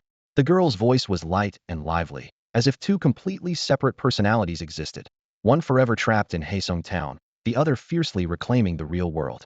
In his shock, Lu Ya didn't notice that 2 other prodigies beside him also stepped forward, their bodies beginning to emit a faint white glow. He himself remained without any radiance. His full attention was drawn to the strange vision in his eyes. There appeared a faint, translucent silhouette, glowing at only about 10% brightness. It was Lin Chengqing, hidden in the deepest light within his pupils, her head tilted as she looked at him, a piece of red silk covering part of her face. It was as if they had just shared a long, bittersweet farewell, only to suddenly reappear before each other again. The joy was intense, but carried an eerie tension that made his heart tighten. You're not dead. Lu Ya's lips twitched slightly as he whispered, barely audible even to himself. Halfway through the sentence, he stopped, feeling the word dead was too ominous. Dead sounds so unlucky. How about aren't you kaput? Lin Chengqing rolled her eyes at him playfully, teasing. She explained that after leaving the apartment, she had gambled her body and soul against reality with all her strength, aiming to boost Lu Ya's power. Regardless of whether he won or lost, her true form and memories had been completely erased by the exam rules. So what happens next? Lu Ya asked, puzzled, continuing to walk forward mechanically. According to Lin Chengqing, she had died utterly, soul and all. But the exam rules overlooked a crucial organ. Lin Chengqing suddenly changed tone and fell silent, her eyes flickering as if testing Lu Ya's understanding. Is it the eyes? Lu Ya suddenly realized. Lin Chengqing reached up to touch the red silk on her face, smiling slyly. The exam rules say the eyes belong to you. But these are my eyes and the dwelling place of my obsession. That lingering thread might disappear at any moment, but it's still here for now. She gave Lu Ya a relaxed smile, and her figure inside his eyes gradually grew clearer. What had been only 10% opaque moments ago was now nearly 40. Because you talk too much, Lin Chengqing teased. Lu Ya felt like she was insulting him, but couldn't find proof. What does talking a lot have to do with staying alive? He asked, confused. Because you said. Her smile faded as her tone darkened, echoing the eerie mood from the apartment. Can you give me one more chance to gamble again? They'll accept any stake. This was Lu Ya's quiet plea to Lin Chengqing's phantom at the dark end of the exam corridor. As his words fell, the girl's image dispersed into the edge of the black void. At that moment, the obsession lodged deep within my eyes was on the verge of extinction. Yet this sentence was spoken in the narrow gap where reality and illusion intersected, sharing the same origin as the power those eyes bestowed. In that passageway, the stakes placed against reality multiplied exponentially. Lin Chengqing exhaled slowly and said, so, you've given me the power to choose. Embedding all the energy you stirred from the fate-ruined Starforge to rebuild my soul. As soon as she finished, she chuckled softly, her eyes sparkling. Haven't you noticed? You're almost halfway through and you don't even count as a mere pawn yet, do you? Lu Ya suddenly snapped awake. ears ringing with shouts crashing over him like a tidal wave. He heard thunderous applause from the candidates on both sides and saw the fierce determination blazing in the eyes of the powerful elites around him, as if ready to pounce. The three of them had already descended 50 steps. Lu Ya's whole body felt dull and lifeless, but the two companions beside him blazed with scorching flames. The star officials had appeared. Tianyuan and Yu Jingzi truly lived up to being prodigies carefully nurtured by master-level powerhouses for years. After walking this long, they had cemented their official statuses. Their 1 in a billion talents should have fulfilled every expectation of their mentors. Now they waited to see what even more astonishing miracles awaited on the next steps. Though Luya felt a twinge of regret, he was philosophical. What's done is done. As long as I'm alive, there's hope. He thought firmly, confident that as long as the Green Mountains remained, firewood would never run out. Lin Chengqing gently stroked her vibrant red hair, a subtle smile playing on her lips, yet she said nothing. The trio continued descending. Among the crowd, Luya spotted Fu Huan in the front row. As their gazes met, Luya caught the complicated emotions in Fu Huan's eyes, conflicted, uneasy, tinged with calmness. That look made Luya dizzy, yet Fu Huan's expression stayed composed as ever. Luya understood the unease. All his friends had become officials. Fu Huan probably worried Luya might overturn his case by leveraging those connections, threatening Fu Huan's own skyrocketing ambitions. But that composure also showed that up to now, Luya hadn't even reached the level of a lowly pawn. Merely halfway down the heavenly ladder was just a pawn, at best becoming a clerk if the ancestral tomb's incense still burned. In Fu Huan's eyes, the most valuable were those who reached the master rank. Otherwise, some money or stardust subsidies could buy a cheap token like Luya. After all, Fu Huan was the Secretary General of the City Hall with powerful backing. He wouldn't ignore such realities. Just then, a voice broke the tense atmosphere nearby. Don't worry, they'll bring you along from now on. Under the watchful eyes of everyone, Yu Jingzi seemed to notice Lu Ya's loneliness. Like a brother, he clapped a hand on his shoulder and shouted heartily, if you feel wronged, they'll help you stomp on him. Lu bro, no matter if you're a civilian or a pawn, just say who and he'll take them down. Tianyuan also puffed out his chest confidently. Their sharp gazes pierced Fu Huan, sending chills down his spine. Going through fire and water, Lu bro. From the distant battlefield atop the Stardust platform came shouts from Qin Kailai and Zhuge Jun as they activated their Starforge abilities. Seeing his comrades bravely charging ahead warmed Lu Ya's heart slightly. His voice was calm and resolute. I'm fine. Let's keep going. Go slower. Lin Chengqing's voice rang out again. What's wrong? Luya asked. I'm about to complete the reforging. Bet will be fully returned soon. She smiled. A spark flickered in Lu Ya's eyes. But Lin Chengqing didn't hesitate to add. However, I want to take half. I think I can also stir up a fate-ruined Starforge. Take it. Luya responded without hesitation. She was the girl who'd be willing to sacrifice everything for him. Had she ever hesitated or doubted when offering her blood, flesh, and soul? Lin Chengqing laughed, and Luya had never seen any girl smile so brilliantly. So beautiful, he said with a confident smile, and continued downward determinedly. The moment he stepped through the heavenly gate, Luya saw the final score of this ordeal of fate: 750 points, the only perfect score in history.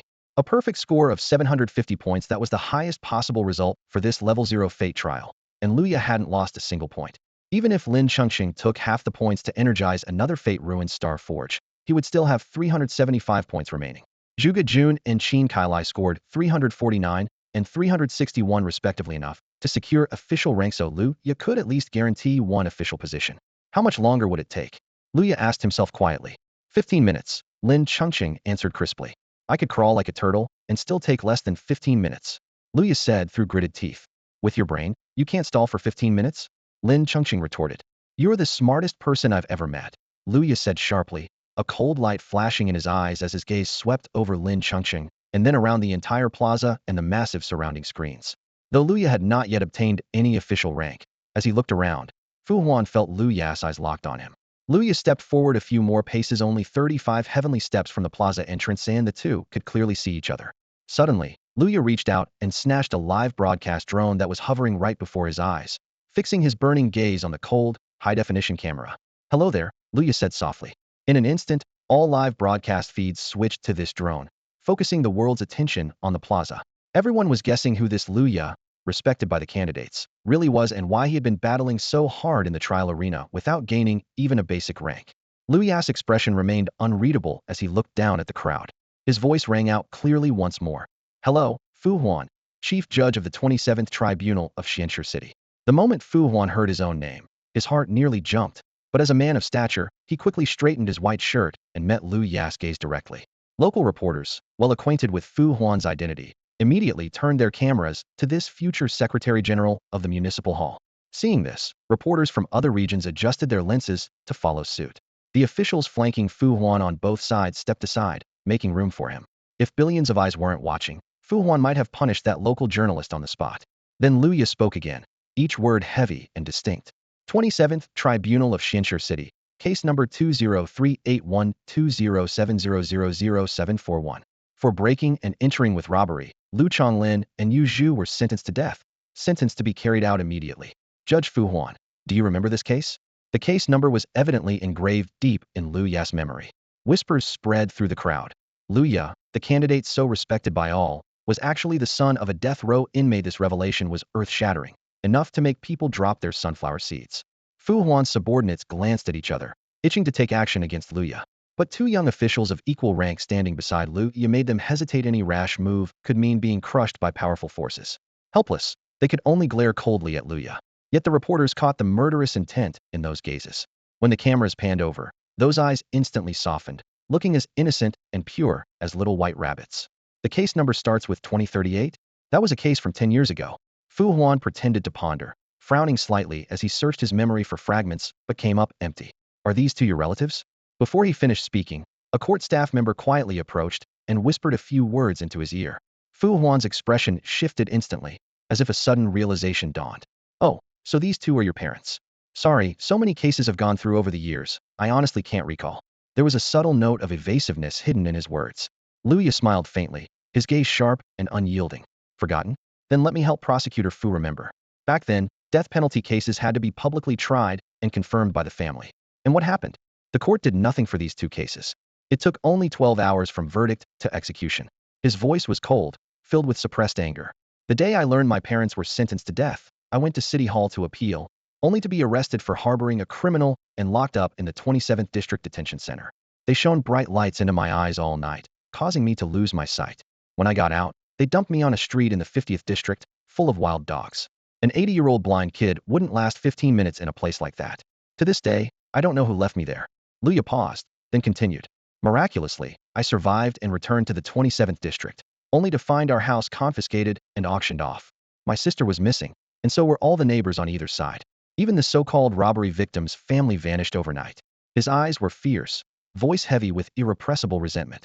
Until now, I haven't found a single soul. Prosecutor Fu, tell me, how is any of this reasonable or just? His words cut through the silence like a sharp blade. He spoke like a storyteller who had rehearsed 1,000 times, clear in logic, but burning with raw emotion. The fury in his eyes made everyone believe his pain was real. Standing beside him, Yu Jingzi gently patted Lu Ya's back. She had worried he might lose control under the weight of his grievances. After all, when pouring out one's deepest pain, emotions often overwhelm reason. Fu Huan listened, sensing the doubtful gazes around him. He sighed softly. Lu Ya, I understand your confusion. I've met many children like you filled with hatred toward the court. His eyes shifted to the camera before him, expression composed. People may not know that District 27 in Xinshe City is a lower middle-class area, nowhere near as prosperous as District 9. For kids, parents should be the most trustworthy, gentlest people. But the reality is, many parents turn to illegal means to survive after business failures or unemployment. Of course, the prisons get crowded. In such circumstances, with solid evidence and serious crimes, swift trials and executions are not uncommon. As for the detention center incident, normally even if there's a disturbance at City Hall, the city guard would handle it. Could it be possible that the person arrested you was actually a relative of the victim disguised as a detention guard, targeting you intentionally? Your sister's disappearance might also be linked to such revenge. The neighbors probably moved away to avoid living next to a death row family. Fu Huan paused, a serious look flashing in his eyes. If you still believe the court was wrong, I can arrange for staff to show you the case files. He paused again. But the case is very old. How about this? Give me 7 days, and I will personally take you to the court to review the files face-to-face. He spoke with clear reasoning and sincere words, his face earnest, and eyes fixed steadily on Lu Ya. In that moment, Lu Ya instantly understood that the presiding judge had evidently rehearsed this speech countless times in his mind. To defend someone like Hima's so-called loser from District 50, the judge had meticulously prepared this thorough explanation, acting with extreme caution to prevent any unforeseen issues. No wonder he had risen smoothly through the ranks in officialdom. Perhaps the onlookers still found some doubts in the case hard to resolve, but with 7 days of preparations, even days after which, who would still remember or care about an ordinary person's wrongful grievance? That was too long, Lu Ya thought, shaking his head. Fu Huan chuckled softly and addressed the crowd. It seems Luya here may not fully understand that retrieving decades-old records is a very time-consuming and laborious task. His words were not directed at Luya alone, but served to justify the reasonableness of the 7-day deadline to everyone present. Those who had worked office jobs or organized files silently nodded in agreement with his explanation. The case file from December 2048 is stored in room 116, on the 4th basement level of the tribunal, inside the 16th steel cabinet, on its 3rd shelf. Fu Huan specified precisely. That file is placed exactly in the middle of the 3rd shelf. Suddenly, Luya spoke, and his words instantly froze the air. Retrieving the file from the basement takes only 5 minutes, and the tribunal's shuttle from District 27 here also takes 5 minutes. But I'm giving you a full 15 minutes. As he spoke, he extended his hand toward the dismembered bodies still scattered on the floor, not yet cleaned up. Perfect. Use those 15 minutes to explain to me why these people tried to hunt me down inside the examination hall. Many of them aren't they children of staff from the 27th Tribunal? This remark suddenly piqued everyone's curiosity. These kids were actually from the District 27 Tribunal? Upon closer inspection, a few really were children of tribunal staff. If tribunal personnel were truly chasing Luya in the exam hall, someone definitely had their hands behind it. Besides, Fu Huan had clearly pretended not to know Luya before. He must be hiding something. The murmurs in the crowd made Fu Huan feel the pressure mounting behind him. He knew he had to take the initiative now. His voice turned cold. Luya, perhaps you saved many lives in the exam. The candidates from Xinshu City do owe you thanks. But don't dump all this resentment onto me, and don't drag these innocent kids into your troubles. Then his eyes narrowed slightly. Are you really trying to spread the tribunal's hatred onto these children and harm them? This hit hard, and Precisight not only calmly deflected Luya's attack, but also cast Luya as a potential murderer. Killing in the exam hall wasn't punishable, but if this story got out, it would severely damage Luya's reputation and make others doubt his innocence. As Fu Huan finished speaking, the surrounding whispers abruptly quieted, with many starting to consider his version plausible. Fu Huan sighed softly but kept his tone serious. I might have ignored what you just said, but if you mock these children again, I will order your arrest immediately. His words carried the weight of a chief judge, firm but tolerant, leaving no room for defiance. Oh, is that so?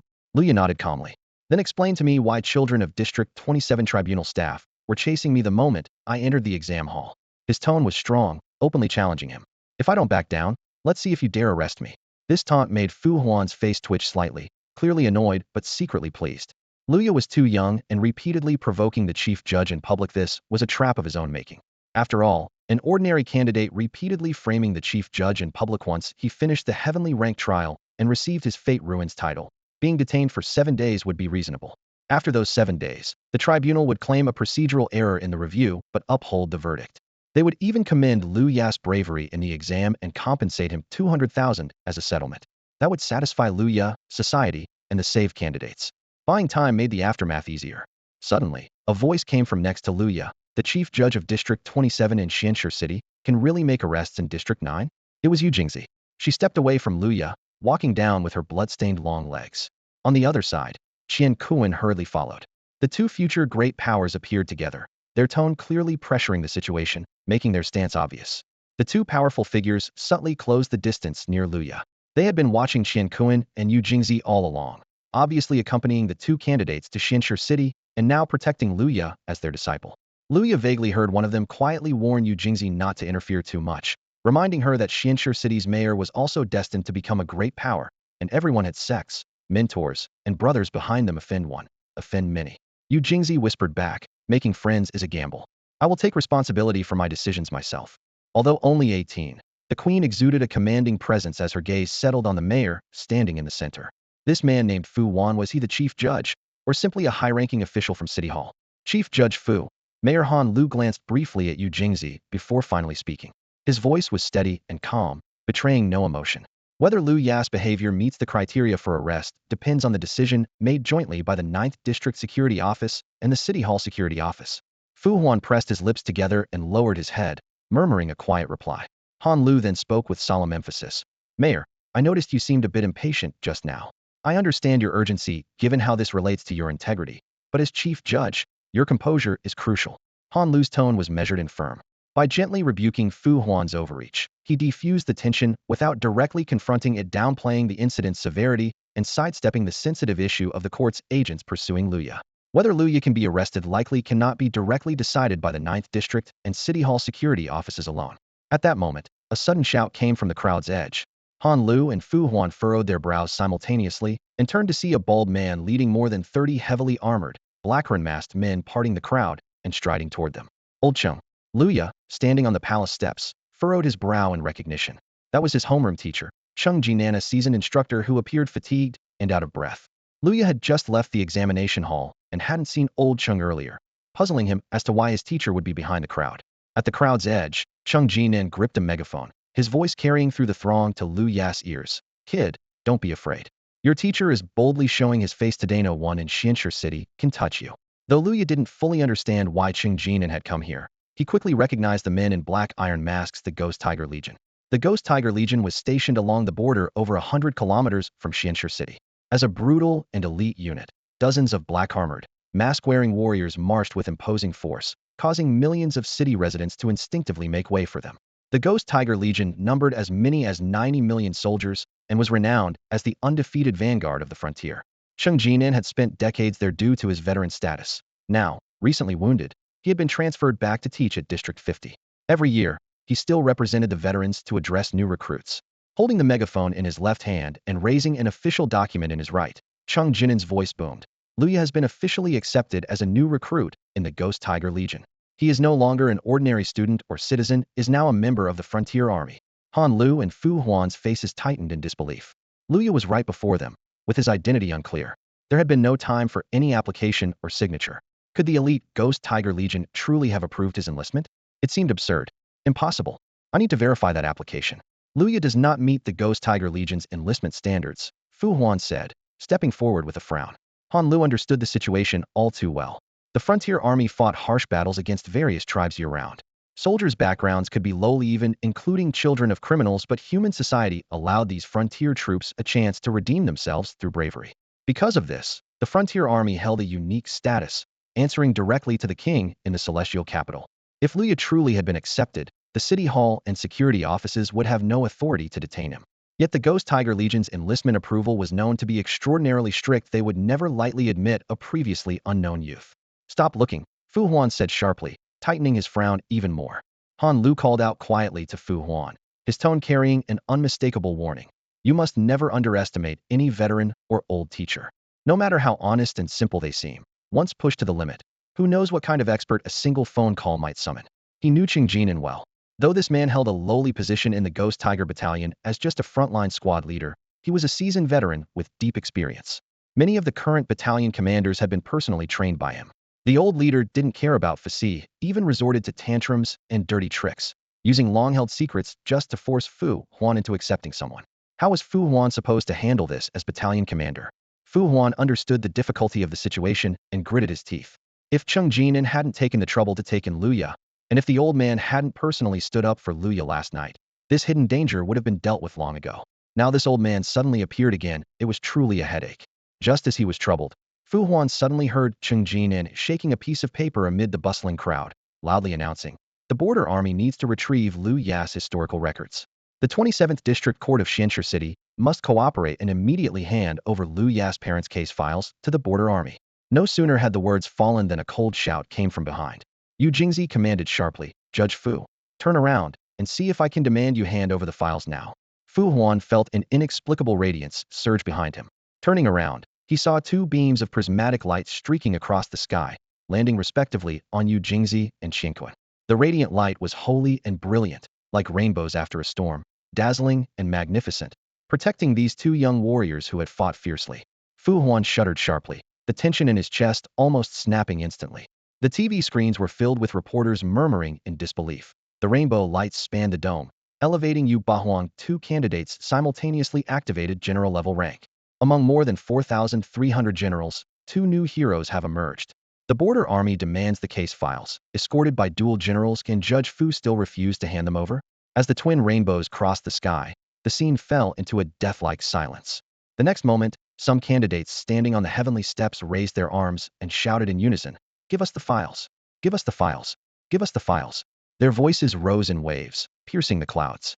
Luya stood calmly on the heavenly steps, a faint smile on his lips as his gaze swept over the scene, praising him, while nearly the whole world turned against him.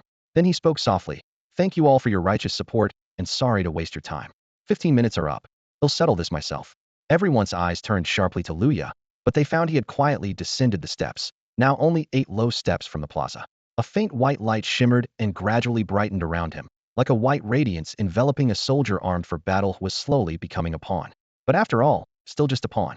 He seemed completely unaware of the weight his identity carried, standing quietly on the steps, bathed in the white glow, calm as an executioner raising his blade. He asked Fu Huan indifferently, "Will you hand over the files or not? He'll need at least 3 days." Feeling the mounting pressure from the border army and the 2 generals, Fu Huan had no choice but to reluctantly shorten the deadline. Lu Ya's gaze grew colder, expression more composed, like a silent ancient tombstone. He stepped forward, closing the distance, to Fu Huan coming nearer still. As he stepped down, the stone steps beneath his feet rippled like concentric waves of jade green, disturbing the pristine clarity that resembled a pool of spring water. The teal light coiled upward like vines along Lu Ya's shimmering white radiance, until it completely engulfed the glow, transforming it into a vast expanse of emerald sky. The air echoed with a solemn declaration, "Official governance of Jiuzhou." The brief 2-step difference on the platform marked a sharp division of status, a stark contrast that stunned the watching crowd. Luya had ascended over 90 steps without any reaction, but the final 2 steps propelled him up 2 ranks at once, instantly causing an uproar. Eyes widened in disbelief as all focus tightened on this penniless youth from District 50, their faces full of questions. How did he manage that? No one could explain. The crowd buzzed under the platform. The difficulty of today's exam is at least at the official level. That first candidate said he scored over 100 points just to become an official. You can clearly sense Mayor Han is protecting Fu Huan, right? Of course, protection is guaranteed if the trial messes up and causes a wrongful case. With the whole world live streaming it, the mayor's career is finished. I feel like Mayor Han's attitude is pretty firm, but the outcome depends on what happens next. What if Luyu advances a few more steps? Their attention was drawn to the 2 screens beside them, which were not broadcasting live footage, but scenes from District 50. The steps there were dilapidated and filthy, covered by a huge banner bearing the boldly inscribed characters, Luya. One by one, impoverished candidates came forward, cutting their fingers with knives, then writing their names in blood on the 4 corners of the banner. The crimson stains spread across the cloth, forming countless vivid marks. Then, ragged young people gathered near the camera and burst into solemn, intense shouts. Their voices pierced through the screen and struck the audience's hearts. The whole world is watching. Not a single case file is handed over. Everyone knows there's foul play. Luya, stay strong. Don't back down. District 50 may be poor, but it must not lack justice. Sign your names and get on the trucks to the District 27 trial. Snatch that shady case file from them. Mining all our lives only to be treated like dogs. Better to fight for justice with our lives. Get on the trucks. More and more eyes fixed on the screens as the crowd realized that bleak scene was Luya's home in District 50. It was the closest district to the mines, densely populated, and a place holding the faintest hopes. School teachers waved white cloths, and 18-year-old youths, burning with passion, ignored their parents' protests and boarded battered mining trucks without hesitation, kicking up dust as they headed toward District 27. 5 trucks were draped with blood-signed flags. These young people were likely undergoing their own civil servant assessments. In this era, with their blood and cries, they spoke out for Luya, shouting for justice amid poverty and oppression during their youth. At that moment, Luya gazed at the images flickering on the 2 screens, as if in silent response to those blood-stained banners. The jade-hued light flared from his body, outshining the rainbow glows of Yu Jingzi and Qiankuan. As an official, he represented the grassroots public servants and administrators, department staff, factory foremen, centurions and military camps in this vast Jui wilderness. Their status was modest but defined. Now bathed in emerald light, Luya stood at the summit of the steps, looking down on Fu Huan before him, his posture majestic like a god atop an altar, commanding involuntary reverence.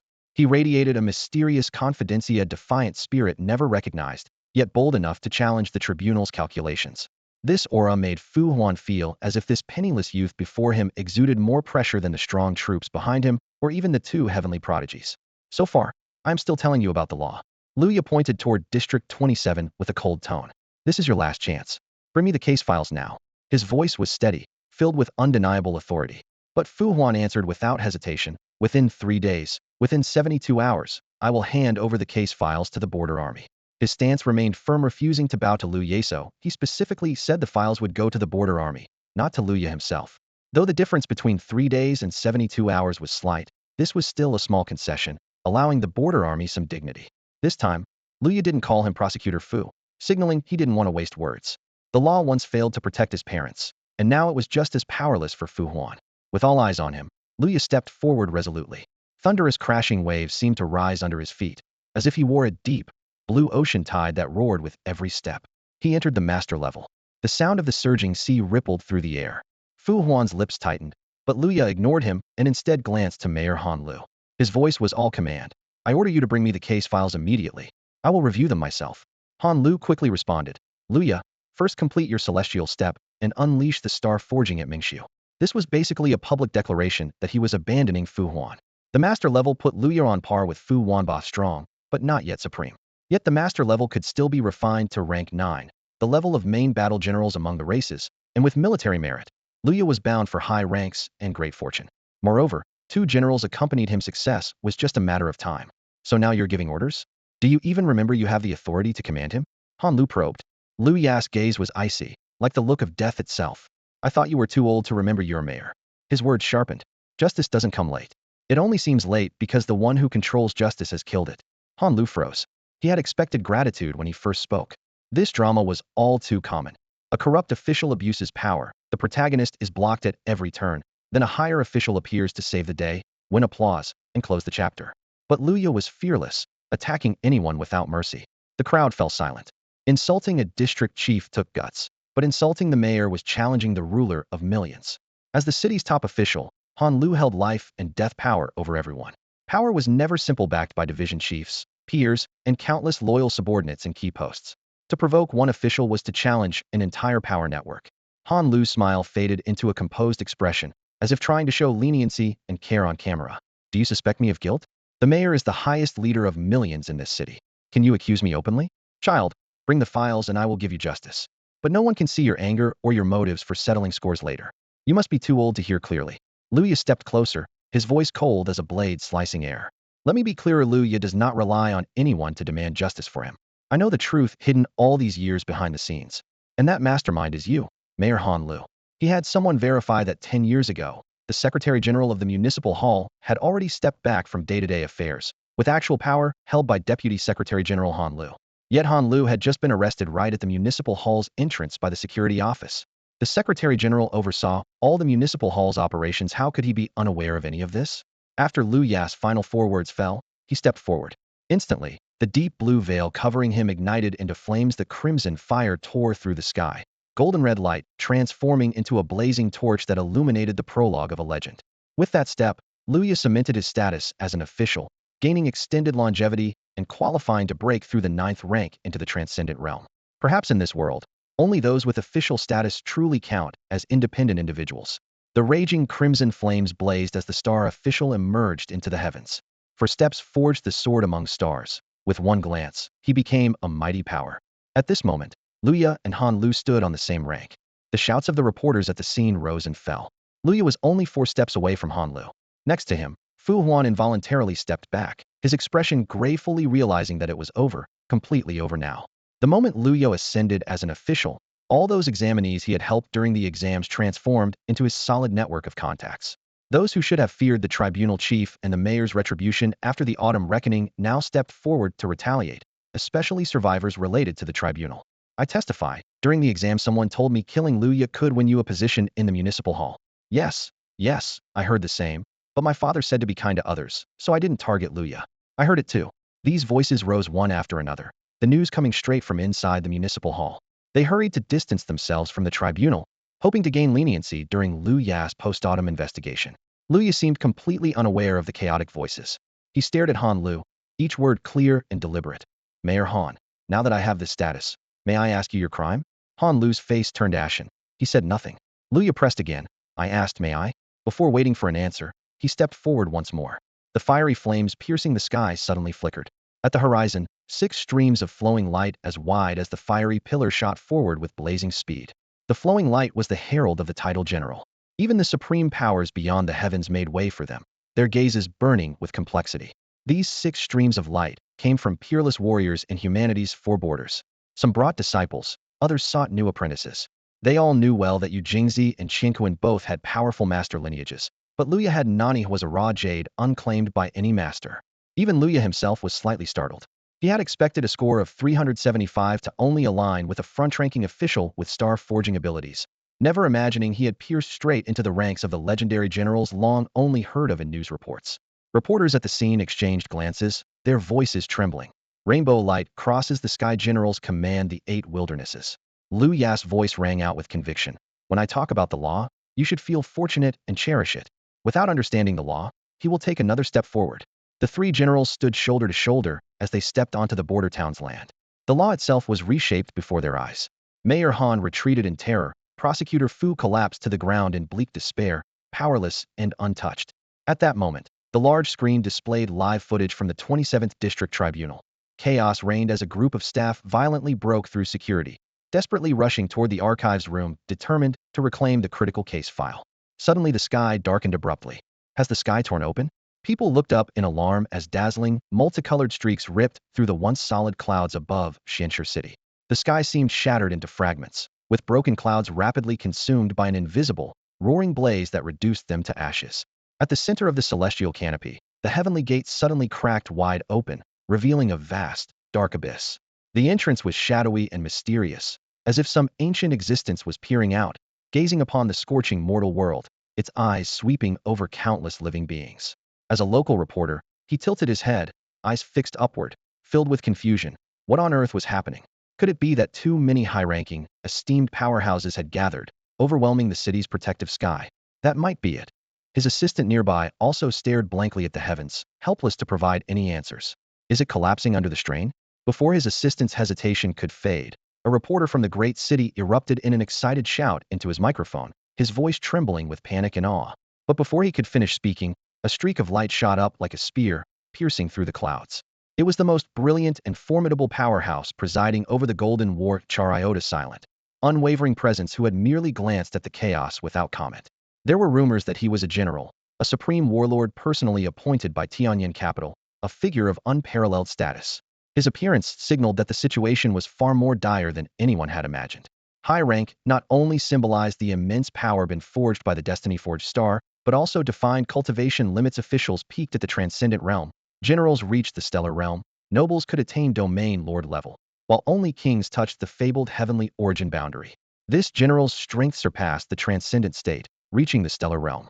It was said that warriors of this level could pluck stars from the sky and command entire battlefields.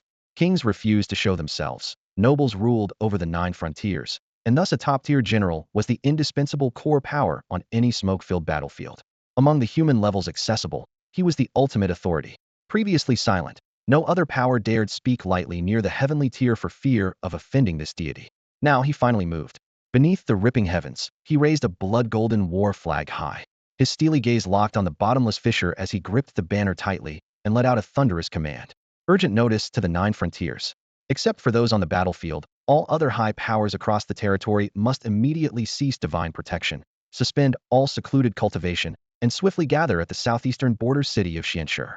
Declare the entire border region in an emergency war state, and report immediately to Tianyuan capital. The human race has gained a divine noble. The red golden war flag snapped crisply in the wind. The expressions on the faces of all nearby masters froze in magnificence. They straightened their postures and sharpened their eyes like blades. Official rank powers drew out divine weapons to guard the heavenly tier, while general-ranked warriors took to the skies to form protection arrays in all directions. The orders carried by the war flag transmitted with lightning speed, outpacing even television signals and instantly spreading across the entire human territory. Urgent notice to the 9 frontiers. Alert the entire territory. Report instantly to the capital. This solemn and commanding triple order thundered across the firmament, stirring countless hearts with surging waves of emotion. Beneath the heavenly tier in Xianxia City, countless martial artists held their breath, blood racing with passion. Deep in their hearts stirred the faint hope that even for a moment, they might witness the chosen one's Aravali youth who, through hardship and cultivation, would suddenly attain enlightenment and shake the heavens and earth. Their eyes fixed intently on the 3 figures above the heavenly tier, awaiting the birth of legend. At that moment, a black dragon burst from the rift with a furious roar, lunging toward Luya. His bare muscles swiftly armored themselves with hard dragon scales, resembling a natural battle plate. Luya looked up toward the rift, hearing the dragon's roar seemingly respond to his call. The azure dragon descended to protect the boy, and Luya finally took his place as a new noble in the human world. Han Lu's body trembled slightly twice, the despair in his eyes solidifying into cold reality. No one was coming to help him anymore. Fu Huan's expression changed dramatically. His eyes rolled back, and he fainted instantly. The people nearby hurried to catch him, pinching the area between his nose and upper lip to force him back to consciousness, demanding he keep watching Lu Ya's performance. You returned all the points to me? Han Lu's voice was filled with barely concealed anger and shock, but Lu Ya didn't respond. Instead, he silently questioned Lin Chengqing in his mind. This surge of noble power far exceeded the 375 points he had, and there was no way Lin Chengqing would have given away half of her points. Sis, when have I ever been polite to you? Lin Chengqing's tone remained cold and disdainful, blunt and razor-sharp. Lu Ya's eyes suddenly froze. He noticed that the Lin Chengqing who had been hidden deep within his gaze was now clad in blood-red armor, strikingly similar to his own. Hovering above her was a blood-colored divine phoenix, its massive wings flapping and igniting a brilliant torrent of fiery blood across the sky, burning wildly without restraint. This unmistakably meant that Lin Chengqing had also activated her noble rank. But how could one person's points support two noble titles? Fool, Lin Chengqing sneered coldly. I told you long ago. The final wager took place within the passage where reality and illusion intertwine. The power there is one and the same as the ability in our eyes. Wagering in that place doubles your returns. Lu Ya jolted, recalling how he had been lost in the euphoria of reviving a close friend at the time and had never examined the details. Later, he had been too preoccupied questioning the two great figures to think about it. Doubled? Lu Ya's eyes trembled slightly. Then, as if unable to believe what he was thinking, he suddenly blurted out, so, both of us have 750 points? His gaze sharpened even more, and he exhaled deeply for a long moment. Then, under the gaze of the entire world, he took the seventh step. It was the second to last rung. With a single resonant toll, an ancient bronze bell rang out, a deep, lingering sound that pierced the heavens and earth, instantly freezing the once chaotic scene of noble rivalry into a deathly silence. The fissure in the sky began to widen and spread, growing larger by the moment. All eyes turned upward to catch a glimpse of the shape revealed behind the crack, a colossal bronze vessel. So immense that, towering 30,000 meters above the ground, it spanned the entire sky over Xianshi City. Yet despite the billions of people gazing up, only a faint outline of its corner could be discerned. The bronze was mottled and rusted, etched with layers of ancient, rugged patterns full of time's erosion. Strangely, though onlookers could see the carvings, none could recognize or remember themes if they were unworthy to comprehend. The bell's sound carried the prayers and war cries of countless ancestors, primitive yet profound, ancient and weighty, fusing the turbulent complexity of history into a single moment that echoed across the 9E wilderness. Lu Ya lifted his gaze toward the sky. To him, those patterns were remarkably clear. He could hear voices spanning time and space. Suddenly, his whole body trembled. The black armor that had cloaked him was gradually stripped away by an invisible force, revealing ancient script inscribed onto his skin, etched deep into his bones, organs, and even permeating his genes and soul. Those marks were like a key, unlocking a secret hidden in the depths of the universe's dimensions. In that instant, Lu Ya's heart Jolteth was no longer an ordinary man, but one communing with the Tao of heaven and earth, glimpsing a corner of the majestic cosmic truth. Holding his breath, every inhalation felt like countless fragments of information raining into his mind, while the ancient bell's sound thundered through the 9E wilderness. Across the vast lands of the 9E wilderness, powerful beings awakened from seclusion. Entire clans ceased fighting, and billions lifted their eyes to the vault of heaven. The Tao began to write anew. The ancient bell tolled on and on. A new king was arriving with the dawn.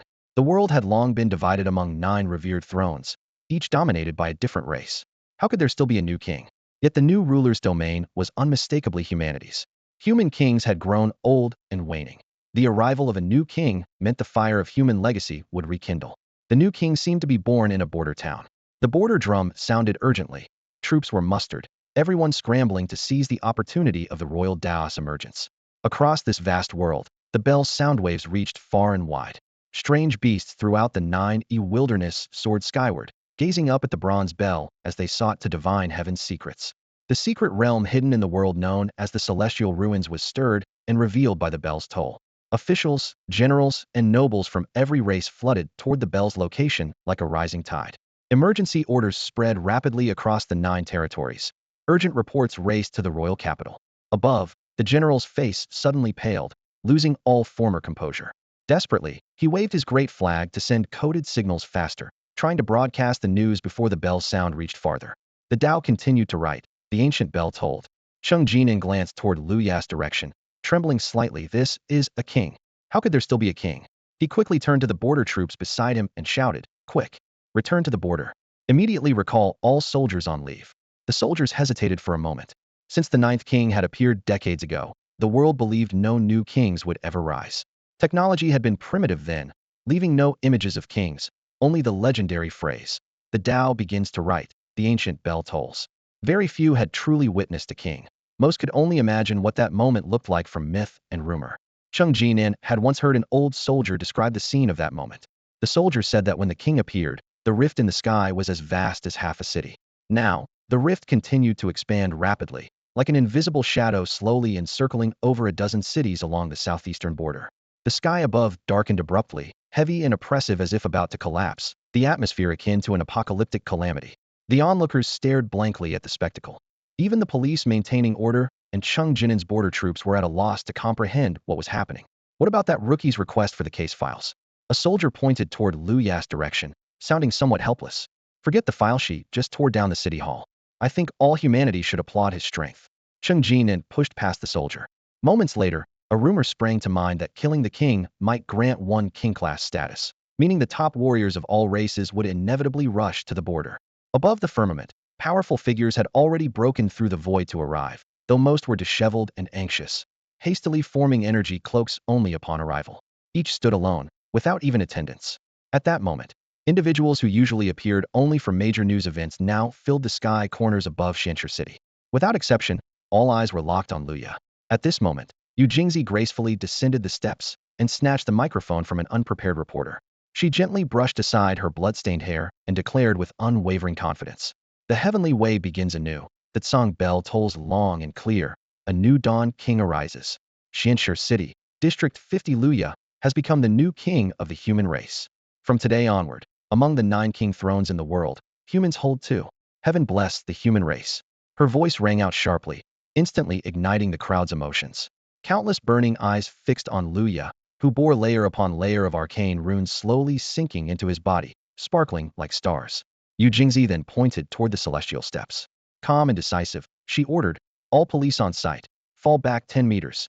Then with a flick of her hand and a glance toward the distant Stardust Terrace, she added, "The spare Stardust can't withstand such powerful energy.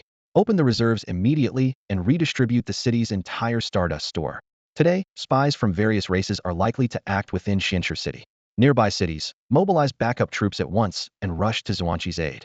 Once her commands had been issued, she turned, clasped her fists respectfully toward the elders on the celestial steps, and said, "The Xianxia City Government Hall is no longer reliable.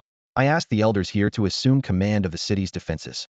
Despite being a newcomer without official authority, no one questioned her decision amid the emergency. This legend of rising to kingship in 7 steps would normally only occur at inland power centers like the Tianyuan capital, yet now it had unfolded on the border. The alien forces threatening Luya were closer than those between Tianyuan's capital and Luya. After these orders, Yu Jingzi faced Luya again, pointing at the Stardust Terrace. Luya quickly forged the Starcast, then proceed immediately to the Tianyuan capital. Before she finished, the Heavenly Way had already inscribed all the characters onto Luya. Taking his final step, he ascended the last step of the celestial stairway.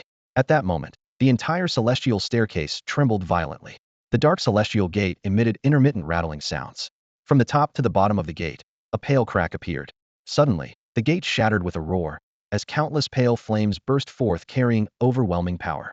After ascending the bronze ancient bell's base, they plunged swiftly toward the mortal world, scattering over every examinee present. Beams of light shot up from each examinee's body. Most striking were 2 new rifts emerging in the sky, a golden and a silver light pillar descending sharply, precisely striking Yu Jingzi and Qianquan. What is happening? Luya looked up at the shattered celestial gate and the strange heavenly phenomena, quietly asking Lin Chengqing beside him. At that moment, Lin Chengqing gently twirled, her blood-red skirt swirling like fireworks in the wind, etched with the same scarlet runes as Lu Yas. She slowly glanced back, her gaze piercing through the awe-inspiring world, and said solemnly, 750 points is the limit of fate, but not our limit. So to those loyal reward. To those who oppose destruction. What's going on? Didn't I already step onto the heavenly staircase? Even Yu Jingzi showed a puzzled expression. The pale purple dragon scales of the heavens clung to the queen's slender, fiery figure like exquisite craftsmanship, piece by piece forming a close-fitting dragon armor known as the Dragon Rift Aegis, embodying the mysterious rite of exaltation. This armor was supposed to be merely a symbol of her noble rank. Yet having already completed the path of the heavenly staircase, how could her status possibly rise further? Qian Kuan touched his dazzling golden dragon armor with a furrowed brow, his expression growing more confused. standing on the heavenly staircase without having made any move. How had he suddenly leveled up? This situation was extremely abnormal. The exam score seemed to have exceeded the threshold, as if he had been gifted an opportunity for transcendence. While everyone was still bewildered, Luya quietly passed by Yu Jingzi and coldly muttered, "A gift of ascension for you all." Then, under everyone's watchful eyes, he strode toward the Stardust platform. Luya's words were full of meaning. Not only had his trial score surpassed the king-level qualification, but he had also used the surplus to elevate the status of the other candidates in the venue. Tianyuan couldn't help but step forward, touching his dragon armor, his gaze complex as he looked at Zhuge Jun and Qin Kailai in the distance. Both were radiating brilliant neon light, having jumped directly from official rank to general level. They had completed the Stardust Resonance and successfully forged their own star casting. Yet faced with this sudden rise in rank, the two stood bewildered below the Stardust platform, unsure whether to ascend again and resonate once more. Even those directly involved were at a loss, and the onlookers were dumbfounded. What? This test had just elevated every candidate's rank here by one step? The result was shocking. Other examination grounds were already difficult, yet Luya could upgrade all his fellow examinees. As long as one survived the trial, even a fool could gain master rank.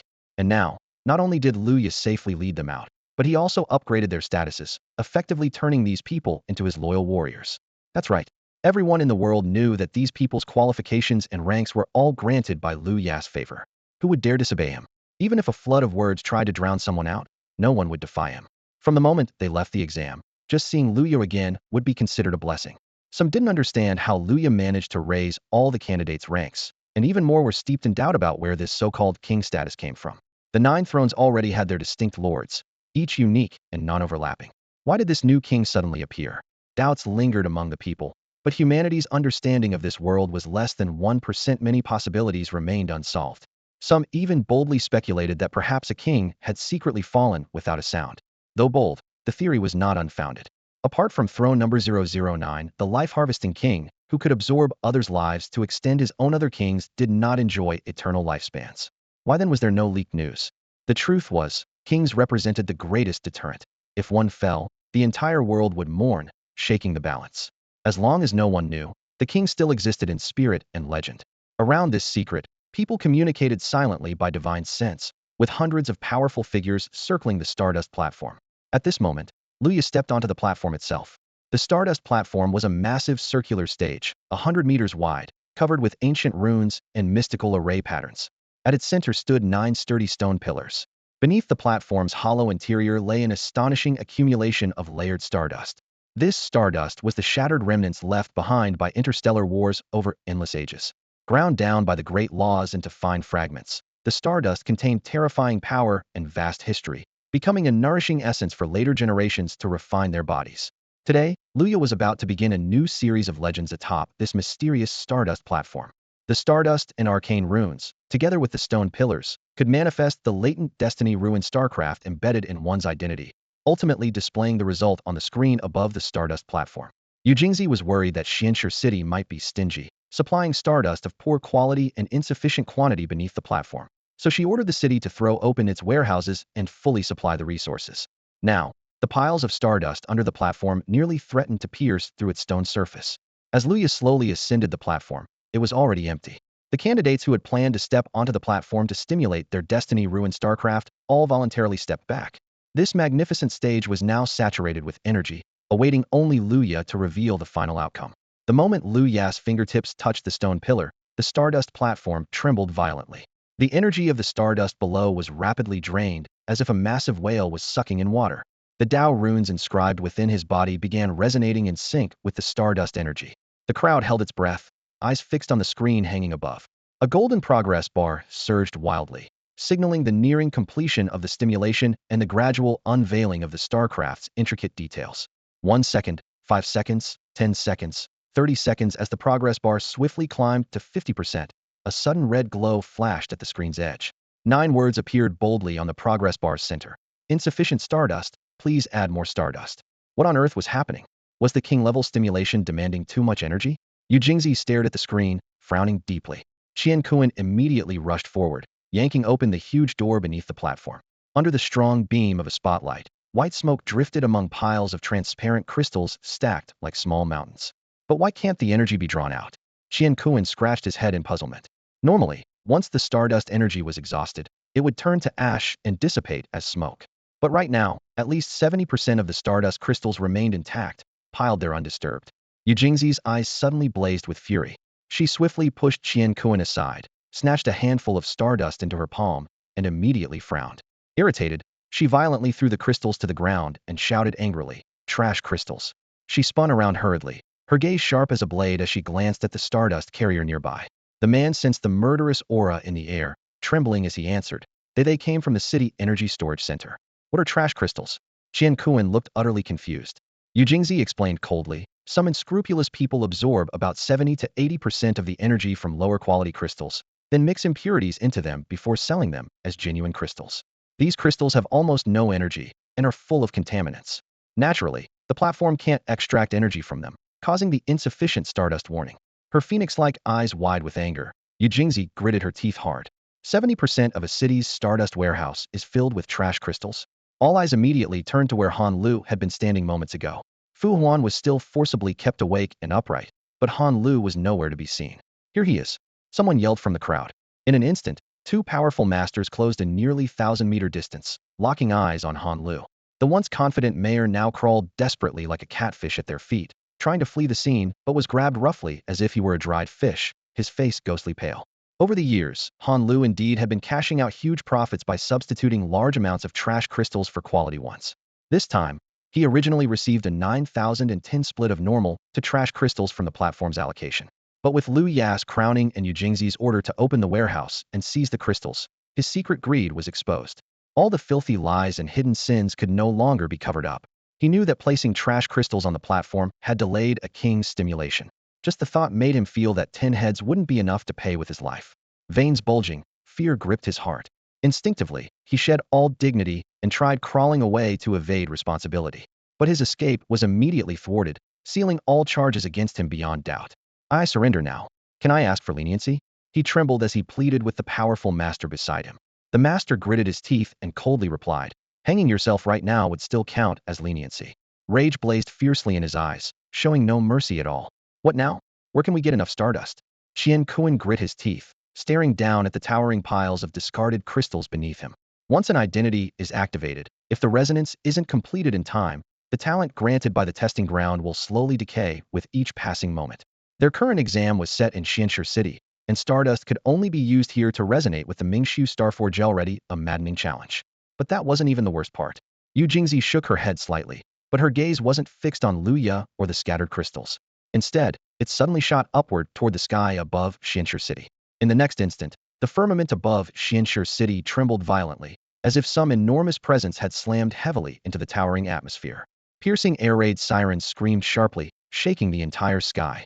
Streaks of radiant light cut through the heavens like razor blades. Luya could feel countless greedy eyes locked tightly on his body. From 100 kilometers away at the border, a deafening roar echoed endlessly. Xianxia City shook in response, the earth trembling lightly beneath their feet, dizzying all who stood there.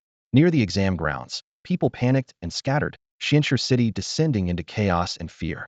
Every race had set its sights on this throne. Yu Jingzi looked up at Luya, her expression complex. You truly are a prize everyone wants.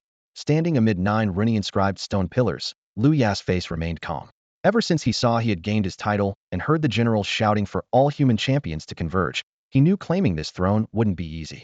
The attitudes of these powerful beings made it clear. Humans' place in the world was far less secure than the textbooks suggested. Every race dared to swarm in and snatch this glory for themselves. Liu lifted his eyes to the sky. Which race has arrived? Yu Jingzi replied, everyone nearby is coming, but the first to arrive will definitely be the Zuling. Their king was once named the number 001 Starforger among the 90 tribes. Yu Jingzi snorted lightly. In recent years, the Zuling have expanded aggressively, seizing cities. Clearly their king's realm is about to break through, and other races will follow, looking for the right moment to strike. Liu scanned the gathered powers around him. They all frowned, clearly surprised by the swiftness of the alien approach. Someone muttered under their breath. As expected, they came. Their subordinates are ruthless, brazen to a frightening degree. One person couldn't help but curse, damn it. If the stardust hadn't gone wrong, we could have finished the resonance and sent this kid inland safely. They wouldn't have retreated then. This rare opportunity lets them form an alliance fast, aiming only to force out our king to see just how formidable he really is. Before the words fell, another sighed, but no point dwelling on that now. For now, We must handle the immediate crisis. Once this is over, we root out everyone involved. Our king is aging, and surrounding races have been eyeing him jealously. Our team's training in other realms have repeatedly been ambushed. That's their way of testing us, a cold voice said, pointing at the streaks of light in the sky. The Zuling got here first. Their recent show of strength is impressive. What about our people? Another asked anxiously. This place is too close to the border and too far from the interior. The latest tidal summons won't arrive for minutes. For now, it's just the few of us holding the line. We have to hold the front and protect the exam grounds. There are only about 100 of yous. If we can't hold, then we just have to hold anyway. The voices were firm and heavy against the howling wind and wailing sirens. As soon as those powerful figures finished speaking, their eyes silently locked with determination. Though many of them had long lived peacefully behind the scenes, enjoying comfortable lives, the moment the battle flag was raised, they barely had time to gather their gear or summon aids before rushing toward Xianxia City. That alone proved they were still warriors fueled by unquenched passion. They didn't even pause for a farewell drink. One of the great beings extended a finger, conjuring a long spear shimmering with a raging turquoise glow, sharp and piercing like the icy edge of winter. He spoke coldly. Then let the new king buy us a drink when we return. Another stepped forward as flames suddenly engulfed him, forming a suit of molten lava armor, fierce and unbreakable, his entire body shifting instantly into battle readiness. Nearby, Yu Jingzi's teacher took a step as well, patting her shoulder gently. Girl, I have to head to the front lines too. Yu Jingzi bit her lip, hesitant to speak, but finally squeezed out, come back alive. You're more important. With that, she offered Luya a reassuring smile. Don't be afraid. We'll hold on until you can forge the star cast. Luya's face betrayed no fear. His calmness carried the purity only youth could possess. He smiled quietly, thinking to himself that perhaps ignorance of the enemy's horrors was a blessing. Fear only clouds the mind. One after another, the mighty revealed their divine weapons, donned battle armor and helmets, the dazzling light filling the entire training ground. The Star Realm generals stood beneath the rift in the sky, banners held high as they looked down upon the land. Taking a deep breath, one announced, those beyond the extraordinary realm shall remain to guard Xianxia City. The rest of us in the Star Realm race to the border. All adult men of Xianxia City immediately become combatants. Raising his banner, he shouted fiercely, life and death are but dirt. The human race will forever guard the 8 wilds. To battle. That final war cry shook every soul standing at the border fortifications. Nestled on the frontier, every adult man and woman in Xianxia City had endured countless hardships at the border, with the fiery spirit of that chant flowing through their veins. Born on the edge of the world, everyone trained regularly. If the front lines fell, they would rush to their posts to fight fiercely. The words, life and death, are but dirt. The human race will forever guard the 8 wilds. To battle. Were like a sharp blade cutting through the crushing weight of life, reigniting the 18-year-old blood burning in the hearts of the battle-worn middle-aged warriors. The great beings soared into the sky, rushing toward their orders at the border. They were the elite soldiers trained for 1,000 days, ready for the moment of battle. Yu Jingzi's teacher quietly tossed his pack to the ground and instantly rose, vanishing into the distance. Yu Jingzi bent down to open the pack, revealing a collection of shimmering, delicate crystal top-grade star dust. Top-grade star dust? Yu Jingzi's eyes lit up, knowing it was combat supplies left by her teacher for Luya. But even so, the amount was far from sufficient. Qianquan shook his head softly and explained, even for the greats, carrying star dust is only for temporary resupply. No one can carry too much. Suddenly, another heavy package dropped at their feet. Looking up, they saw an ordinary Xianxia City resident tossing down a satchel without looking back, then sprinting off. The package spilled dozens of star dust pieces as precious savings amassed over days, intended to break through to a higher realm. But now, he had thrown all of it onto the star dust altar and silently rushed to his battle station without leaving a name. That quiet, yet resolute scene reflected the unwavering determination of the frontier people at the moment of life and death. The entire training ground blazed with light and fluttering battle flags, destined to be a battle seared into memory. Life and death are but dirt. The human race will forever guard the 8 wilds. To battle. Then, someone else threw their long-accumulated stardust, watching its path to the ground with a pang of regret. Gritting their teeth and stomping their foot, they turned and ran, as if afraid that running slower would make them regret it. More and more stardust fell to the ground.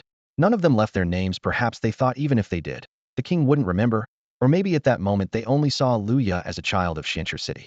Yu Jingzi pressed her lips together, silent, collecting stardust alongside the other candidates, and throwing it below the stardust platform. The progress bar on the screen began trembling again. The characters within Luya's body rolled and rearranged themselves once more. 1 second, 5 seconds, 10 seconds, 30 seconds. Finally, 9 stone pillars lit up simultaneously, their flames shooting toward the sky. At the same time, dazzling light erupted from the screen, with lines of text scrolling across the large display. The crowd was too far away and the screen too bright to make out the words clearly, but Luya barely glanced before rushing down from the Stardust platform to Yu Jingzi's side.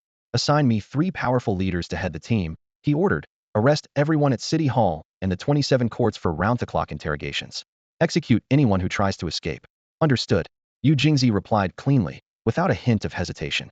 Key officials from District 1 through District 50 of Xianshi City were restrained on the spot. Luya continued issuing commands. Seal off all city exits immediately. Can it be done? Yes. The reply came again in a single word. Everyone on aerial defense, come down and follow me. Luya instructed. Okay, they'll have them escort you to the rear. Yu Jingzi nodded. I'm not going to the rear. Luya shook his head. Then where are you going? Yu Jingzi frowned. To the front line. Her eyes widened in shock at his words. Are you out of your mind? So many races want you dead. This was the first time Yu Jingzi had openly disagreed with Lu Ya's decision. Luya pointed back at the Stardust platform, toward the glowing large screen. Look.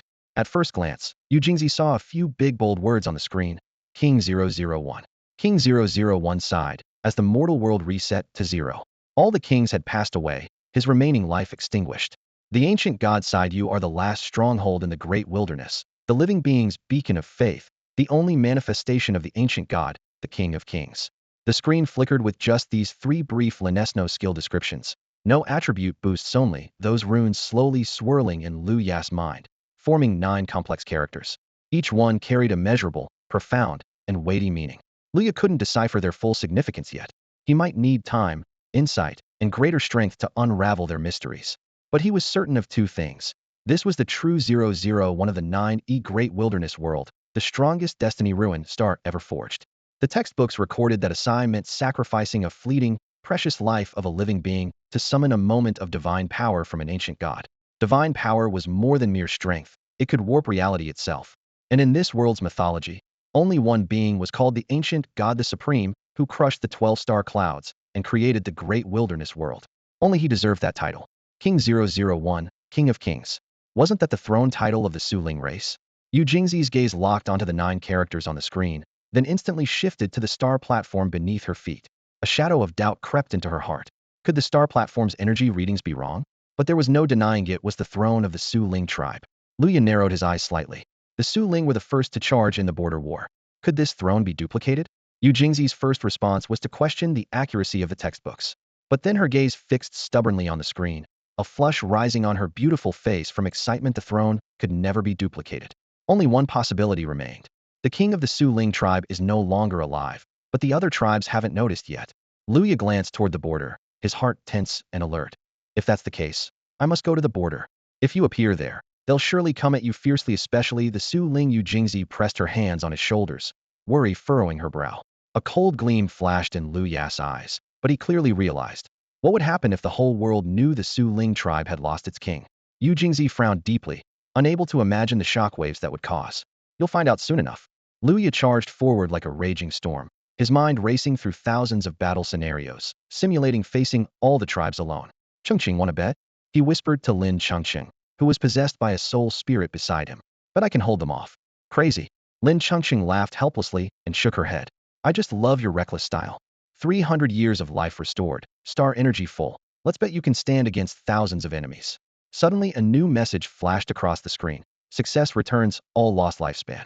The young heavenly son personally leads the charge, embodying supreme majesty. You have unlocked the only activation path for the human emperor's return and can perceive the locations of all kings. These words struck like lightning. Human emperor's return? What's that? Luya wondered. The highest leader of the human race was supposed to be the human king. This human emperor obviously ranks even higher.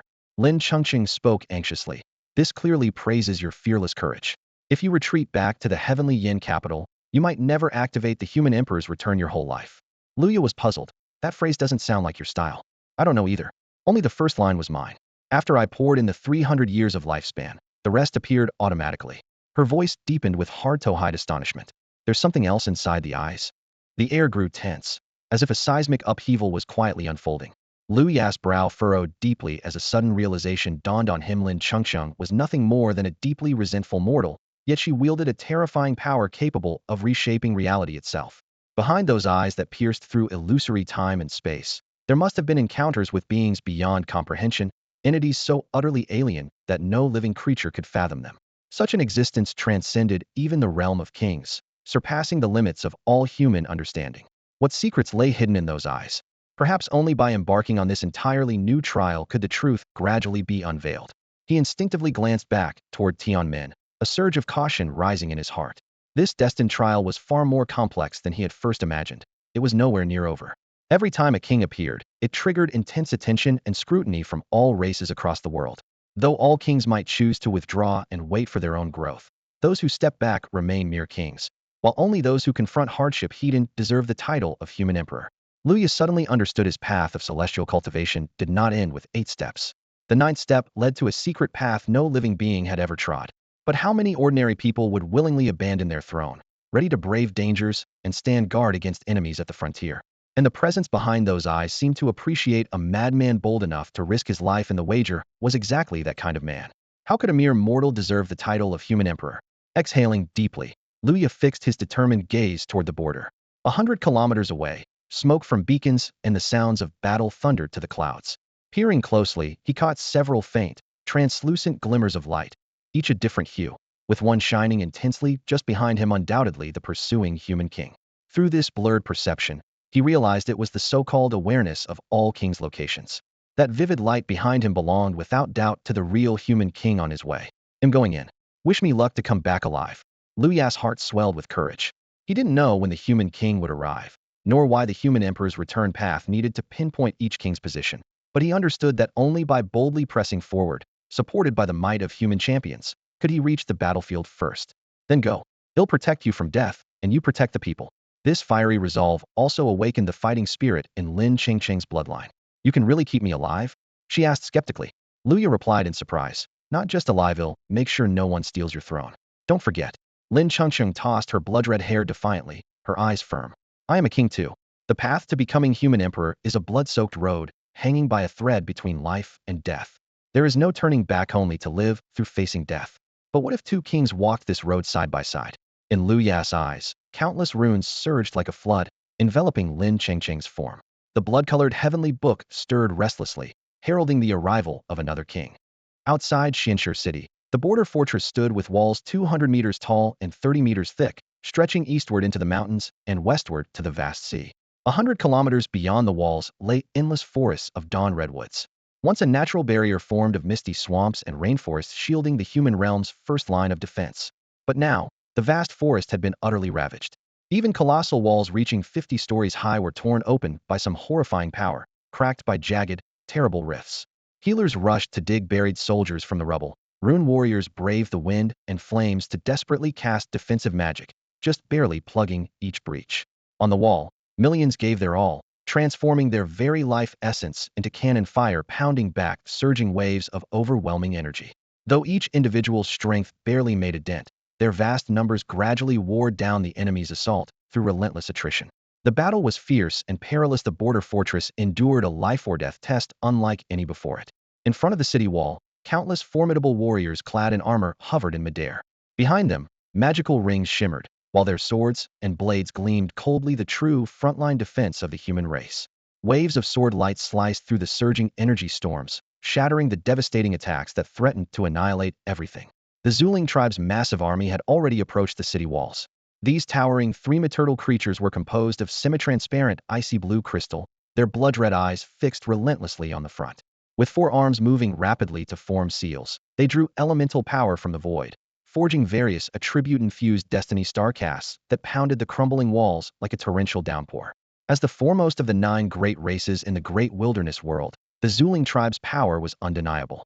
They constantly swallowed up territories and resources from other races, yet none dared to confront them heathen. These silicon-based beings boasted astonishing reproductive abilities and were naturally attuned to runic magic. The same destiny star casts in their hands erupted with 120 of their normal potency. Even more terrifying was their brutal nature, utterly devoid of mercy. But none of that was the real crux. The Zuling tribe's true reliance was their king, a bearer of star cast number 001 Psi. This star cast could summon a sliver of ancient, godly power at the cost of burning its wielder's life force. It was the primordial force that shaped the world itself, causing even the kings of other races to step back in fear. Because of this, the Zuling tribe naturally charged to the front lines in this battle for the divine throne.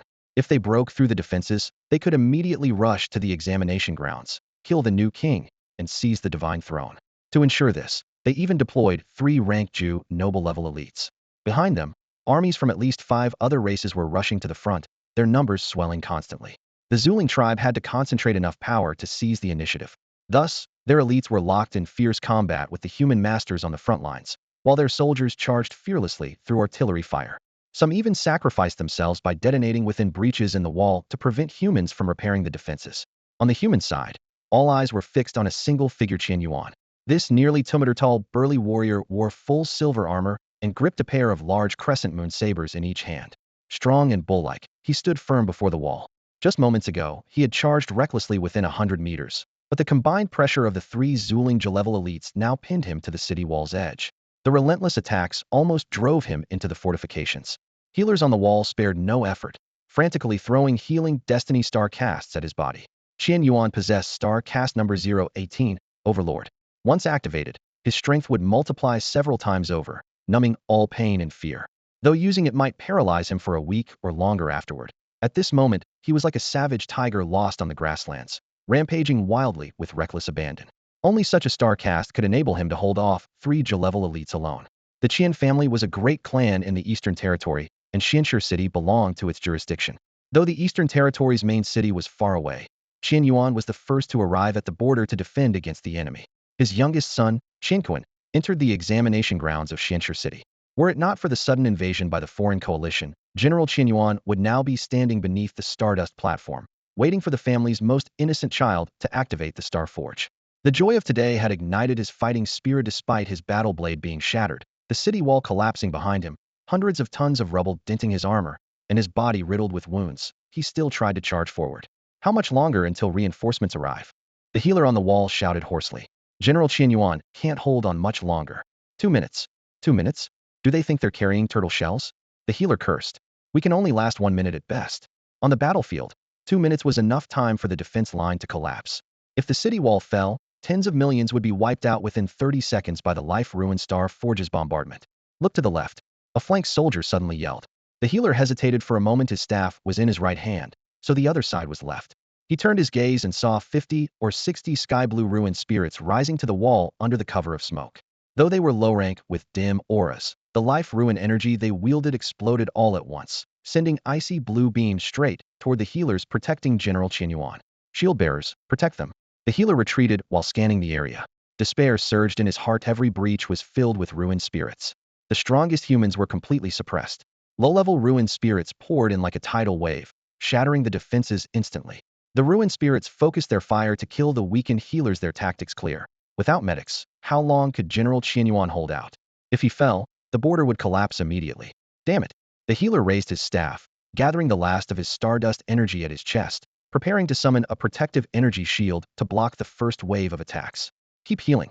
A hand pressed down on his shoulder. The command instinctively made him return the energy to healing the life-ruined energy field. A youth rushed past him, a muscular, bare-chested, bald boy whose face seemed vaguely familiar. The boy charged barehanded into the overwhelming tide of ruined spirits. His dark skin suddenly glittered with countless golden-red runes. With one hand reaching out toward the flowing life-ruin energy, he whispered a chant. World reset to 0. All kings have perished. Life burns away. The ancient gods sigh. As his words fell, the boiling battlefield instantly fell silent. All gunfire and the bright light of the life-ruined Star Forge faded to nothing. Between heaven and earth, only an ancient sigh remained. The runes carved into his skin glowed one after another, like stars awakening within his flesh and blood. Inside Liu Ya's body, the 9 characters at the base of his soul trembled violently. Each shock felt as if his internal organs were burning in fierce flames, as if something deep within his soul was being forcibly torn away. At that very moment, a sigh echoed through the heavens and earth. The sound was almost imperceptibly soft, yet it instantly froze the entire battlefield. Everyone's movements halted abruptly. Warriors swinging their blades froze midair. Roaring Zuling beasts gaped with blood-red maws. Even the splattered blood hung, suspended. Before this sigh, all things seemed compelled to fall silent, lest they offend the heavens and earth. Countless eyes turned sharply toward the city gate. Luya had arrived. The young man burst out of the passageway, his footsteps piercing the deathly stillness of the battlefield.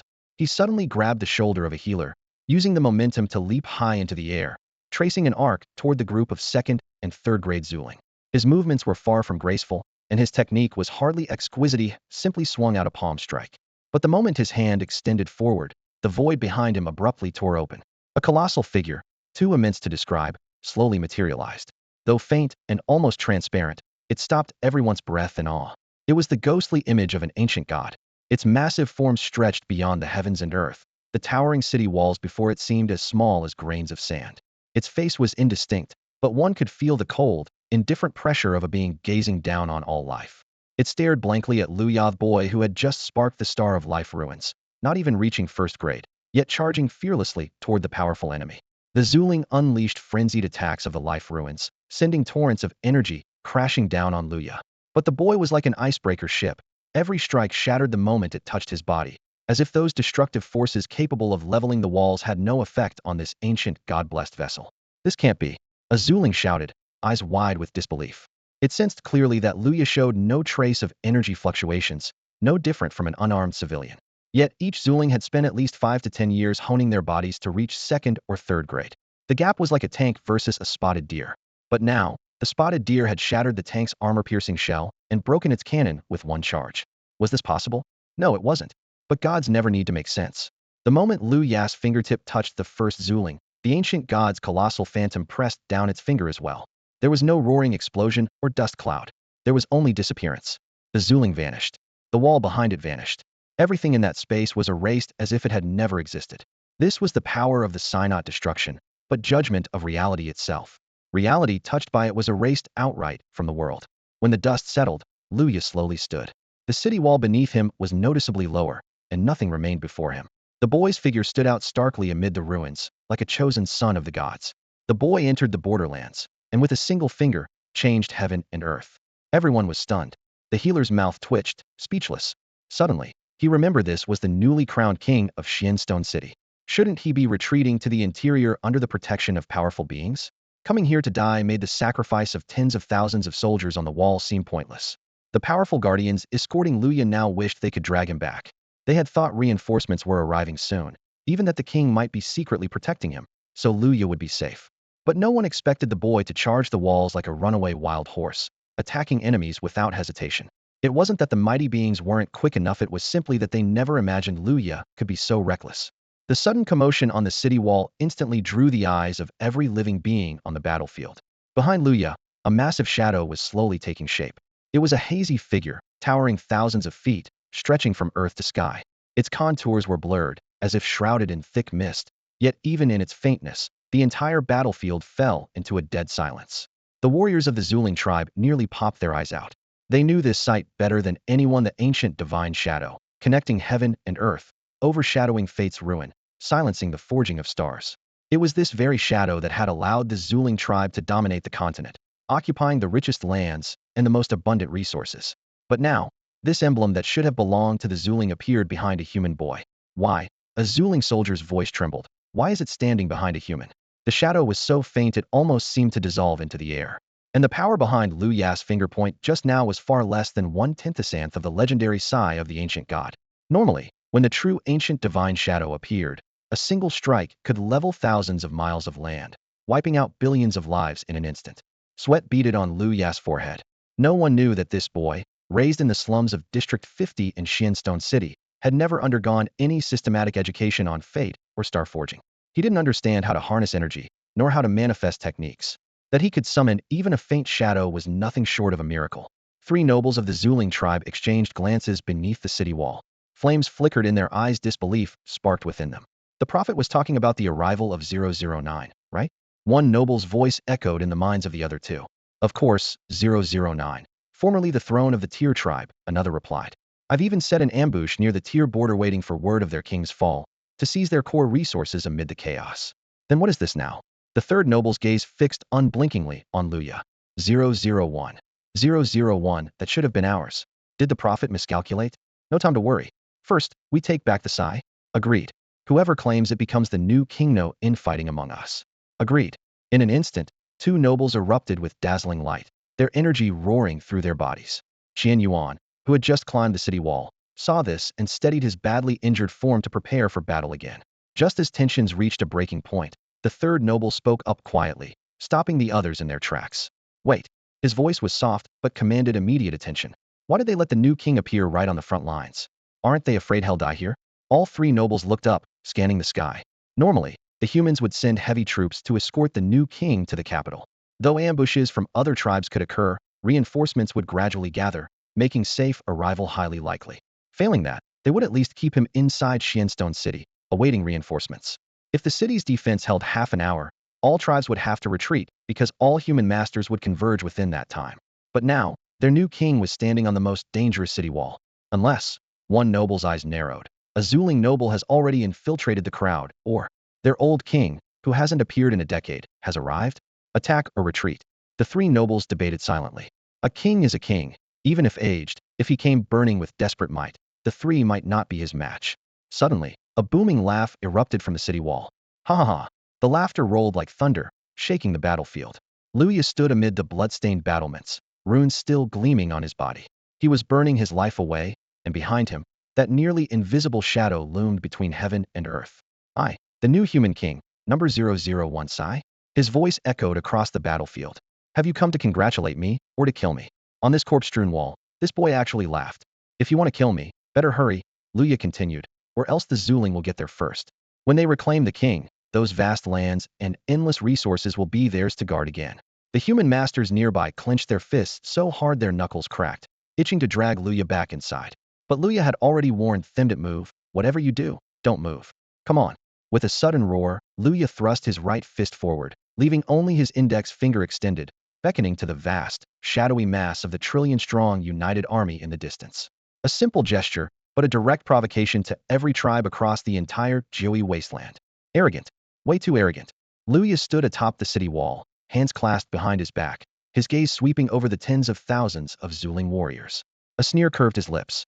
His provocative stance made every soldier present clench their fists tighter. This kid barely had any energy left from the star surge inside him and had just wiped out the last of his strength with a single palm strike. If it weren't for the powerful guardians escorting him, any stray explosion on the battlefield could have ended his life. Tianyuan silently moved to stand in front of Luya. As the strongest defender on the border, he knew clearly.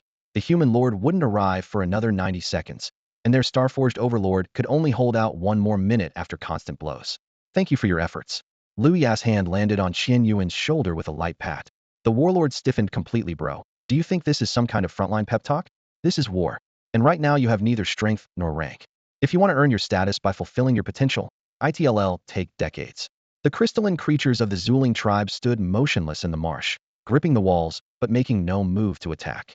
Their eyes kept glancing back at the three lords behind them. The three lords ceased their assault and looked up at the sky.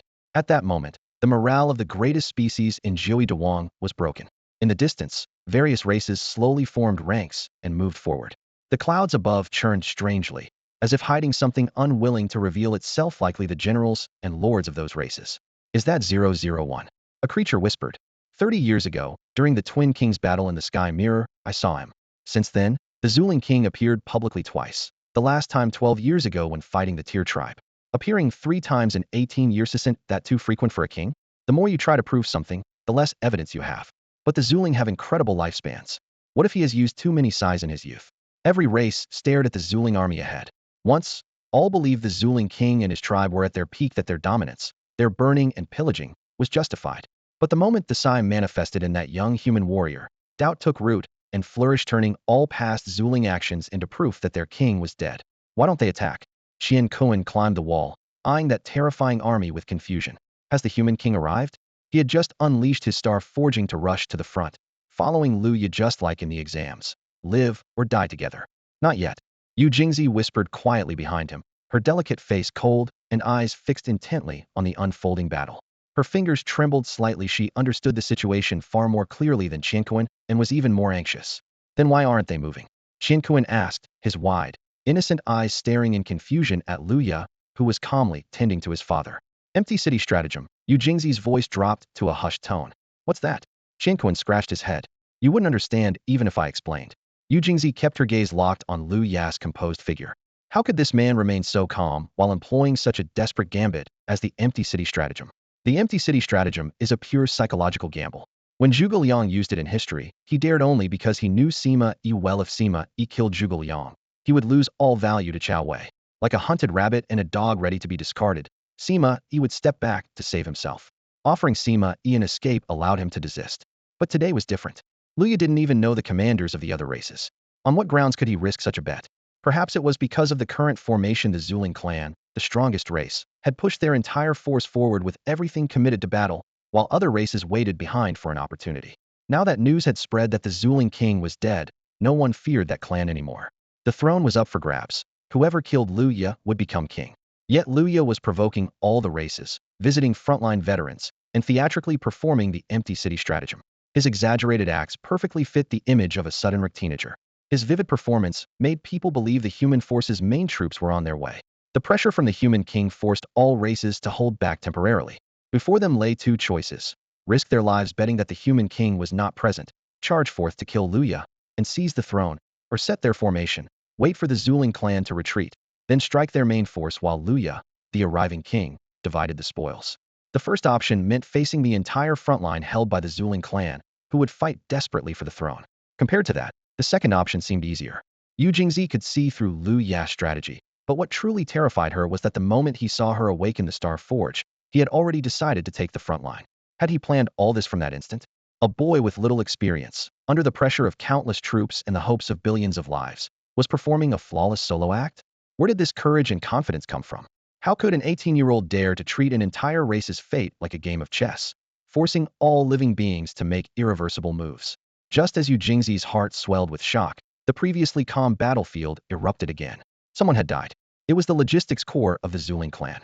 After witnessing Lu Ya summon the ancient god, they were briefly stunned, but then decisively began retreating, only to run into the vanguard forces of other races behind them. The two sides locked eyes, each wondering if the Zuling king had truly fallen. The logistics team tried nervously to flank around, but the vanguard forces, seeing this hesitation, immediately confirmed their belief that the Zuling king was dead. Blades flashed, and the star-forged weapons gleamed deathly in the marshland. This battle involving nearly 1,000 warriors was merely a tiny spark on this vast battlefield, but that spark ignited an entire battle line in an instant. The devastating defeat of the Su Ling clan's vanguard acted like a bloody signal, instantly detonating the entire battlefield.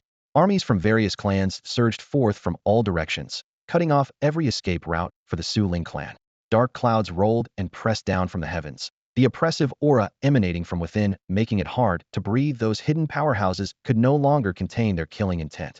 The 200 million-strong army of the Su Ling clan was plunged into desperate straits in an instant.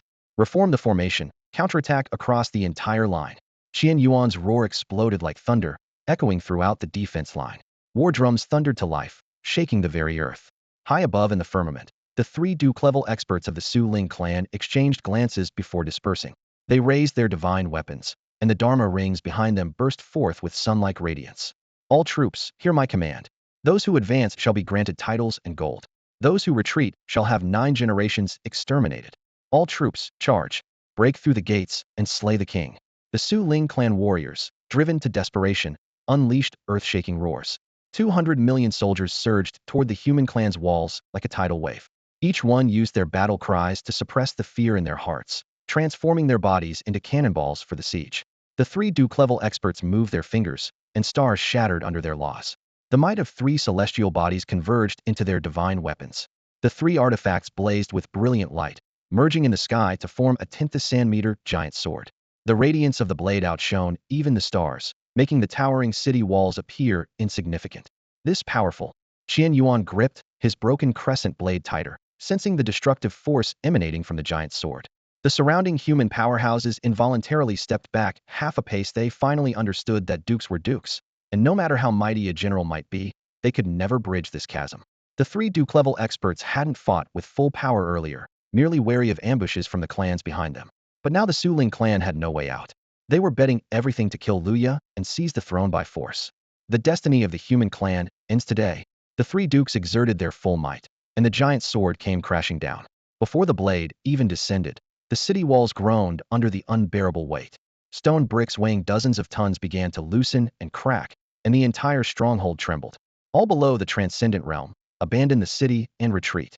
All at transcendent realm and above, follow me to face the enemy. Tianyuan issued his final command, dismissing the lower-ranked soldiers. The energy within his body burned to its limit, his overlord physique expanding tenfold as both hands gripped his crescent blade with all his might. Yet before the 10th sand-meter giant sword, he remained as insignificant as an ant. The giant sword fell mercilessly, swallowing the figures of Tianyuan, Luya, and all the human powerhouses. The Su Ling clan soldiers erupted in ecstatic cheers, raising their weapons high as they charged in the direction of the falling sword. But the expressions of the three Duke-level experts suddenly changed drastically. The giant sword had landed on the city walls, but it did not cut down. It could not cut down. A pale 3-foot-long sword hovered 3 meters above the city walls, blocking this heaven-destroying, earth-annihilating strike. Compared to the 10th sand-meter giant sword, it wasn't even dust, yet it had blocked it nonetheless. In the next moment, a pair of hands appeared on the pale sword's hilt. The giant sword's radiance was too blinding, preventing anyone from seeing clearly who held the sword. Atop the battered frontier walls, a slightly hoarse voice rang out, suppressing the clamor of the entire battlefield. The King of Men still stands. All officials, the court is dismissed. Those hands gently grasped the hilt and casually swung a single stroke toward the endless firmament. This sword strike carried no sword aura, no sense of sword intent, and lacked any earth-shattering spectacle. Luya only saw a black at the size of a fingertip shot out, traveling against the flow along the giant, glowing sword's blade. The dot stopped at the center of the enormous sword. The sword twisted. First, subtle wrinkles appeared in the sword's core, like an invisible giant hand twisting a hemp rope. Then the entire blade began to collapse inward, its radiance rapidly dimming. Everything above the city wall, air, energy, sound, spirit, emotion was all sucked into that black dot. The combined energy released from several exploded planets, a force that could instantly annihilate an advanced civilization, was completely devoured. Even the traces of those two planets' existence vanished along with it. The battlefield fell into deathly silence, even quieter than when Luya had summoned the ancient god Sai. Every living being's gaze was fixed on the place where the black dot disappeared, their hair standing on end. Only then did Luya clearly see who was holding the sword. An old man.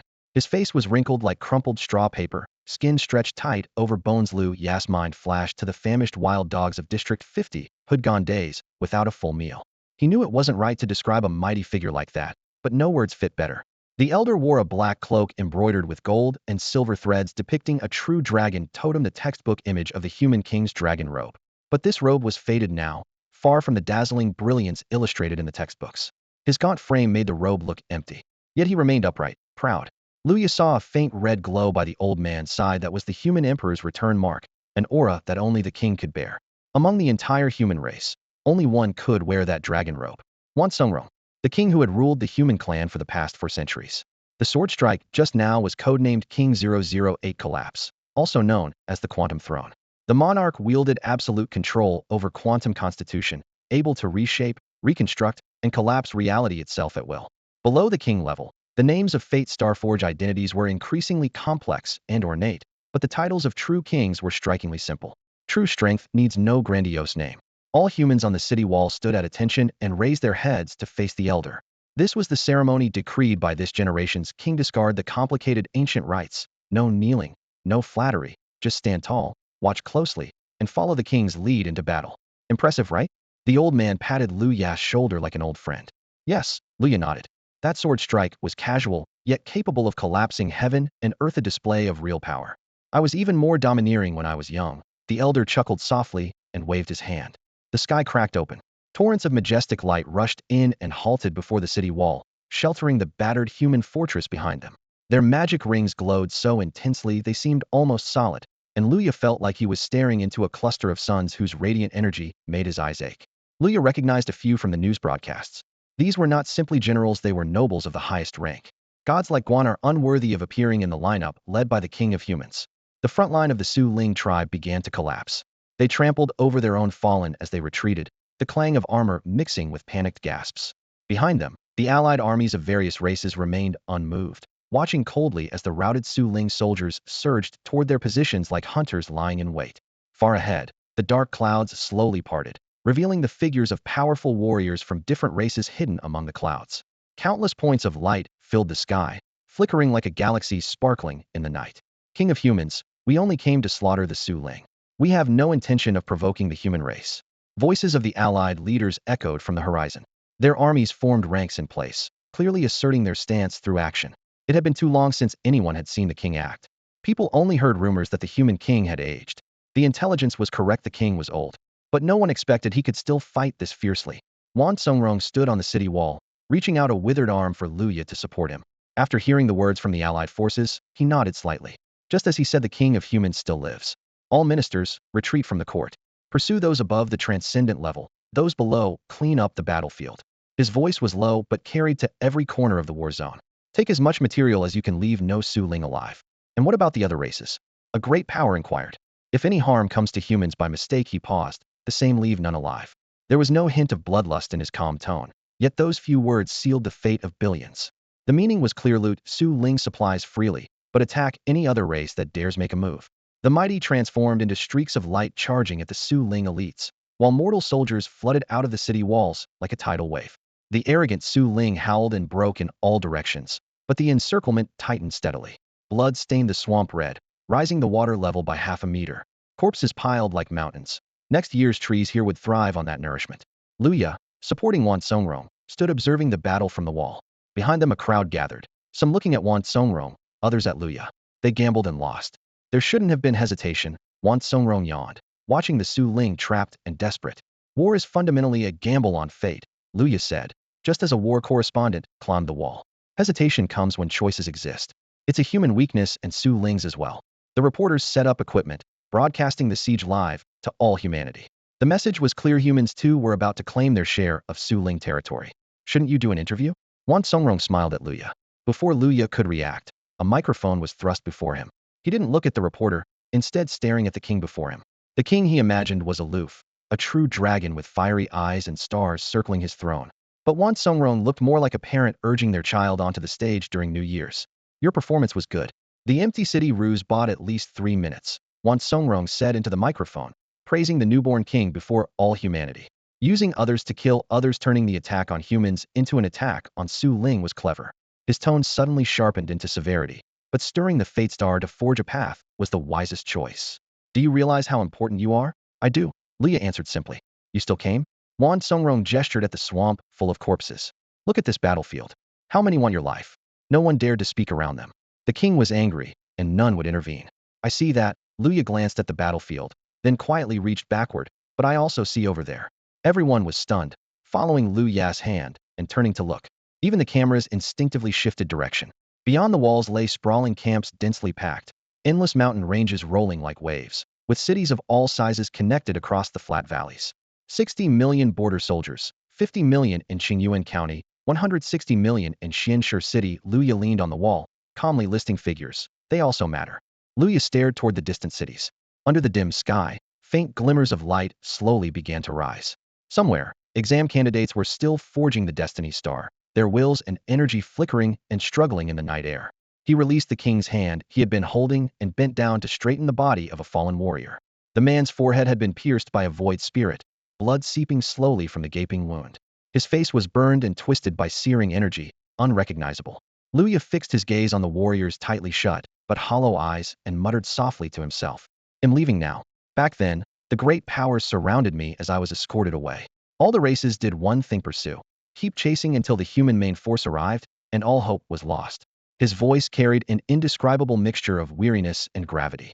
The history books would surely record this fierce rearguard battle in vivid detail. Warriors of his clan fighting bravely, giving their all in defense, falling back while holding the enemy at bay, delaying their advance until the last soldier fell. The new king had taken the throne, and the capital city celebrated a great victory. The entire region would be on holiday for 3 days while the people rejoiced that the human race now possessed 2 great thrones show for tonight, and the future swelling in every heart. But who cares about the borderlands here? Who would notice what these dead cities have become? The world has 89 trillion people. Billions are born daily. What's the loss of a few hundred million? Luya's tone was filled with defiance and resolve. But I do. He gently closed the warrior's eyelids with a soft touch of his fingers on the cold cheek. He embraced the nameless corpse briefly. Slowly, he rose, his eyes steady yet heavy. My parents are dead. My sister is missing. Maybe the world is vast, but mine is just the 4 of us. Without them, my world has completely collapsed. 3 lives destroyed a world, but sacrificing 300 million, I can't bear that debt. His voice was low but firm. A strange warmth suddenly surged through his chest and spread throughout his body. His eyes burned fiercely. Then, a line of text flashed before him. Bet success confirmed. 300 years of life restored. The Son of Heaven guards the frontier. The monarch dies for the state. The human emperor shall stand before all people, unafraid of heaven and earth. Soon a brighter line appeared. You have acquired the achievement of human emperor qualification. In 48 hours, the human emperor's return trial will begin. Afterwards, your eyes will pierce delusion and unravel reality. Success leads to becoming the human emperor. Failure means the entire Joey wilderness enters a reset trial. Luya exhaled deeply, his mind settling a bit. He had succeeded. In 48 hours, the truth of the so-called human emperor's return would be revealed. But as the last two lines passed, a chill ran through him. Cold sweat dripped down his forehead. What kind of trial had he truly triggered? The words reset were a nightmare he knew all too well. His destiny trial was reset. First forcing children to slaughter each other, then ordinary people to fight an ancient superpowered boss. Reset meant, based on the candidate's strength, matching them against an almost impossible ultra-difficult challenge. His spine shivered slightly, as if he had unleashed a disaster that dragged the whole world into a cataclysmic trial. You say perpetuity means the fate of Joey Wilderness was originally meant to end, right? He suddenly recalled Lin Chengcheng's words, snapping himself back to clarity. Explained from the eye's perspective, perpetuity was a way the eyes tried to avoid the world's destruction. Unless Joey Wilderness was fated to face periodic extinction disasters where victory means eternal perdition, and defeat self-annihilation only, then would the eyes be willing to sacrifice the self to achieve the greater good. But judging by what he knew of those eyes, this trial's difficulty would be extraordinarily brutal. He took a deep breath and lifted his head slightly, silently asking himself, what is there to be afraid of? It's just a trial to reset everything. It's not like we've never won a gamble before. Lin Chengcheng's words hit Luya like a jolt of electricity, forcefully reigniting the blind confidence in his veins that had long been dulled. Of course, he had won before. Gritting his teeth, Luya's voice was low and resolute. Previously, he had gambled with his own life, but this time, he was betting with the whole world as his stake. He had already wagered 10 years she might as well go all in once more. The broadcast camera locked tightly on his back, enlarging the image of this new king until there was nowhere left to hide. Every bead of sweat on his forehead was captured, every hair on his skin visible, while the sprawling encampments and cities before him were blurred into a hazy backdrop. Yu Jingzi stood beside Luya, her gaze fixed on Wan Songrong. The old king's face was shriveled and expressionless like a withered tree, his dark eyes deep and unfathomable. No one could read what storm brewed in his heart. Behind them, ordinary border soldiers stood in a straight line, backs straightened, grips tight on their rifles, lips pressed together, eyes locked on the young figure. They were the most commonplace foot soldiers, once cast-offs of their families, now sent to the frontier to fight for a chance at survival. The moment their identities were activated, they had been abandoned, never truly cared for by anyone. But now, the King Coretta said it plainly, I care. Those words planted like seeds deep in their hearts, rippling out to the 80 trillion ordinary people of this world. Everyone struggled to survive and never dared hope for respect. But in truth, they longed for someone to look at them properly just once, even if only once. Wan Songrong heard those words, I care, and his heart trembled, leaving him speechless for several seconds. After half a minute, he finally spoke, his voice low and slow. You care. You're betting yourself and the new throne on whether we'll arrive in time, on whether the tribes will unite to strike the Zuling, on whether this old man can hold back 1,000 armies, on whether I still have a conscience and won't watch you die before crushing the killer and then replace my 008 throne with the 001. Supporting himself against the city wall, he slowly approached Luya. Someone tried to help him, but he waved them off, stiff-legged, standing firmly at Luya's side. This bet is too large to lose. Too large a bet. Luya chuckled silently.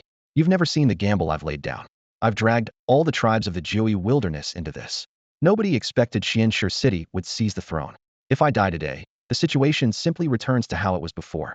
He smiled calmly. Poor people are the best at comforting ourselves. Losing it all is nothing. We just start over. You should learn that mindset to stop worrying so much about gains and losses. By now, Luya was detached. After pulling the whole world into this gamble, his mind was clear, nothing mattered anymore. Before Wan Songrong could respond, Luya extended his hand and naturally, but warmly placed it on his shoulder. But if I'm lucky enough to survive and hold the frontier, saving hundreds of millions of lives, then in the coming years, most of the tribe's energy will be spent fighting over the Zuling's territory. You'll also be able to take care of yourself and live a few years longer. Behind them, camera flashes erupted, journalists scrambling to capture the moment the sun rising in the east. Two kings of different generations standing like old friends on the bloodstained border, beneath their feet the mighty frontier, behind them the chaotic battlegrounds of many tribes. Wan Qingrong's eyes flickered with surprise. His idea of rescue had never imagined it looking like this. He laid out a clear plan first, a single sword strike to collapse heaven and earth, allowing the various clans to seize the moment and wipe out the Zuling tribe. Then, the noble lords would compete to recruit Luya as their disciple. Against all odds, he would use his aged body to personally bring this new king to the Tianyuan royal capital for cultivation, creating a legendary story. The first half of the plan was flawless, but the latter part, Luya seemed difficult to tame. Hardship had shaped his unique worldview, cared little for others' status or rank. To him, whether noble or lowly, every life was equal. Every life was precious, and yet all were equally insignificant. This contradictory attitude recalled his reckless youth, when he treated life itself as nothing. Perhaps that impulsiveness was Luya's true nature. Wan Songrong leaned against the city wall without glancing at Luya, but nodded in agreement. At my age, living longer matters more to the whole tribe. Those following him exchanged subtle expressions. No one knew this king better. Wan Songrong was the most dedicated ruler in the 90 Badlands. His entire life was devoted to his people. Even his closest subordinates, trusted aides, and children were held to strict, sometimes harsh, standards. He always believed he was right. The Tianyuan royal capital was like a vast dictatorship where no one dared question or debate him. Yet today he actually sided with Luya? Could it be the influence of the old man known as King 001, the Sai? Wan Qingrong's hardened spirit was not easily bent. His attitude was baffling and intriguing. Nearby, Yu Jingzi quietly observed the group. They glanced at Luya occasionally, but more often watched Wan Qingrong's expression. These men had all reached transcendence, likely the sworn sons who constantly accompanied the king. More bluntly, they were heirs to the throne. In this world, the throne's succession follows a brutal rule. To claim the crown, one must kill the reigning king, and the throne can only pass between different clans. A human killing another human king can never truly inherit the throne. Although alien usurpers sometimes fail, their chances rise the greater the genetic gap. For example, the silicon-based Zuling tribe shares less than one genetic overlap with humans, so their success rates exceed 95. However, the royal star forged by coup power gradually diminishes in strength with each generation, from full power initially down to only 70 in the end, far weaker than a throne gained through life trials. These rules might be the world's way of preventing endless tribal slaughter or stopping the throne from solidifying within one clan. But the laws are no obstacle for powerful families. So long as, before the current king's death, humans secretly poison the alien king raised among them, then assassinate the alien heir, the throne can remain in human hands. Therefore, Wan Songrong carefully selected a group of sworn sons to serve in key human government posts, even granting them vast lands to govern. Through their governance and philosophies, he searched for the ideal heir. Human law requires the previous king to publicly confirm the successor in a nationwide live broadcast. Only with that recognition can the heir succeed. Otherwise, the entire people rise against them. Additionally, attacking the king outside friendship is met with unlimited royal counterattack, branding the attacker a common enemy and strongly preventing internal strife. Wan Songrong was indeed a good king. He never intended for his own son to inherit the throne, but he never expected two kings to arise among the humans. Earlier, as Yu Jingzi followed Luya rushing here, his thoughts lingered. Once, the king embodied supreme power and prestige, recognized by all lands and obeyed by the people. But what about the future? Even if King 008 collapses, successor builds loyal officials and armies before Luya matures, Luya will ultimately come into his own. When that time comes, will this new king be content forever ruling only in name?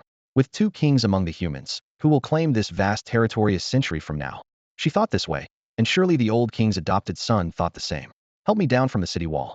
I want to check on the wounded soldiers in the barracks. Wan Songrong reached out his hand again.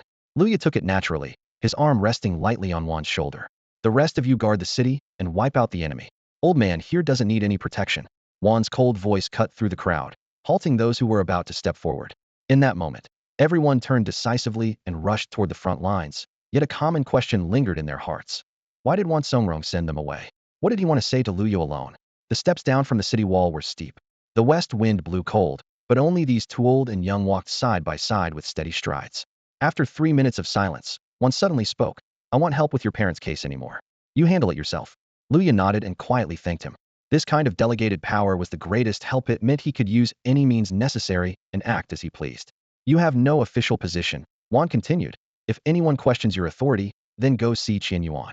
As if unsure, he added, the one protecting you earlier on the city wall? Xianshi City falls under him. Qiankuan is his only son. Suddenly, Luya realized. No wonder Qiankuan was able to clear my injustice during the exam. Regardless of who I am today, he could probably overturn the entire city hall. But for Luya, personally uncovering the truth and avenging his enemies was the most satisfying choice. You're right. Wan Songrong squeezed Luya's hand. The strength hit a subtle warmth. Luya suddenly felt this old man was unlike the rumors, willing to admit mistakes, not domineering like a typical father figure, but rather kind and gentle.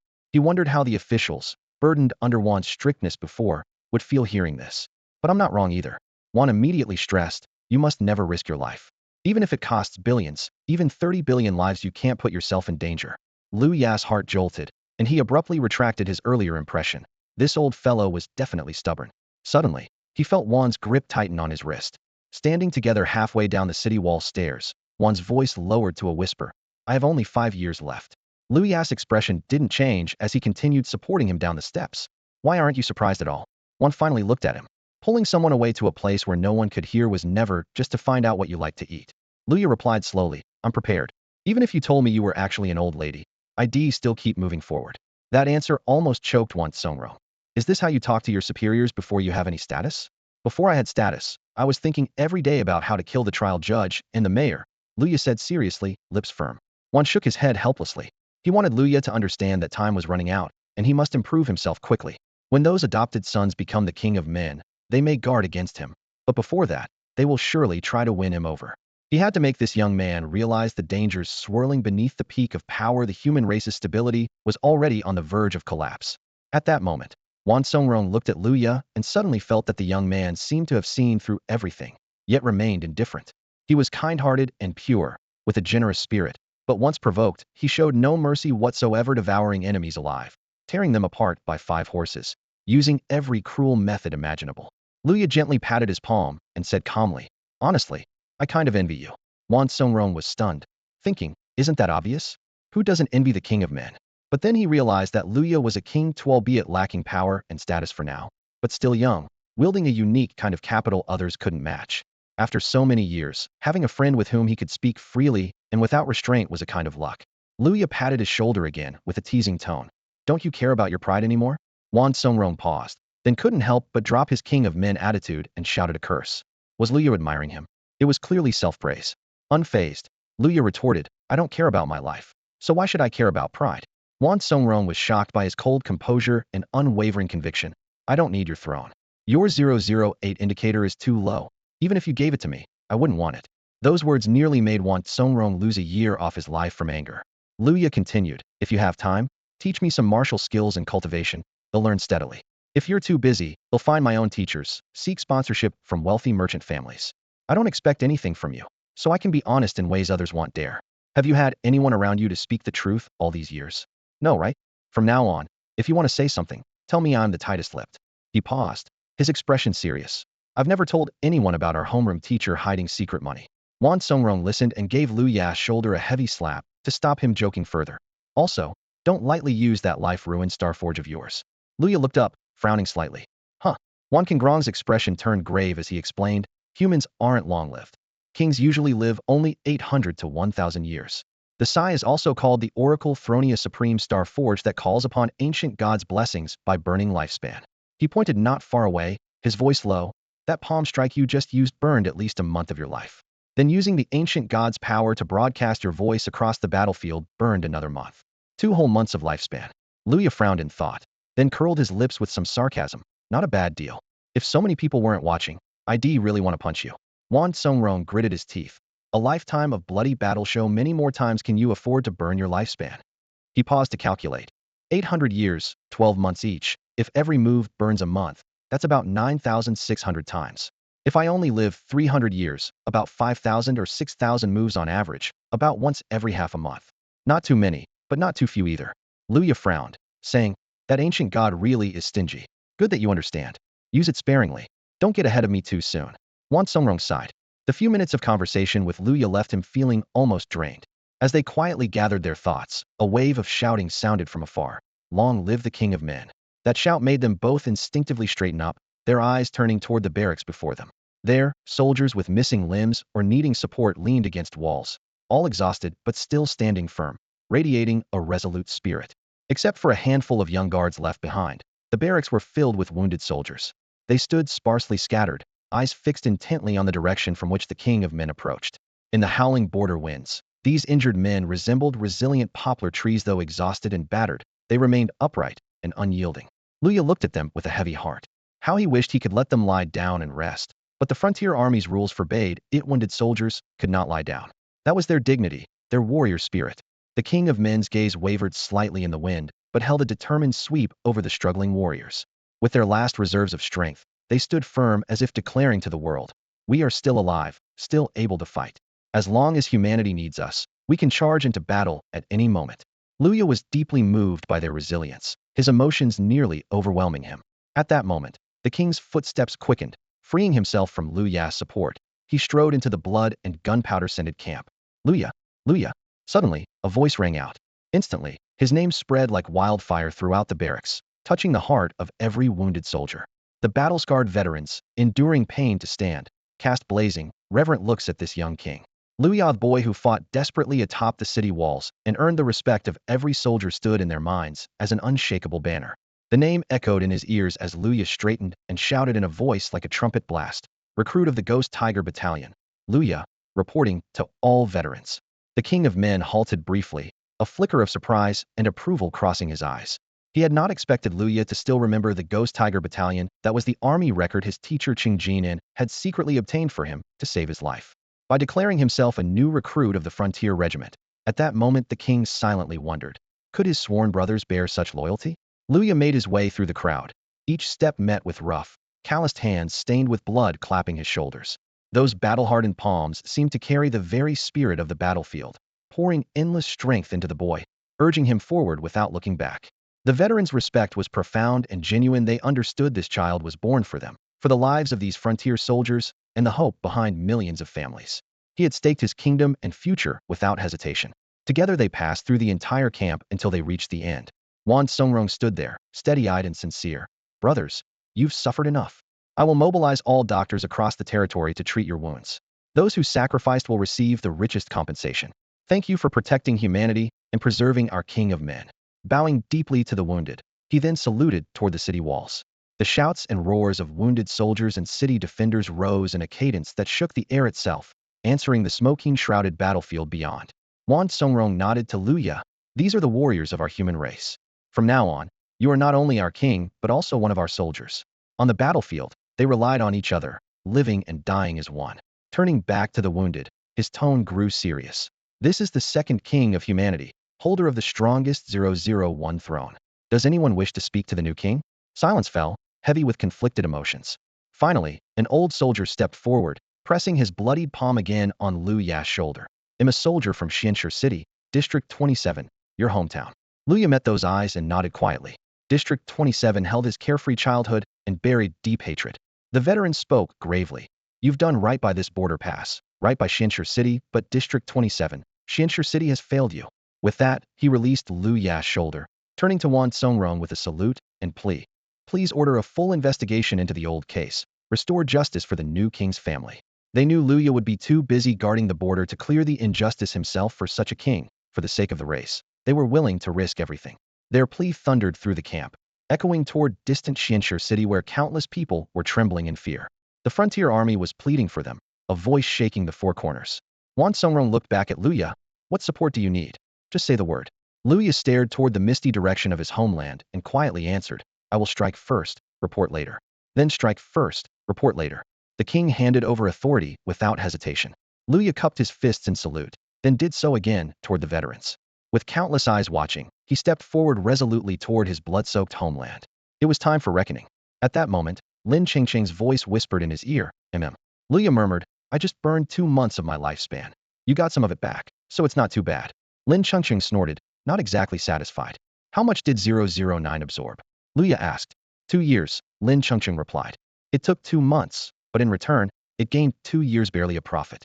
Luya calculated this in his mind. Wishing he had captured a few more Su Ling. Lin Qingqing shot him a displeased glance. "What exactly are 009's attributes? You don't know? Do you think I learned about it in class?" Luya replied with an innocent look. Lin Qingqing rolled her eyes. "You didn't even understand 009's attributes, and you still dared to charge onto the city wall?" "I didn't know. You said you'd guarantee I wouldn't die. That's why I dared to rush in. I also took the chance to test the character of the king of human so far. He seems like a good old man." Luya shrugged. Lin Qingqing looked at him and sighed. King 009, the rebel, born to defy the heavens alone. How could he settle for anything less? Betting his life, living towards death, pouring out his fervent blood, the Qingfeng slayer of gods. Her voice was icy and resolute. "Sounds like he suits me, like gambling with my life." Lu Ya's eyes sparkled with excitement, but then his brow furrowed. But the last line of 009's description seems targeted at 0:01 a.m. I basically creating my own nemesis? You do like to gamble, but you poor guy has no money, so you can only bet your life. Lin Chengqing teased with a smile. 009 belongs to me. And you? You're my sister's nemesis. She added. I have money. There's still 100 Tianyuan in my bank card. That's enough to survive a week. Luya stubbornly pressed. What about the other attributes? Is that the only description? Kills the target to steal their lifespan, and after death consumes 100 years of lifespan to randomly resurrect? That's right, Lin Chengqing confirmed. Luya slapped his thigh.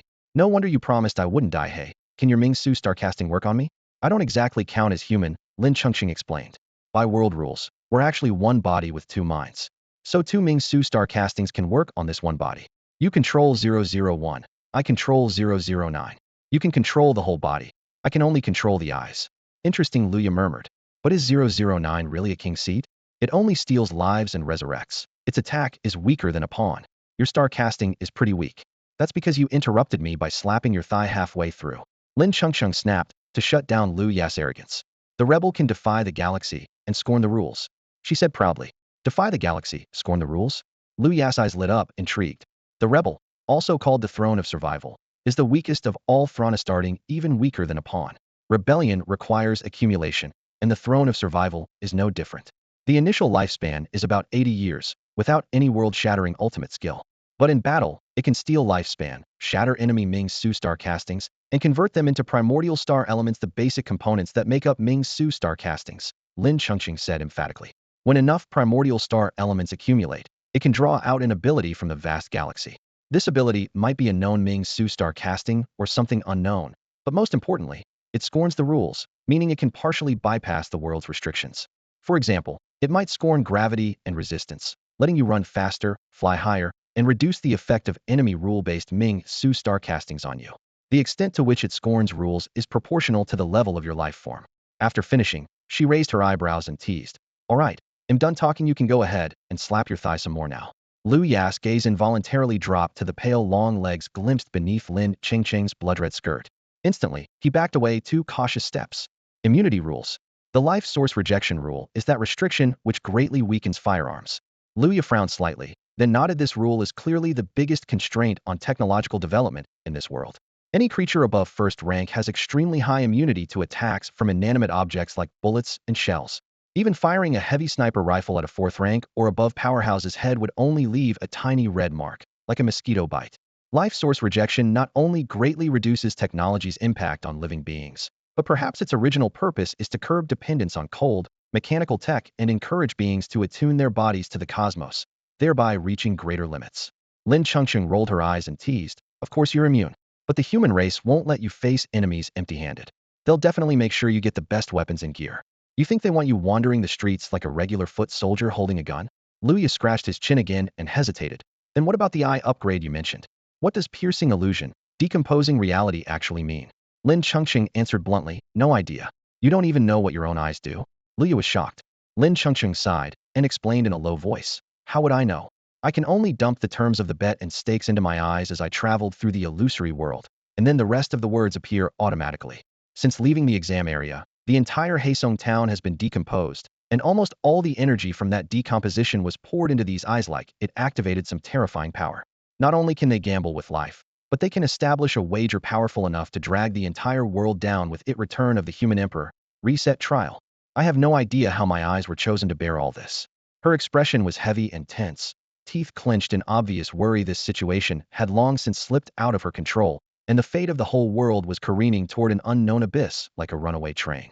Luya stayed silent, silently urging himself. The fate of Joey Great Wilderness is completely in their hands now. Are you really going to walk all the way back to Xianxia City on your own to take revenge? Someone suddenly called out beside him. Luya turned to see a dark green Jeep roaring past, then slamming on the brakes, kicking up a cloud of dust. Inside, Yu Jingzi sat in the driver's seat wearing sunglasses, gripping the steering wheel with his right hand while casually resting his left arm on the half-open window. He whistled at Luya and then patted the empty front passenger seat. Luya jumped in, surprised to find the cramped backseat packed with 3 grown men: Qian Kuan, Qin Kailai, and Zhuge Jun. They were squatting with their knees pulled up, grinning foolishly like 3 drooling huskies, yet all were titled commanders, the backbone and future of the human race. Now that the fate trial had ended, Luya looked at the news on his phone. The latest stats were scrolling. Today, humanity produced 3 new dukes, 37 generals, 2,497 officials, and, of course, 1 king. Overall production was low, and the number of star founders had decreased from previous years. But just these 3 dukes had filled the entire world with hope, especially since 2 of them had been forcibly pulled up by Luya himself. Yu Jingzi briefly introduced the Mingxiu star castings of a few people to Luya. Yu Jingzi's activated star casting was Nobility 016, Ji Yi Shenwu, a close combat offensive technique that resembles a passionate and enchanting dance. It bewilders opponents while using graceful movements to neutralize most of their attacks. What's more remarkable is that once she starts dancing, she supposedly becomes immune to nearly all binding or control-type Mingxiu star castings. Luya recalled how Cheng Jinan described this star casting in class. It's like an assassin's toolkit full of control, shields, and super armor. This type of Mingxiu star casting usually appears only among the succubus tribe, and paired with Yu Jingzi's alluring queenly aura, it's easy to imagine how utterly captivating her performance must be. Qianquan, on the other hand, unleashed Nobility 002, Tian Shu Xingzhui. This star casting transforms the user into a cosmic spectacle like a shower of fiery rain, meteors, or auroras descending straight into the heart of the battlefield. Carrying the celestial phenomena to break enemy lines with overwhelming force, Qianquan is a supreme battle mage of unmatched power. The nobility rank stands just below the sovereign, and their Mingxiu star castings are nearly flawless. Especially Qianquan's Nobility 002, which represents the pinnacle of the nobility class. The other 2 had distinctive star castings of their own. Qin Kailai's was Nobility 018, Bawang, identical to that of Qianquan's father, Tianyuan. It greatly boosts the user's physical abilities for a short burst, but comes with the side effect of requiring a month of bed rest afterward. This suits Qin's solid, weightlifter-like build perfectly. Zhuge Jun's was the most unusual, Nobility 022, Xiangxi Ni, a strange star casting that acts as an offensive spell at long range, but transforms into a powerful healing energy up close. Its attack power increases the farther away the target, while its healing effect intensifies at close quarters. Mastering the exact distance to maximize either effect would likely be a lifelong challenge for Zhuge Jun. Helping these sworn brothers each awaken their formidable Mingxiu star castings was Lu Ya's way of repaying their fearless decision to storm the detention center together. Now, although they had just survived a dangerous ordeal, all 5 sat inside the vehicle without a scratch, undoubtedly the best reward for their loyalty and courage. Old Lu is seriously amazing. How did you even come up with that plan to completely trap the Su Ling tribe? Qian Kuan gripped the edge of the passenger seat with his fingers, staring intently at Lu Ya's head, as if trying to see right through to whatever strange idea was brewing in there. Lu Ya's mind was tense, struggling to find a way to explain his plan clearly to Qian Kuan. But the more he thought about it, the more lost he felt for words. Kuan bro, don't ask. Even if I explain, you won't understand. He gave up trying. Seeing this, Qin Kailai reached out to ease Qian Kuan back into his seat, then leaned in close to Luya with a grin. Lu bro want a wig? Luya touched his bald scalp, a chill running through him at the exam arena. The final boss had ripped out all his hair. When he left, the town's fragments had miraculously healed all his wounds, but not a single hair grew back. Qin Kailai looked proud. My family runs a wig shop. I had my dad send some wigs to the 27th District Court. You can pick one on site. Check out this color. He handed Luya his phone, showing photos of wigs. This celery green is the top seller this year. If you don't like it, there's also this broccoli green. Luya wanted to curse, but forced himself to hold it back, quietly handing the phone back to Qin Kailai. His gaze shifted to the darkest corner of the back seat, where Zhuge Jun was quietly looking at his phone.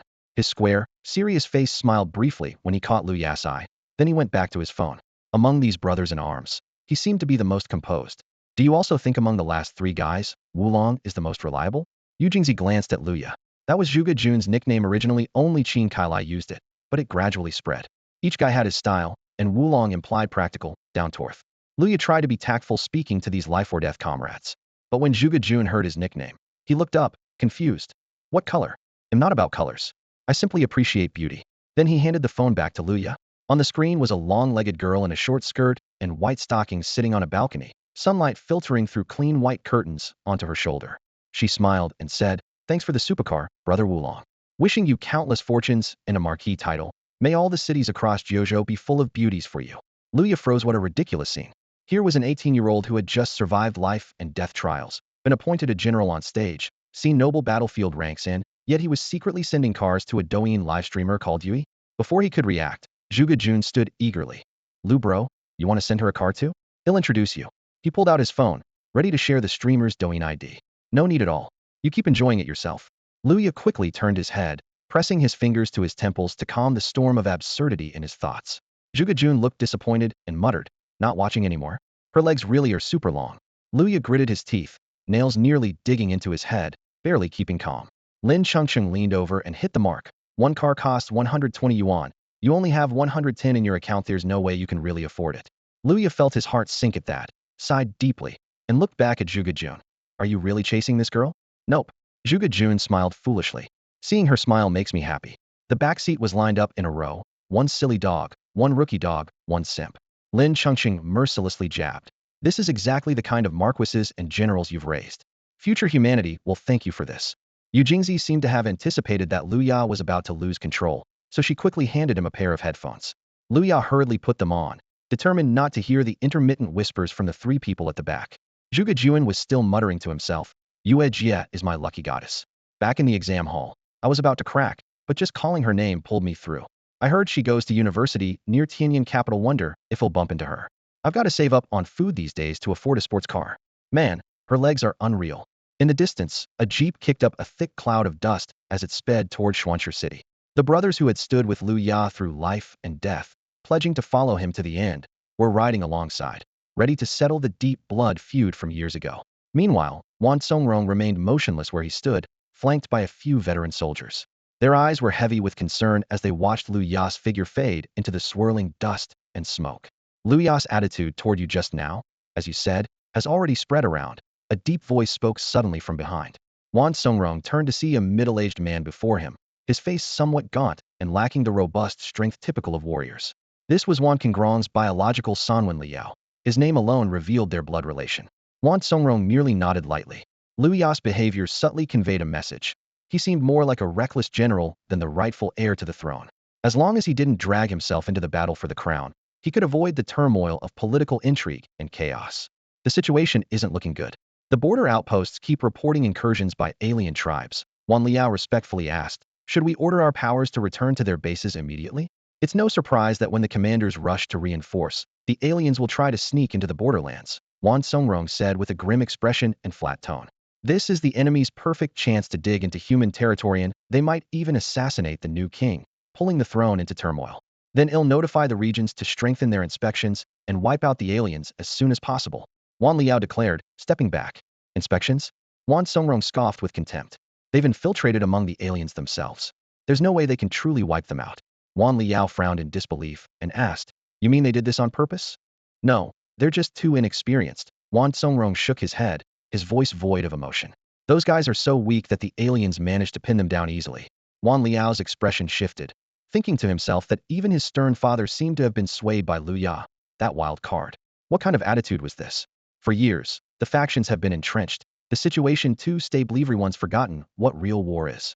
Wan Songrong said coldly. That rogue Lu Ya came at exactly the right time, stirring up this stagnant pool. Yet deep down, he knew Lu Ya's knack for causing trouble was no joke. Wan Liao muttered quietly. Every move Lu Ya made sent his heartbeat racing. Let him cause chaos. Wan Songrong smiled faintly. If the sky falls, I'll hold it up. Wan Liao was silent, secretly doubting whether his father's remaining years would be enough to endure the coming storm. Half an hour later, Wan Songrong ordered all powers to withdraw to their posts in an orderly fashion.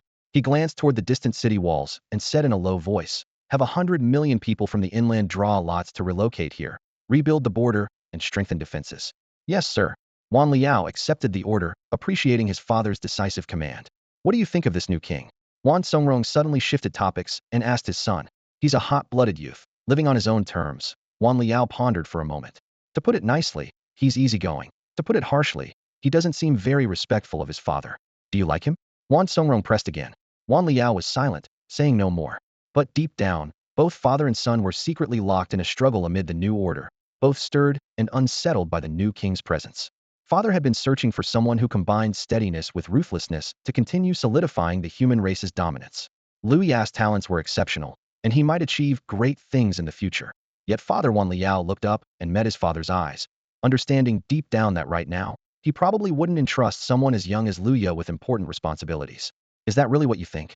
Wan Songrong turned to scrutinize his son, his gaze probing. Wan Liao nodded gently. Well, I suppose your siblings and the others probably think the same way, don't they? Wan Qingrong's lips curved with a hint of amusement. He was referring to the adopted sons and daughters. They all seem reluctant to get involved in power struggles. Wan Songrong shook his head. But isn't that better for the bigger picture? Wan Liao stood beside his father, voice steady. What you fear most is internal strife, turning the slaughtering knife against our people. Liu Ya's refusal to vie for power actually makes him the center of everyone's favor. Those wealthy and influential elites are willing to pay any price, as long as they don't have to fight him. Wan Songrong watched the dust trail left by Liu Ya as he walked away and fell into deep thought. Winning the loyalty of the common folk in this city wall battle gave me a strong foundation. Even if I depart westward, anyone ambitious enough to try and seize his throne will have to reckon with the city's hearts and minds. He seems rough and careless, unfit to govern the world, yet he steadied the adopted son's loyalty. From now on, no one will dare threaten him lightly. They'll compete to curry favor. In this game of chess, he's the landlord playing it all the way. Wan Liao's eyes widened, amazed at this 18-year-old who exuded the calm aura of a wanderer. Every seemingly reckless move was actually calculated. By the way, what about your parents' case? Wan Liao recalled vaguely. Wan Songrong narrowed his eyes. Follow him and see how he plans to investigate.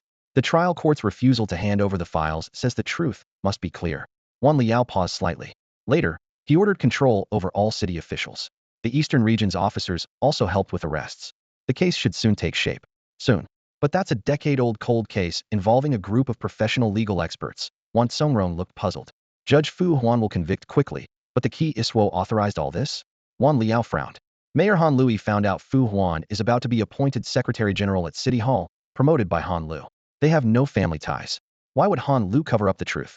Fu Huan has no grudge against the Lu family. Why target Liu Ya's parents? The trial court can't possibly be in the dark except for Fu Huan. Fu Huan wouldn't arrest anyone personally. Didn't anyone oppose this? Wan Qingrong's rapid-fire questions pressed Wan Liao into thought. Then Wan Songrong swiftly boarded an armored vehicle. They'll follow and see if he needs help. No need. Just protect him well. He's smarter than you, perhaps even smarter than me. Wan Songrong firmly stopped his son. Liu Ya had no idea about Wan Qingrong's opinion of him. An hour later, escorted by Yu Jingzi, Liu Ya stood before the 27th District Trial Court Gate in Xianshi City. At that moment, Trial Court Chief Fu Huan and Mayor Han Lu were being escorted outside by Eastern Region judicial officers. On the ground before them lay a case file. The signatories on the file weren't Fu Huan, nor approved by Han Lu. The judge listed was Fu Chun. The City Hall approver was Han Dongfang.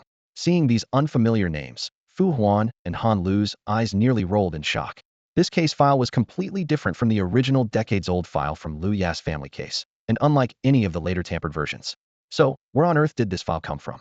In this world where an exam at 18 determines one's entire future, every child carries the hopes of their family.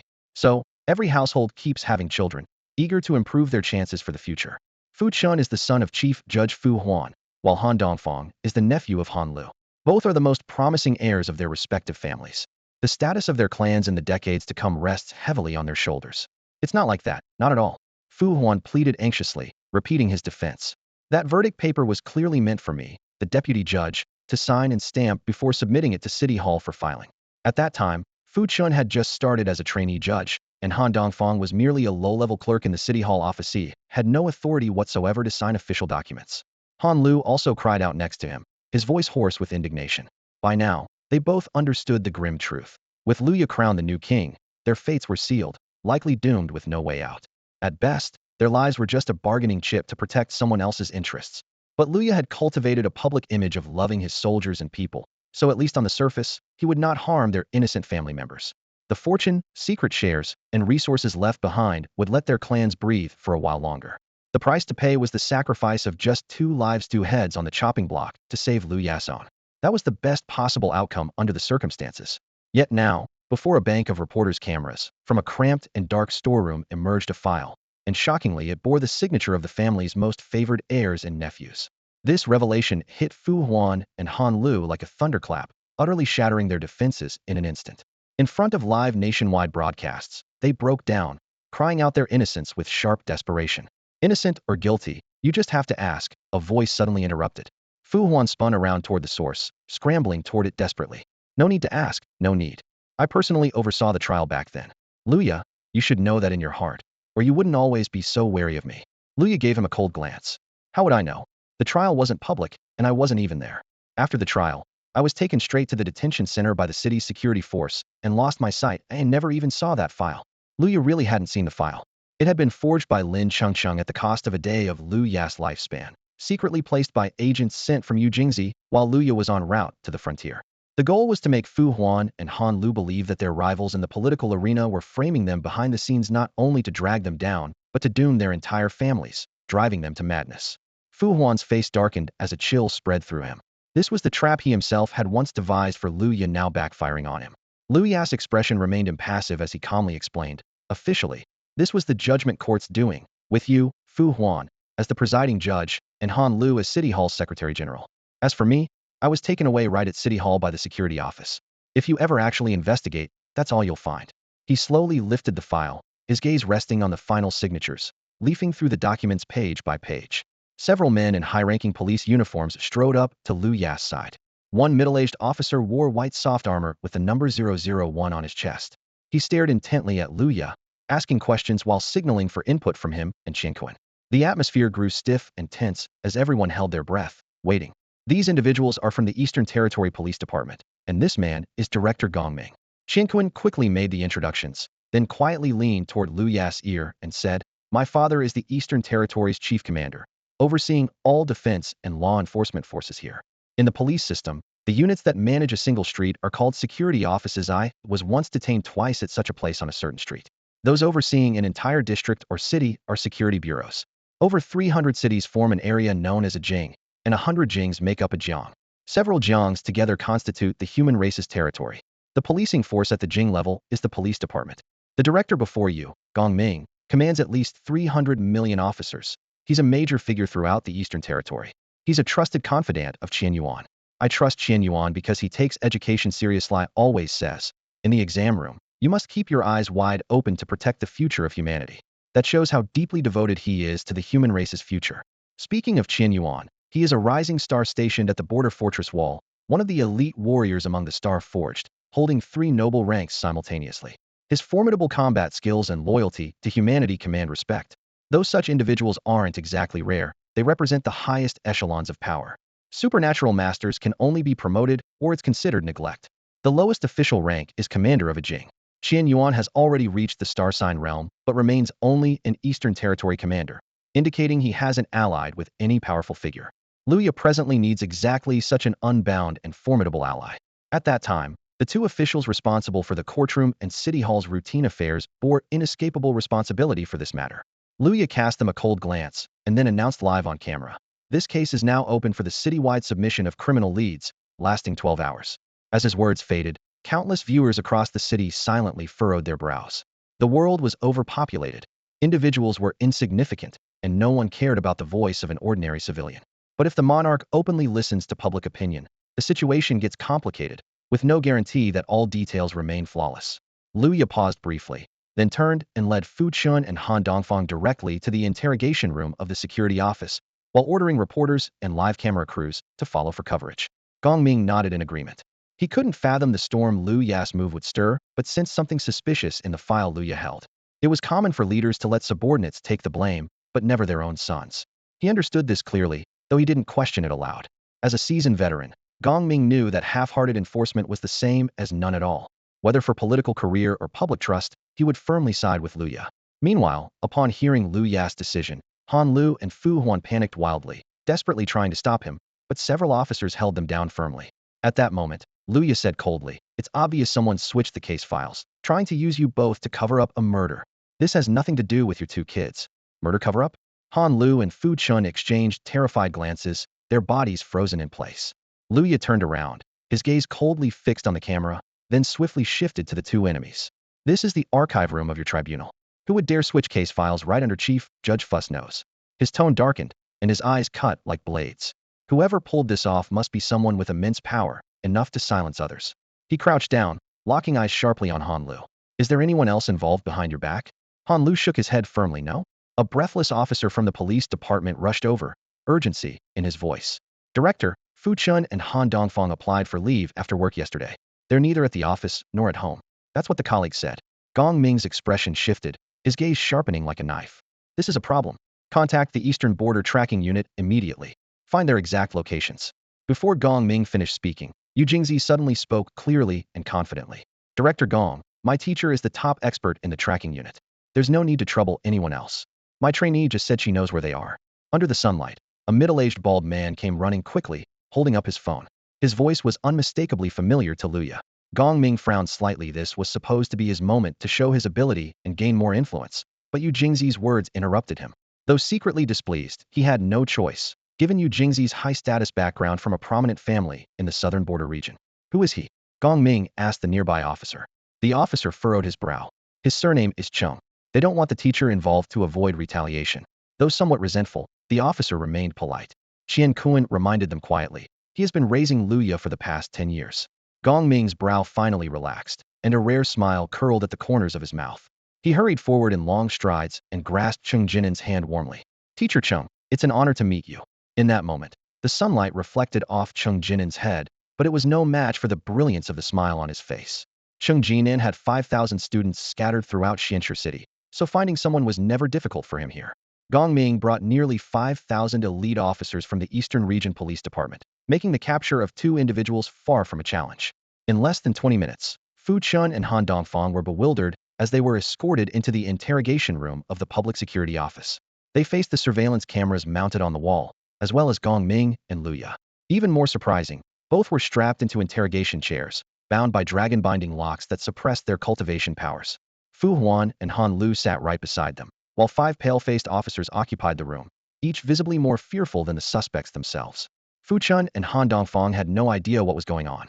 Every year during the Destiny examination, their families arranged for them to take a day off for a short trip into the mountains, an old preventive measure passed down by their ancestors to avoid exposing past secrets and to protect the family from collective punishment.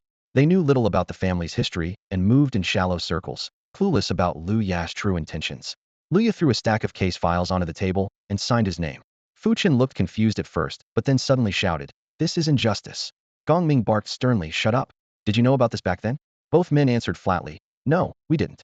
Gong Ming furrowed his brow and fell silent. Luya pulled Gong Ming aside and said calmly, "You're not good at judging cases. Take a break and watch how the Xianxia City officers handle interrogations. They're far more skillful." Turning to the 5 trembling officers, he asked coldly, "Do you know how to conduct interrogations?" The officers anxiously opened the case files and picked up their pens. Luya sneered, "Wasn't it like this when you interrogated me 10 years ago? You said it was proper procedure, right? Now, follow your so-called proper procedure and interrogate them properly." 2 of those officers had interrogated Luya at the Public Security Office 10 years ago, and 2 others had questioned him before the examination. When Luya was shown on television as a powerful king now, they had long lost hope. Some even considered suicide, though none dared carry it out. Luya continued, "I've obtained your usual interrogation tools from 2 police stations." Then, several crates were brought in, containing bright floodlights, heating rods, electric batons, hooks, steel clamps. One by one, he displayed each item in front of the cameras. Frowning, he asked, "Where are the tissues?" "Why no tissues?" Pointing to an older officer, he said, "It was you who made me come to my senses back then, covering my face with a wet tissue, pouring ice water in the freezing December interrogation room, and turning on the fan. They'll never forget that stabbing pain, that suffocation." He patted the officer's shoulder and turned his gaze back to the 4 suspects. "Now, in front of your police department chief, use your so-called proper procedures to thoroughly interrogate them." Gong Ming's face turned ashen. He sat silently, not uttering a word. He was not a corrupt official, but an ambitious one who had hoped to advance further by accompanying Luya. Yet after witnessing the underhanded acts of his subordinates, he realized his ambitions were now hopeless. At the very least, today he vowed to take down these scoundrels in front of the entire world. He pointed to the cameras hanging in the room and spoke with icy resolve. "Today, the whole world is watching. The new king will speak for everyone you have ever harmed." Then he turned his gaze to Luya and said coldly, "From now on, in this interrogation room, Luya calls the shots." This commanding declaration drained the color from everyone's faces instantly. "Luya, listen to me. You can't treat the kid like this." Fu Huan shouted anxiously, watching his son nearly faint, gasping for breath. "You're a good man. Remember how fierce you were fighting on the border back, then you can't tarnish your reputation with torture. You know this is clearly forced confession under torture, right?" Luya snapped his head around, a cold, relentless fire flaring in his eyes, so icy and unwavering that Fu Huan fell silent, too scared even to breathe. "I, Luya, am neither good nor bad," he sneered, slowly scanning the room. "I am a magnifying glass in front of the good. I can pretend to be good, pretend to be kind, but in front of the wicked his voice turned sharp as a blade. My methods are harsher than the king of hells. I was wrong, I was wrong." A police officer finally broke down, collapsing to the floor in tears. "Back then someone threatened, May had no choice. I have 6 kids to feed at home. I really had no choice." "Only 6 kids? Then what about your 4 wives, 2 streamers, and 3 KTV girls?" Luya barked sharply, ripping open the secret the officer had hidden deep inside. The officer realized immediately that Luya knew everything persisting would only lead to a worse fate. Luya understood even more clearly. Though these orphans were lowly delivering packages, running food orders, driving for hire, they formed an intelligence network within the city's undercurrent. They might be unaware of high officials' conspiracies, but their private lives were an open book. Our chief ordered me to force confessions. If you don't confess, him to cripple you, then toss you into the wild dog's den, the officer sobbed, head bowed. How many people has he interrogated like this? Luya pressed on. 3, the officer answered, trembling. A smile curled on Luya's lips. 3, your chief is in the next interrogation room. I'm going to ask him now, if admitting to more than you. His gaze shifted to Gong Ming, director of the police affairs division.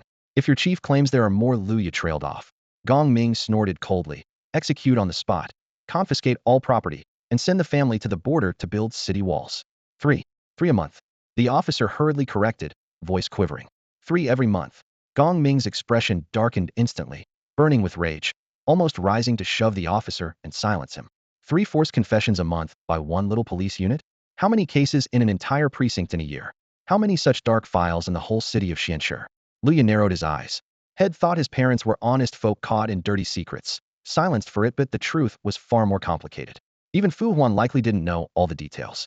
Luya glanced at Han Lu, who sat in the middle with a heavy, inscrutable expression, and gestured for Han Dongfang and Fu Chun to be taken to the next room.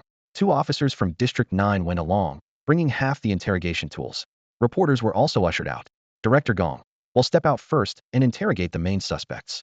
Judge Fu and Mayor Han will wait for the public's clues. Luya's voice was steady and commanding. In the interrogation room sat 3 officers on the left, 2 from District 27, the very men who had blinded Luya years ago. On the right were Fu Huan and Han Lu. Even after Luya left, agonized screams continued next door. Everyone clenched their teeth, struggling to steady their shaking hearts. Are the higher-ups trying to silence them? Someone murmured. One officer buried his face on the table, weeping sorrowfully. When I was caught, the hospital called and said my mother's oxygen tube was pulled out. I didn't even get to see her one last time. Now I don't even know if my wife and kids are safe. Hearing his despair filled the others with a heavy dread. What they did not know was that a hidden camera in the corner was watching them, streaming live nationwide as always. Nor did anyone suspect that the weeping officer was actually a community actor planted by Lu Yan, expert in crying scenes. My mother is 91 years old.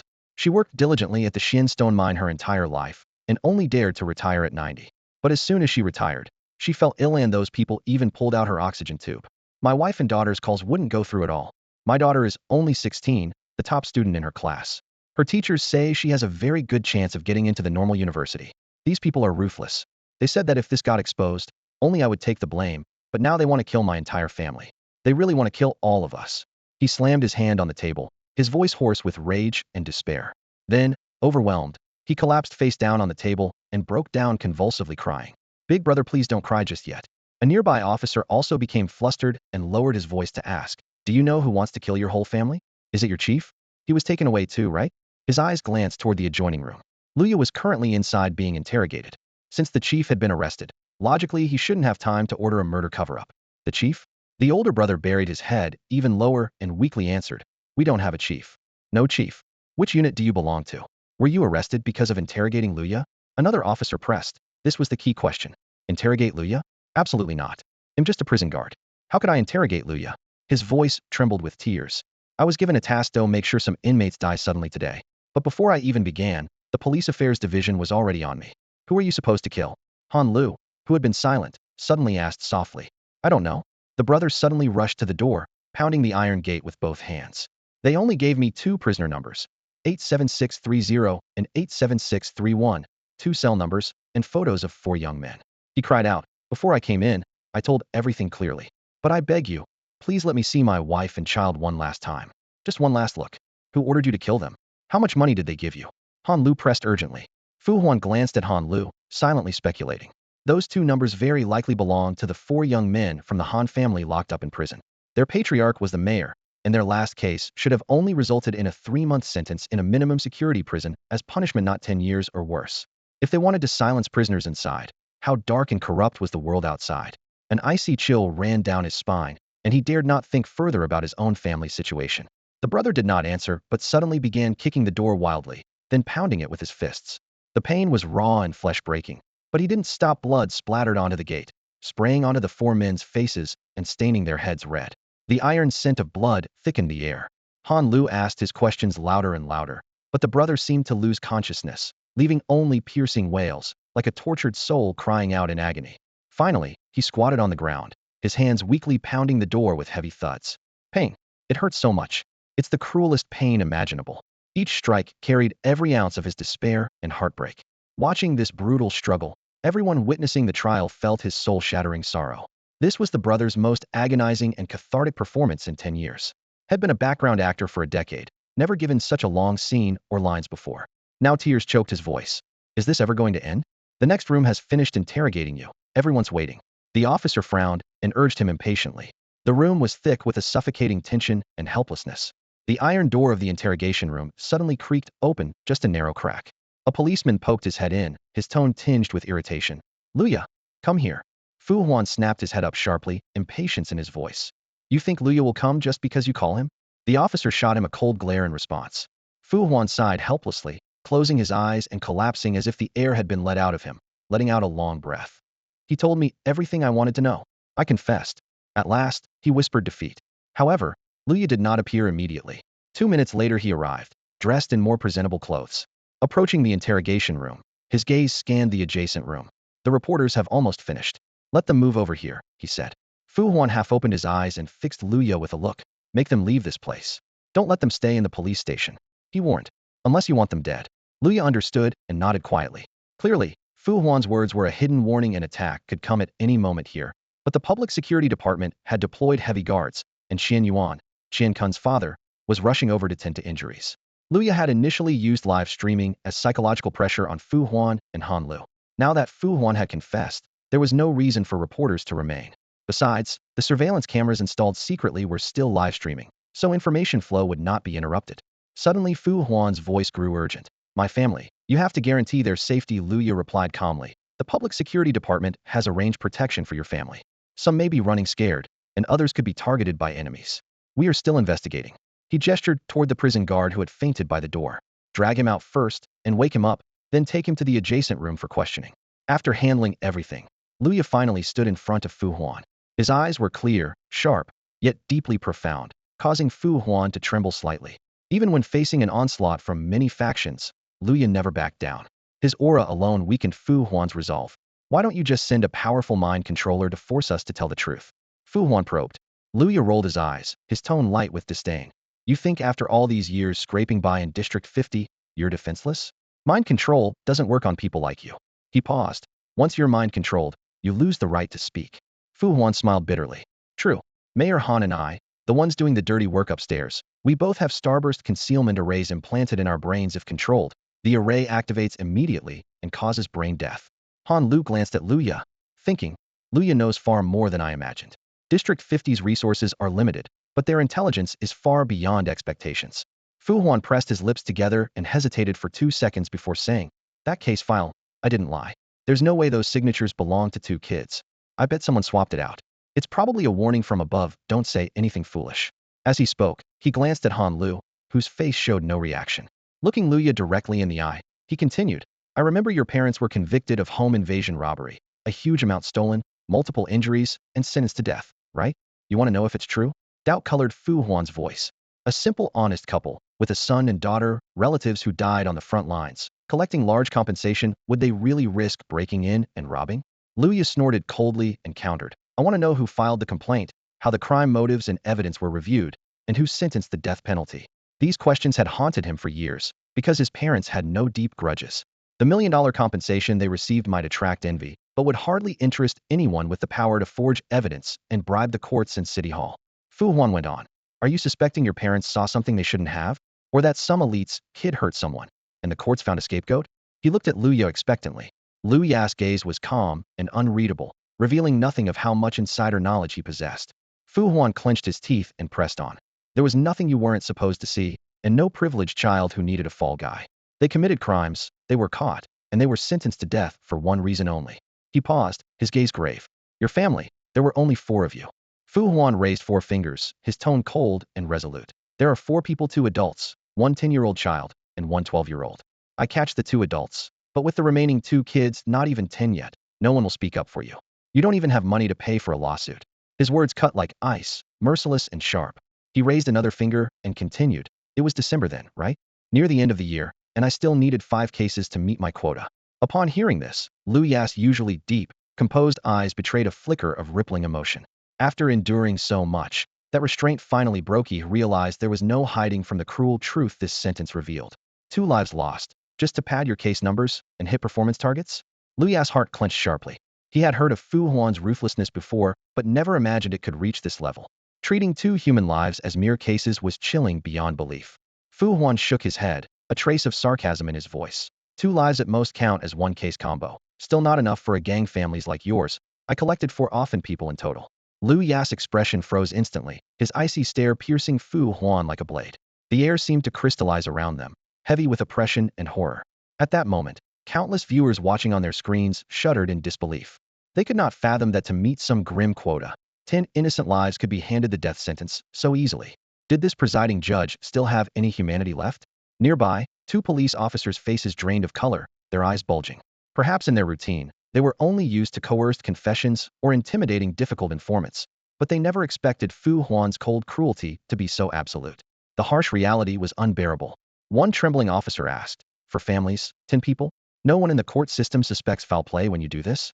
His voice trembled with fear.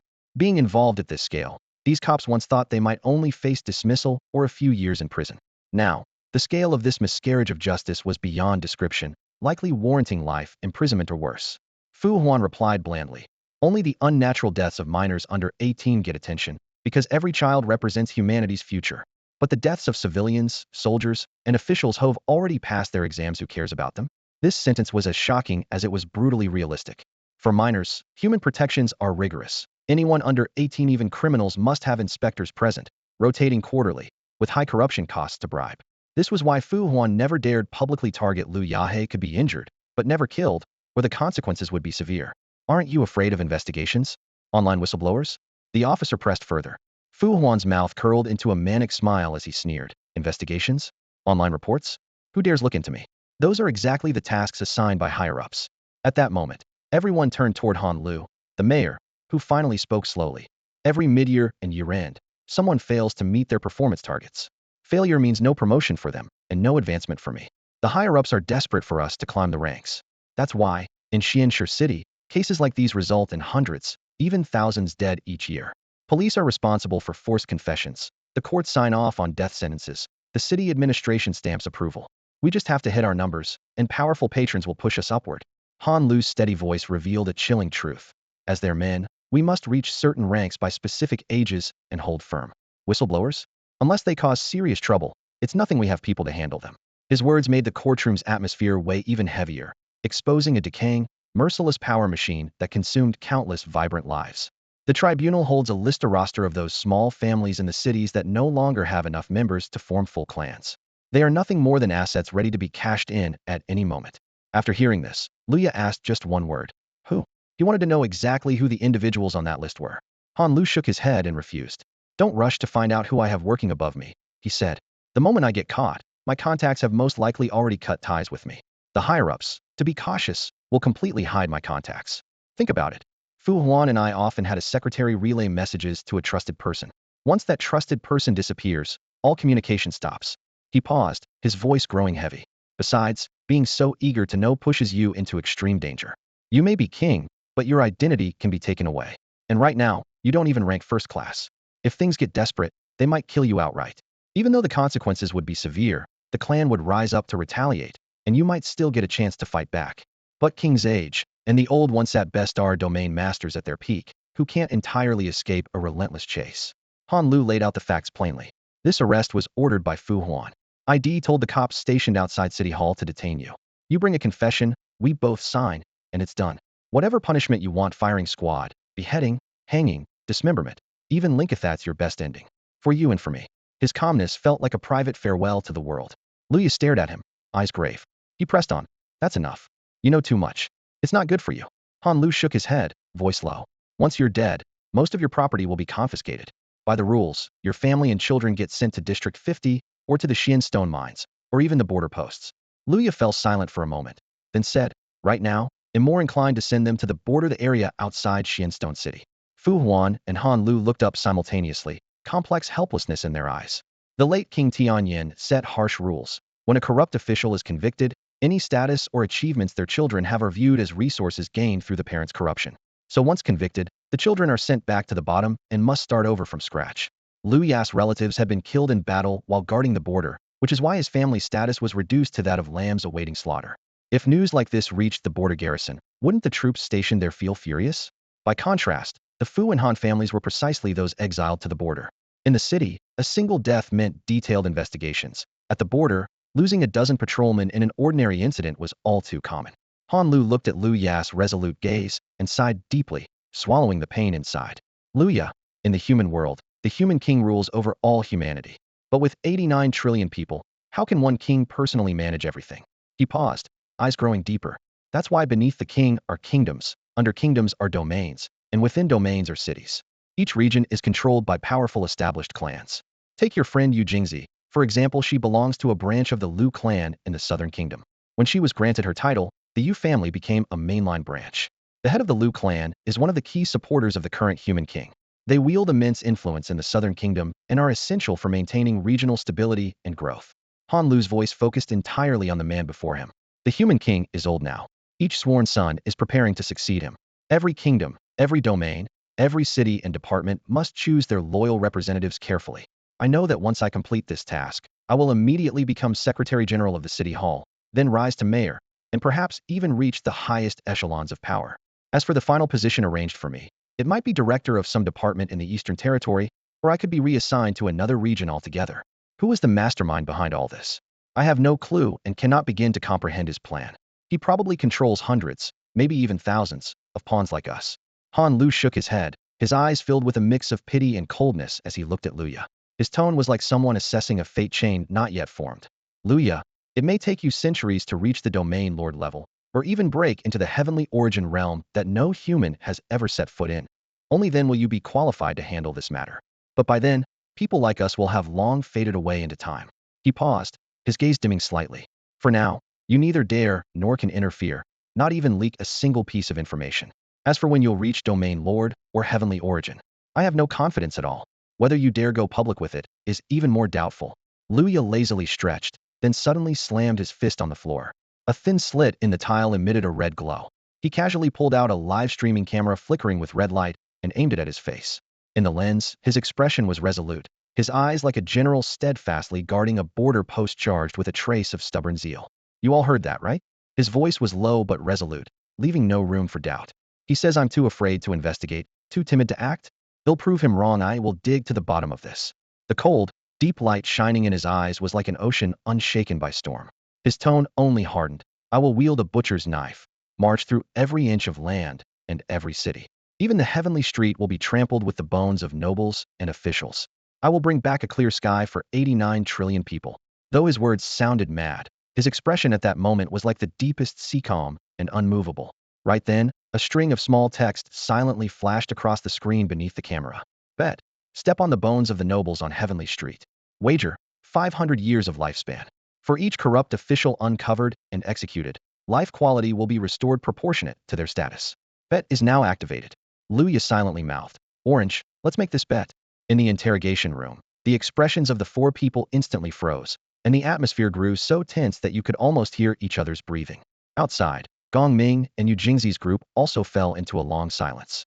The secret truths Han Lu had just revealed were like a sharp dagger piercing everyone's nerves, causing them to exchange wordless glances. Gong Ming immediately pulled out his phone, his fingers rapidly tapping the screen as he called his superior, while Yu Jingzi opened the family group chat, her fingers flying over her phone. The police officers nearby stared intently at the live broadcast, trembling with nervousness. Only Tianyuan suddenly slammed his hand on the table, cheering loudly. Liu Ya is amazing. Wipe out those bastards. Yu Jingzi looked at Tianyuan with envy, thinking how simple and straightforward this guy was single-minded. Everyone understood that now that the king of men was old, this wasn't simply the end of one man's era, but the conclusion of an epic. Since ancient times, such moments meant warlords fracturing power, factions jockeying for position. All the strong men and great families would be anxiously sizing up the situation, busy choosing sides. A mayor exposing the corruption of the powerful behind the scenes would only cause a ripple before cutting the signal and staging an accident to quickly quell the storm. Everyone played the same game. no one would pursue it further. But this time was different. Luya personally led this interrogation. Even a king's rise at first drew only wide attention. With limited influence after all, no one would risk abandoning a stable monthly paycheck over this. But Luya's story was a compelling tale of a grassroots uprising. From a lowly pawn to king in 7 steps, daringly standing at the border with just himself, single-handedly driving back countless enemies. This image of a king who rose from the slums was deeply engraved in the hearts of 8.9 billion people. In this world, 98 of people were ordinary citizens below any official rank. They had before them a grassroots hero in Luya or the fairness painted by the powerful elites. Public sentiment surged like a tide, rushing in all directions, yet the beneficiaries of the current order would never let Luya off easily. His strength clearly wasn't enough to support such a bold stance. At that moment, the interrogation room door slowly opened and Luya stepped out steadily. Suddenly, all eyes fixed on him. Every step was calm and steady, his expression composed, as if unaware of the huge trouble he had stirred. Behind him, the 4 inside the room were feverishly writing, the scratch of pens on paper low and steady, likely drafting confessions. How many more would be implicated by these statements was anyone's guess. Gong Ming hesitated to speak, while Qian Kuan continued to applaud with an excited grin. Congratulations, justice has finally been served. Yu Jingzi took a deep breath, suppressing the turmoil inside her, then extended her right hand to high-five. Lu Yash still chose to trust this man. She thought, if Luya knew the situation was out of control, he would have cut off the live stream first. People would only blame Han Lu's backers, not Luya. Since Luya hadn't stopped the broadcast, he must believe he still controlled things. Yet she didn't know how. Facing a power that wasn't even of the highest rank, Luya dared to cling on so fiercely. Gong Ming pulled Luya aside, lowering his voice to persuade. Don't rush to Tianyuan capital yet. Better to first stabilize yourself down south for a few years. Luya looked puzzled. Why not? I've never been to a big city before. Are you crazy? You broadcast all these secrets live. The people wanting you dead could line up all the way to the eastern territories. Gong Ming ground his teeth in frustration, clearly feeling like he was talking to a brick wall. Luya calmly posed a question. Then tell me, how many people want me dead? Gong Ming was left speechless, stunned. Has the live stream ever been interrupted? Luya asked again. The network lagged 2 or 3 times, but quickly recovered. It was clearly due to signal fluctuations. Gong Ming's voice gradually lowered as he frowned at Luya. You're saying someone launched a cyber attack, but at the same time, others were maintaining the live streaming network? The backend data shows that Xianxia City's signal was attacked at least 17 times. At that moment, a steady middle-aged voice came from the end of the corridor. A broad-shouldered, purposeful man strode forward, his figure nearly blocking the sharp beams of light cutting through the hallway. The floor tiles beneath his feet trembled faintly, as if signaling an overwhelming force. Commander! Dad! Gong Ming and Qian Kuan shouted in unison. The man was Tianyuan, the Eastern Border Defense Commander, a legendary general famous along the frontier. Tianyuan nodded at the two, then turned his gaze to Luya. 17 attacks on the network, all repaired immediately. You seem quite certain there was both an attack and someone instantly fixing it? Luya smiled faintly and replied. So your goal, just now, wasn't merely to declare war? Yu Jingzi's eyes glimmered with intrigue. But to start a battle? Qian Kuan asked, confused. Isn't that a gaming term? Tianyuan chuckled and patted his son's innocent head, knowing that even if he explained, Qian Kuan might not fully understand. He spoke gravely. Starting a battle means that once you have the ability to stir up trouble, powerful figures will want to take you down. But the world will automatically provide you with an opponent. For example, a provincial official who fears his covert deeds will be exposed might rally forces against Luya, but someone else will likely covet that official's position, using the chance to strike and perhaps even draw Luya to their side. Instead of seeking out the people behind Han Lu, it's better to let those two fight each other. Isn't starting a battle just playing a game? Qian Kuan remained puzzled. Tianyuan didn't elaborate further. Luya patted Qianquan's shoulder. This world is a complex game. As for starting the battle, you'll see soon enough. Before he finished, a booming crash rang out outside the corridor. A fully loaded heavy truck filled with sand and gravel thundered toward the barricade and crashed into it. The massive impact sent the truck and its load flying into the interrogation room with a loud smash. Dust and debris filled the air, shrouding the security station in smoke. Within the haze, a group of dark blue-black figures moved swiftly and vaguely. Tianyuan strode quickly into the interrogation room. Although he was still weakened after forging the city walls with the Mingshu star, his rank 9 status made him untouchable in combat. Inside, 3 people struggled in panic. The truck's crash had shattered the interrogation chair that had restrained Fu Huan. He quickly scanned the smoky room, which concealed their situation from outside, and immediately began crawling toward the door. Only Han Lu kept his eyes fixed quietly on Fu Huan's movements, but didn't reveal anything, still bowing his head to write a confession. He clearly understood. Fu Huan, you are the mastermind behind the entire case. If you run, Do you think Luya will spare your family? Suddenly, those dark blue-black figures darted into every corner of the interrogation room, faintly illuminated by the dim Mingshu star glow. But all of them were driven back one by Tianyuan. Commander Qian, please escort the officers to take these suspects to the truck, Luya said calmly as he entered the interrogation room, still composed and unshaken. From within the smoke, some force was launching a fierce assault upon them. Energy fluctuations accompanied by deafening roars shook the entire police station to its foundations, causing even the walls to come crashing down. Others couldn't see this strange phenomenon, but the darkness in Lu Ya's eyes only deepened, making his vision all the clearer. Gripping the confession in his hand, he moved with steady strides, circling around Han Lu before stepping forward and planting his foot heavily upon Fu Huan's skull. Though Lu Ya wasn't certain whether Fu Huan was 4th or 5th rank, this man possessed tremendous power. One stomp wasn't enough to make him yield. Fu Huan turned his head back, his face pressed against the sole of Lu Ya's shoe, his blood-red eyes like twin pools filled with a sea of blood. In that instant, he recognized the situation clearly, understanding there was no turning back. Yet he was surprised and delighted to discover he faced Lu Ya alone. After decades of arduous cultivation of stardust and breaking through the life void, he had reached 5th rank. Fu Huan roared furiously. So what if you're higher now? You don't have a single trace of energy left in your body. He bellowed wildly, muttering as if to bolster his own courage, and a sinister force erupted from his pores. Countless tiny chains burst forth from his body, their heads bristling with barbed spikes, instantly surging toward every part of Lu Ya's body. Regicide. Lu Ya's expression remained cold. Suddenly, Lin Qingqing's voice rang out beside him. Credit boost time. Chengqing here with one simple rule. 1 month of lifespan. No credit. Thank you. As her words fell, Lu Ya felt a slight chill in his heart, yet scorching energy flooded every meridian in his body. He had traded 1 month of his lifespan for stardust energy that now permeated his entire being at this current stage. At the same time, all sound within Xianxia City came to an abrupt halt. People witnessed a phantom figure spanning heaven and earth, expressionless, as if gazing down upon this turbid world. Lu Ya slammed his palm down upon Fu Huan's master-level life void judges all, cultivated over decades. In Fu Huan's shock, he could only watch as veins bulged on Lu Ya's palm. The iron chains and spikes wailed and struggled for 3 seconds before being completely annihilated. Even the life void star forged vanished without a sound. Fu Huan despairingly spat out a mouthful of fresh blood. His life void shattered, body and spirit grievously wounded. Under the camera broadcasting globally, Lu Ya stood firmly with his foot upon Fu Huan's once proud and arrogant skull, coldly proclaiming, Fu Huan, Chief Judge of the Trial Court of District 27, Xianxia City, abuse of authority, persecution of citizens, preying upon the people. Taking a deep breath, he condensed his divine power into a crimson greatsword and swung it down. Fu Huan's head separated from his body with the strike, rolling to the ground bloodstained, those eyes that refused to close in death staring at Lu Ya in terror. Borrowing energy costs 1 month of lifespan. Psi consumes 1 month of lifespan. Killing a 5th rank returns 1 year of lifespan. Lin Chengqing delivered the information matter-of-factly. Right now, killing a 5th rank across 5 tiers is somewhat strenuous for you.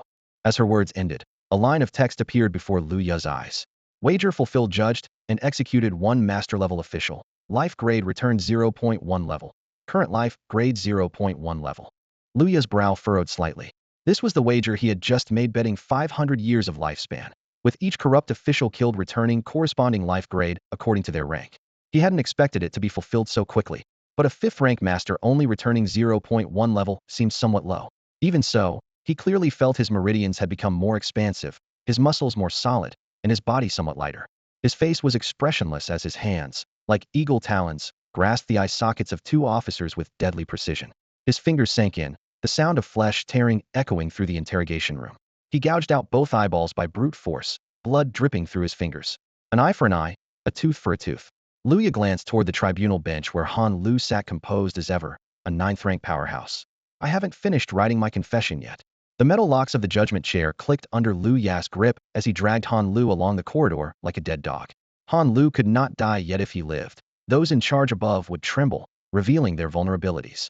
Lu Ya smashed open the heavy steel door of the equipment room with a single punch, metal fragments scattering. He grabbed a shotgun, loading shells one by one with crisp metallic clicks. This won't work on a 4th rank powerhouse, Han Lu warned. I know, Lu Ya replied, suddenly turning and firing. A flame burst from the barrel. The officers at the doorway barely drew their weapons before their chests exploded in a spray of blood, which spattered the wall in a fan-shaped pattern. Chief Huang Yin of the 27th Tribunal Enforcement Team, complicit in villainy and harming civilians, behead him. Another shot exploded a skull. Han Lu recognized the corpse to enforcement team. How could Luya remember everyone's faces and data in the tribunal? What puzzled him more was why the life source shields of these third-rank powerhouses, which should block most ballistic damage, shattered so easily. Luya continued selecting weapons from the rack. Many must have slipped in under cover of smoke. Their presence is faint. Without the Mingshu Star Forge, Tianyuan and the others might not even notice. You'd better stay and wait for reinforcements here. Avoid rushing into danger, Han Lu advised, already thinking ahead for Lu Ya's survival, as if sensing impending death. Avoid danger? Luya loaded the last shell and pulled Han Lu behind him as a shield. The moment they stepped out, a hail of gunfire erupted from 5 directions simultaneously. Bullets rained down on Han Lu, but the 9th-rank powerhouse's body remained untouched. Luya somersaulted forward, his eyes scanning like a scanner locking onto every firing point. He fired continuously at the ceiling and pulled the pin on a grenade, tossing it into the fire escape. The explosion sent bodies officers, tribunal officials falling like rags. Once proud and haughty, now broken and sprawled in pools of blood. The corridor became a river of blood. Chen Ku of the 50th District Security Office, complicit in villainy, harming civilians, behead him. Shots rang out alongside the calls for execution, sending chills down Han Lu's spine. You can handle these people, but there are real powerhouses ambushing outside the security office, Han Lu warned again. Don't be reckless. We can return to Tianyuan capital for a public trial. If I wait until then, they'll be gone. Luya brushed blood off his shoulder. If I don't stay here, why would they make a move? He discarded the empty shotgun and grabbed an assault rifle from a corpse. As for those powerhouses, don't worry. In the smoke, the Mingshu Star Forge's lights flashed repeatedly, each burst holding destructive force.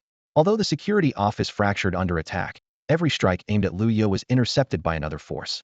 Occasional breaches were blocked by Tianyuan. The entire building collapsed, save for this corridor, which withstood the assault until Luya took his last step. Then it crumbled with a thunderous crash. Just as he predicted, by using himself as bait, forces from all sides had to enter the fray. Those who wanted to kill him would trigger others to protect him. As long as the balance remained, he'd be safe. Luya walked expressionlessly from the ruins. An armored vehicle was parked at the entrance. Soldiers leapt down and formed ranks beside him. Get in. A thin man in the driver's seat gestured. The King of Men ordered me to take you to Tianyuan capital.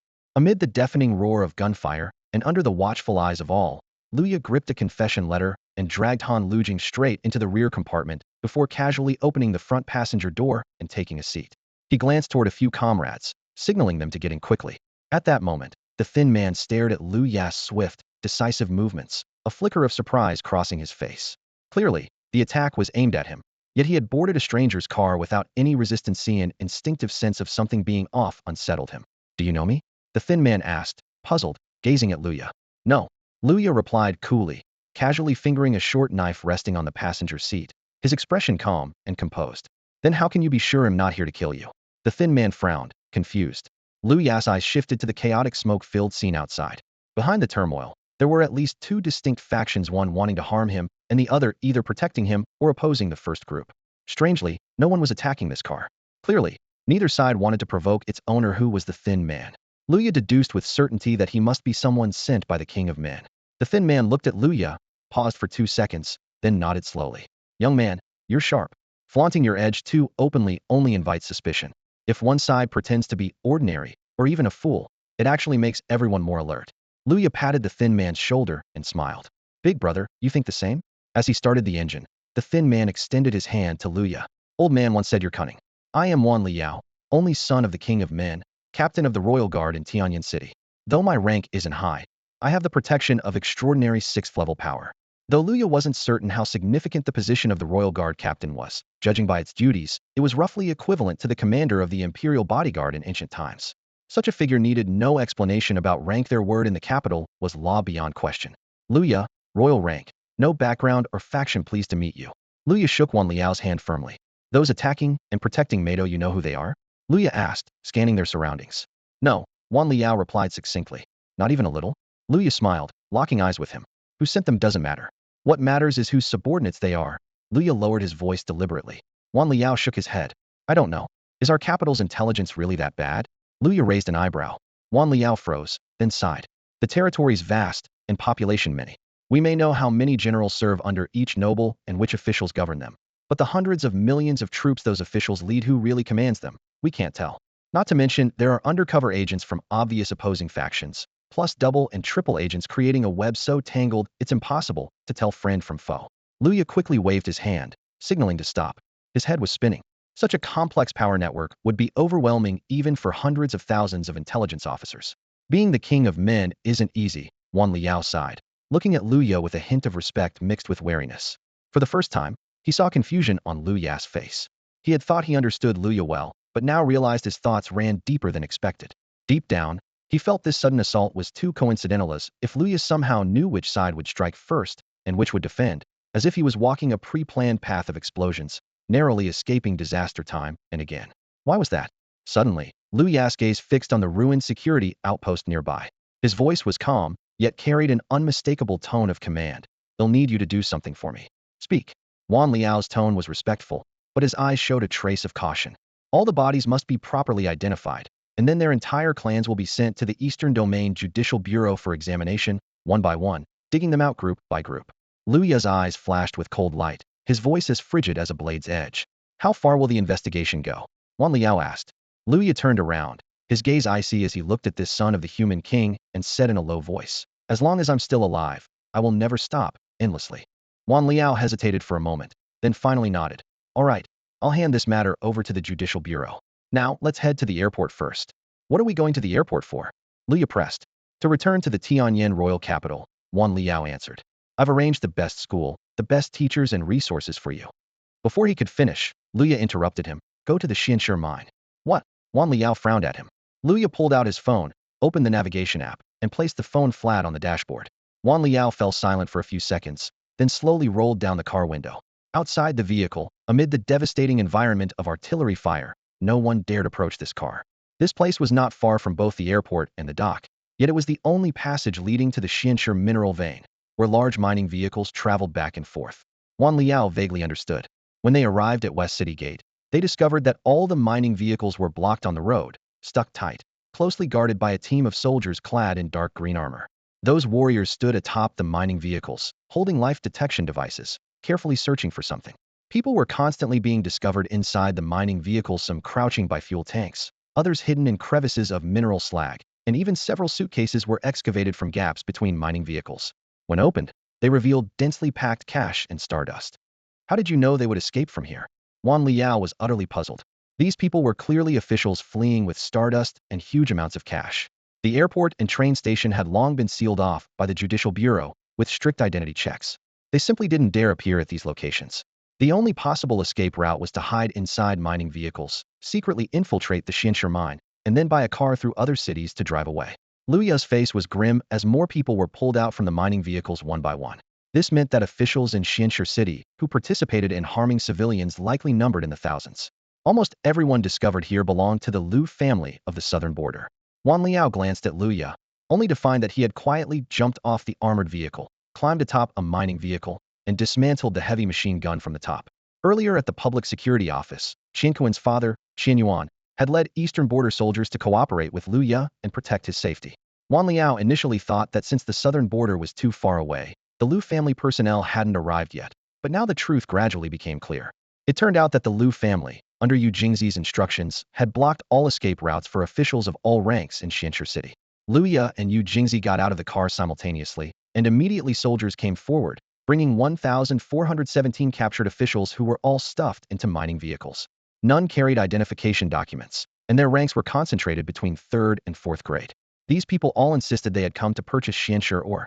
Luya walked straight toward them, while Yu Jingzi remained at the scene to ask the Lu family members, "Have their identities been verified?" The soldier replied, "None are minors, all are officials. From City Hall to various executive departments, there are at least 3 bureau-level directors." Someone nearby said in a low voice, "The amount of money these people are carrying is outrageous." One bureau chief had 3 suitcases stuffed full of stardust. Based on his salary, he couldn't have accumulated this much in a lifetime. Before he could finish speaking, a sudden shout rang out. "Luya, I know I was wrong. I'm willing to hand over all my family assets. Please spare my life. I surrender. I'm surrendering right now." When they turned around, they saw Luya standing atop a mining cart, looking down on those once proud, arrogant officials. The voices inside the cart were chaotic, filled with pleas and wails, sharp and grating like barking dogs. Luya took a large knife from someone beside him. In the vast sky, the phantom of an ancient god reappeared, as if ready to shake the very heavens. "Surrender?" There's no law enforcement here to accept that. His gaze was cold as ice. Without mercy, he leapt into the cart and swung his blade, killing indiscriminately. His ruthless violence rang like an unyielding decree. Let the blade speak. The cold whoosh of the sword slicing air sounded like the roar of death itself. Blood splattered through the air like meteors streaking across the night sky. Behind him, the towering statue of the ancient god stood firm and imposing, gazing down with contempt and judgment upon all mortal beings. The young man had returned after 10 years of blood vengeance, now fully transformed into a deathly god descended upon the world. Even Prince Wan Liao could only silently get off and follow the bloodstained Luya. By the time they reached the airport, they were 3 hours late, but he dared not press forward. The killing aura radiating from Luya was so fierce that even the strongest flinched. The boy had massacred his way from the mine to the train station, and now from the train station to the airport. Xianshi City was soaked with blood, earning the name Bloodstone City. That day, the mansions of Xianshi City echoed with wails, but on the streets and alleys, the cheers of the common people drowned out the cries of the elite. The entire city shouted Lu Ya's name in unison. Following him were students expelled from their exams, armed with knives and spears, uncovering irrefutable evidence. Waves of people surged forward. From Xianshi City's 50th district all the way to the airport, the streets were stained red like the dawn's first light. Corpses of fleeing officials littered the ground, blood marking the long path Luya had taken. Go. Head to the royal capital. He'll handle everything in Xianshi City. Tianyuan patted Qianqin's back, his gaze unwavering as he looked at Luya. Go to the royal capital and change this messed-up world. Luya met the middle-aged man's eyes and nodded softly. As a top general, Tianyuan should have been a key figure in the territory, yet he served only as a command officer in one region. Perhaps he understood the helplessness of this world but lacked power to alter it. Still, his son was a noble who followed a young king. There was still a sliver of hope left. 18 dark green heavy combat aircraft were parked neatly at the airport. Wan Liao whispered, "These fighters will escort you to the royal capital." From the 50th district to the airport, Luya took only 3 hours, but this was the path he had been walking for 10 years. 10 years of silent suffering. Now, the 18 plane stood like an honor guard welcoming a new king, awaiting Lu Ya's boarding of the central aircraft.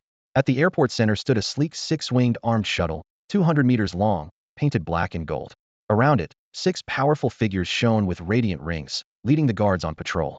When they saw Luya, they smiled and nodded respectfully. At the moment of success, allies gathered beside you. At the zenith of glory, fate bows before you. The world of the Nine wilderness was vast beyond measure. Only heavy combat aircraft forged from rune steel could reach speeds 30 times the speed of sound, using spatial runes drawn by airborne mages to leap through territories swiftly. This plane was called Great Wilderness One, the personal steed of the King of Men. Worried that Luya might not recognize him, Wan Liao followed quietly behind, softly explaining, "Earlier, Father rushed through the void at great cost to save you. This plane took off simultaneously from the Tianyuan royal capital and has just arrived here." Only then did Luya see Wan Songzong again. He was lying in a luxurious seat near the front of the cabin, eyes closed, resting. Wan Liao crouched nearby, quickly briefing a few details before stepping aside. Luya also noticed Han Lu, heavily shackled, being led into the cargo hold. According to his plan, Han Lu was to be taken to the Tianyuan capital as well. Han Lu was Lu Ya's bait. If he slipped from their control, Lu Ya's connections in Xianshi City, the Eastern Territories, and even higher circles would surely move to cut ties and silence any middlemen involved. If anyone made a move, the Tianyuan faction in the Eastern Territories would immediately catch wind. Luya stepped into the Dahuang One and was seated mid-cabin by Wan Liao. The armrests were crafted from fengqi wood, and the seats upholstered with the outer dragon hide of juvenile thunder-horned lizard dragons. On the black market, this dragon hide sold for as much as 800,000 per square meter, a price that would take an average family 10 years to afford. This was already material that had been economized by royal order for travel, lowering the usual standards. Luya had heard Yu Jingzi speak of these hides before, but to him their value was almost zero. The most expensive leather head ever come across was a briefcase his grandfather bought for his father when he first started working, worth only about 1,000 yuan. That briefcase had also been confiscated during the family's downfall. Not even a scrap of leather was left for him. Qin Kai stood awkwardly, while Zhuge Jun recoiled at the lavish seats.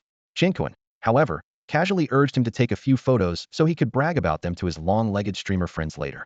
The plane soon took off, accelerating so fiercely that within 15 seconds they broke the sound barrier, reaching 30 times the speed of sound. They were pressed firmly into the tough dragonhide seats. During the flight, no one spoke, and gradually they slipped into exhausted sleep. It had been a long day not just for Luya, but even the King of Men was visibly weary. Only when the plane approached the Tianyuan royal capital did Wan Liao come forward from the front cabin, waking them gently. He leaned toward Luya and whispered, when the plane lands and stops, you'll be on the left, they'll be on the right, and we'll help father off together. The others follow behind. Try to keep your expressions relaxed, not too serious. Chin, Zhuge, your faces can be as bright as Qiankin's. This was clearly a signal to those paying attention indicating that Luya's actions had at least the tacit approval, if not outright support, of the King of Men. Luya stood beside Wan Songzong, the aged King of Men appearing utterly exhausted.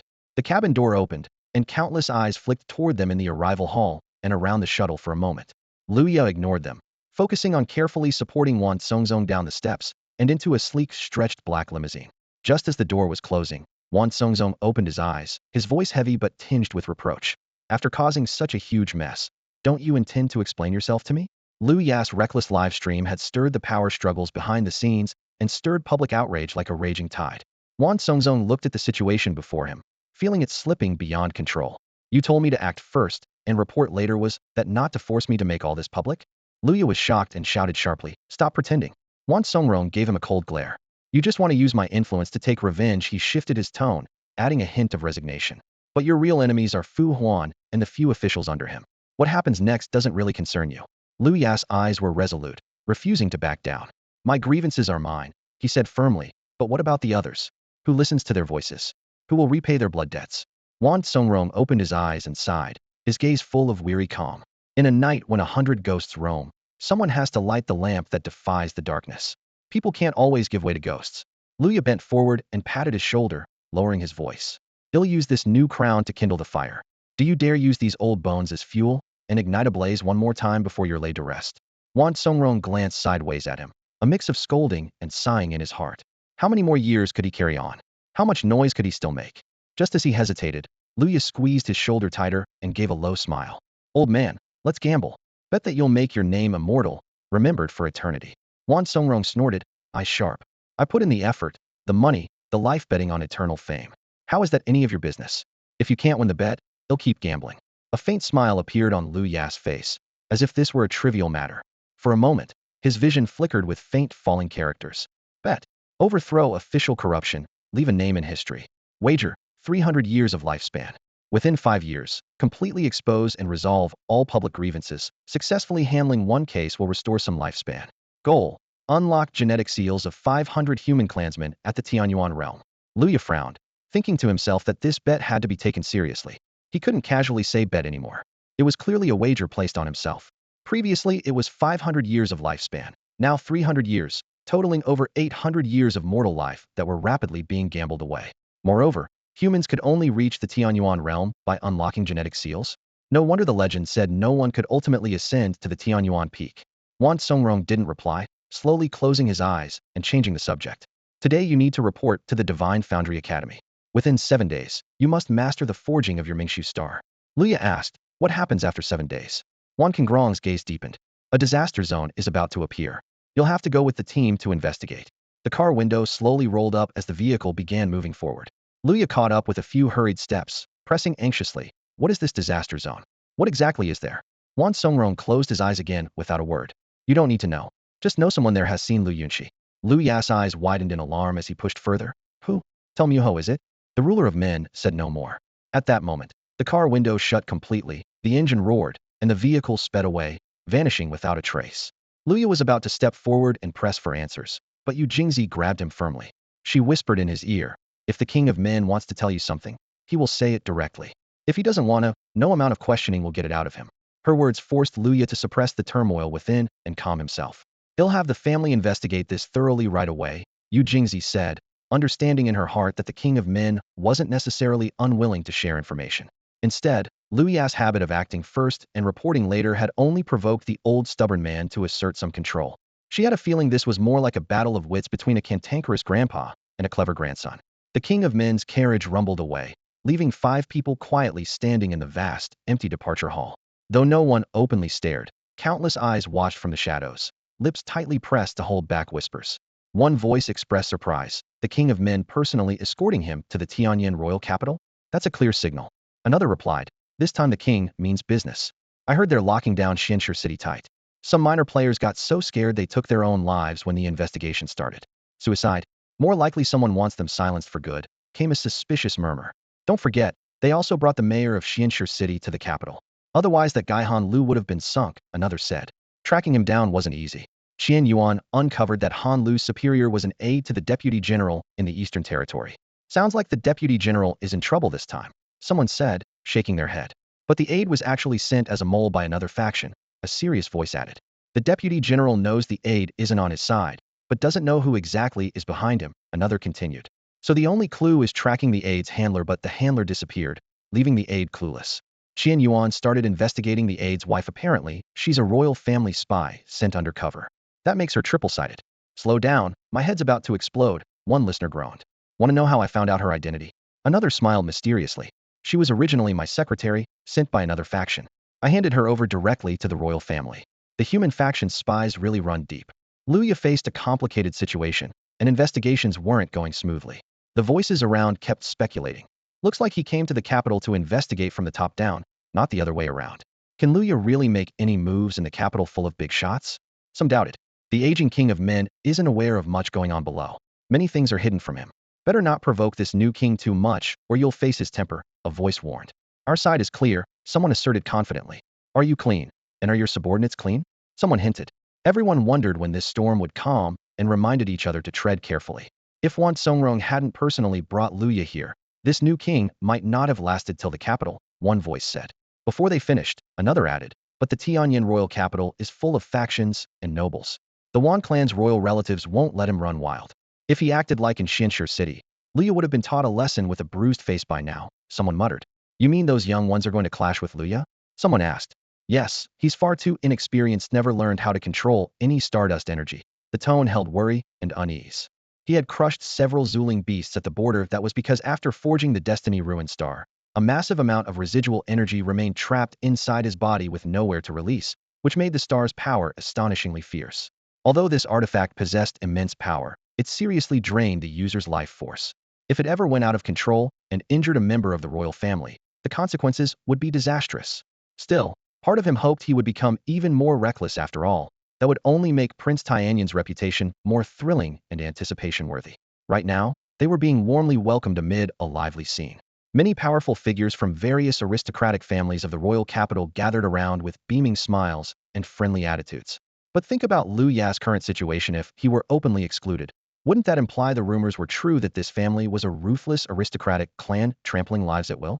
Luya had no idea what whispers were passing around, nor did he know how a recent minor case in Xianxi City had entangled numerous complicated factions. Yet lines of text kept flashing clearly before his eyes, revealing a brutal truth. Xianxi City was probably already awash in blood. A rank-and-file enforcer has been tried and executed. Life tier reduced by 0.01. A clerk-level enforcer sentenced and executed. Life tier reduced by 0.02. A leader-level official tried and executed. Life tier reduced by 0.05. Only then did Luya fully realize how twisted this, I bet, was. Kills made by others still counted? But since he personally killed Fu Huan, a leader-level official, and gained 0.1 tier, it seemed non-personal kills were discounted. After a flight, Luya's life tier had nearly reached rank 1. At this moment, he was surrounded by powerful figures from many noble families of the royal capital gathered on the runway, eager to take this opportunity to pay tribute to the King of Men, who still showed formidable strength at the outer realms of the human world, praising his veterans' valor with the sword. However, Wan Songrong gave them no chance and turned to leave immediately. Clearly, these powerful figures had only just managed to appear here because they failed to reach the scene in time after the ringing of the bell in Xianxi City. Wan Songrong bore no good feelings toward them. Fortunately, Luya and his group remained on site, easing the awkwardness, so a group of those strong figures quickly surrounded Luya. Congratulations, everyone. We're here on behalf of the Higher Education Department to present you with a scholarship. Luya, let's add each other on WeChat. If you ever need anything for life or cultivation, don't hesitate to ask. This is just a small gift from the Wang family. Personal gifts I cannot accept. Luya, the school has also prepared a Champions exclusive scholarship for you. We wish you great success in your studies ahead. The staff from the Lu family's royal capital office in the southern border spent nearly 10 minutes breaking through the crowd and finally got the 5 of them onto a business vehicle bound for the God Forging Academy. What exactly was a disaster zone? What did it mean to emerge into the world? As soon as he got in the car, Luya tossed those gifts aside and urgently asked about Yu Jingzi. Yu Jingzi first confirmed, Lu Yunxi is your sister? Luya pressed his lips and nodded. Seeing genuine urgency in his eyes for the first time, Yu Jingzi quickened her explanation. A disaster zone. also called a wandering space, is usually a spatial rift created after a clash between great powers, capable of swallowing an entire mountain range or even a whole city. In that respect, it's similar to the examination ground of Black Pine Town that we experienced. But after entering an exam ground, you're assigned a new identity and all original equipment is stripped away. Disaster zones are different once inside. You remain your original self. Luya listened intently, complex emotions flickering across his gaze. Behind the reality we live in lies a mysterious veil. Beyond that veil is a space fraught with disasters, swirling like an invisible vortex around some unknown focal point. So, when a city is swallowed by these calamities, even powerful beings who open spatial gateways to search cannot linger in the same spot because the space itself is constantly shifting, like a drifting island with no fixed location. To make matters more complicated, the world spaces of the 9 barbarian lands of the Great Wilderness were reinforced by an iron-like force when the ancient gods triggered a supernova, compressing the world into 9 provinces. This makes it extremely difficult for most strong cultivators to maintain stable spatial portals. The disaster zones are ever-changing, and sometimes briefly make contact with the real world. At those moments, the veil thins, and the boundary between reality and disaster space grows hazy. Some people and objects may be swept into the disaster, just as strange phenomena from the disaster can spill out. 300 years ago, a fierce battle in the southwestern frontier between humans and the Tsanglong clan saw nearly 30 powerful warriors unleash energy as they died, consuming the entire ancient Lulan domain into the disaster space. Even now, survivors from Lulan occasionally return to reality from that engulfed space. Inside the ancient Lulan domain, energy saturates the environment, creating a self-contained world. Every year, a fate trial is held there. Having absorbed countless powerful beings who perished within, the domain is rich in stardust energy, causing those who enter to grow at an astonishing rate. These drifting disaster spaces don't just collide with the real world. They often intersect with illusory realms and other dimensions, bringing strange artifacts from the depths of folded universes. Because of this, the disaster zones have become sanctuaries for recluses, as well as coveted trial grounds for adventurers and treasure seekers. Still, most disaster spaces remain unstable. Powerful beings who recklessly enter risk triggering a spatial collapse, leading to them and the surrounding space being swallowed by the sinister veil. The royal capital dispatches specially trained warriors to explore these zones and retrieve treasures while continuously sending signals to monitor any activity. When a disaster space approaches human territory, people sense the anomaly, and powerful cultivators open portals to safely extract those trapped inside. It's no wonder your sister disappeared 10 years ago without leaving a trace. It's very likely she accidentally entered a disaster zone while fleeing danger. Yet, there have been no records of disaster space manifestations near Xianxia City over the past decade, which is certainly suspicious. As for the King of Men, he would never joke about such a matter. Otherwise, you would have confronted him long ago. What remains puzzling is exactly where your sister entered the disaster space from. As Yu Jingzi spoke, Luya remained deep in thought, while beside him Zhuge Jun, Qin Kailai, and Qin Kuan all stared intently at Her Majesty's enchanting face, their eyes full of eager curiosity. Zhuge Jun couldn't help but ask, "Why have we never heard the term disaster zone during class?" He scratched his head. Even though he mostly scrolled through live streams during lessons, he was sure he hadn't missed anything important. Yu Jingzi blinked her bright, clear eyes and replied calmly. The disaster zone is a spatially fragile place, full of change and mystery. Life forms there usually have low rank requirements. Unless you're a 9 million talent like you guys venturing inside as a team. People from Xianxia City honestly don't need to learn about this. She paused, a hint of disdain in her tone. After all, in the general. Zhuge Jun puffed up his chest with pride, hoping his status would prove to Yu Jingzi that he was indeed one of those rare geniuses. Qin Kailai chuckled beside him, teasing, "Bro, I'm grateful you helped me carry the card out of the exam, but you know damn well how you got that general title." Yu Jingzi sighed wearily. "You started at the basic mission zone, killed a task, and then headed straight to Dream Apartment's second floor looking for trouble.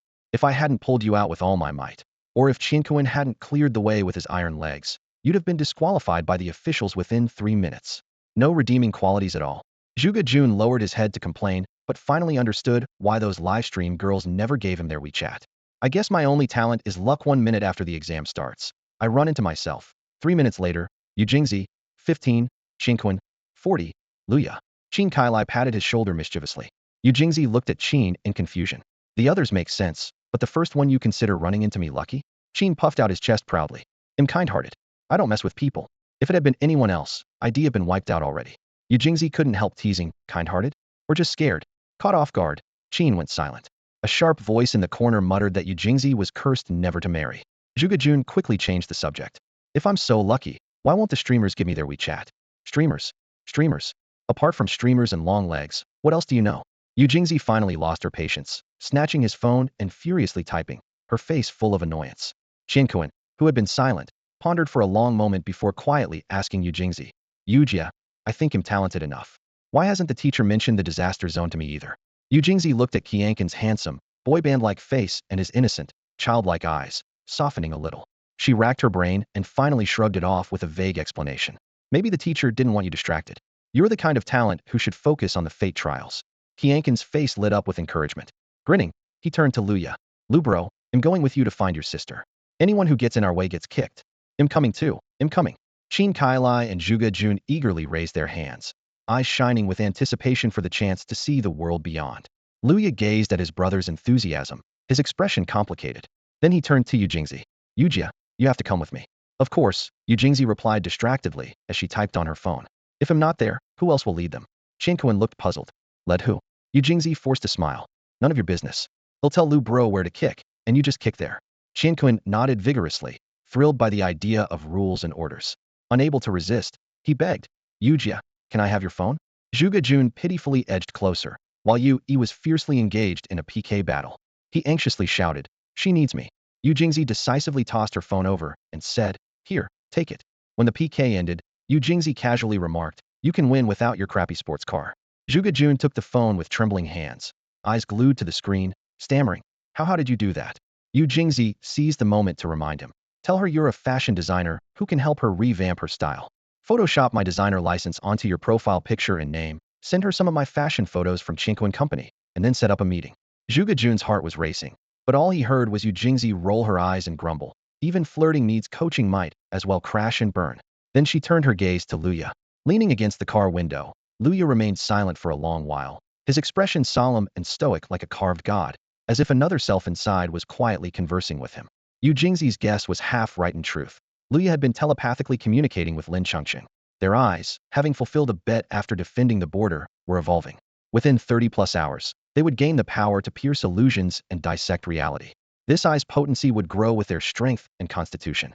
Although they had awakened 2 thrones, Luya and Lin Chengqing had yet to use these eyes, but the latent power was terrifying. Their search for the site of disaster relied heavily on the eyes sourced from the origin of illusions.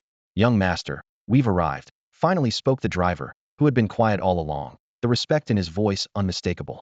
Yu Jingzi was once a gifted girl from a modest branch of the Lu family in the southern frontier, but from the moment she set foot in Tianmen, her status changed forever. She was the Lu family's one and only absolute heir. Not a candidate, but the heir. The Lu family did not believe anyone else would suddenly achieve a noble rank in the coming decades. This was the cruel trial of fate, a life-or-death test that determined a lifetime in one go. Voices clashed among the 3, Luya brooded silently, and Yu Jingzi showed reluctant patience as the car slowly crossed a viaduct. In the fading light of evening, it stopped before a massive vermilion gate. Towering 100 meters tall and 300 meters wide, the gate dwarfed the car to the size of a grain of rice. Behind it rose intricately decorated pavilions and jade-like towers, an expansive palace complex dense and vast. This architectural marvel was comparable to a small city but floated midair, connected to the earth only by a stairway of 99 steps, a feat beyond mere mortal ability. For grand characters were painted across the city tower in powerful black strokes. Jushin Academy. The calligraphy was bold and fierce, as if cut by a sword's edge. Tianyuan pressed his forehead against the car window, eyes fixed on the inscription, lost in thought. Jushin Academy, I never imagined I'd one day stand here. Luya didn't grasp the meaning of those 4 words. She only remembered Cheng Jin and joking that he got into the Eastern Domain Mining University because his ancestral grave smoked green. Jushin Academy was the best of the 99 top human schools, founded by the first human king and boasting a history of 8,000 years. Yu Jingzi took a deep breath, her gaze both resolute and complex. The minimum requirement for entry was holding an official rank, and officials who ranked poorly or were nobodies from top-tier cities weren't accepted. Even if a mediocre candidate emerged from a pool of millions, they would be denied entry. Only the 1 in a billion genius could step through this gate. Once inside, it meant bearing the future of humanity on their shoulders. Carrying the future of humanity on his shoulders, Luya stood before the grand vermilion door, tilting his head to read the 4 bold characters inscribed above. Human future. Did people still remember these words? An 18-year-old boy did. Yu Jingzi also looked up, for no matter how harsh or broken he might become by the time he reached 28, every 18-year-old youth was, at their core, a sharp, honed sword. Luya recalled the youths from District 50 who had written blood pledges to rescue him, barreling in their battered jeeps straight for District 9. He also remembered the warriors on the city towers who had fought to the death, fiercely defending him. They had no grand power or status, living simply, purely, and without regret. It was precisely that purity that drove Luya to train harder and faster than ever, determined to reach the very top and return the clear, bright sky to them. He took a step forward, leading his team through the Vermilion gates. Expecting guards to rush out and stop them, he was surprised to find the place deserted. Inside lay a vast open square about 500 meters wide, with a cool summer night breeze stirring the air. In the distance, children played and chased each other freely and lightly. A few people lounged on benches, lazily sucking on popsicles as they watched the group pass. Yu Jingzi whispered behind Luya, "Don't bother looking for guards. The teachers and students of the Divine Forge Academy are all strong. They don't need security." Luya nodded and turned his gaze to a massive stone in the center of the square, nearly 100 meters tall. Bold characters written in deep blood-red paint blazed out at him, sharp and undeniable, "Defy the heavenly way." Squinting, Luya muttered to himself, "What a bold claim." He remembered Cheng Jinan once said the ultimate pursuit of all living things was to understand the way of heaven. Yet here, at the highest academy for humanity, the school motto boldly defied it. Yu Jingzi pointed around the back of the stone. "Go see what's back there." Puzzled, Luya circled it to find a hastily scrawled line painted in bright gold. "Fight if you want, obey." His eyes widened in shock. No way these 4 words are the school motto. Yu Jingzi chuckled with pride. Impressive, right? The current principal wrote those when he was young. Placing his right hand on the cool surface of the motto stone, Yu Jingzi teased, "Why didn't he just write 'screw the whole system'?" Luya's face twisted in horror. Turns out that's what he wanted to write, but the board of directors stopped him. Tianyuan sidled over, evidently familiar with the stone story. "I'm actually curious about this principal's story," Luya murmured, stroking his chin thoughtfully. "Curious?" Tianyuan scratched his head. "Don't you know him already?" "Know him?" Luya raised an eyebrow. His biggest connection had been the mayor of Xianshi City, who had personally sent to prison just days ago. The mayor was now painstakingly writing confessions. Rumor said that the king of men agreed for each one he turned in. The family could rename and relocate one member, resulting in volumes of confessions thicker than the city hall's official rosters. "Every principal of the Divine Forge Academy is the current king of men," Yu Jingzi explained. Luya's eyes lit up with understanding. No wonder this old guy was ready to cause chaos alongside him. His seemingly harsh demands and blatantly unreasonable behavior were actually quietly backed by the principal. He was just an old demur on the surface, but carried a fiercely cyberpunk heart beneath. Maybe the officials and disciples around here are too conservative. If you were a few hundred years younger, Luya, that motto stone would have already been changed to hell with the board. Screw them all. Tianyuan burst out laughing. As the group chuckled together, a gentle voice quietly echoed nearby. The principal wrote this sentence to urge the incoming students not to be confined by their backgrounds or limited by old traditions, but to defy the odds and carve out their own paths. The voice was soft and lingering, like a freshly sprouted aloe leaf that releases cool droplets at the slightest touch. The 5 of them looked toward the source of the voice, seeing a young woman in white yoga attire slowly jogging over. Her face carried light makeup, with delicate, gentle features typical of southern women. Her refined contours matched by a soothing voice that calmed the mind. Her figure was surprisingly well-proportioned and upright, not the usual slender type, but with broad shoulders and flowing curves like a mighty river, strong and steady. Her eyes sparkled with a gentle glow like starlight on a lake. She stopped before them and introduced herself. "My name is Su Cheng. He'll be your homeroom teacher." Seems like a lot of girls are named Cheng these days. Is it because oranges aren't selling well? Luya thought quietly to himself. Then he wondered if her nickname might be Cheng Cheng. If he ever called her by that nickname, would she answer? Lin Chengqing mulled over the idea, thinking, who would call their teacher by a nickname? That would be reversing the teacher-student roles. Luya rolled his eyes and suggested, "Then you can be Air Cheng, and she can be Yi Cheng?" Lin Chengqing shook her head. "Air Cheng sounds odd. Then how about Air?" Luya proposed after some thought. "Do you want me to blind you?" Lin Chengqing warned sharply. "Isn't that your eye? Are you going to castrate yourself?" Luya exclaimed. As the two bickered back and forth, Su Cheng interrupted with a serious remark. "I'm also the team leader instructor for the disaster zone starting in 7 days, holding an official rank with a life grade of 6. Wait. Luya immediately stepped forward, cutting her off. "How much do you know about this disaster zone? Do you know someone named Lu Yunxi in there?" he asked as he walked closer. Su Cheng spoke in a warm, spring-like tone. The principal had specially told her, "You're definitely going to ask about Lu Yunxi's whereabouts. We have compared photos from the network using big data and AI analysis of her facial changes. We confirmed that 3 years ago, there was a photo leak from the disaster zone showing someone very similar to Lu Yunxi.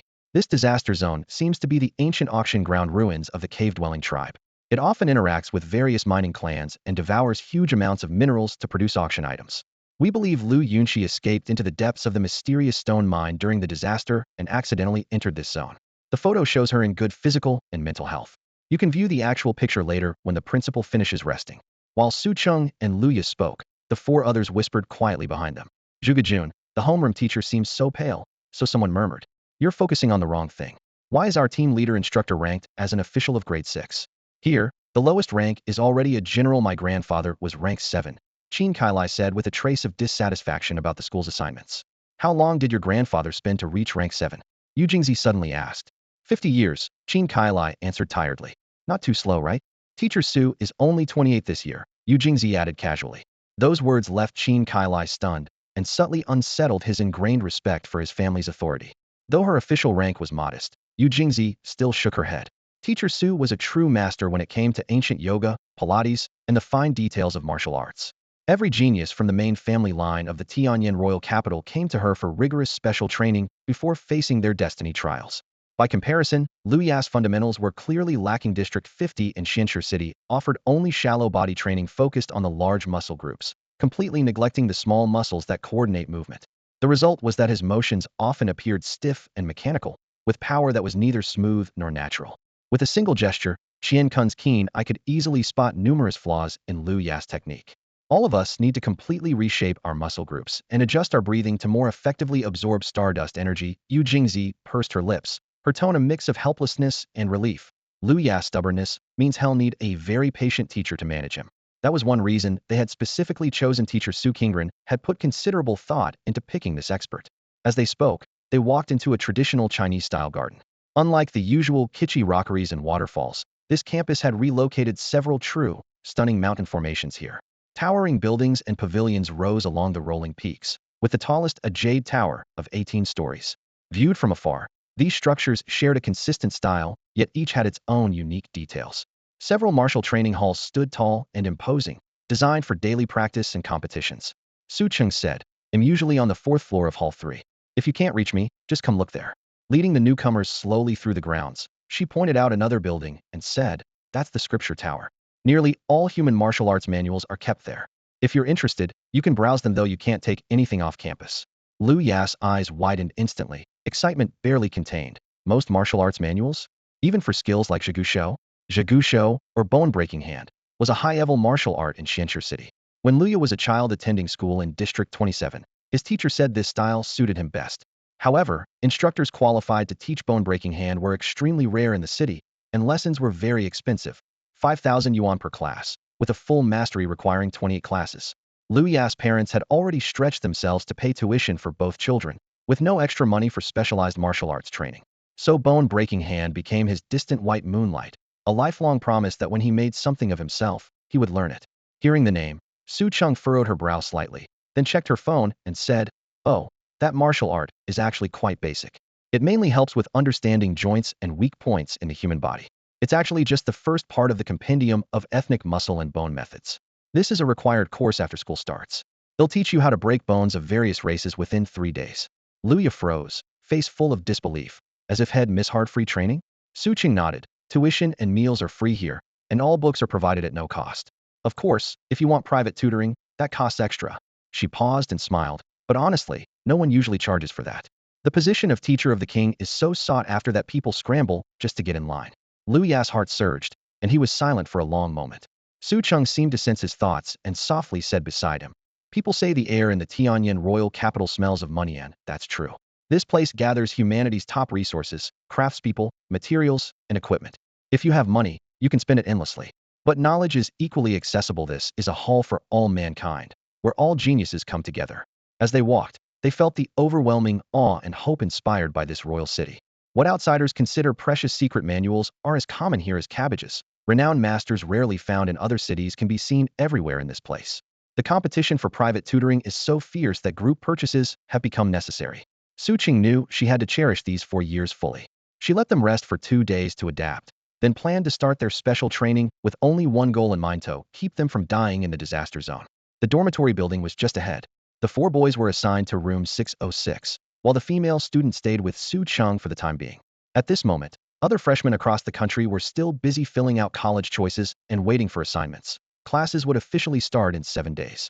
The 4 boys held distinguished status, so the director of education personally prepared their beds and purchased all their necessities before arranging their move-in. Suching advised, "Enjoy these last 2 days of ease."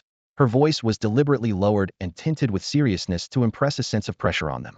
After sending the boys to their dorm, Sucheng and Yu Jingzi went into the teacher's dormitory. Sucheng's dorm was modest, about 50 square meters, accommodating a living room and 2 bedrooms, with clean white walls and simple decor. A few dolls added some charm, while bookshelves were filled with records on various ethnic groups. All daily essentials were kept in a corner of one bedroom. There was a supermarket downstairs, so anything needed could be easily fetched. Smiling as she spoke, Su Chang prepared to leave. "I'm going to study Lu Ya's battle videos to devise him a personalized training plan." "Teacher Su," Yu Jingzi suddenly spoke up. Su Ching turned to her. "You'd better head to the 4th floor of training hall number 3 now," Yu Jingzi said, while entering her own room and glancing at her watch. "You can go right away." At first, Su Chang didn't grasp the meaning behind her words until she entered the training hall and saw Luya drenched in sweat. The boy hadn't even made it back to the dorm. He rushed straight to the training ground. Watching the advanced equipment, he searched Douyin tutorials while mimicking movements stiffly and awkwardly. His fighting style was a crude and heavy-handed approach typical of war veterans, full of explosive power but completely lacking technique. Frowning, Su Cheng stepped forward to gently correct his power application, patiently explaining how to absorb starlight energy into the bloodstream, then use breathing to integrate this energy into muscles and bones. She initially thought Luya was just feigning effort on his first day. After all, she had spent 10 years at the school and had seen countless privileged prodigies put on a show but secretly spend their time flirting and partying, relying solely on talent to dominate. But after Luya completed a rigorous cycle of strength, combat, and endurance exercises and immediately ran back to continue his strength training, Su Ching felt a bit overwhelmed. "Boss, it's already 1:30 a.m. If you're not going back to sleep in the dorm, the teacher here will have to stay with you, or he'll lose face." She half-joked with a serious tone. Yet 2 hours later, the situation became even more ridiculous. Luya chose to spend the night on a bench inside the training hall, finding the 15-minute round trip between dorm and gym a waste of time. It really was a waste of time, and dawn was breaking. Outside, those monitoring Luya grew anxious. He had caused a huge stir in the eastern region, his identity a valuable bargaining chip coveted by many forces. They were preparing to secretly instigate conflict and find an opportunity to deal him a crushing blow. On one hand, it was important to observe the true attitude of the Human King. After all, the last time he spoke to Luya, it was during a live broadcast, where the Human King naturally appeared kind and affectionate in front of the camera. But behind the scenes, his stance remained ambiguous and needed further investigation. On the other hand, after Luya was attacked, the Academy took over the investigation and conveniently shifted the blame onto other families. As Wan Liao pointed out, the Human King had long established an extensive network of spies scattered across various factions. Many of these agents didn't even know whom they truly served, only that they answered to their direct superiors. Everyone had assumed the Human King's isolation would be impenetrable, and that his next appearance would coincide with a change of throne. Therefore, all sides had spent the past 50 years solely focused on strengthening themselves. Now that the Human King had finally emerged, open and covert conflicts immediately erupted, with factions opportunistically framing each other. Their sole goal was clear: to send a message to the Human King that after 50 years of absence, they no longer respected or feared him. New students entering the school were usually taken out for a stroll, and the busiest commercial street nearby was already filled with undercover watchmen. Yet Luya stubbornly trained hard all night in the Martial Refining Hall. Those who ambushed him, as well as the watchers sipping milk tea on the pedestrian street, had all grown slightly drunk and failed to get close to him. Su Cheng frowned deeply, grinding her teeth in frustration. Damn it. Let's see how much longer this king can keep up the act. What she didn't know was that Luya had been secretly training every day for 12 hours in District 50, moving like a caged tiger released into the vast grasslands, diving deep into termite-like tunnels, wild and untamed, without any restraint.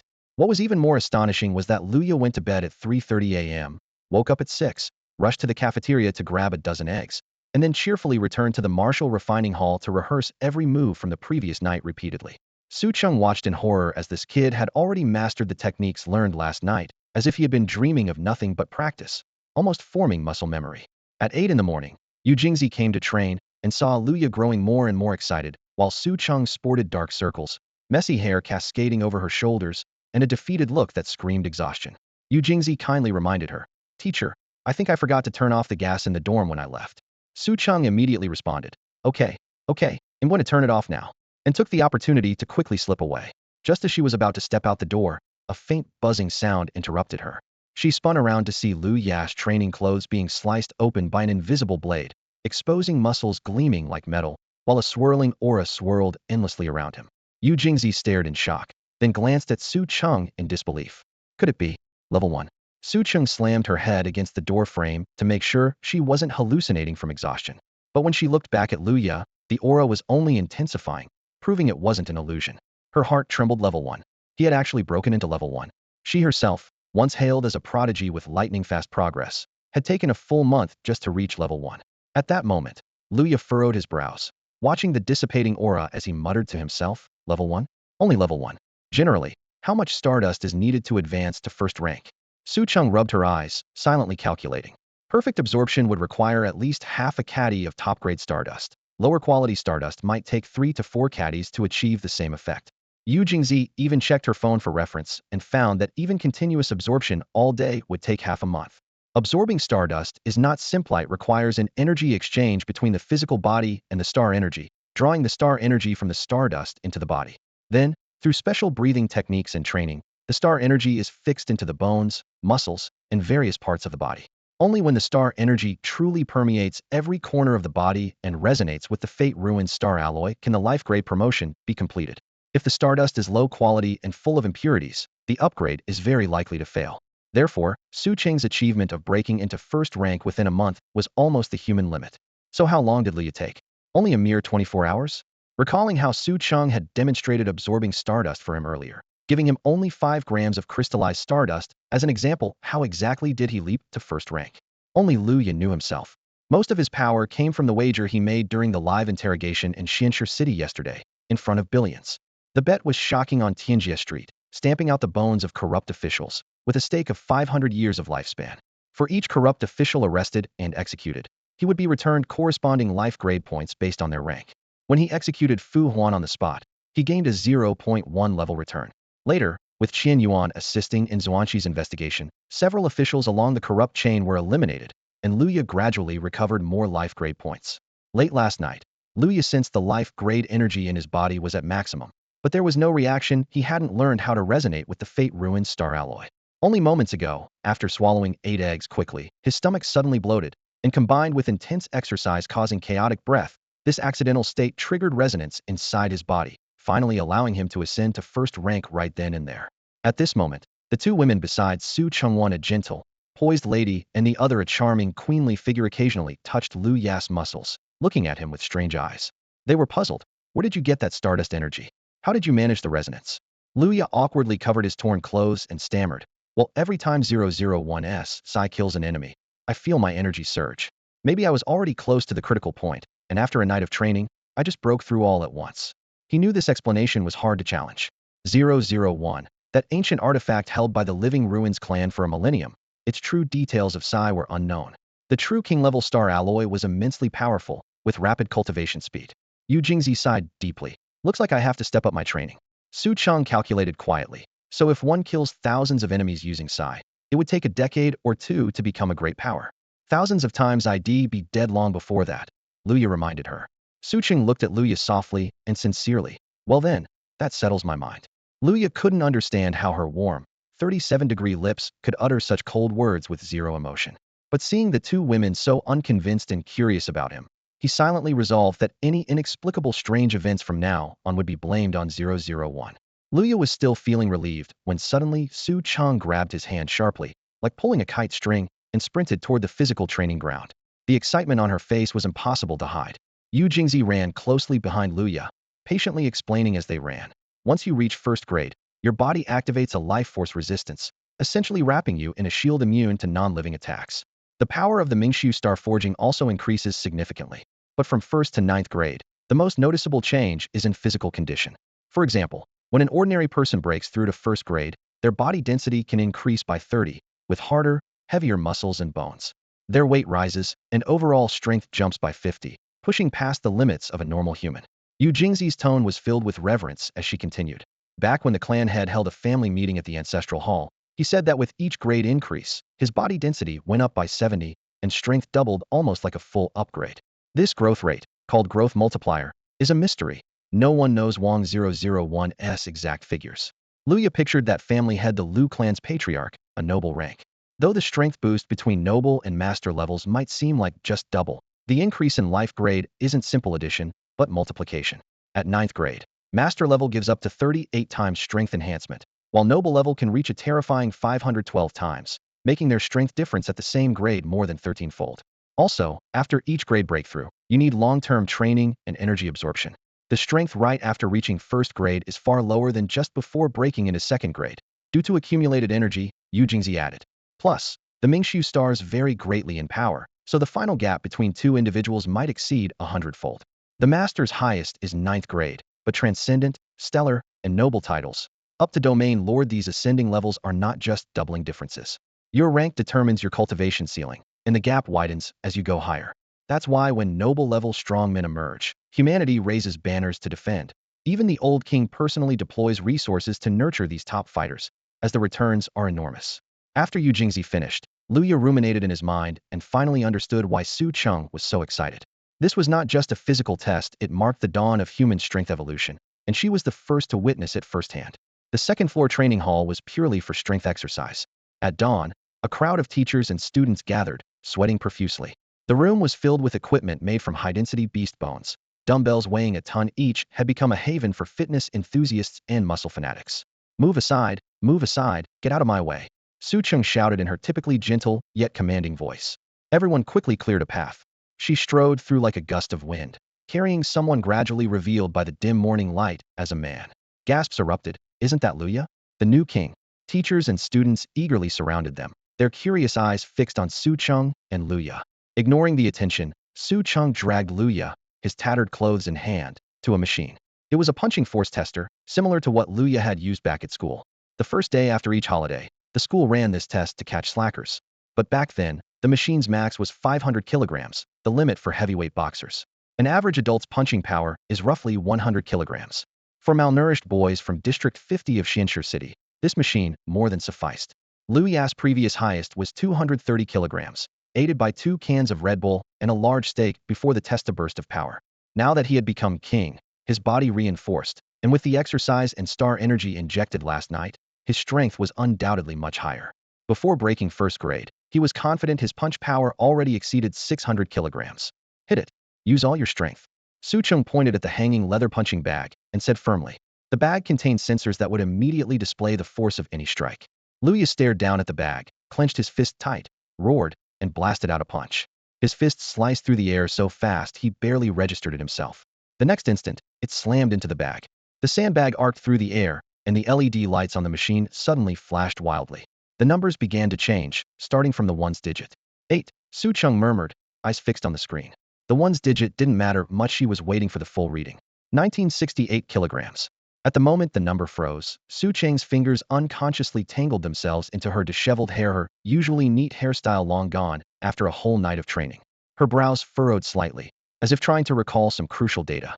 Outside the strength testing room, the teachers and students watching exchanged bewildered glances. "Is 1,968 kilograms strange?" Someone whispered. "Maybe it's the power of a punch after forging with the Mingshu star?" Another student guessed. "For a king, isn't that too weak?" "Nonsense. Skill 001 burns life force. Who'd waste a few minutes of their lifespan just to test strength?" The new king crushed a group of Su Ling with a single finger during battle at the city wall. That strike had at least 800 tons of force. Then what does this strength test even mean? Someone joked. Could it be he broke through first rank and is testing growth multiplier now? Huh. Why not say his original strength was 650 kilos and the multiplier jumped straight past 3? Inside the room, Su Cheng's hand quickly searched over her clothes. Yu Jingzi immediately handed her a phone, the calculator app already opened. 600 kilos, Su Cheng muttered as she input numbers. The impact limit from early this morning won't exceed 600 kilos.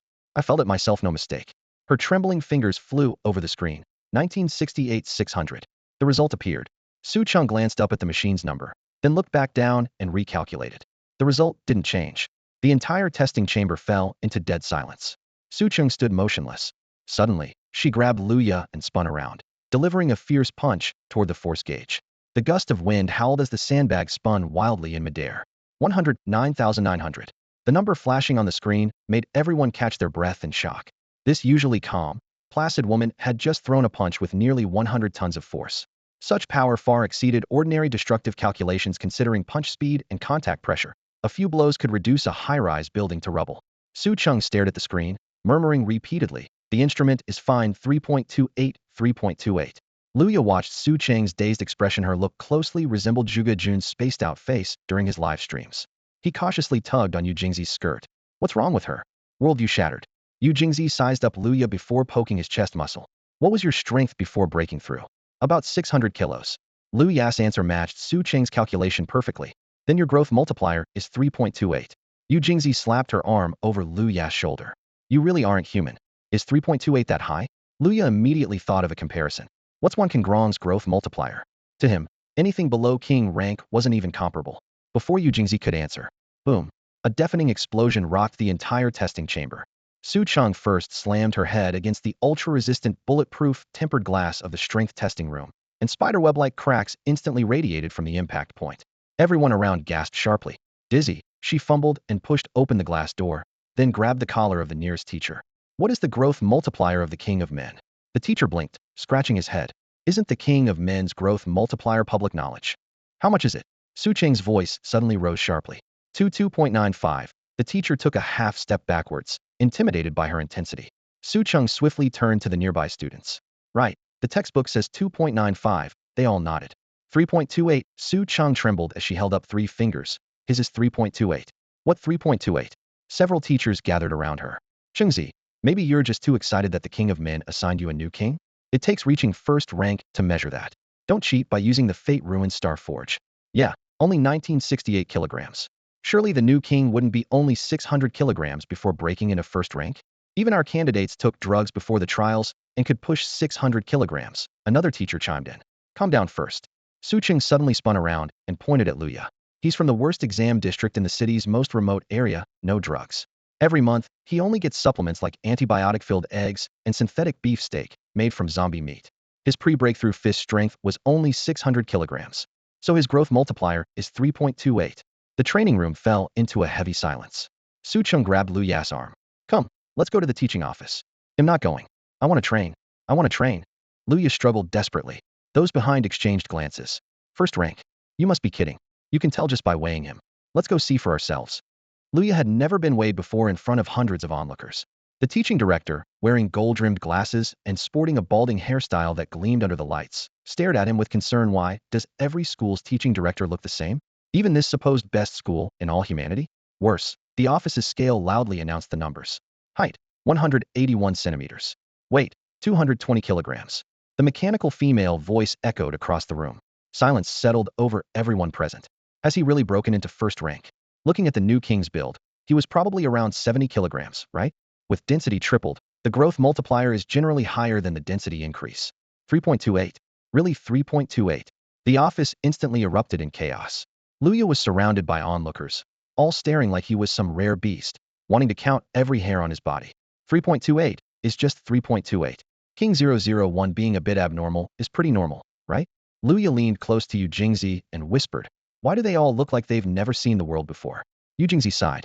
Like I told you before, the average growth multiplier for Shurs is 1.5. For Jews it's around 2.0, with a 0.5 gap between the two sides. But in between those ranks are 2 huge stages, official and general. Who would have thought your 001 and the King of Men 008 differ by only 0.33? It's just 0.33, Luya frowned slightly. I have the ancient god's protection. Is 0.33 that much? Yu Jingzi looked at his puzzled face and pulled out her phone, opening the calculator. You're seriously underestimating the exponential power of growth multipliers. Let's use the example from before. At rank 9 cultivation, a Zoo's power is 38 times. A Jew's is 512 times.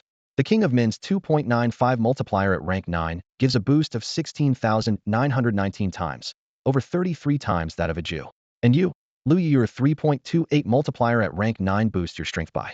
She held the phone screen up to his face. The screen displayed 43,940. That's... Luya stared at the number silently for a moment, then muttered 2 words, not bad. More than 100 pairs of eyes fixed on him with vacant stares. I really think it's not bad. Feeling the weight of their gazes, his scalp tingled as he silently asked himself, is this number too outrageous? The number itself isn't excessive. Lin Chengcheng's voice suddenly drilled into his auditory nerves. If we'd known it was a growth multiplier test, I would have used 009 to help you stack bonuses. Luya froze instantly. You can stack them. Why not? Lin Chengcheng looked directly at Luya, tapping her fingers lightly on the table. When you fight, it'll definitely activate 009. The combined effect will surely reflect in the growth multiplier. How much of an increase are we talking about? Luya leaned forward. Lin Chengcheng quickly calculated in her head. At least an increase of 0.2. She gestured the size of an eye with her fingers. The eyes are a very small proportion of the body, so the boost won't be huge, but it should reach around 3.5. 3.5, Luya murmured, repeating the number to himself. He didn't have a calculator handy, but his rough estimate was enough to make his heart race. The original multiplier of 3.28 was only 0.33 higher than the King of Men, but at the 9th rank, his strength would be 2.59 times that of the King of Men. If it was boosted to 3.5, the gap might expand to 3 times even without accounting for the added effect of the Mingshu Star Forge. At the 9th rank, he could stand toe-to-toe with the Elder King, who had just achieved Transcendence. After all, the Elder King's Transcendence multiplier was only 2.95. The conference room fell utterly silent. Since Luya announced the 3.28 figure, the directors and teachers present looked as if they were petrified, mouths agape, but unable to utter a sound. He had still underestimated the power of exponents. A growth multiplier of 3.5 at the 9th rank meant a staggering 78, 15-fold increase that was 4.64 times that of Wan Songrong. This terrifying number meant that, as a fellow king, he could easily crush the Elder King who had just stepped into Transcendence. Meanwhile, in the deepest part of the campus, sitting alone outside the meditation chamber on the Golden Hall steps, Wan Qingrong's gaze pierced through layers of palace walls, staring into the distance. Last night, while Luya was sweating it out in the training room, Wan Songrong was overwhelmed by the fallout from a nationwide live broadcast of the trial. Phone calls came non-stop, with high officials from various regions either relaying messages through intermediaries or calling directly. This kind of matter should be settled privately. One voice hissed. Luya's public trial is obviously a power grab, trying to win people's support and seize your authority. The morale at the border has plummeted, and workers' enthusiasm has dropped sharply, another voice reported anxiously. The front line might weaken, giving the alien tribes an opening. Others held different opinions. The Eastern officials are already corrupt to the core. This time Luya is just rooting out the rot. But all callers agreed on one thing: Luya was too young and reckless, disrespectful to the King of Men, and needed to be disciplined. Wan Songrong sneered.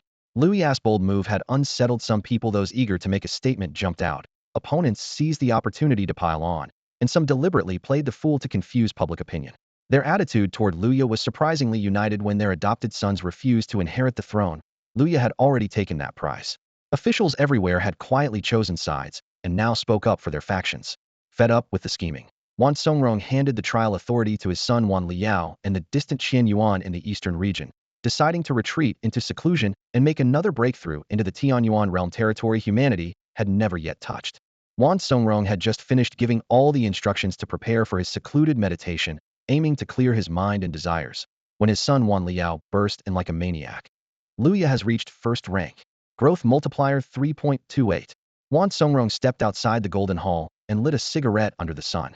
After slowly exhaling the first puff of smoke, he just sat there, holding the cigarette between his fingers without moving. The tobacco burned down gradually, ashes falling bit by bit, until the entire cigarette was gone without him taking a second drag. No wonder those who fought against the Zuling King all say that unless you have 009, no one should recklessly challenge that old man of the Zuling clan. He stared at the cigarette, but in his hand. I thought they were just scared. He sighed deeply. Turns out they really can't win against him. Wan Songrong was utterly shaken. The reactions of the headmaster, teachers, and students were even more intense. Silence blanketed the office for half a minute. Then an eruption of shouting nearly shook half the campus. Department heads hurried over, and the security team mobilized fully. The new king's growth multiplier is 3.28. The news spread like a virus through every corner of the campus. Originally, everyone expected Luya to become a reliable fighter only after 3 or 4 decades. Then King 008 would have long handed over power, and the human race's fate would rest in the new successor's hands. Now it seemed Luya's rise would happen much sooner. Everyone who heard the news was calculating. Should they ally with Luya to win the world together? Or sow discord between him and the old king to delay his ascension? This news forced everyone to make choices. Life was like a game of chess, every move irreversible. No matter the risks or consequences, the next step had to be taken. The teachers didn't really care. Anyone who graduated from this school, whether they became king or emperor, was still their student provided they had taught Luya. In an instant, dozens of teachers surrounded Luya. Luya, you have to pick my urban infiltration class this term. Choose me, and I'll get a TV installed in your dorm. Luya, pick the jungle ambush course. He'll arrange underfloor heating for your dorm. Luya, you must take equipment forging. He'll send you a calendar as a gift. Yu Jingzi quickly squeezed past one teacher. Teacher, forget equipment forging. Let me recommend Zhuge Jun to teach him how to forge sports cars. Luya's head pounded amid the noise. The headmaster quickly stepped in to restore order. Quiet, quiet. First, let's hear what Luya actually needs. He approached Luya eagerly and asked, so, what do you lack now? Stardust? Cash? Or TV? Sofa? Underfloor heating? Training? Luya answered with two simple words. The teachers froze. Only Su Chung among them shivered. I need training. Luya looked up at Su Chung, who was trying to quietly slip out of the office. Teacher Su, the growth multiplier test is done. Time to work on my muscles. I want to fix all my bad power habits. Su Chung felt like she was about to collapse. Did this boy not need to sleep? At his age, he should be carefree chasing girls, going to clubs, buying flashy sports cars to roar around town. Why was he so obsessed with the martial training hall? But Su Chung had no chance to escape. Luya grabbed her and headed straight for the martial training hall. Other teachers, eager to be part of the king's education, followed in a rush behind him. Luya gripped the barbell with both hands while running on the treadmill. Sweat trickled down his temples, veins bulging on his arms, each step thudding heavily against the treadmill's surface. Beside him, Su Chung rubbed her sleepy eyes and said drowsily, lift your knees higher. To reshape your thigh muscles, you need a greater range of motion. Ahead, the footwork instructor demonstrated complex steps, his movements flowing like water and clouds. Luya's gaze darted rapidly between the barbell, the treadmill's display, Su Chung, and the instructor, his mind racing to process 4 different streams of information at once. He wished he could stretch the day to 96 hours. You could even put a tablet in front of you and learn other things. Lin Chengcheng's lazy voice echoed inside his head. Luya didn't reply, but Lin Chengcheng continued casually. Did you notice that your 2 eyes can process different information separately? Luya frowned slightly. His running rhythm stayed steady, but he suddenly sensed his field of vision had broadened.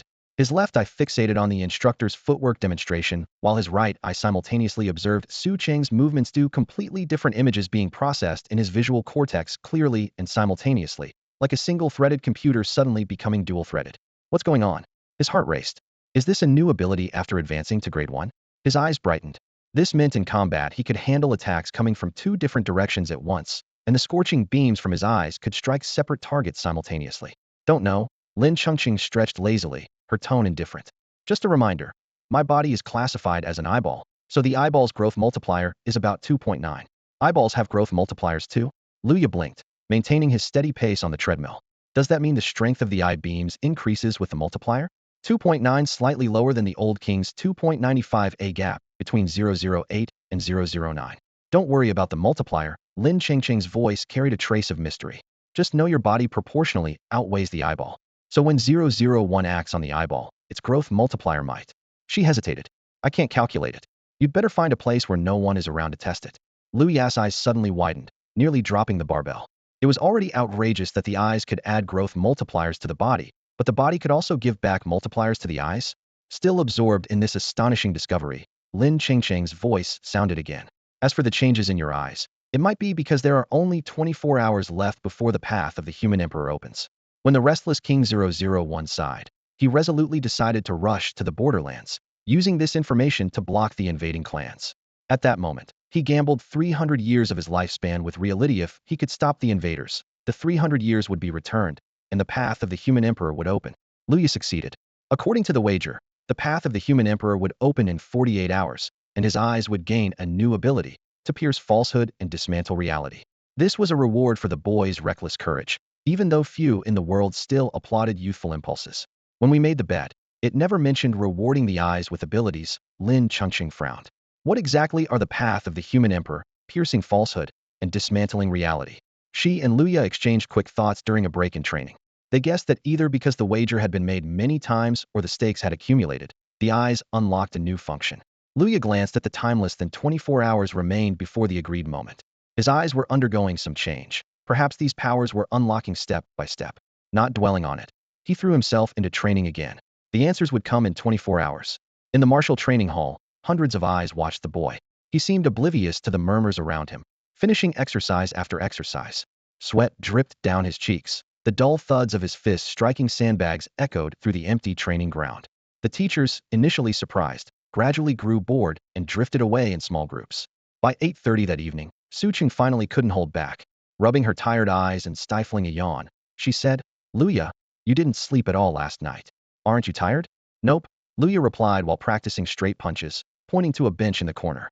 I slept 3 hours there yesterday. Much comfier than my own bed. During his days in District 50 of Xianstone City, he attended classes by day and helped unload Xianstone mines, clean the cafeteria, and grilled skewers by the roadside at night, doing whatever jobs he could find to save money for 2 basic martial arts manuals. After years of this, 3 hours of deep sleep was enough to fuel a full day of training. The 1 meter-wide latex leather bench in the Divine Forging Academy was far more comfortable than the broken wooden bedboards of District 50 slums. Su Chung didn't know what kind of life Luya had lived for the past 10 years. She only knew if she stayed awake any longer, she'd collapse. Not tired? She suddenly smiled. Great, because tomorrow's first class, I'm planning to teach you all Life Ruins Resonance. What is Life Ruins Resonance? Luya paused his practice. It had never been mentioned in the books. It's about creating resonance between the Life Ruins star forging and weapons, allowing the weapon to help the forging unleash greater power. Su Ching approached him. Did any of your previous teachers ever give you a practice weapon?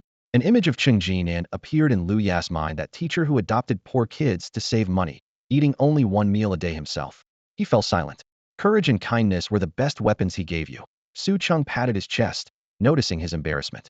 But now you should go to number 404 West Street to find suitable weapons and gear. ITLL help you prepare for the disaster zone 6 days from now. Luya was about to ask more questions when Su Chung had already pulled over Yu Jingzi, who was training her stamina nearby, signaling her to take Luya to West Street to buy some suitable gear. Isn't tomorrow the resonance of the Life Ruins? Luya asked. I thought tomorrow we'd learn tactical coordination, and the Life Ruins resonance is on the 5th day? Yu Jingzi frowned slightly as she listened to Luya recite the schedule. She was about to confirm with Su Chung when she realized Su Chung had completely disappeared, even turning off her phone. Resigned, she shook her head, thinking the equipment purchase was inevitable anyway. She then told Luya, go back to the dorm to get the money first. Call those 3 guys too, and you can all go together. Luya nodded and left. On the way, he found a quiet spot, leaning against a massive boulder. He opened his eyes and casually shot out beams of varying sizes, wanting to test the strength of his ocular rays and gauge his growth rate. He felt a slight coolness in his eyeballs, unlike the usual burning sensation when releasing rays. It was strange and unusual. The golden red flames instantly pierced the boulder's surface but then quickly vanished. However, when Luya looked closely, there was no trace left on the stone at all. Previously, during exams, his Nerdhausen degree rays would at least leave scorch marks even if they didn't burn through the rock. Now the boulder remained completely intact, its surface smooth and undamaged to the touch. He thought perhaps his eyes were still evolving and hadn't yet regained their former power. Lin Chengsheng also couldn't figure out this abnormality and decided to wait until the 48-hour test ended the next morning to see what happened. Luya gave a light hum of acknowledgement, nodded, and turned to walk back to the dorm along the main road. After he left, the massive boulder suddenly cracked softly. The rock rapidly split open, revealing a hollow cavity inside with only a thin, fragile layer like an eggshell trembling silently in the evening breeze. Eventually, the shell shattered into tiny fragments, scattering like dust, vanishing without a trace. Luya was completely unaware of all this happening after his departure. Back in the dorm, he retrieved 2 bank cards from the safe. He was no longer the poor, helpless boy he used to be. Several major airport families had sent him numerous bank cards and Stardust savings cards under the guise of scholarships. He had intended to send some money to Cheng Jinan, but the teacher said the Xianstone city government had decided to invest in rebuilding the school.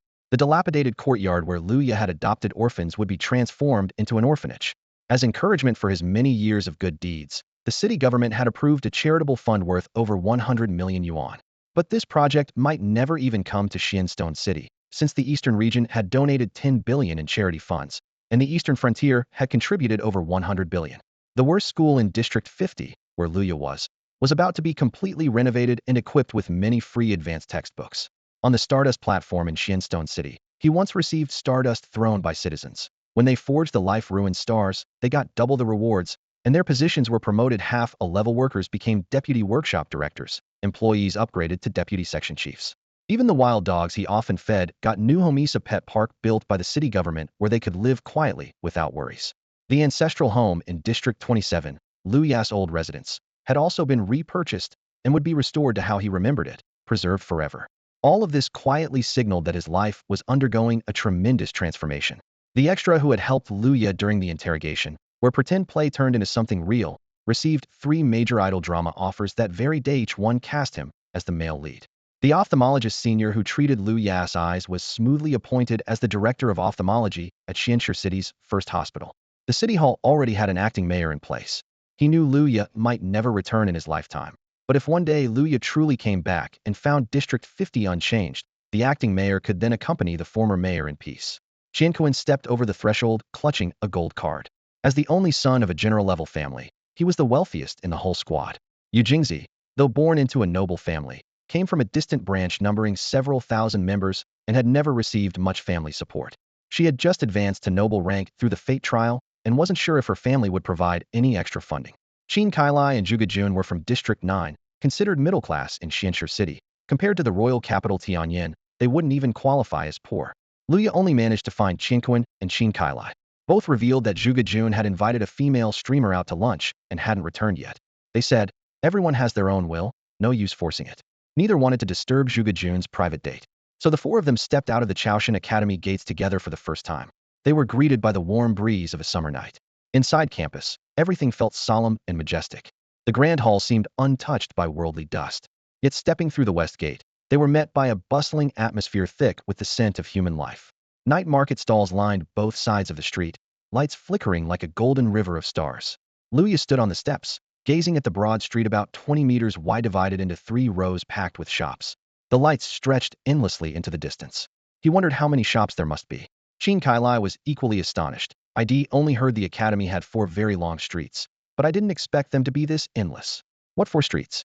Luya asked, turning toward the well-off Tianyuan, only to find him returning a blank, innocent look, clearly unaware of the scale. Luya shared a glance with Qin Kailai, then shifted his gaze to Yu Jingzi. Yu Jingzi sighed softly, like a preschool teacher patiently explaining to 3 curious children, extending a slender finger toward the starry street. As the premier institution in the human world, Chaoshan Academy attracted top-tier teachers and students. From time to time, vast numbers of elite warriors came here for training. Because of this, nearby residents spontaneously developed roads and leased land, gradually forming for major commercial avenues specializing in materials, equipment, rare items, and services. The street before them was Baihu Long Street, one of Kaoshan's 4 avenues, stretching 28 kilometers with over 11,000 shops, truly the largest material market in the human realm. Here, if you had the money, you could find anything you wanted. Luya half doubted. If only I could afford the weapon that makes people sigh. Before he could finish, Yu Jingzi cut in. There's everything here. Though the scene and dialogue were streamlined and concise, all key events and details were preserved.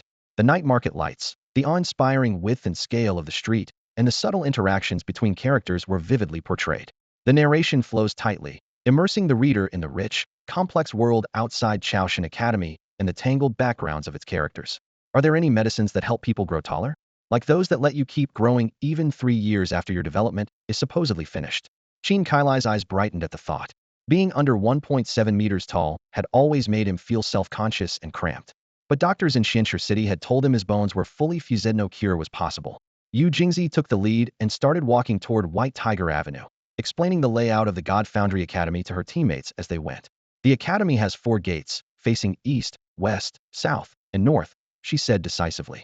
East-facing Qinglong Avenue corresponds to wood and mainly trades raw materials. South-facing Zhuke Avenue represents fire. Besides the faculty and some rogue experts teaching here, you can buy a few exotic fire weapons there.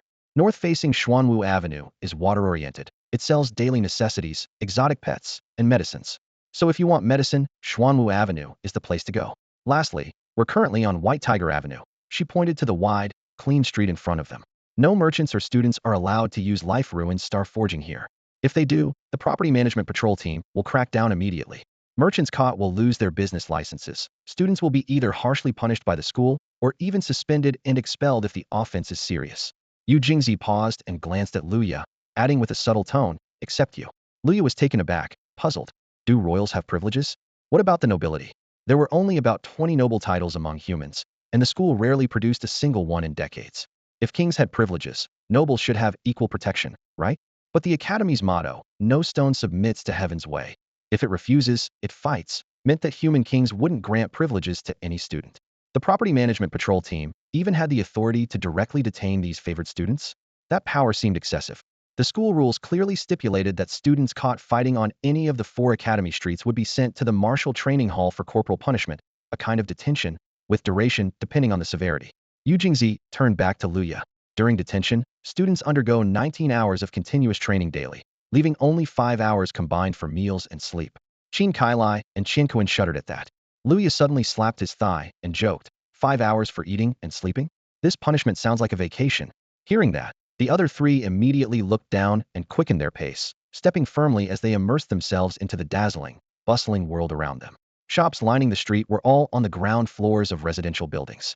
Though not luxurious, the decor was neat and orderly, with signs bearing names like Hall of Martial Virtue and Millennial-Old Cultivation Pavilion, giving a sense of prestige. Behind the counters, weaponry swords, spears, and halberds were neatly displayed inside glazed glass cabinets. The counters were covered in black velvet, with warm, focused spotlights making even a common bottle of herbal balm look as precious as imperial green jade. Shopkeepers sat quietly behind their counters, speaking little and not once following the passers-by with their gaze. In the middle of the street, temporary bamboo stalls were set up, heaped with staffs and magical orbs, the stall cloths decked under glaring LED bulbs that cost 10 yuan per meter. 3 LED lamps hung above each stall, casting cold light to highlight the merchandise, adding to the lively market atmosphere. New arrival. 5th grade witchcraft artifacts from the southern border. Men can rise in rank and wealth. Women gain eternal youth. Take a look, take a look. No charge to browse. One vendor shouted, waving a brightly colored artifact while speaking with a southern accent, his voice mixing cheerfulness with bravado. White Tiger Avenue was both serious and lively. The strict management system meant no student dared misbehave, while merchants carefully operated on the edge of the rules. Chin Kai Lai and the others gradually blended into this vibrant, yet orderly world, quietly calculating their futures and hopes. The exquisite 5th grade greatsword crafted by the senior from the art department. The heart-protecting pendant that the junior from the dance department had worn faithfully for a whole year around the bustling market. The vendors shouted one after another, "Don't miss this chance, or you'll regret it." Crocodile bone shields personally forged by the forging department professor, perfect for offense and defense, great for sitting or lying down, plus a hardening effect. Buy one shield today, and at next month's school tournament, you'll have no trouble dodging hits. The cries cut through the noise of the construction site outside, creating an atmosphere no different from street vendors hawking potent rat poison or energy pills in Shenshur City. Among the crowd, Luya felt like an excited kid, glancing left and right with curiosity at every weapon and piece of equipment on display. How reliable was the merchandise here? Yu Jingzi gestured to the exquisitely decorated shops lining the street and explained that the sources were diverse. Some were finely crafted by forging experts from across the regions. Others were equipment traded in by powerful figures after upgrading their gear, so their quality was well assured. She continued, the stock also includes forged rejects and spoils of war. For example, after that huge battle at the border, the Zuling tribe lost tens of millions of soldiers. Our border troops brought back captured gear and sold it to merchants in exchange for steel and fuel supplies. When my dad came to the academy for training, he often helped my cousins pick out gear here. But these foreign artifacts don't quite suit ordinary people and are often damaged, though they do offer great value. Shinkoin raised 5 fingers. Last year, I bought 15 third-grade pieces with my subsidy, such a bargain that my mom was proud when she went home. Yu Jingzi said this, then glanced at Qiankoin with a hint of something on her mind. What's wrong? Luya asked quietly. Yu Jingzi hesitated. The defense commander's training subsidy is 300,000. Third-grade frontier equipment sells for at least 30,000, but in the capital city, prices don't even reach 15,000. The market in the capital is way more cutthroat. Before she finished, Lu Ya's face lit up with realization. I get it. That old man Tianyuan must be hiding some secret stash. Although Yu Jingzi was knowledgeable, the 4 of them still felt a little lost in this maze of varied stalls, neither knowing exactly what to buy nor what was available. Luckily, Su Cheng had given them a tip to look for booth 404. Luya guessed the vendor there must be honest and trustworthy if Su Cheng recommended the place so highly. Yet that number unnerved him. 404 Red Pine Road at the exam site was where the legendary Lu Lingfeng nearly crushed the 5 of them, and Luya still hadn't grown all his hair back. Soon, they pushed through the crowd to find booth 404. At once, Luya understood why Su Cheng insisted on this place. Unlike the surrounding noisy, cluttered stalls, this shop felt refined and artistic. Every piece of equipment was immaculately displayed on bamboo and wood shelves lined with thick velvet cloth. While others used cheap LED lights sold at 10 yuan per meter, this shop used 20 yuan per meter starry string lights. There were no hawking cries here, only soft, nostalgic jazz streaming from a speaker. Behind the counter stood a man about 1.8 meters tall, wearing a wax jacket paired with heavy denim jeans, a denim cap on his head, and rugged horsehide work boots on his feet. A cigar rested between his lips as he focused on polishing a supple leather whip. His expression was serious, but occasionally softened into warmth. The elegant setting was certainly eye-catching, but that was not the whole reason Su Cheng recommended this place. The sign above boldly read Su's Ironworks, and a large poster featured Su Cheng's trademark gentle smile. Below the image, fine print declared, Teacher Su's family shop from the Forging Academy, quality guaranteed. honest, and fair welcome faculty and students to shop. On a large screen inside, a live stream showed Su Cheng personally promoting the wares in an approachable, natural atmosphere. Just as Luya was about to ask Yu Jingzi if it was too late to leave, someone suddenly stood between them. The owner, who had been polishing the whip moments before, came forward with a smile and said, "For distinguished customers, take a look around and tell me what you want. Our prices are low and fair, and all goods are handpicked by academy teacher stuff most people can't get." The warmth in the smile beneath his hat brim was gentle as a spring breeze, uncannily resembling Su Cheng's own expression. "My name is Su Ju, and am Professor Su's father. You must have seen my daughter before, right? She's very beautiful, isn't she? She looks just like me." When a middle-aged man reveals his family like that, Luya was instantly stunned. Luya prided himself on being exceptionally clever most of the time. He was the one outsmarting others. Entering the Level 0 examination arena, he was especially cautious. No one could rival him. The top experts in District 9 hardly posed a threat, and even the gifted prodigies coming from afar were easily defeated by him. Ever since his family faced turmoil when he was 8, his intelligence had become his sharp weapon on the battlefield, nearly unstoppable. But today, he was determined to fail. He considered countless possibilities, wondering if the restaurant Su Cheng recommended held some secret, or even speculating that as a teacher, she might have arranged kickbacks from her students. But no matter how he tried to rationalize it, he never expected that gentle teacher with a smiling, spring-like warmth would so blatantly admit for so long that this was her family's own stand. Such openness was almost nerve-wracking. Go find out more, Luya raged to himself. I, Luya, walk the world by one principle above all: fairness. Absolute fairness. He muttered fiercely. Su Ju remained calm and unflustered, casually replying, "My father is called Su Ju, and my daughter is Su Cheng. As for what my future grandson will be named, maybe Babagon or something. Haha, young lady. This whip, made from juvenile dragon turtle whiskers, is perfect for you. I even embedded 81 reversed barbs on it. It's definitely a mid-level grade 5 weapon. Newborns can't use equipment above grade 5 in their first few years, so this whip is just right." Without saying more, he held out the freshly polished whip with both hands and handed it to Yu Jingzi. As the whip lightly twirled, illusions flickered, and the sounds and light created a confusing effect strong enough to mislead opponents about the quality of the Mingshu Star Forge. Yu Jingzi frowned slightly, puzzled as she received it. Su Ju launched into a lively story about the weapon's origin and battle record, not giving Yu Jingzi a chance to interrupt or refuse.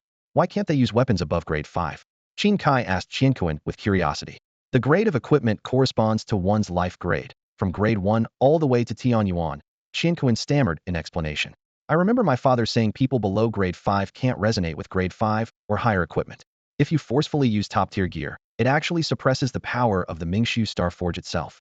So does that mean grade 5 equipment is more expensive than grade 6 or 7? Luya frowned. Qianquan slapped his thigh. "My dad mentioned that too, but I never really understood. You can think of it like a game's level cap system.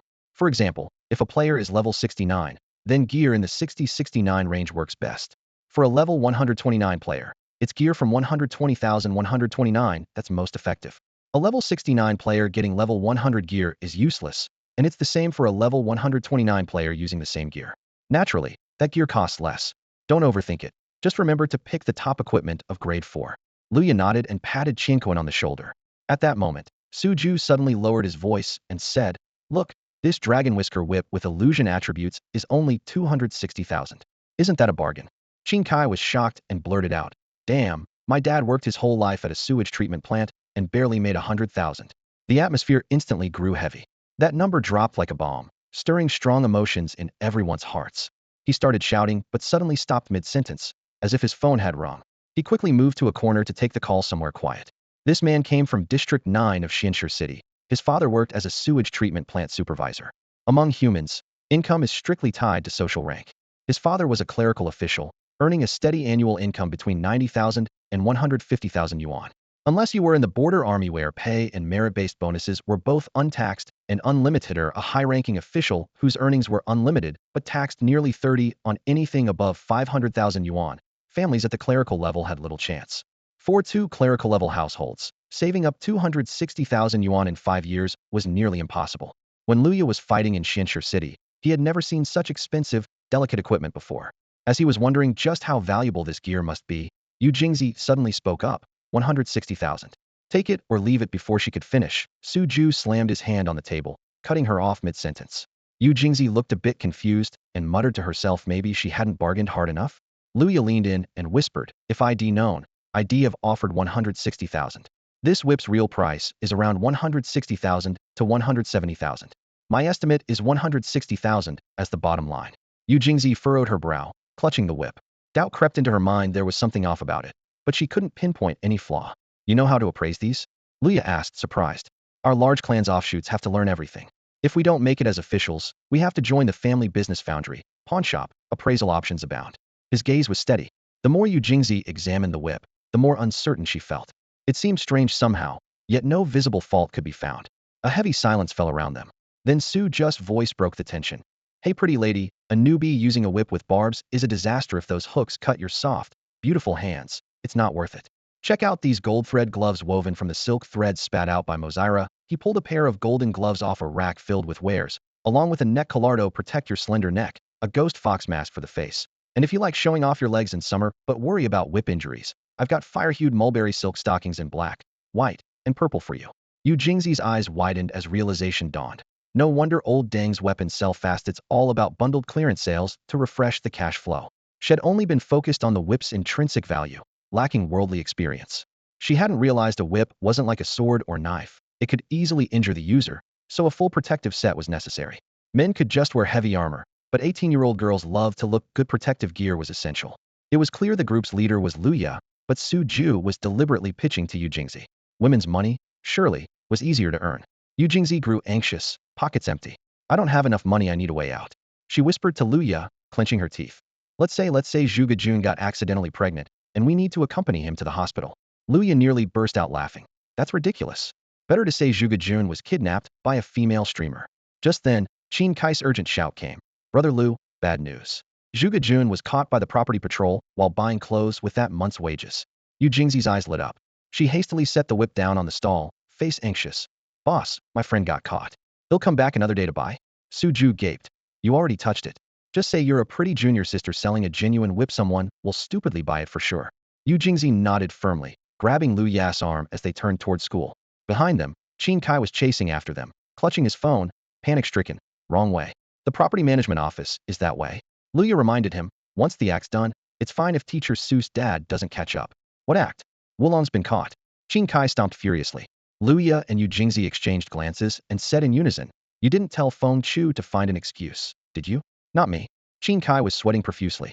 Only then did they realize the situation was grim. Don't panic. What exactly happened? Luya pressed. No details. Just heard he was helping a female streamer pick clothes, heard people insulting him, went over to argue, and then a fight started. He called me twice, then his phone got smashed. Qin Kai gritted his teeth. Should we contact teacher Su? No use calling her. Property management in District 4 holds special privileges. No one dares cross them. Yu Jingzi spoke quietly, her expression grave. Because they're royal family. She glanced at Luya anxiously. Luya's expression hardened as he strode back to Su's stall, casually lifted a butcher's cleaver taller than a man, his voice low but resolute. Royal family? What are they? I am the king. With that, he raised the blade against the crowd and strode forward determinedly. No money paid yet. Su Ju shouted anxiously, brows furrowed as she prepared to rush after Luya. But Yu Jingzi had already briskly grabbed the dragon whisk whip hanging by the stall, awkwardly pressed it into Su Ju's hand, and swiftly followed Lu Ya's retreating figure. That hasn't been paid for either. 160,000. Su Ju's voice was hoarse with urgency and unease. Without turning back, Yu Jingzi said coolly, the bill goes to Su Cheng. She then pointed towards someone on the other side, while Luya quickened his pace and disappeared into the distance. Damn it, how am I supposed to know who Luya is? Su Ju gritted her teeth, stomping in frustration. She pulled down the stall's rolling shutter and rushed out after him. Yu Jingzi caught up with Luya, her urgent words coming faster than her steps, tinged with anxiety and a hint of helplessness as she quickly explained the origin of the so-called royal family. The first king of the human race was Tianyuan. After over a dozen generations of hereditary kings, the current one is Songrong, Yu Jingzi said as she scanned their surroundings. Songrong thought the clan's younger members were undisciplined and the hereditary system outdated. So he decided to abolish the family inheritance, replacing it with a meritocratic succession. The most capable across the land becomes king. This change sparked outrage among the Wan clan, nearly causing a rebellion. To appease everyone, the current king and the noble elders signed a covenant. Regardless of who sits on the throne, all Wan family members would permanently hold land under King Tianyuan's rule, be exempt from taxes, and receive a baseline annual income of about 100,000. Yu Jingzi pointed at the cluster of low, dense houses behind a nearby shop. This area around the Divine Forging Academy, known as the Four Streets, belongs to the Wan family. See those buildings? They're only allowed to be 2 stories, but they've stacked one floor upon another, many reach 7 or 8 stories tall. These houses represented status, with annual rents ranging from 500,000 to $1 million. Children living here gain school registration and enjoy the capital's best education resources, even occasionally securing private tutors from the Divine Forging Academy. Wealth and welfare gradually eased the Wan family's resentment toward Wan Songrong, since most could never become king. A stable life was more attractive. You understand now, Yu Jingxi's tone softened. These so-called royals are really a product of the merit-based succession system. The property company on 4 streets is simply their agent collecting rent and maintaining order. She paused, then added, I've asked the clan head to contact Wan Liao to vouch for us and quickly resolve this misunderstanding. Liu Ya's face remained expressionless, a cold glint flashing briefly in his eyes. She knew his temperamental one, naturally stubborn, fearless yet impulsive.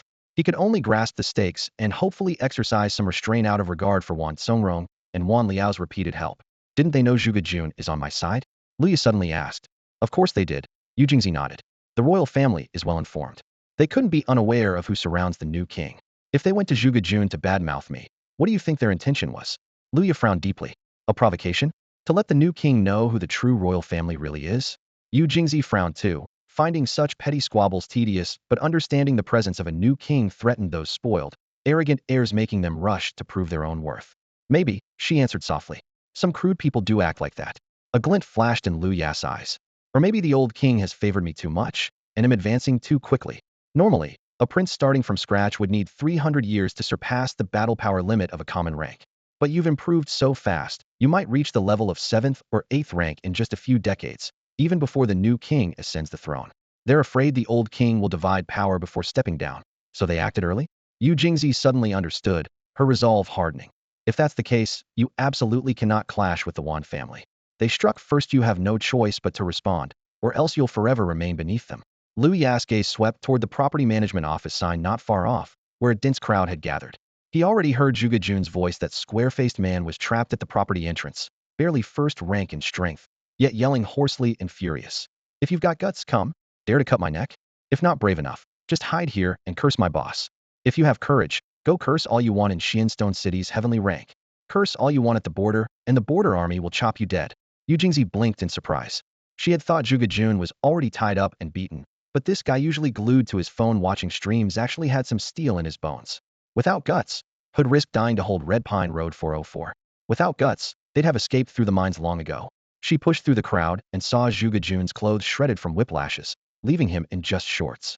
His body was covered in dark red whip marks, even his square face swollen into a round shape. Yet he still refused to back down, bloodshot eyes like a mad bull, glaring fiercely as he charged the crowd. He had no real skill. The life ruin star casting nearby was only a healing ability. As he lunged into the crowd, several people collided into him hard, knocking him down like a dead bug rolling across the ground into the property office. Before he could stand, someone inside cracked a heavy whip and hurled him back outside, triggering loud laughter. Damn you! Liu drew his blade just then, but a furious roar came from behind.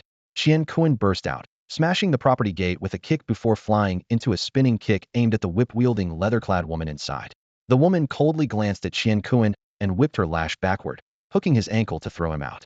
But the whip suddenly froze. Yu Jingxi had caught up calmly, winding her own whip around the others in a reverse grip. The 2 5-meter leather whips tangled into a tight bundle, stretched taut. Though below first-rank strength, Yu Jingxi cleverly used a pillar to anchor the opponent, effectively restraining the leather-clad woman whose strength was around 3rd or 4th rank. At that moment, Liu landed on the intertwined whips, one hand pulling Zhuge Jun up. Tears welled up in Zhuge Jun's eyes, full of grievance. Boss, don't cry. What happened? Liu patted his back, urging him to stand upright. When I went to pick clothes, I heard them cursing you next door. I couldn't stand it, so I rushed over to reason with them. They surrounded me, wouldn't let me pass, and whipped me. Zhuge Jun clenched his teeth, eyes blazing like fire, staring fixedly at every face in the crowd as if he wanted to engrave their features in his memory. What exactly did they say? Liu knew someone was deliberately provoking Zhuge Jun, but he also accepted that in his life, he had a clear conscience. What exactly could these people say? Wiping his tears, Zhuge Jun answered, they called you born from a mother, raised by no one. Silence fell immediately. Liu Ya's eyes ignited with a golden red flame, his aura surging sharply. He repeated quietly but firmly, who said that? At that moment, those 3 words thundered across heaven and earth. Who said that? The crowd suddenly looked up in astonishment to see the spectral figure of an ancient god quietly descending above Tianyuan capital. This was a forbidden zone for using life-ruin star casting, yet the deity appeared brazenly. Compared to before, his outline was clearer, gazing coldly down at White Tiger Street, full of contempt. "I'm asking you, who said that?" Luya shouted sharply. A cold laugh echoed from inside the office. A man in a white suit, golden-rimmed glasses perched on his nose, rose from a wide chair, legs casually resting on a red wooden desk. His muscular frame was nearly bursting the suit. A lazy smoke ring drifted from his lips as he cast a detached gaze at Luya. "Don't show off your life-ruined star casting here. This is the capital, not the border." The man laughed. "Even if you kill me, not a single one of your brothers or women will leave this place alive." The air instantly thickened with tension. The atmosphere near the property management office coiled tight, as if a fight was about to erupt at any moment. Yu Jingzi's eyes flickered when she heard this, signaling Qianquan to take Zhuge Jun and Qin Kai to slip into the crowd and retreat ahead, so they wouldn't slow her down here. She wasn't afraid herself. Wan Han was royalty who dared get cruel with her? From tonight on, the southern border might just stop obeying the royal capital's orders. It was a pity these three didn't catch Yu Jingzi's hint, only staring fixedly at Wan Han outside the door while bickering loudly with the nobles standing there. "You killed that rural judge. What was his name? Fufu something?" "That was quick and clean too," a man mocked, making a slashing gesture at his neck arrogantly. "I'm a fifth-rank official too. You dare kill me? Just try killing me, Wan Han." Everyone still remembered the nationwide live broadcast when Luya executed Fu Wanhao the Divine King had exploded with rage, a low-ranked official slaying a fifth-rank one clean across. The world's colors had seemed to shift in that instant. Humanity truly felt the terror of the new king, and ancient gods' helpless sigh echoed the decades of grueling cultivation gap, cutting through 5 ranks without hesitation. Most people here hadn't even reached 5th rank. The Wan family had land and money. They only focused on cultivation after official ranks and trials. They had jobs arranged, rents rose if money was lacking, and the officials and generals fought to send their children to the best schools. No one dared provoke them. "You dare kill royalty? The king hasn't even abdicated, and you kill a royal? Fine, then this abdication system must be abolished." Such was the rule. Anyone challenging royalty wouldn't be spared by the crown prince heir who wanted the throne. That explained why bystanders could watch coldly and smirk while Wan Han was safe, making a beheading gesture at Luya. Outside, someone turned on live streaming, shouting, "Look, look! The new king bullies commoners right after enrolling. How can we officials live from now on? We struggle to survive, but the new king won't let us. He's only 1st rank and already swinging a blade. Just wait until he transcends. He'll probably rebel." The camera lights swarmed Luya like a sea of stars, voices noisy as roosters crowing in the streets. Wan Han's arrogant gaze through gold-rimmed glasses was especially grating. Luya fell silent and stepped into the property management office holding his blade. He casually swung once, shattering a vase by the door. To Wan Han, this was clearly Luya venting helplessly since he dared not attack the royal family directly. He chuckled, about to taunt, but Luya pointed at the shards and asked, "How much?" Wan Han gloated, seeing Luya still had some brains, knowing he couldn't fight Hedon. So he took out his frustration by smashing the noble's antique and would pay for it to avoid losses. An antique from 2,000 years ago costs 400,000. Just pay the original price, no loss there, he sneered, reaching into his pocket to pay. But instead, Luya drew his knife. Suddenly, a blood-red blade light slashed fiercely toward Wan Han. Caught off guard and terrified, Wan Han stumbled back several steps as the expensive desk and chair shattered into pieces, spilling gold bars and stardust all over the floor. He tried to dodge, but was frozen in place. Luya was still 10 meters away, but the glowing blade stretched 10 meters long, the sharp tip pressed against Wan Han's neck. The ancient god sighed deeply. Luya's life seemed to blaze with intensity, yet the shadow of death hung tightly in Wan Han's mind. "Are you mad? Serves you right for being motherless." Wan Han roared. "How dare you attack a commoner on this street?" He knew there were many people live streaming at the entrance, all waiting to see Luya make a fool of himself, so he didn't mention that he was royalty at all. "You call yourself a commoner?" Luya sneered. "Commoners use a 400,000 yuan vase. Commoners have a whole cabinet full of gold bars and stardust." Wan Han was stunned and finally understood why Luya wanted to smash that vase. He glanced back at the nobles and asked in a low voice, "Do you even know what it means to be a commoner? Working yourself to the bone all day, then going home at night to tutor your kids until late, barely having time to eat a proper meal, and still needing to get up early the next day to open your business. A couple making 200,000 yuan a year pays 90,000 in housing taxes, 90,000 to live on, and the remaining 20,000 sends their child to extra classes. That's considered good living among 8.9 billion people. That's actually a comparatively comfortable life. Let me tell you how commoners live in Xianxia City. Riding a bike an hour in the morning to mine, then an hour back at night, earning just enough from mining to barely cover food and housing taxes. And where do those taxes go? To public security, research, city gate guards, and border troops. We pay gladly. With that, Luya stepped toward Wan Han, suddenly stamping on his head. A butcher's knife was pressed to Wan Han's neck, surrounded by the aura of the ancient god, so overwhelming that Wan Han couldn't lift his head. But as a commoner, he roared fiercely, I never knew I was paying to support a bunch of you nobles. Now I get it, who were born on the best land, pocketing hundreds of thousands or even millions in rent every year without lifting a finger, stuffing the cash into your own pockets. Am not your father to pamper you. Am not the Wan family's adopted son to flatter you. I fought tooth and nail for my throne. Say again what you just called me. Wan Han opened his mouth, his lips twitching as he tried to retort with courage, but then he weakened. Luya withdrew his foot and lowered the knife, spitting on Wan Han's face. What nobles? Cowards who pick on the weak. You think having a father makes you special? Wan Han was humiliated beyond measure and screamed, grabbing the steel whip behind him and striking at Luya. Before he could finish, Luya suddenly turned, slashing with his knife. The air froze. Wan Han's eyes widened in shock, unable to move as his neck was slowly cut open. With a thud, his head fell onto the expensive marble floor of the office, the old noble's blood splattering all over Luya, the new king. The noble bystanders were speechless, while Luya's comrades swallowed nervously. Just then, a frail middle-aged man appeared outside the office, the old king's own son, Wan Liao. He had rushed over after hearing from Yu Jingzi and witnessed the scene. He stared at Wan Han's defiant severed head, then at the fading aura of the ancient god around Luya. Pressing his fingertips together, a magic ring appeared, unleashing a powerful pressure that forced everyone to step back except Luya, who stood calmly before him, pouring water from a kettle on the bloodied butcher's knife to clean it. Luya, you've slaughtered nobles, Wan Liao said with a complex look, hesitating before speaking. Brother Wan, he insulted me first, and he struck first, Luya replied, pointing at Wan Han's steel whip and then at the nobles who were still live streaming, their phones shining brightly. The entire nation had seen it. Only then did the nobles react, hastily putting away their phones, utterly shocked. They never expected anyone to openly insult nobles, much less kill one with their own hands. Killing a noble with a Mingshu star-forged weapon on Academy 4th Street, what a grave crime was that? Luya, do you know how serious your charge is? Wan Liao demanded, cutting him off. I don't, Luya said calmly. In the laws I read, there's nothing banning the use of Mingshu star forging on Academy 4th Street, nor any special penalty for killing nobles. Wan Liao pressed further, but Luya confidently recited, the law clearly states that if a king is attacked outside of friendly duels, unlimited retaliation is allowed. I also remember that if a king is assaulted, the attacker is considered an enemy of all humanity. Am I right? As his words hung in the air, tension rippled like a sudden explosion. The moment Luya spoke, Wan Liao suddenly fell silent, and everyone around grew quiet as well. This law truly existed.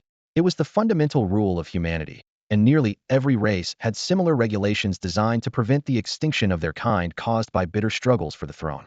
If anyone were allowed to kill the king to seize power, others would follow suit, and endless violent civil wars would quickly drain a race's elite forces. In the early days of the Jiui Great Wilderness world, countless races once had kings, but most were swiftly wiped out in chaotic succession conflicts. The throne was both a gift of the world and a slaughtering blade testing the entire race. Only truly wise and orderly civilizations could thrive under the king's leadership like the humans, and once the Hulings. Today, two main methods of succession were widely accepted among the races. The first was selecting a king by examination, the most orthodox and undisputed way. Fate's designation of someone as king was the world's own coronation. No one could challenge Idovan if some said Luya acted rashly or came from humble origins and lacked governance skills. No one dared claim he was unfit for the throne. The second was hereditary succession, wherein the old king chose the most outstanding heir to succeed him. Occasionally, this sparked princely power struggles, often with foreign factions euthanizing the old king and an unexpected heir suddenly killing rivals to seize the throne ahead of the expected successor. However, hereditary succession was rigid and often led to each new king being weaker than the last. During humanity's pinnacle, Wan Songrong made a grand vow to change hereditary succession into abdication, unlocking humanity's long-dormant potential. He also established laws regarding royal privileges, serving both as the old king's promise to the people and the new king's accountability to his predecessor. No one dared encroach on royal rights lightly. Otherwise, the abdication system would collapse, and future kings would refuse to concede power.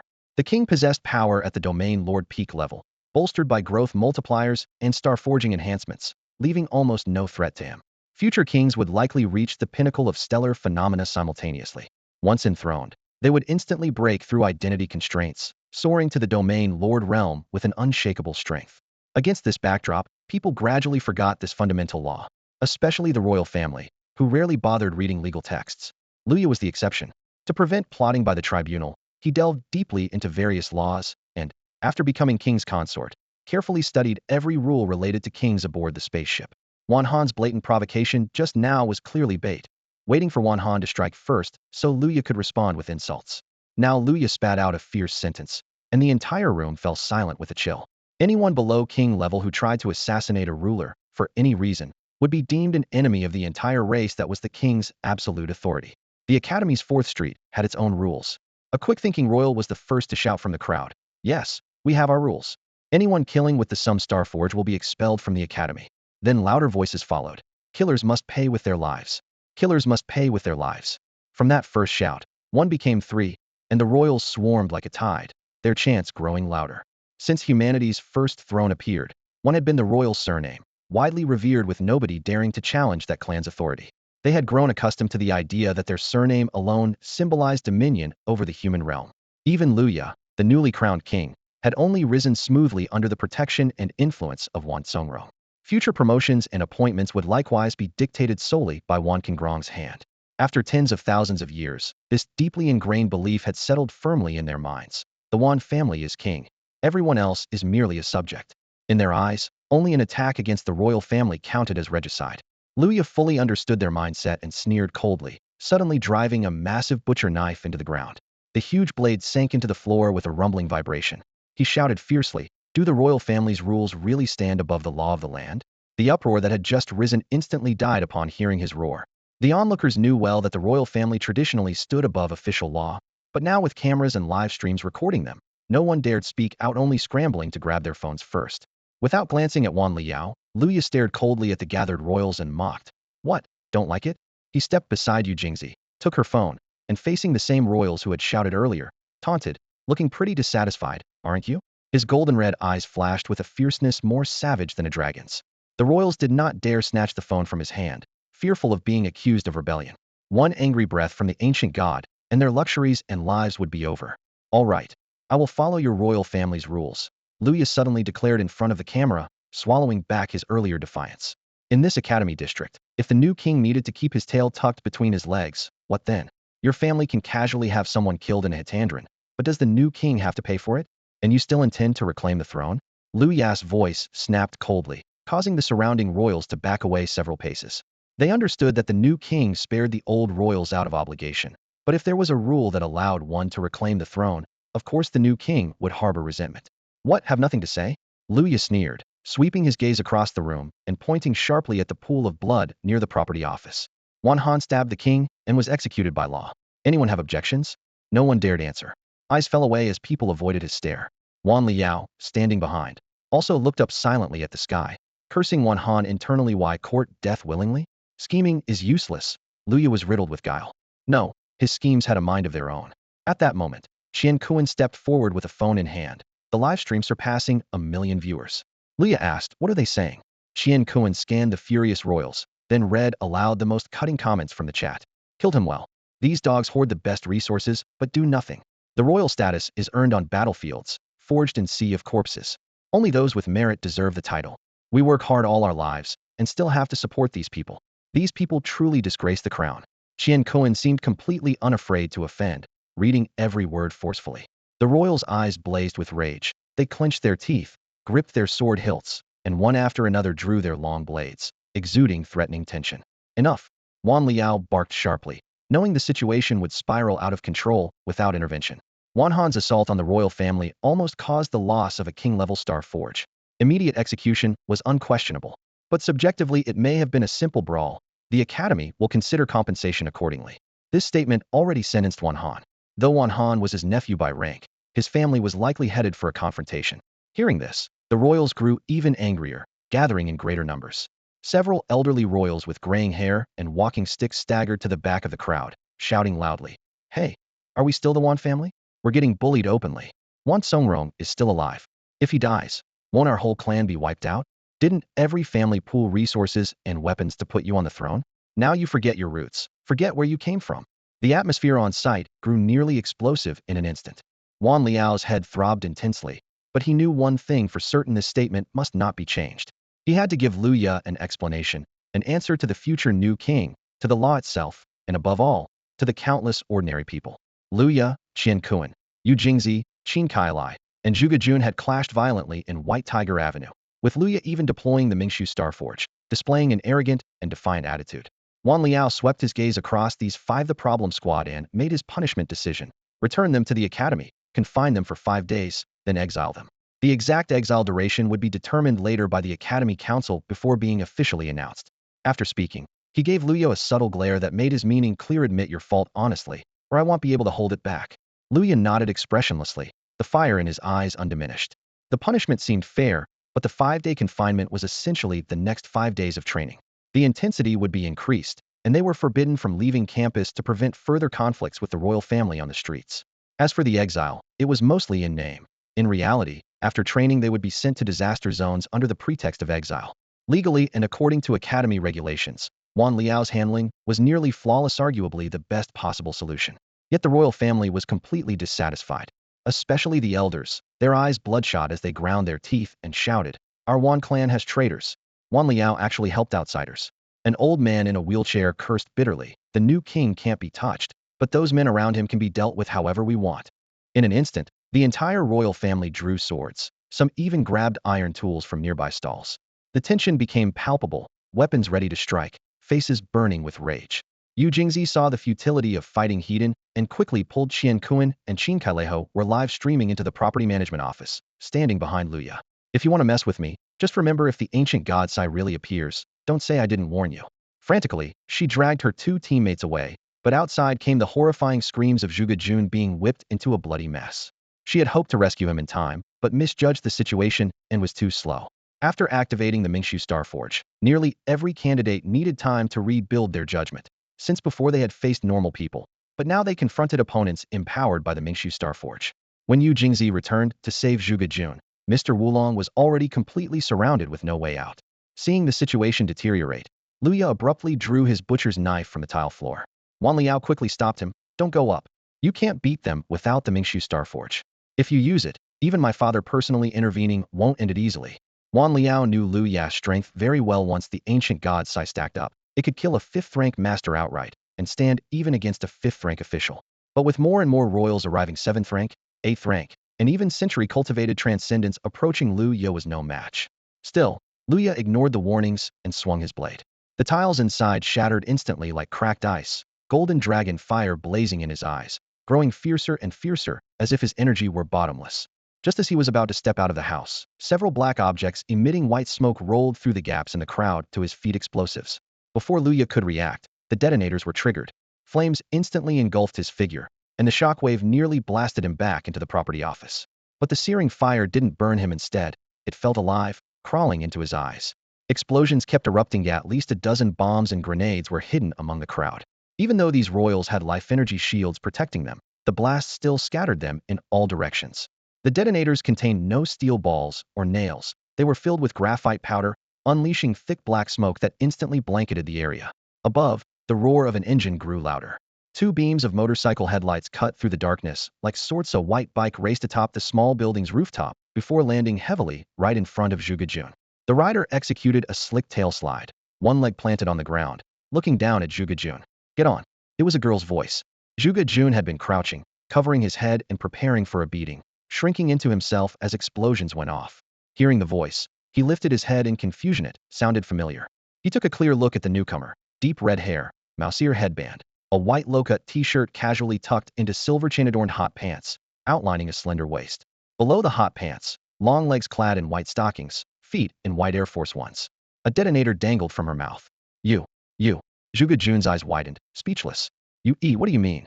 An angry royal shouted from the crowd. Clearly many recognized her. "Yui? That streamer?" Qin Kai's eyes went wide. Luya stood silent at the door. Yu Jingzi was stunned. When you're trapped and facing death by blade or axe, you might pray for a hero from the sky. But you would never expect that hero to be a girl streamer who spends every day live streaming in white stockings, coaxing you to send her sports cars. Yu glanced coldly at the royals surrounding them and sneered. "Kill whoever you want, but no one messes with the big spender in my live stream. If you delay him from sending me cars, watch out, it'll blow all your houses to rubble." She casually flicked the detonator from her mouth forward. The crowd immediately scattered. With one hand, she lifted the limp Zhuge Jun like a dead weight, slammed the throttle, popping the front wheel up while the rear wheel spun, racing through the black smoke and vanishing like a shadow. Chase them! Luya shouted sharply, and 4 men surged out of the smoke. They're running. After them. An older royal struck the ground with his cane, and a swarm of people surged forward like locusts in pursuit. Wan Liao descended from the sky, his feet striking the stone-paved street with a heavy thud, stirring up a cloud of dust. Behind him, a magical ring burst into a dazzling light, unfolding 6 concentric halos. The oppressive aura of an ultra-transcendent 6th stage radiated like a landslide, pressing down on the entire street. The crowd instantly fell silent, and the Wan family members who had been shouting moments ago quickly stepped back. Wan Liao, I've been looking for you to settle accounts. A hunched figure, supported by others, pushed through the crowd, leaning on a dragon-head cane, his hair and beard pure white.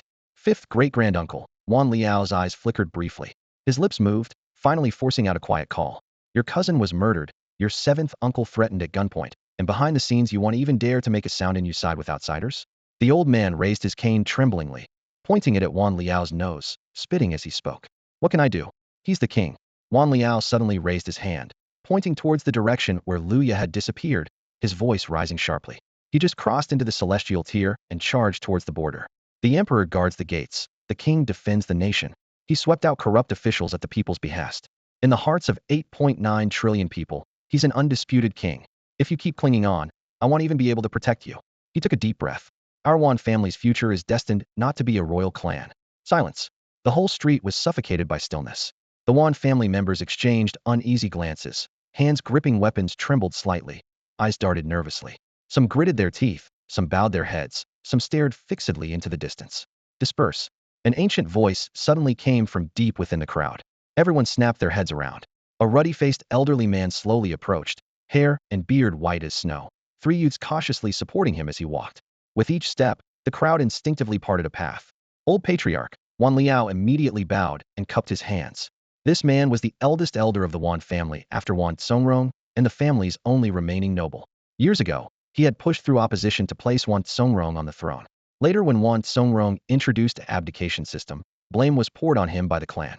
To quell anger, he negotiated with Wan Tsongrong and the other nobles to secure large tracts of land and royal privileges for the Wan family. All of you disperse. The old man looked around, his voice soft but carried clear to all ears. What good would pursuing him do? You can't let go of the old royal pride. Even if you caught him, who here dares to lay hands on the king? No one answered. Hands loosened their grips on swords, arms holding staves lowered. So just disperse. Though unwilling, the Wan family began to put away weapons and drift apart in small groups. Wan Liao let out a silent sigh of relief. The elder then raised his eyes to him. Where is your father? Reporting to old patriarch, my father has returned from the battlefield and is now in seclusion. Seclusion? The old man shook his head, a trace of mockery flashing in his eyes. Tomorrow at 6 a.m., if you hear 9 drumbeats from the ancestral hall, have Wan Tsongrong deign to pay a visit. Boom. All the Wan family members suddenly looked up, eyes burning with sharp light. Wan Liao's pupils contracted sharply. 9 drumbeats from the ancestral hall. That was the signal for clan annihilation. It was only sounded upon the transmission of the throne or when humanity faced extinction. Once the drums sounded, all Wan descendants, regardless of where or what they were doing, must return immediately. And the old man's use of deign to pay a visit was a clear rebuke of Wan Kongrong accusing him of forgetting his roots and the family's support. All right, I will deliver the message, Wan Liao said through clenched teeth. He just wanted to leave quickly, find Luya, and have them confined at the academy. Otherwise, with the clan invoking ancestral rights and Luya wielding popular support, it would be a fight to the death. Meanwhile, others had caught up to the female streamer's motorcycle. The vehicle stopped in front of a dilapidated 2-story building. The female streamer released her grip. Zhuge Jun crashed to the ground with a loud thud, being dragged by the collar with his face purple, eyes rolling back, lying like a dead fish, gasping heavily. Thanks. Yu Jingzi helped Zhuge Jun to his feet. No need to thank me. The live stream starts at 10 p.m. Make sure he sends me 10 sports cars during the stream. Yu Yi swung casually onto his motorcycle, the engine's roar echoing through the night. You'd better stay on campus these days and not cause trouble. The Wan family's counterattack will begin by tomorrow morning at the latest. How do you know so much about the Wan family? Yu Jingzi's sharp gaze scanned Yui. Are you one of them? Wan family. Huh. A cold smile curled Yui's lips as he tapped the handlebars. I'm just a troublesome ghost haunting the Wan family's turf.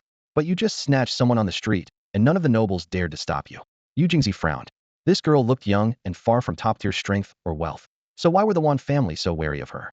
Want to know? Yu Yi tilted her head appraisingly at Yu Jingzi, her lips curving into a sly grin. For every plane donated in the live stream, it'll reveal a secret. A secret? About you? Yu Jingzi raised a brow. She knew many female streamers did this, each plane costing 2 or 300 yuan, exchanged for a truth. But she wasn't interested in streamer gossip. Zhuge Jun probably would donate though. From all corners of the world, just donate a plane and ask what you want. He'll help you find the answer. Yu Yi glanced back at Yu Jingzi, then suddenly switched tone. By the way, have you noticed someone's missing? Yu Jingzi's heart jolted as her eyes quickly swept the surroundings. Zhuge Jun was staring blankly at a passing girl's white, silk-clad long legs. Qin Kailai anxiously glanced back at their pursuers. Qian Kuan crouched by the motorcycle, inspecting the cylinder and brand markings. Wait, where was Luya? 2 blocks away, in a dark alley, Luya's eyes blazed with golden dragon flames, growing fiercer by the moment. Ever since the light ignited, they couldn't be extinguished. Taking advantage of a brief break from their pursuers, he hurriedly pulled Lin Chengcheng into deeper shadow. What's wrong with your eyes? Didn't your soul's journey start tomorrow morning? You killed too many people, Lin Chengcheng's voice echoed in his mind. Killing? What does that have to do with my eyes? I didn't kill with my eyes.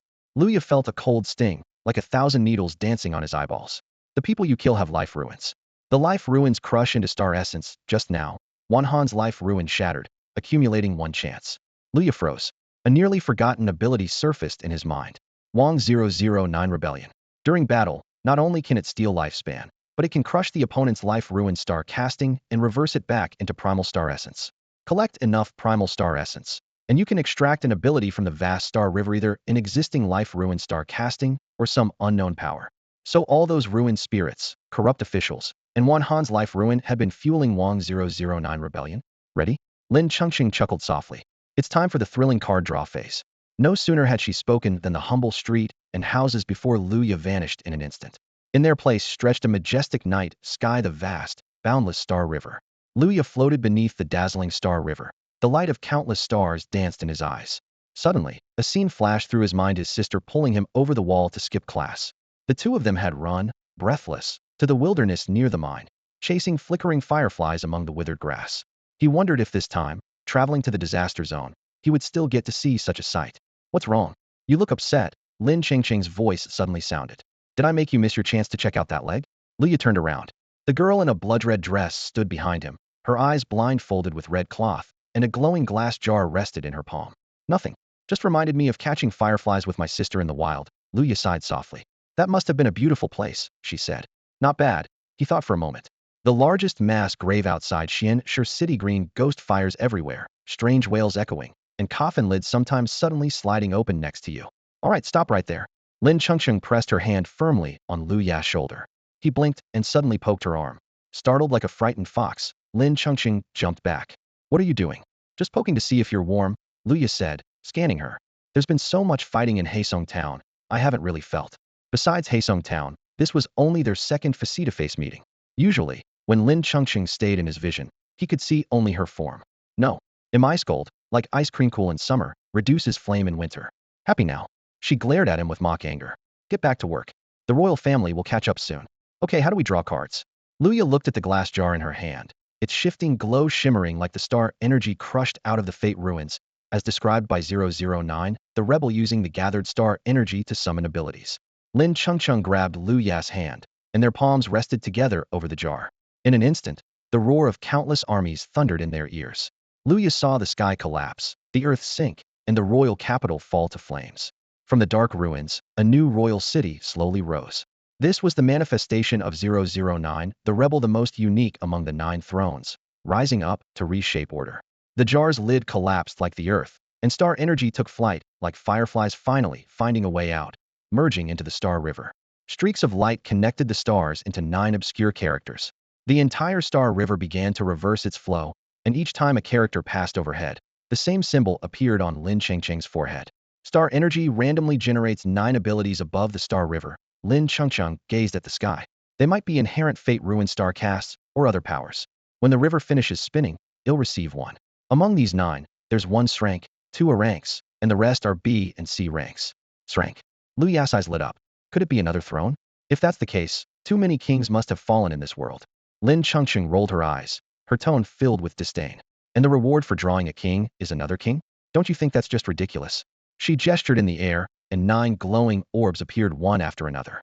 The current 9 rewards are Clevel Ghost Repelling Talismans, Intimate Gravity, and principal fluctuation, level bone tracking, dual, and afterglow ignition, a level wind and thunder synergy, and infinite breeding, and finally, this level war incineration.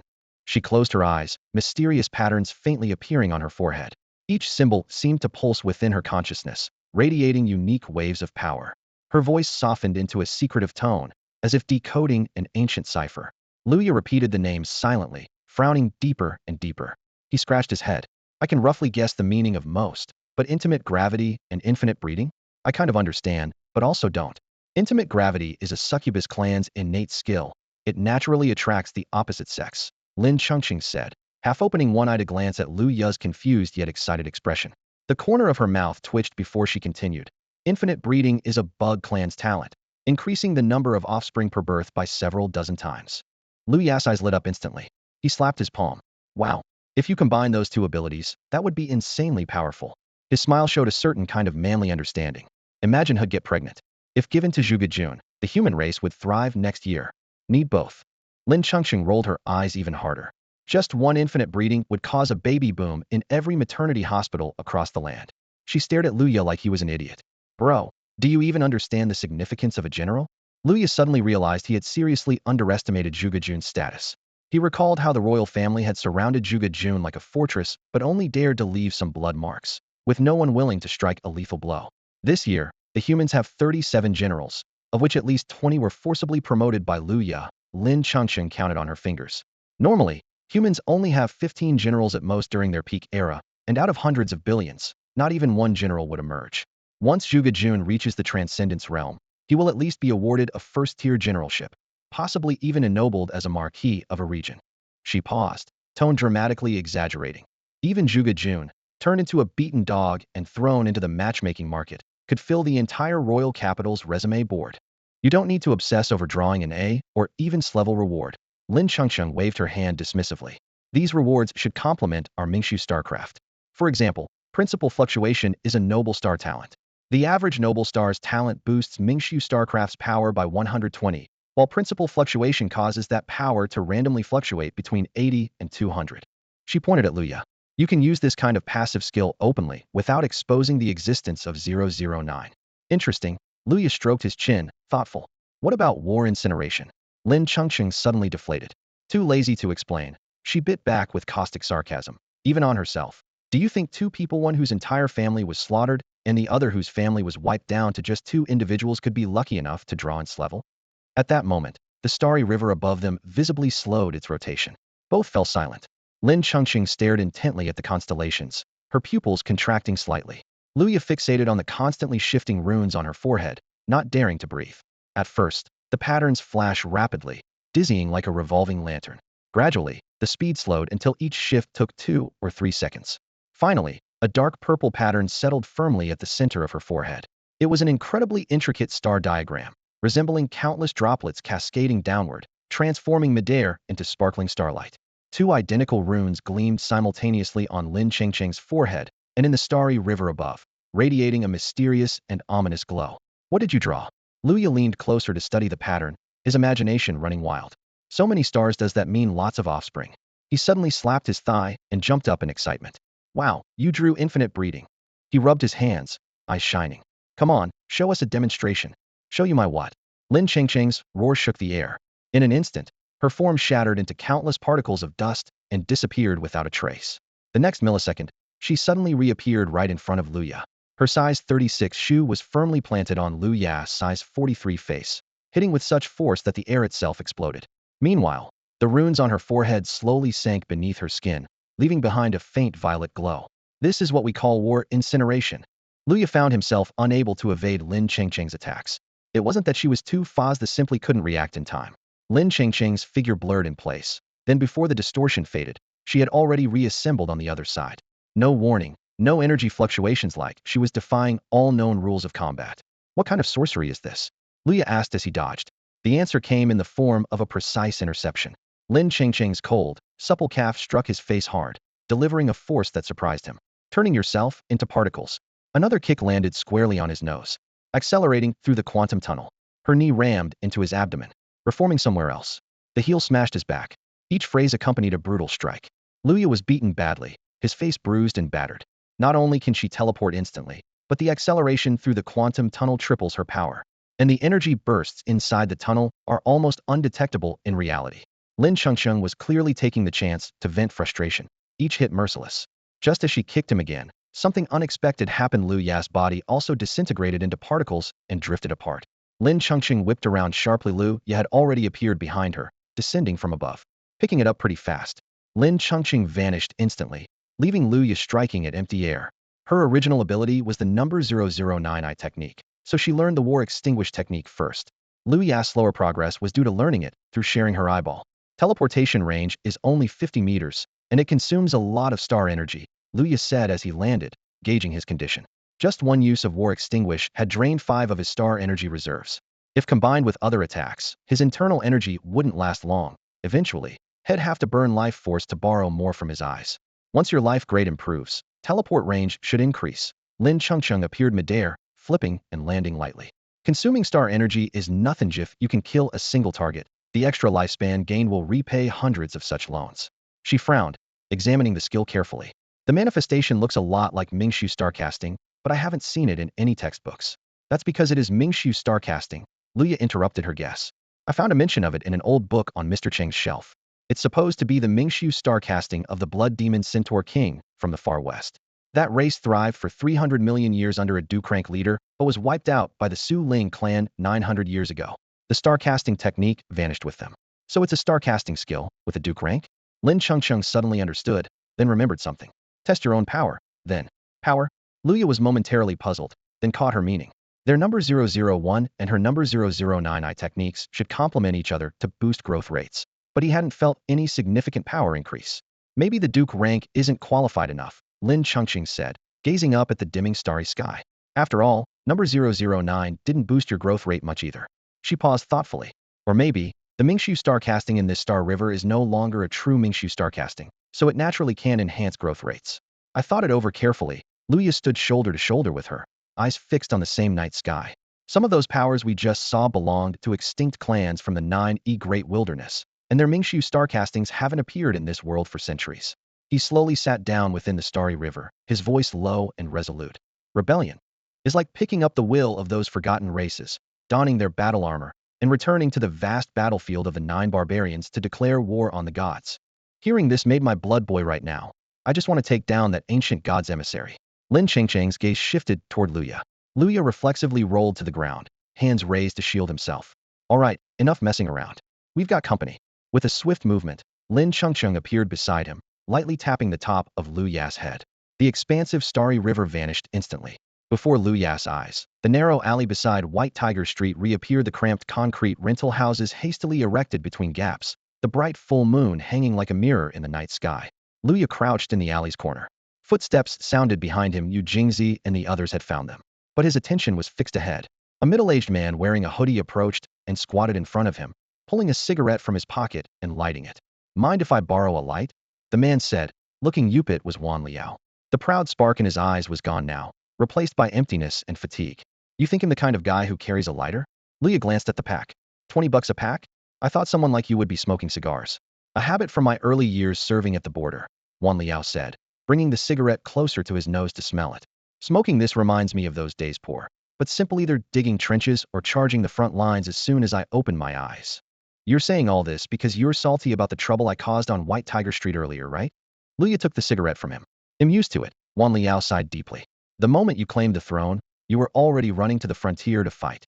Even if tomorrow you blew up the Academy's 4th Street, it wouldn't surprise me. Thanks, Lu Ya patted his shoulder. For what? For the inspiration. Lu Ya crouched beside him.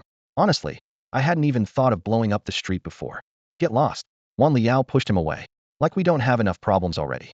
Because of the mess you caused, the old man's going to drum at the ancestral hall tomorrow. 9 drum beats mean a clan meeting. My father's going to be surrounded by the elders demanding answers. Your dad's reign sounds frustrating. Lu Ya frowned. If I were in charge, I'd have cut down a few heads on the spot. The rest would have straightened up fast. You don't get it. Wan Liao shot him a glare. At that time, the throne's heir wasn't even from our branch. My family was a sidelined branch exiled from the main line. When my father was 300 years old, the previous king sent him to guard the border city. He paused. Then a series of events happened. The family grew dissatisfied with the designated heir, quietly gathered resources to help my father cultivate strength, sent him to the most dangerous battlefields to win the most convincing merits. It worked, and our family was brought back. At the ancestral hall, the 9 drum beats were sounded, summoning all clan members. The clan chief personally announced crimes of the original heir, deposed the crown prince on the spot, and installed my father as king. He spoke calmly, but the passing of the throne had to have been a bloody, shocking affair. The scene must have been so intense for the king of a generation to make such a decisive move right then and there. Later, the branch of the original heir gathered their loyal followers and broke out of the royal capital, rebuilding a city beyond human territory. Rumor has it that they have been thriving ever since. Only a handful of families failed to escape and remain trapped inside the capital to this day. For example, that girl who just rode the motorcycle to save someone. Wan Liao lowered his voice.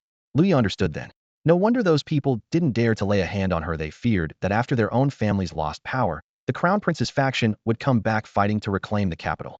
The new king, who succeeded the old one peacefully, would surely show respect to the royal family. As long as Lu Ya's clan didn't interfere, they wouldn't resort to killing. But the crown prince's faction bore a deep blood feud with them, a vicious battle for the throne.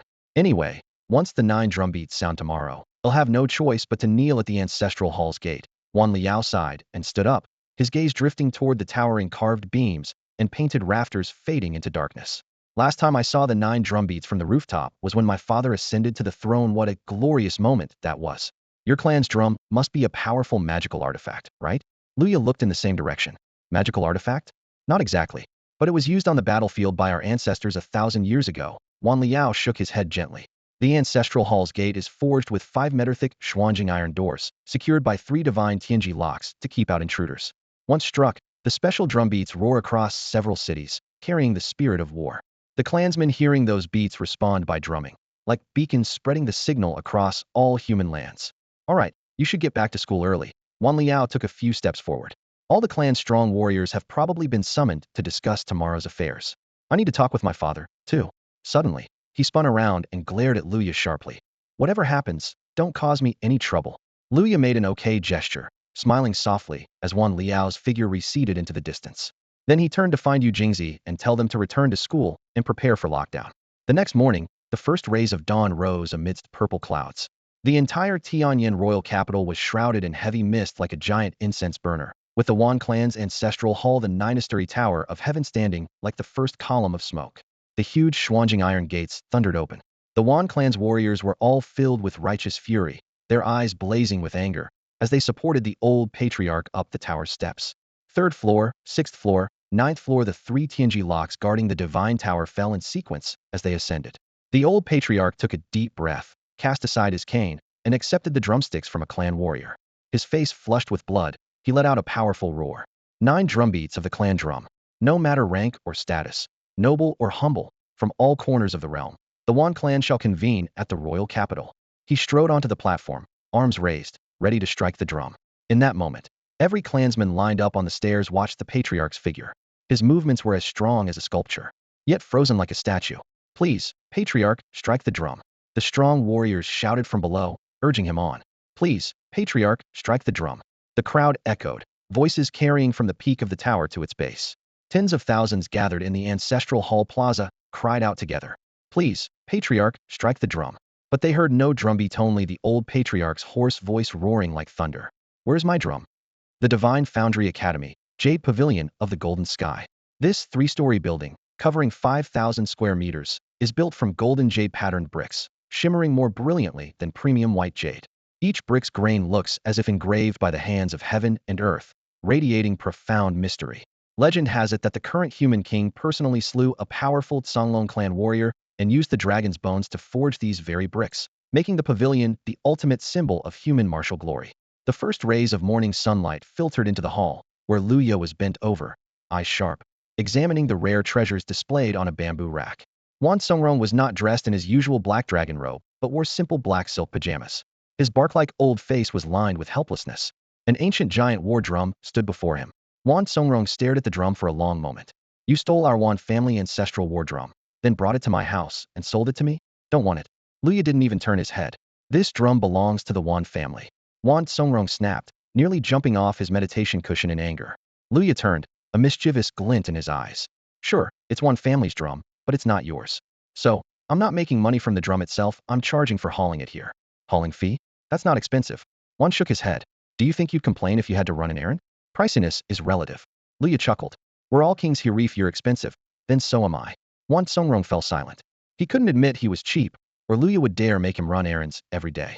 Faint drum beats drifted in with the morning light, floating softly across the royal city of Tianyuan, carried away by the breeze. Sounds like it's coming from the Wan family ancestral hall. Luya counted the beats. 9 times. Are you heading there?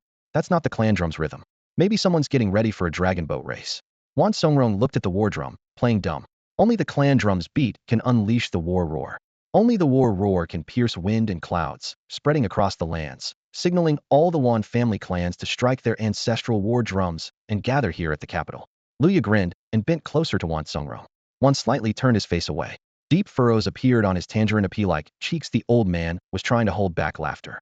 Is your phone off? When the clan drum sounds, they'll call you. Luya reminded him. I'm in seclusion. I smashed my phone. Wan suppressed a smile and turned his expressionless face back. What if they call your son? He was sent out last night to oversee excavation in the disaster zone. Wan shot Luya a sideways glance. Both old and young eyes sparkled with similar slyness. Luya was right. The clan drum belonged to the Wan family, not Wan Songrong himself. As long as the drum sounded, Wan Songrong had to obey family tradition, even breaking seclusion if needed. The clan drum was a chain linking power to its source. He couldn't claim the throne through family rules and then trample on those very rules. Otherwise, after death, he wouldn't be able to face his ancestors. That drum. Luya glanced back. What drum? Wan Songrong asked, pointing behind Luya's back. Where's a drum? Luya turned his head, and his eyes landed on the clan drum. At the center of its surface appeared a tiny blacked, like an insignificant black hole in the vast starry sky. In an instant, after 8,000 years of weathering storms, the clan drum suddenly collapsed and disintegrated. Every detail was sucked into that black dot. The dot gradually faded away, and the clan drum vanished completely. This drum had actually been erased from the human world by Wan Songrong using quantum collapse technology. A smile tugged at Luya's lips. He had expected the king of men to act just like this. The clan drum was indeed important to him. But the king without the drum was even more valuable. He turned back and sat down in front of Wan Songrong, saying, You didn't get the drum, so I want to earn my courier fee. Of course, Wan Songrong grinned slyly. But you still have to pay. That money? Luya raised his eyebrows confidently. No more questions. It's a hush fee, Wan Songrong said calmly. Luya spread his hands. We simply confiscated the drum. Talking about hush money is ridiculous. Wan Songrong's gaze sharpened, staring at Luya for a long time. Seeing his firm look, he finally sighed in resignation. How much? Yesterday, I bought a knife at stall 404 on Baihu Street, and you Jingzi got a whip. Both 5th-grade weapons, Luya admitted. 5th-grade weapons aren't cheap these days, Wan Songrong emphasized. I know that. I can cover the cost. Qiankuan needs a greatsword. Qin Kai must have 2 battle axes, and Zhuge Jun wants a staff that boosts casting speed and healing power. Luya listed off, holding up 5 fingers. 5th-grade gear, you get it. Why don't you just steal them yourself? Wan Songrong nearly stood up, impatience written all over his face. Luya remained unfazed, ignoring the Elder King's warning and worried gaze. Also, from head to toe, 5th-grade armor has to keep up durable and stylish, preferably a full custom set. Do you even know what's carved on the school motto stone at the entrance? Wan Songrong gritted his teeth. Never yield to the way of heaven. If you don't comply, fight. I will never allow any student to enjoy privileges, even if you're a king. If you want special treatment, go study somewhere else. Luya suddenly slapped his thigh, stood up, and headed for the door. Fine. When your Wan family turns the Golden Hall into a furnace, cursing your ancestors for 18 generations, you just go out and face them yourself. Wait. Wan Songrong sat on a meditation cushion, reaching out to stop Luya. I'm old now and scared of losing years to too much scolding. If 5 sets of gear can bring peace to the human world, then let's talk it through. What are your plans? Luya kept walking toward the exit. 5 sets of gear, plus you and your 4 friends guaranteed graduate admissions. Wan Songrong raised his voice. Plus he'll personally teach you some martial arts. He saw Luya already grip the doorframe, about to push the door open, growing anxious. Still not satisfied? Luya turned back, fixating on the Elder King with the look of someone who's frustrated by wasted potential. According to your son's verdict from last night, I should be locked up in the Martial Training Hall's isolation cell right now. Do you really want the Wan family to see me swaggering out of the Golden Hall? Let them think we're secretly colluding? The Elder King fell silent. Luya's stance was crystal clear. The conditions he just laid out were clearly too high. The kid had said nothing the whole way, waiting for him to raise his offer had completely fallen into the trap. He sighed. What do you want to do? Need me to help with anything? Just stay here. I've arranged everything else, Luya replied quietly. The King of Men was struck with sudden shock. When exactly had this been arranged? Before he could ponder further, Luya pushed the door open and strode out without hesitation. The King of Men stood frozen, sensing that this young man's insight into his thoughts was almost terrifying. Just as he struggled to regain his composure, Luya called out from afar in a loud voice, "A few deaths, no problem, right?" The king of men furrowed his brow slightly, his face calm and unaffected, but beneath that serene surface surged a raging tide of emotions. Luya had openly proposed killing people right in front of him. Such audacity was far more brazen than the cold-blooded execution of Wan Han last night. For 8,000 years, arrogance and nobility had been deeply imprinted in the bloodline of the Wan family. Only spilled blood could wash away this haughty pride. Luya turned to stare at the king of men, eyes flashing with a sharp, fierce light. Without curbing the ambitions of the future royal clan, each royal would become a harbinger of death for humanity. Wan Songrong understood Luya's intent, allowed this turmoil precisely because of this consideration. Now, the Wan clan controlled vast core resources. As the next royal family expanded and the aristocracy swelled, their greed for the commoner's very marrow would never be satisfied. Humanity was destined to devour itself through internal strife.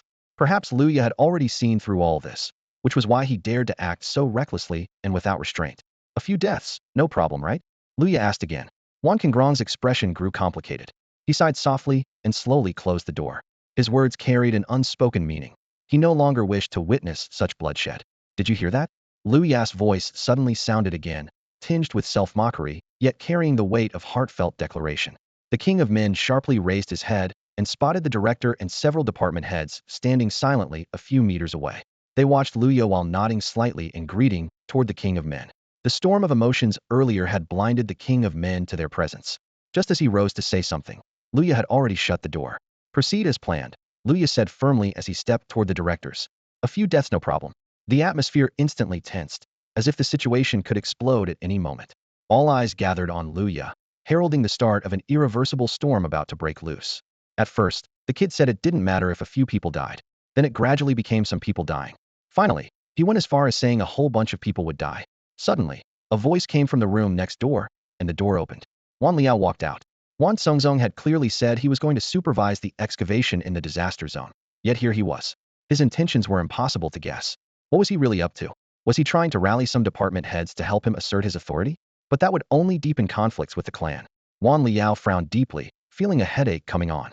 The royal family living here had always been close-knit, but lacked ambition, a group unwilling to put in effort. Yet outside, there were many Wan family members and branches with other surnames, including geniuses and powerful figures. If Wan Songzong truly antagonized those people, the situation might spiral out of control. "Do you know why you can't get a handle on things?" Wan Songzong asked sharply, staring at Wan Liao. "No," Wan Liao answered honestly. "Because you're afraid," Wan Songzong sighed. "You're afraid that after I leave, the new king will neglect you and the clan will reject you. You want to stay on good terms with Luya, but you don't want to offend the clan. You have to keep on the right side of my sworn sons and daughters too. Even now, you haven't made a decision for your own future." But Wan Songzong himself wasn't afraid. Not of death. When he had nothing in the exam, he wasn't afraid of death. Now that he had everything, he still wasn't afraid. Wan Songzong marveled. Where did this strong confidence come from? "I just can't figure it out," Wan Songzong said, looking into the distance. "Just wait. Watch your uncles and elders surround the Golden Hall. Watch Luya put on a show."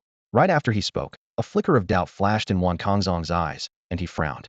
He activated the king's perceptive domain, and after a moment fell silent in thought, muttering in a deep voice, "Why are they all heading to the martial refinement hall?" The more he thought, the more uneasy he felt.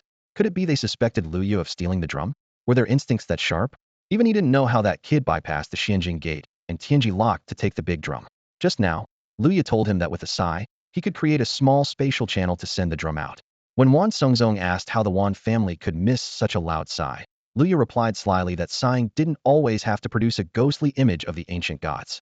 The ghostly figures that appeared whenever he and the king of the void spirit were around were just for show. The more Wan Songzong thought, the stranger things felt, but he couldn't put his finger on exactly what. Now that everyone was rushing to the martial refinement hall, it made even less sense. Indeed, nearly the whole Wan clan was flooding toward the martial refinement hall. Logically, they should have gone to the Golden Hall to demand an explanation from Wan Songzong first. To attack Luya alone was obviously unwise. Yesterday's siege on Luya on White Tiger Avenue yielded no results and cost a life. It even exposed the royal family's privileges to the public. They had no ability to kill Luya. That king was invincible. Their only option was to use Wan Songzong, their king, to restrain Luya, the other king. At the very least, Wan Songzong needed to deliver a severe punishment to help the royal family save face. However, as this group of angry people lined up to enter the academy gates, A few cleaning ladies whispered quietly in a corner. Why are so many from the royal family coming in? No idea. Maybe they're here to talk to the king of men. He's not here right now. He went out early this morning, heard. He personally went to interrogate that mayor from the eastern domain. The one who caused the new king's family trouble? Rumor is his list of confessions is thicker than a dictionary. Speaking of the new king, he ran into the martial refinement hall this morning carrying a big drum. No idea what he wanted. Living dangerously, daring to talk about the two kings like that. The cleaning lady's hushed chatter gradually faded away, but the tension in the courtyard only deepened. When these words inadvertently reached their ears, the enraged crowd immediately slapped their thighs and shouted loudly. Luya stole the drum? It had to be that Wan Songrong already knew about this, which is why he was hiding and refusing to show himself. Let's go straight to the martial training hall and catch him on the spot. They broke into a run toward the martial training hall, angrily smashing the steel door equipped with facial recognition. With a loud crash, they charged inside.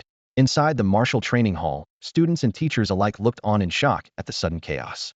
Their anger exploded like a flood as the crowd ransacked every corner, loudly demanding, "Who are you? What do you want?" A burly man arrogantly replied, "Cut the nonsense. We're from the royal clan. Where's Luya? He stole our clan drum." The clan drum is a sacred totem symbolizing the founding of the human race. Hand it over now. Outnumbering the occupants, they forced their way past any barriers and roughly pushed aside students in their path. Some students stepped forward to question them, only to be met with fists and fierce, threatening faces. The situation escalated into chaos as more teachers and students gathered, followed by the dean, department heads, elite graduate students, and a group of battle-hardened warriors from other regions all flooding into the hall. Just then, a rapid drumbeat sounded. Following the noise, everyone found Luyo on the top floor. He stood with his back to the crowd, vigorously striking a massive bronze drum with 200-pound drumsticks. Behind him, Su Chung occasionally kicked him, urging, "Faster, faster. If you can't even get the drum to sound, how are you supposed to fight? Swing your arms wide. Treat this drum like the enemy who killed your father. Smash it hard." Who are these people? Su Chung frowned, looking toward the gathered royal clan members. Luya, breathing heavily, slowed and finally stopped beating the drum. Nearby, Yu Jingzi, Qian Kuan, and others doing strength training also paused, their eyes darkening with unease. "What do you want from the Wan family now?" Qin Kai stepped forward, his face full of defiance, his eyes burning with anger ready to ignite war with the Mingsui star. He shouted furiously, "You still want to supervise us? Where's that woman who slapped me yesterday? Come out." Zhuge Jun roared, jumping down from the horizontal bar and striding toward the crowd. "Quit with the nonsense." An elderly Wan family member trembled as he stood behind them, pounding the ground forcefully with his cane. "Where's the clan drum? Make Luya hand it over." The crowd behind him began to echo his calls, their shouts growing louder. "He stole our clan's drum. The human race's totem. This is an insult to the entire clan. Bring Wan Songrong back to judge him." "What clan? What drum? What is all this nonsense anyway?" Luya raised his drumsticks, scanning the approaching Wan family members before glancing at Su Chung. In a serious tone, he said, "You claim the drum I brought here is yours? Impossible. I spent 5,000 yuan on it. It's just for your arm and endurance training. How could it be a clan drum?" Su Chung also firmly denied the accusation. As the Wan family's shouts faded into the distance, more people noticed that the drum in front of Luya was just an ordinary bronze war drum, a common battlefield tool used to transmit signals when electronic devices fail. Who would have thought Su Chung was using it for training? "You've got it wrong. Let's go find Wan Songrong," an old man in the crowd ordered. They glared fiercely at Luya, then turned without hesitation and left. "Stop!" Luya suddenly barked, his voice heavy and commanding. "I think I understand what you mean. You say I stole your drum. So you came here to cause trouble? If you didn't steal it, great. Just make sure we never find any proof." The Wan family members spat out a cold, harsh warning. "Don't waste your time with this kid. Go find Wan Songrong and demand an explanation." Before their words had even died away, a thunderous crash echoed through the entire hall. Luya smashed a massive copper steel drum with a single brutal hammer strike, stepping back with fierce eyes. In one swift motion, he grabbed the towering butcher's cleaver standing in the corner over a person's height. "Thinking you can just stir up trouble and walk away? Who gave you that nerve?" He roared, gripping the cleaver tightly as he advanced step by step, eyes scanning the gathered teachers and students. His voice cut through the air with sharp accusations. "Do you think this is just anywhere? This is the Divine Casting Academy." His words echoed from every corner of the martial training hall, reverberating into everyone's bones. By now, the entire hall was filled with the academy's teachers and students. Silent but tense, each gripped their barbell rods, some drawing training weapons, others clutching weight plates tightly. Their cold gazes locked on the Wan family members like coiled springs ready to strike. The head instructor stood firm at the doorway, blocking their path with crossed fists, exuding undeniable authority.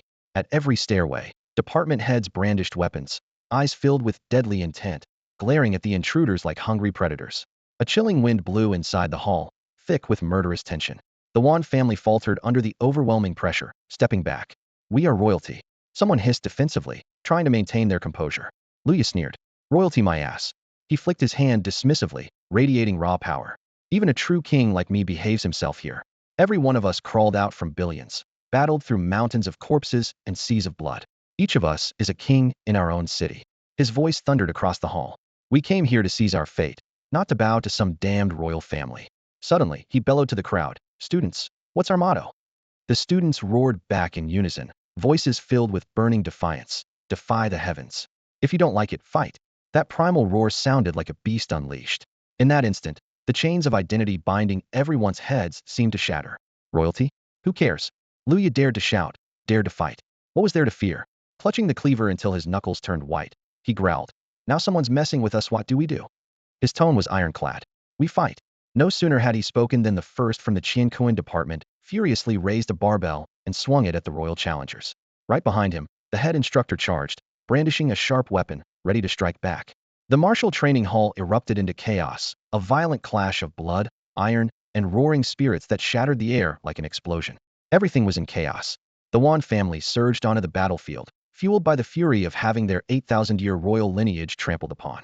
The students fought back with fierce pride, their spirits forged through countless trials and desperate battles. If there was any group brave enough to stand up to tyranny in this world, it had to be these youthful, fearless warriors.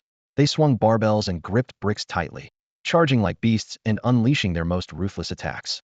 Many young nobles from the royal family didn't even have time to react before being knocked to the ground by a single brick. Rebel uprising! Rebel uprising! This academy, this land, belongs to our royal family. Someone shouted angrily, calling for reinforcements. The elders of the Wan family sounded the horns and contacted their kin still waiting at the outskirts, as well as the royal guard. They quickly prepared themselves and stormed in. The students refused to back down, also dialing to gather backup. Those who had been secluded in dormitories or had already graduated and were working in the capital rushed toward the small martial training hall, drawn by the commotion of battle. Beams of radiant light forged from the ruined star flickered high above the casting god academy. Energy waves tearing through the air like storms that shredded every inch of the martial training hall's bricks and tiles, spreading devastation to the academy's surrounding buildings. Someone roared, "How dare the Wan family tear down our martial hall? Use them as punching bags." Apart from the legendary twin dragons duo, Zhuge Jun and Qin Kailai, everyone who entered this school was a training fanatic. The martial training hall collapsed with a thunderous crash, and everyone erupted like broken idols, channeling everything into ruined star for a frenzy of attacks. The teachers quickly met the Wan family elders in battle. Luyo observed that the Wan family leaders held official ranks and wielded formidable power. Su Cheng, a young teacher of less than 7th rank strength, boldly challenged a nearly 100-year-old Wan family 9th rank master. 9th rank masters were near the peak of the royal family hierarchy, equipped with abundant resources and top-tier martial techniques and gear. But Su Cheng moved with the sinuous grace of a crimson snake, twisting her body to evade the opponent's arms and waist. With a precise strike, her sharp fingernail pierced the rival's wrist, snatching his weapon and smashing it hard against his head. Astonishingly, the century-old 9th rank master did not even manage to activate his ruined star power before staggering into a daze and falling. Luya was shocked to realize that the reason the King of Men assigned Su Cheng to teach them was her unparalleled close-quarters combat skill. She could restrict opponents so tightly they couldn't even cast spells. For example, Tianyuan suddenly vanished, rocketed skyward like a rocket, then plummeted meteor-like into the center of the battlefield, shaking the ground violently. Purple stardust and scorching violet flames burst outward in all directions as he unleashed the Duke 002, Starfall of Tianshu, showcasing Duke-level dominance. Unfortunately, Tianyuan had yet to reach first rank, so his strike dealt only limited damage to the heavily armed royals and instead left him surrounded. Luckily, Su Cheng's agile form slithered through the crowd to pull him back to safety. Now most fighters couldn't safely unleash their ruined star powers. The cramped space allowed only close-range combat. The strongest fighters fought back-to-back amidst sprays of blood and screams, like a brutal street brawl. At first, the royal patriarch had merely ordered his elite to monitor the academy's directors and teachers, since, in his view, these students were still too young and inconsequential to pose a real threat. The first phase of study at the academy lasts 4 years, and most students complete their education and graduate smoothly within 5 cycles. The exceptionally gifted often receive official appointments in just 3 years, then are dispatched to serve throughout the realm. A few special students, like Su Cheng, are retained immediately after graduation to participate in teaching on campus. In other words, the students here are generally no older than around 30 and rarely exceed the 6th rank in strength. Meanwhile, the royal family, with their large numbers and older age, naturally hold an overwhelming advantage in power. Yet, the moment the first 9th rank elder among the royal clan was knocked to the ground by a student's double dumbbell, his expression turned grave. The elder grew alert. Though he had brought the capital's most elite soldiers from Wanjia headquarters, the students before him were the most terrifying prodigies humanity had produced in decades.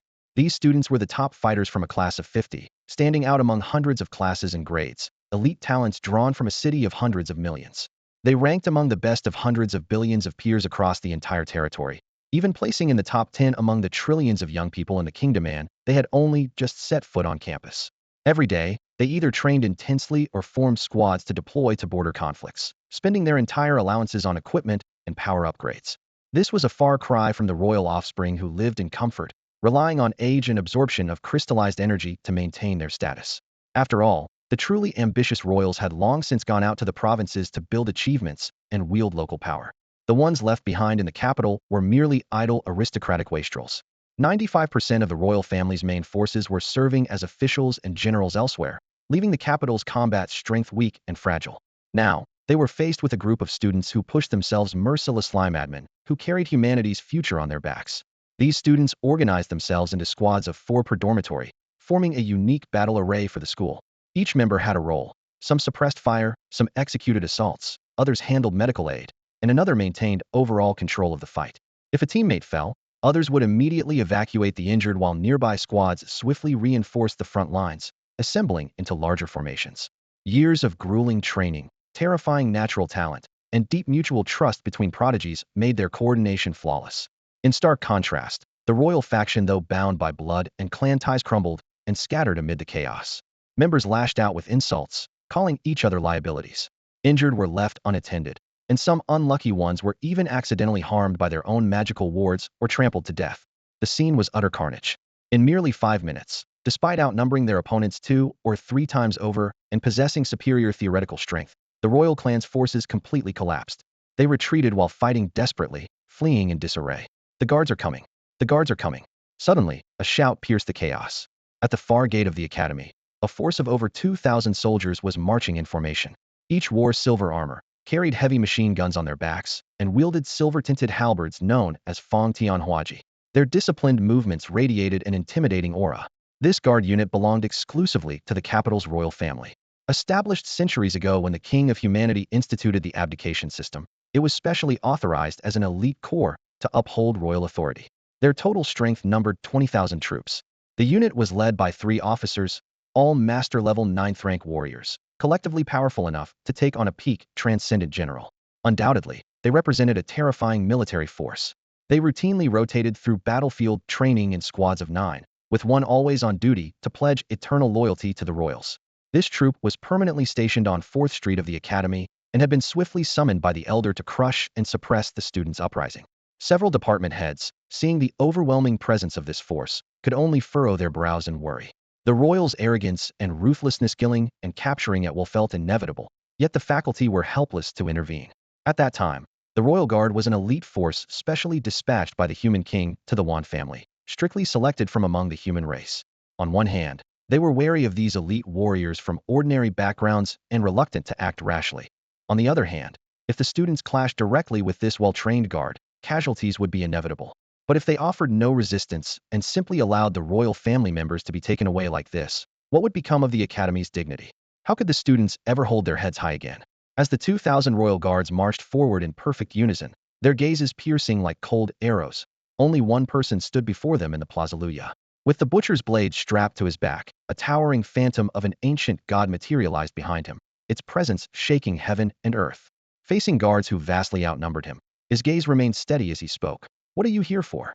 His voice carried an unquestionable authority beneath its calm, as if with his single body alone, he could withstand the entire royal guard. The commanding officer responded crisply. "To assist the royal family. The royal guard acts according to the law. New king, please step aside." They recognized Luya. Even if his features were hard to remember, the phantom of the ancient god behind him, one that struck awe into all living beings across the 9E wilderness, could not be ignored. However, king was merely a title granted by the world's will, not a position recognized by human society. The guard answered not to Lu Ya's commands, but only to royal law. And royal law charged them with protecting the Wan family. Do you know what they came here to do? Lu Ya pointed behind him at the disheveled members of the Wan family fleeing in panic, those who gazed at the guard with eyes full of hope. The officer replied softly, I'm sorry, I don't need to know. The royal guard is obligated by law to protect all members of the Wan family. Seeing the guard's cold and unfeeling attitude, the Wan family members grew excited. Finally, someone dared to challenge this arrogant new king so ruthlessly. They muttered among themselves, thinking that if they didn't stand up to him, he'd really believe that becoming king meant becoming the human king. His strength was still far from sufficient. This human world had been built over 8,000 years by the Wan family working around the clock, and he just popped up as number 001, acting as though everyone should obey him. Just then, Lu Ya swept his gaze across the guard standing before him, suddenly turned toward the royal family behind him, and let loose a thunderous shout that rang out. The Wan clan refuses to accept the abdication, attempting to force a coup and seize power, seeking to return the human throne succession to a hereditary system. Now, will you still protect them? This single shout seemed to freeze the very air itself. The royal guard stood silent and motionless, and the royal family itself was cloaked in a suffocating stillness. Even the teachers and students at the academy immediately hushed their chatter, while the father and son kings hidden deep within the golden hall exuded a weight so heavy it felt like one could hear their hearts pounding. In the minds of the Wan clan members, one agonizing question echoed relentlessly. Weren't we here to force old king to discipline the new king, restore the royal family's honor, and slow his reckless rise? How has this suddenly become an opposition to the abdication system itself? The students' hearts churned with another shocking realization. We're not truly protecting the school, we're involved in a rebellion. This revelation struck like lightning, their gazes burning hot and fierce all at once. Inside the Golden Hall, Wan Liao angrily stomped his foot and muttered under his breath, how could our Wan family suddenly be branded traitors and rebels without reason? At least the palace coup should be true, right? Wan Qingrong's words hit Wan Liao like a thunderclap. He slumped helplessly on the steps at the entrance, whispering, the charge against Lu Ya is far too cruel. How are we supposed to explain this to all humanity going forward? That's where you and Lu Ya differ. Wan Songrong cast a cold glance at his son and said calmly, you see things from the clan's perspective and want a reasonable explanation for the Wan family. But from the perspective of all humanity, the palace coup needs no justification. Wan Liao furrowed his brow, a sudden clarity dawning on him. The one challenging the Wan clan's dominance isn't just Lu Ya. His father has also been waiting for this rare opportunity. For 8,000 years, the royal authority was passed down by the Wan clan's ancestral hall council, with the king obliged to serve the clan's interests. Clan power and royal authority checked each other. The clan was full of steady, rational elders, but they had never faced a young force like Lu Ya who violently ignored the rules and shattered tradition. By breaking all conventions, he smashed through the iron walls guarding royal power. At this moment, Lu Ya stood amid 2,000 royal guards, his silver armor gleaming coldly in the morning sun. All eyes fixed intently on his face, searching for any sign of weakness in his gaze or expression. Yet, he remained calm and composed, his presence majestic like a statue of the god of war.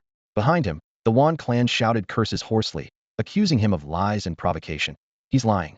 When have we ever wanted to return to a hereditary system? Don't believe him, charge in.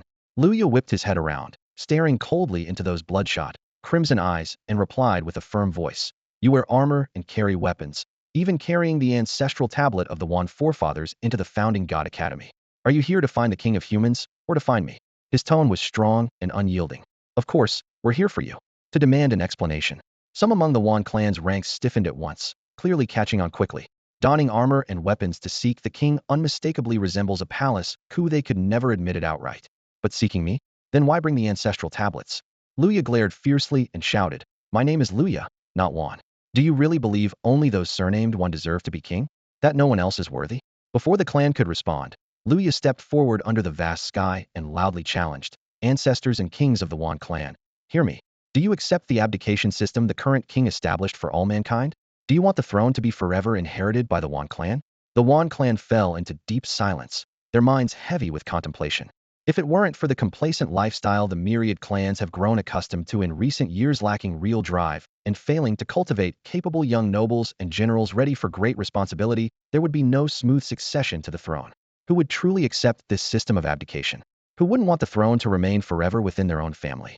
Even swearing on the honor of ancestors to deny such intentions would feel like self-deception, requiring some mental preparation. So what's the hesitation? What exactly are you still hesitating about? Lu Ya's voice grew louder, colder, striking straight to the heart of the matter. The human king had just fought a brutal battle on the border, carving out a new throne for the human race. Yet you dared to stage a palace coup while he was secluded for healing. The teachers and students of the Divine Academy resisted fiercely, fighting to the death, and you even sent the royal guard to capture students?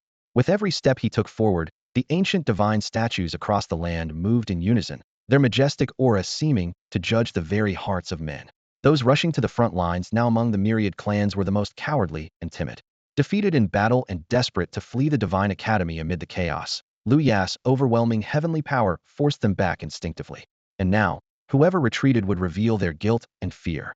The three royal guard commanders saw Lu Ya's imposing righteous presence and the disgraceful retreat of their own clansmen. Exchanging a glance, they stepped forward in unison. New king, allow the royal guard to enter the Golden Hall to serve and defend the throne.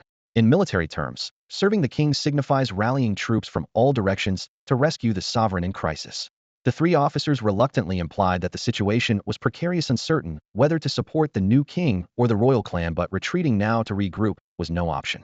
Defending the Golden Hall and the human king was the proper course. Yet to those watching closely, this was clear proof. Your guards had betrayed the human king, redirecting their loyalty to the cause of protecting the throne. The conspiracy of the Yuan clan to seize power was laid bare.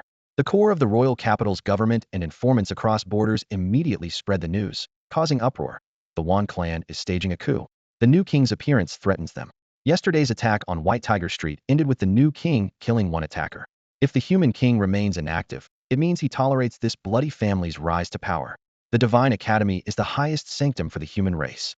The royal family's assault on this sacred place was tantamount to trampling on the dreams of trillions of students. The news was investigated, passed along repeatedly, and the tension grew more severe. At the academy gates, Luya decisively nodded, then turned to the royal guard, waving his sleeve and clasping his fists. Brave warriors, protect the king, preserve peace and clarity for the human race. A king's command needs no repetition. At once, the soldiers, seeing the new king's figure, ignited with unquenchable passion.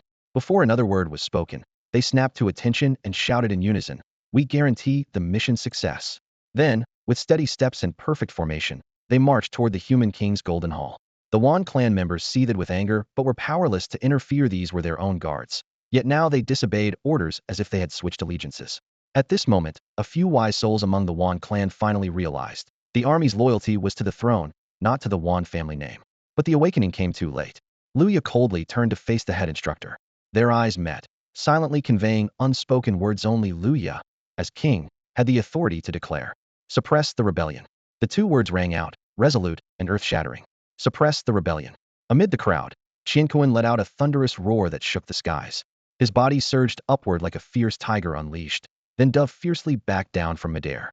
That roar seemed to blow the horn, signaling the restart of war. The once proud royal family was now thrown into panic, scattering like frightened lambs. Some broke through the school's walls and vanished swiftly into the streets. Many were captured in the chaos. Others resisted fiercely and were brutally slain, their blood staining the ground. Even the venerable old patriarch of the clan was not spared. He was personally seized by the headmaster and pressed immovably against a school motto stone engraved with the words "Defy, if you dare." At this moment, the Divine Casting Academy was no longer the prestigious institution it once was. It was trampling the dignity of the royal family, or more accurately, shamelessly mocking and trampling them. Luya stood beneath a motto stone inscribed with the words, "Do not follow heaven's way." In his hand was a butcher's knife, his gaze steady and calm. He quietly observed this cluster of privileged youths who now, under his command, rampaged wildly, unleashing their long-suppressed bloodlust and ferocity. He understood in his heart that these young men were fully igniting their passion today. Once they left the academy, the lifeless human world might gain thousands of seeds unwilling to submit or fear authority. It was these seeds that would one day grow into towering trees, rooting out the likes of Fu Huan and Han Lu in Xianxia City, leaving them with nowhere to hide. A sense of satisfaction welled up within Luya. Smiling softly, he snapped his fingers, causing the faint silhouette of the ancient god behind him to gradually recede and vanish. Yet, just as his fingers snapped, his brow suddenly furrowed. In that instant, he felt the size lingering at his side abruptly withdrawn. The shadow that should have faded didn't entirely disperse. He looked up to see the ancient god suspended high in the firmament, gazing down intently at him. Man and god locked eyes across heaven and countless stars. Though the god's expression was indistinct, Luya sensed a mixture of scrutiny and unexpected apprehension. This apprehension was directed at a mere mortal. Though the god's face remained unclear, Luya clearly caught sight of a line of crimson-red characters appearing before him, as if stained with blood. 48 hours have ended. You have earned the title of Human Emperor. From now on, your eyes will pierce illusion and unravel reality before you. The path of the Human Emperor success grants you the title, ensuring eternal prosperity for the Joey Wilderness. Failure plunges the entire Joey Wilderness into a trial of reset. Luya felt his heart suddenly race, his breath growing rapid and shallow. The world before his eyes blurred, as if a universe within his vision was about to explode outward, or perhaps an invisible force was trying to swallow him into an endless black hole. Yu Jingzi was right beside him and noticed his distress. She quickly stepped closer and gently leaned against him. Mistaking his state for exhaustion from sighing too long, while trying to maintain composure in front of the royal family, she stood by his side to support him. His back rested against the large stone inscribed with the school motto, anchored on his right by her steady presence, barely keeping him upright. His sighs came awkward and weak, lacking vigor. Luya still blamed Wang 001 for the sigh, then lifted his eyes toward the stone, where the discipline director was restraining the elderly patriarch of the royal family. The director's gaze was questioning as it settled on him. The academy was in shambles, with broken walls and scattered ruins everywhere, stained by blood. Several royal corpses lay strewn about, weighing heavily on everyone's hearts. This could not end easily. Luya's mind grew foggy. Dizziness swirled before his eyes as his brain slowed its pace. He had to find a way to resolve this. Go. Qian Kuan leapt high above the crowd and descended. Luya fixed his eyes on the academy gate and quietly issued an order. Head to prison number 07 in the royal capital, the detention center where Han Lu is held. He then looked toward the entrance and commanded, go summon the sovereign. Understood. Qian Kuan turned swiftly and sprinted toward the gate. No one knew the sovereign's exact location. It was unclear whether Han Lu, the mayor of Xianxia City, was imprisoned there. Qian Kuan only knew one thing with certainty: Luya's orders were absolute. They must be carried out. Luya understood perfectly that only Qian Kuan would follow orders without hesitation, executing every command. So he sent him on this mission. Naturally, the sovereign was not in prison. Father and son were hiding in the Golden Hall, secretly listening in. By waiting and mentioning the sovereign, Luya was signaling to the world.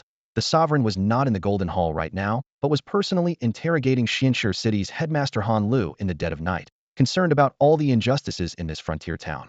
Luya's words were like a message delivered across space. I've finished my part of the play. Take a break. It's your turn now. I'm giving you face. Come out from that broken house. Head toward prison number 07 in the royal capital with me. Together, the old and new sovereigns will crush the long-held royal privileges deeply rooted over 8,000 years. From now on, there will be no royal nobles, only the mighty human race. Upon hearing this, the once aggressive human clans who intended to force a palace coup bowed their heads. Their most firm reliance the throne should have made them proud and unyielding. Instead, it had become a shameful shackle. Their attempt to seize power failed and was repelled by a group of teachers and students. Now, they had to rely on the very sovereign they sought to overthrow for help. The usually proud, dominant multitudes could no longer raise their heads with dignity. The elderly patriarch struggled with a complicated expression but was tightly held by the disciplined director, powerless to resist. The frail old woman could not move. A few healing teachers supported Luya and helped him aside. He muttered to himself that it might be low blood sugar and that a short rest would help. Yet the reality was harsher. His vision had completely collapsed. He seemed blind, but his blindness was extraordinary. He knew what true blindness felt like because he had truly been blind before. Blindness was not just darkness. It was the absence of color in Terrellino hues, no black or white or gray shades. It was a total loss of color and depth, a blank world without any light or shadow at all. The color before Luya's eyes was blue. Not just any blue, but a depth so profound it felt darker than black, like the very fabric of the cosmos itself. He seemed to be standing in an endless abyss, surrounded by nothing, not even his own body visible anymore. In this boundless deep blue, he softly whispered two words in his heart. Are you there? For the past 10 years, whenever he felt lost and helpless, he would call out these words. Then, before his eyes, the character for blood, written by Lin Chengcheng in her own blood, would appear. The two cursed souls would lean on each other, exchanging their burdens to draw strength for survival. Now, both had become rulers in their own realms. Here, this time, the response wasn't the bloody character, but Lin Chengcheng's familiar voice, gently ringing in his ear. He looked up, suddenly speechless. Above him was no longer emptiness, but a vast cosmos. Countless stars like tiny needles glimmered and clustered into galaxies and star rivers, stretching into infinity. It was as if he stood outside the universe, gazing distantly at this endless celestial expanse. Each galaxy seemed minuscule from this vantage point. What struck him most was the sight of two enormous skeletons. From afar, the galaxies arranged themselves like ribs and arm bones, countless star systems forming the massive skeletons of two gigantic beings. One skeleton resembled a flying bird or an ancient pterosaur, the other looked human. These colossal bones floated in the vast cosmos, eternally locked in battle, the bird's sharp talons piercing the human's chest and eye socket, while the human bit down on the bird's throat. This scene was like the carcass of primordial gods, magnificent to the point of awe and disbelief. Lin Chengcheng's voice came again, tinged with a bold guess. Could it be the human emperor and the ancient god? This theory was even bolder than the idea of the human king suppressing the royal tribe. But ever since the human emperor's return began, this image felt more plausible. Luya recalled the faint dread the ancient god showed when he couldn't remove the King 001. Curse, was he really afraid of an 18-year-old young first-rank cultivator? No, it was far more likely he feared the human emperor. According to the Infinite Origin records, the ancient god once vowed to shatter the old order, crushing 12 star systems flat to create the infinite primordial world. Lin Chengcheng whispered, maybe he's not idle. Could the war between the ancient god and human emperor have flattened one universe after another? Above Lu Ya's head, the two grand skeletons remained motionless, their imposing silhouettes cold and mysterious amid the silent universe. The two gazed at the skeletons, but received no response. Suddenly, one bone glowed faintly, and lines of blood-red text appeared before Lu Ya's eyes. Before the dawn of the Zero Epoch, humanity sacrificed their bloodline's greatest power, and all races offered life essence in tribute to create the human emperor destined to kill fate. The human emperor fought the ancient god of the Zero Epoch across the star rivers. Though the human emperor fell, the Zero Epoch did not come. The human emperor's trial has begun anew. Succeed, and the human emperor will be achieved, and the 9E and vast wasteland shall endure. Fail, and the entire realm will enter the Zero trial. Marking the locations of ancient god remains and human emperor's bones for you now. You have obtained 29 ancient god remains. You have obtained 19 human emperor bones. The number of ancient god remains exceeds human emperor bones. Humanity is currently at a disadvantage. Human emperor bones sensing ability strengthened. Ancient god remains sensing weakened. All humanity raises the life banner, lessening pain, increasing the upper limit of life ruin star forging strength, speeding life quality upgrade, but also increasing life consumption rate. Each line of text carried world-shattering revelations. At that moment, Lu Ya's gaze fixed tightly on the last sentence's end. After a long, heavy silence, he whispered to himself, 22 the old king, does he have less than 5 years left? If you keep stirring up trouble like this, the old man might not live for even 3 more years. Lin Chengcheng counted seriously, her brows slightly furrowed.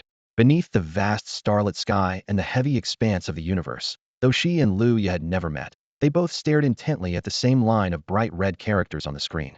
Lin Chengcheng whispered the words, those runes spreading across the sky like fresh blood looked especially haunting. The text hinted at an era in history called the Reset, which shared the exact name with the toughest exam they were currently facing.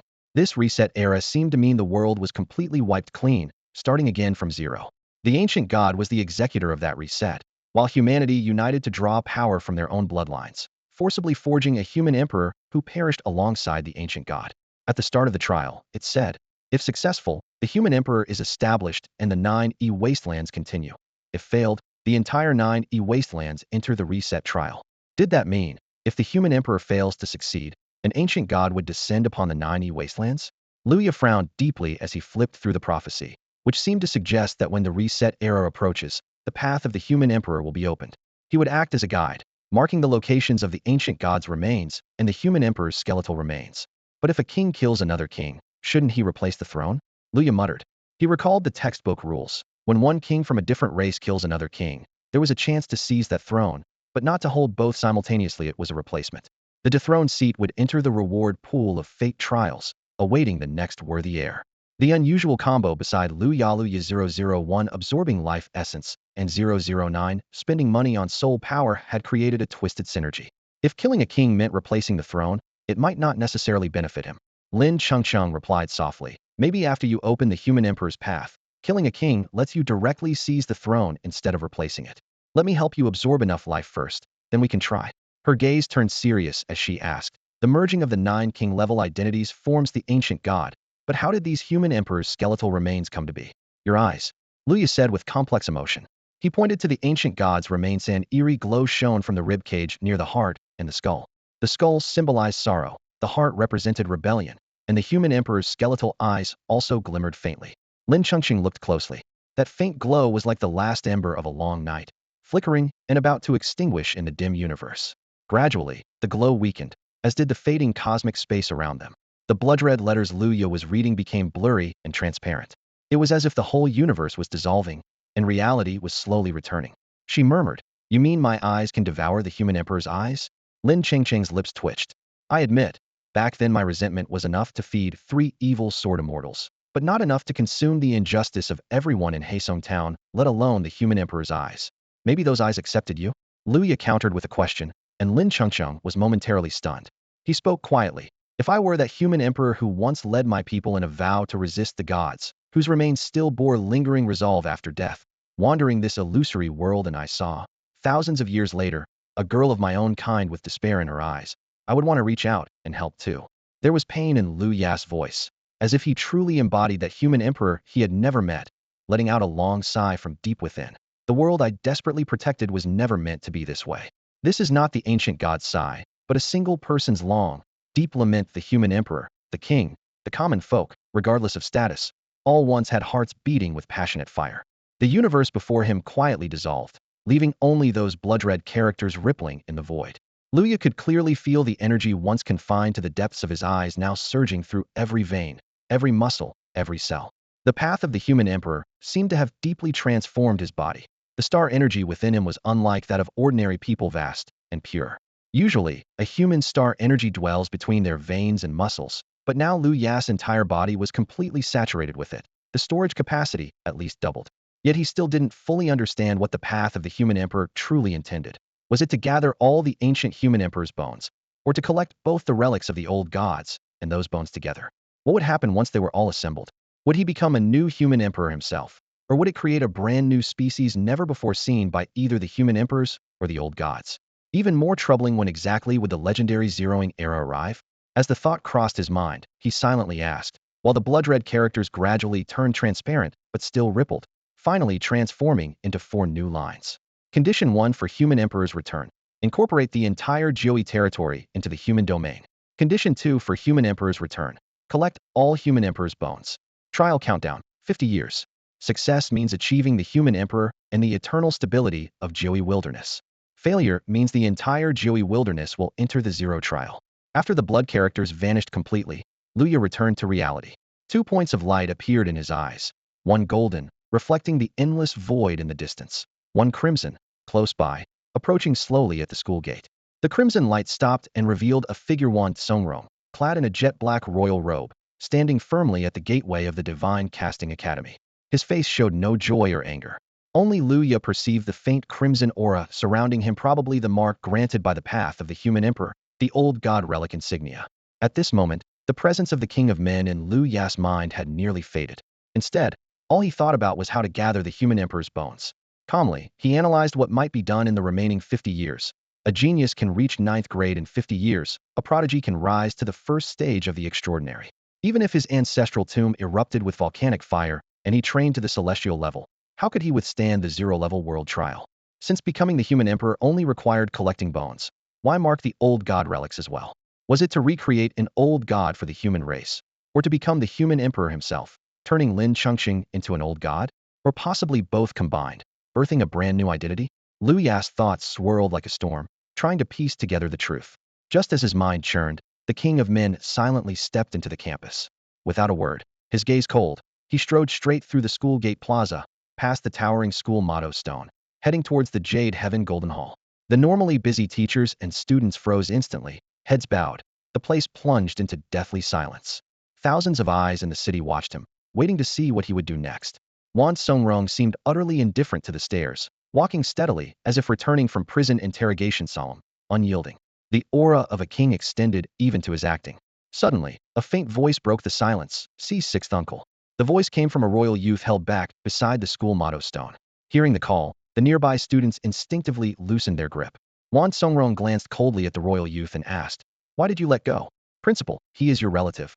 The student lowered his head, speaking in a barely audible voice. "Just because he's my relative, does that mean I should let him go?" Wan Songrong stood still, slowly sizing him up with a cold, unquestionable tone. "When fighting, in moments of brutality, have you ever considered that he is my relative, part of the royal family?" "I have." The student stiffened his neck, his gaze more resolute than before. "They falsely accused junior disciple Luya, destroyed the school's martial refining hall, and forced you to appear.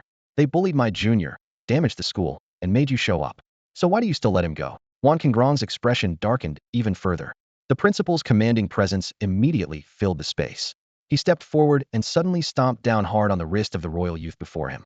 A sharp cracking sound exploded. The wrist broke, twisted into a painful, unnatural angle. A piercing scream broke through the morning light in the hall, shattering the peace of Zushan Academy. The sunrise sliced through like a blade, illuminating this sacred yet icy campus. If you scream again, they'll cut you down with one strike.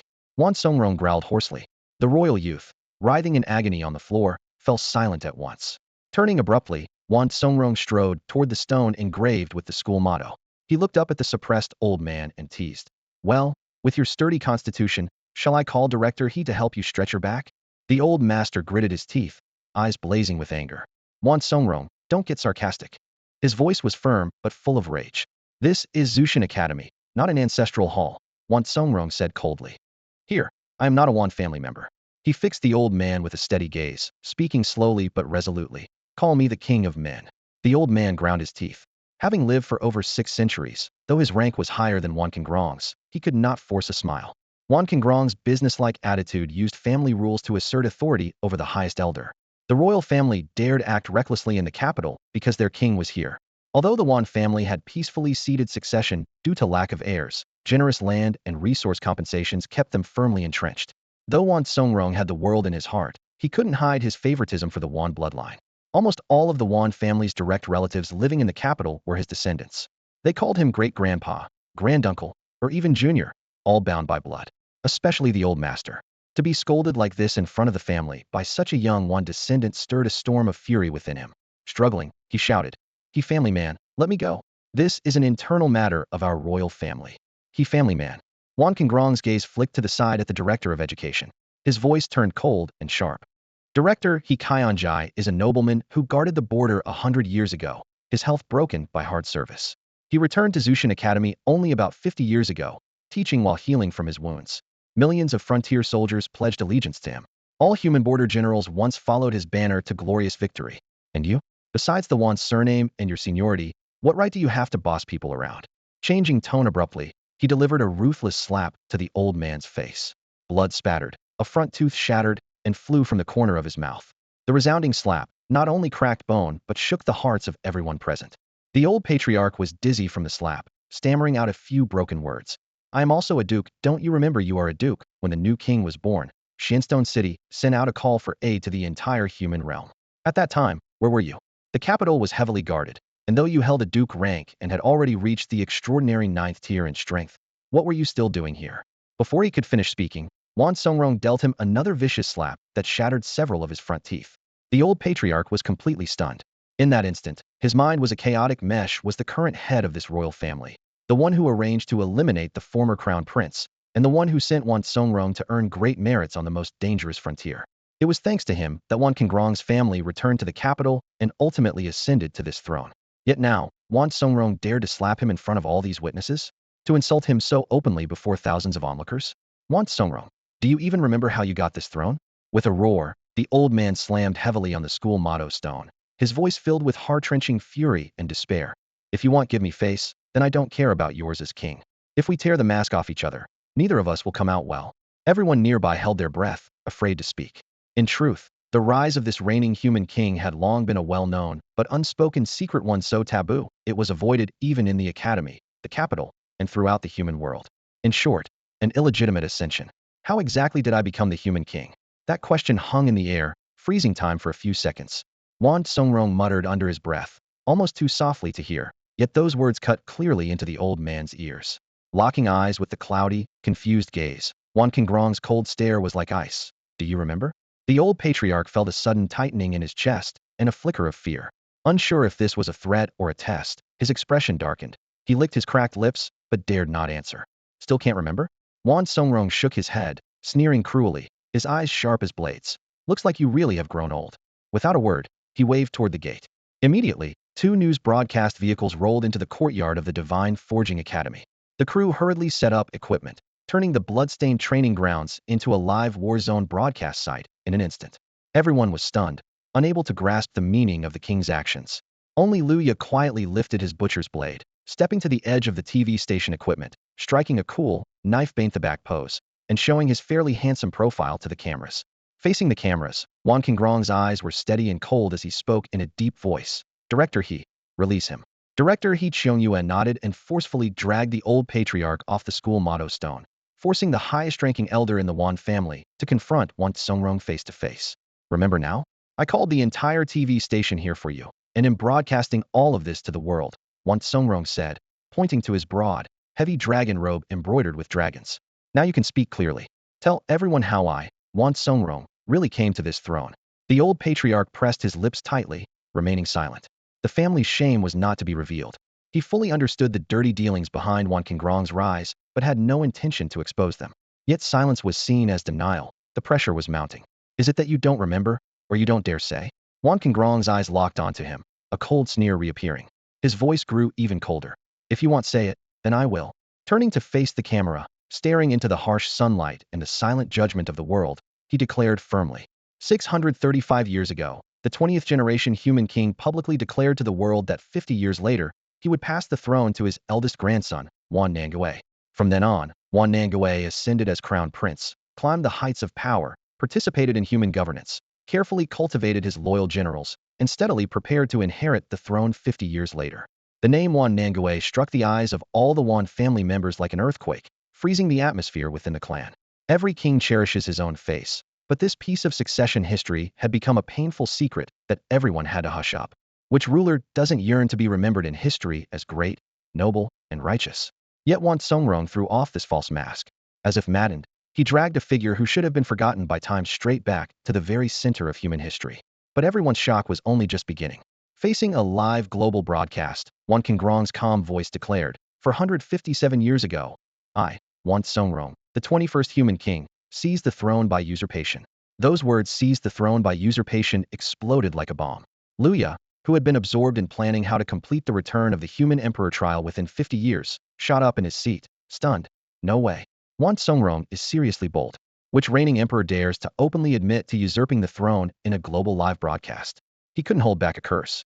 Those around him stared wide-eyed, frozen and speechless. At this moment, all phones and TVs worldwide, including massive screens in city squares, were controlled by the Royal Capital Broadcasting Station, all airing Wan Qingrong's speech without exception. People had no idea why this aged king suddenly chose to go live. As they listened to this little-known piece of history, the moment those heavy words "usurped the throne" dropped, shock made many recoil, some even angrily smashing their phones on the ground. Who pushed this live stream to my phone? I knew nothing. Panicked voices flooded in. Turn off the TV. One more second is a death sentence. The atmosphere was suffocating with tension, even descendants of the Wan clan trembling in fear. Yet Wan Songrong remained unshaken. He recalled how, to tighten control over the borderlands, the royal family had always appointed close blood relatives as commanders rather than those truly capable. Powerful nobles and regional lords were relegated to sidelines. This grave mismatch between rank and ability caused repeated defeats and shrinking human territories. Worse, border resources flowed into private pockets of royal branches, promotions turned into clan power struggles, and any fair competition vanished. Wan Songrong boldly proposed the royal family step back from frontline control, handing authority to proven, talented nobles and generals, who would hold personnel power and answer directly to the king, not the royal clan. Unsurprisingly, his suggestion was leaked by loyalists within the royal family. They began secretly grooming a new generation of borderland prodigies, including Wan Songrong himself. They fought bravely at the front, though some of their victories were inflated by clan politics. Still, Wan Qingrong's influence steadily grew. Eventually, he was called back to the capital for an interview and outshone dozens of candidates. Then, beating war drums, the royal family gathered all branches in the ancestral hall to publicly announce the launch of the Wan Nangua plan.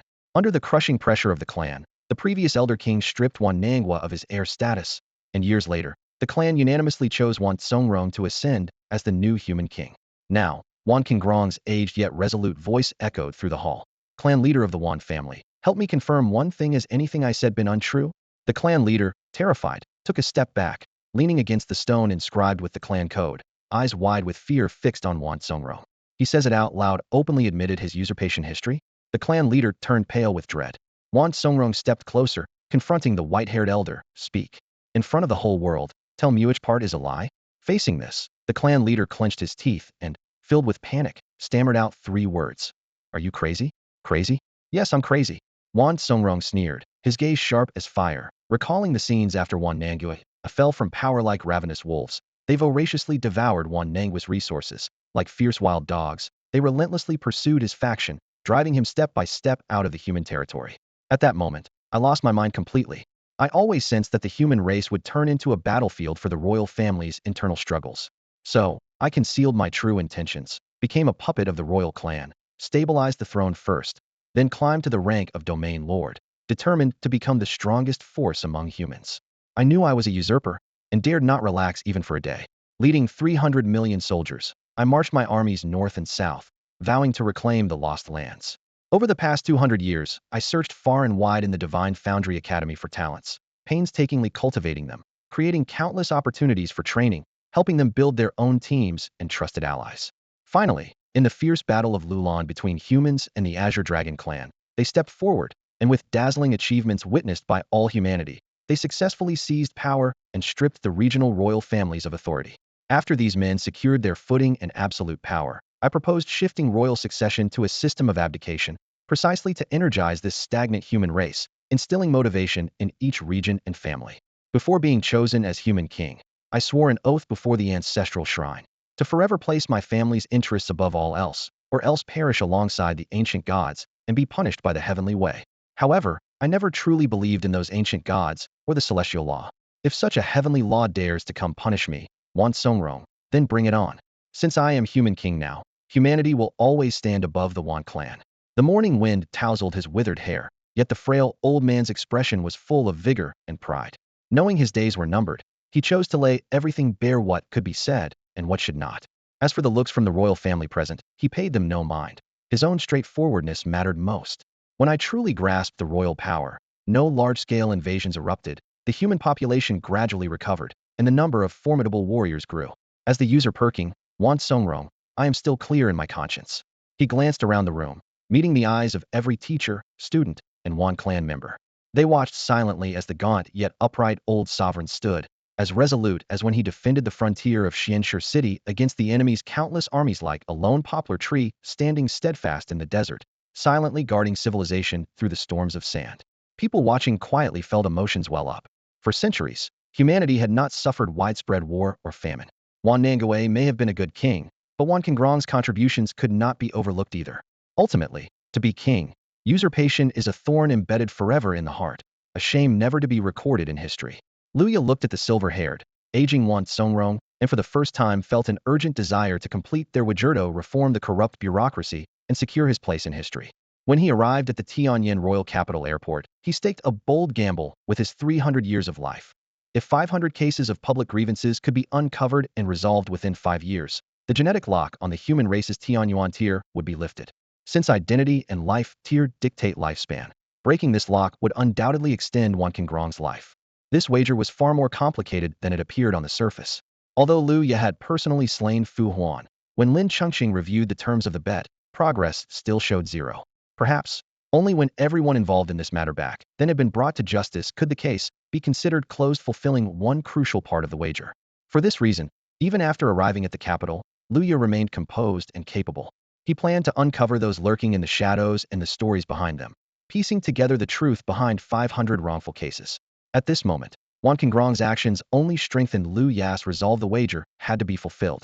For the royal family, usurpation was an untouchable taboo, a sacred rage not to be provoked. But for ordinary people, power struggles and coups were mere after-dinner gossip. As long as the administration was sound, it didn't matter who wore the crown as long as the people had enough to eat, wore warm clothes, and lived peacefully. Then, Lu Ya spoke up. The camera tilted slightly, focusing on the new king. Viewers watching nodded in agreement. Indeed, common folk did not care who sat on the throne. They only cared about affording daily necessities and seeing their lives improve. Lu Ya, carrying his bloodied sword, took measured steps toward Wan Songrong and spoke calmly. You're already half buried in the grave.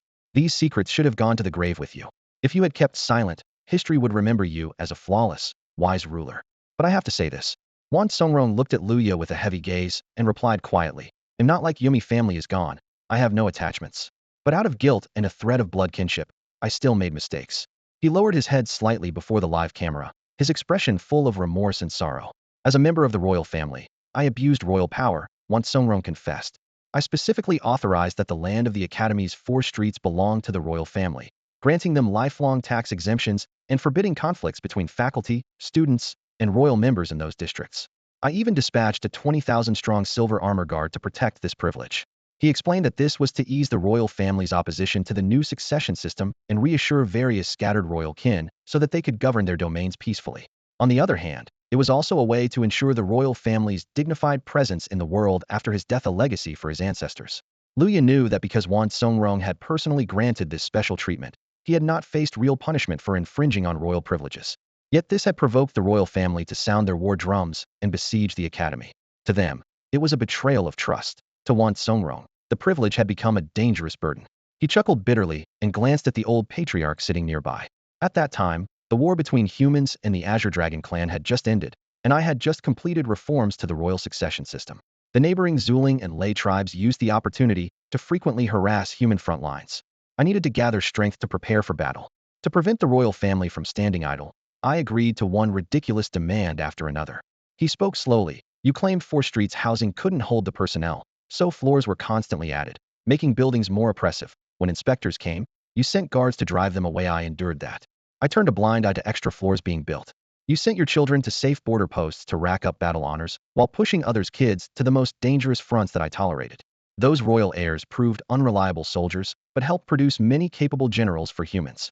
But when you designated the best schools under the Academy's 4 streets district and massively raised the rent, I finally lost patience. Wan Kongrong's gaze flickered. I dealt with several royal family members, but then you sent my parents to my doorstep, weeping as they begged me not to forget my roots. At that moment, I wanted to ignore everything, but this is still my home. These are my people to protect. The air thickened with an overwhelming complexity of power struggles and tangled family bonds, woven together into this inescapable wager. The conversation between Luya and Wan Songrong laid bare the secrets and helplessness behind the royal family, leaving the live audience deeply moved and contemplative. I can only force myself to accept leaving you more wealth, otherwise after my death, the Wang family's ancestral hall will likely be drained dry. The future kings, seeing the current situation, may even waver in their commitment to the tradition of abdication. At that moment, Luya interrupted from his side. It shouldn't be like this. Excessive economic restrictions monopolize the best schools, leaving talented commoners nowhere to shine. Power ends up back in the hands of the nobility. Humanity will eventually stagnate because of this. Wan Songrong replied in a low voice, I know. The privileges I granted were already too much. Over the years, my bottom line has been pushed lower and lower. His eyes suddenly widened, bloodshot veins bursting forth, his tone filled with anger. And now, you dare to break even the final line of defense. You pressured the human king and stormed the divine founding academy. He paused, his gaze piercing. You pressured the human king, maybe you were dissatisfied. After all, I am your great-uncle, your great-grandfather, even your nephew. You were merely family coming to discuss matters. But you stormed the divine founding academy. Do you understand what a sacred place that is? The spiritual heart of all 89 trillion humans. Every parent's dream is to see their child step inside, distinguish themselves, and accomplish great feats. If even the royal family can trample this sacred ground, then who truly rules the world? Is it humanity, or just the Wan family ancestral hall? Wan Kongrong's voice was cold and resolute. You think I am weak, soft-hearted, afraid to punish the clan publicly, but someone must. His breathing grew sharp, voice rising until he shouted across the thick palace walls. Luya. At that moment, Luya emerged like a ghostly gleam, gripping a butcher's blade as he turned to face the human king and clasped his fists in salute. Their eyes met, and, in that instant, each saw the determination and resolve burning in the other's gaze. Wan Songrong shook back his sleeve to reveal his left hand tightly holding the Black Royal Command, the supreme authority of the human king. The command could instantly appoint or remove officials and dispatch armies across the land. It symbolized the highest royal power to act in emergencies, which even the king himself could only override by council vote. Looking at Luya, Wan Songrong seemed to see his younger self enduring hardship. Luya, the moment I brought you to the capital, you told me in a night of 100 demons, someone must light a lamp and walk against the crowd of ghosts. People cannot just yield the way to ghosts. You said to use my old bones as fuel to ignite a blaze called justice. He smiled bitterly, but these old bones are almost burned out. So do you dare to use the royal bones to light a fire for all the world? Luya smiled back, eyes shining with rebellious spirit. I've carved the path for the human sovereign's return and dragged the whole world to the edge of a reset trial in the great Joey wilderness. What don't I dare? His smile was fearless and resolute, even before the global broadcast began. I, Luya, stand alone without ties. I fear death and nothing else. What could I lack courage for? Wan Songrong also smiled solemnly. Then use your hard bones to ignite a fire and show the world what you're made of. Saying this, he formally handed over military and governmental command to himself, while leaving the judiciary to Luya. From this moment on, Wan Songrong commands the armies and affairs of humanity, and Luya holds the title of Justice of the Realm. All eyes focused on the royal command in his hand, adjudicative royal title. The human king actually appointed Luya as Chief Justice, and Luya was only 18. Wan Qingrong's expression turned grave as he produced a luxurious jade and gold seal, inscribed with the 8-character maxim, "Heaven's way obeys me, man's way flourishes eternally." From emperor to commoner, laws must be clear and unbreakable. He fixed his gaze on Lu Ya's eyes, bright like stars, and merged the royal command in his left hand with the jade seal in his right, pressing the seal atop the command. A vivid red bloodstain slowly dripped down, sealing an eternal vow. The human king's royal command was thus enacted. In District 50 of Xianxia City, Luyo assumed the judicial title of Humanity's Royal Justice. That's all for today. Thank you so much for watching. I hope you guys enjoyed. If you wish to have another part of this recap, please give us at least 1,000 likes. Please don't forget to comment and subscribe to our channel for more content like this. Until next time.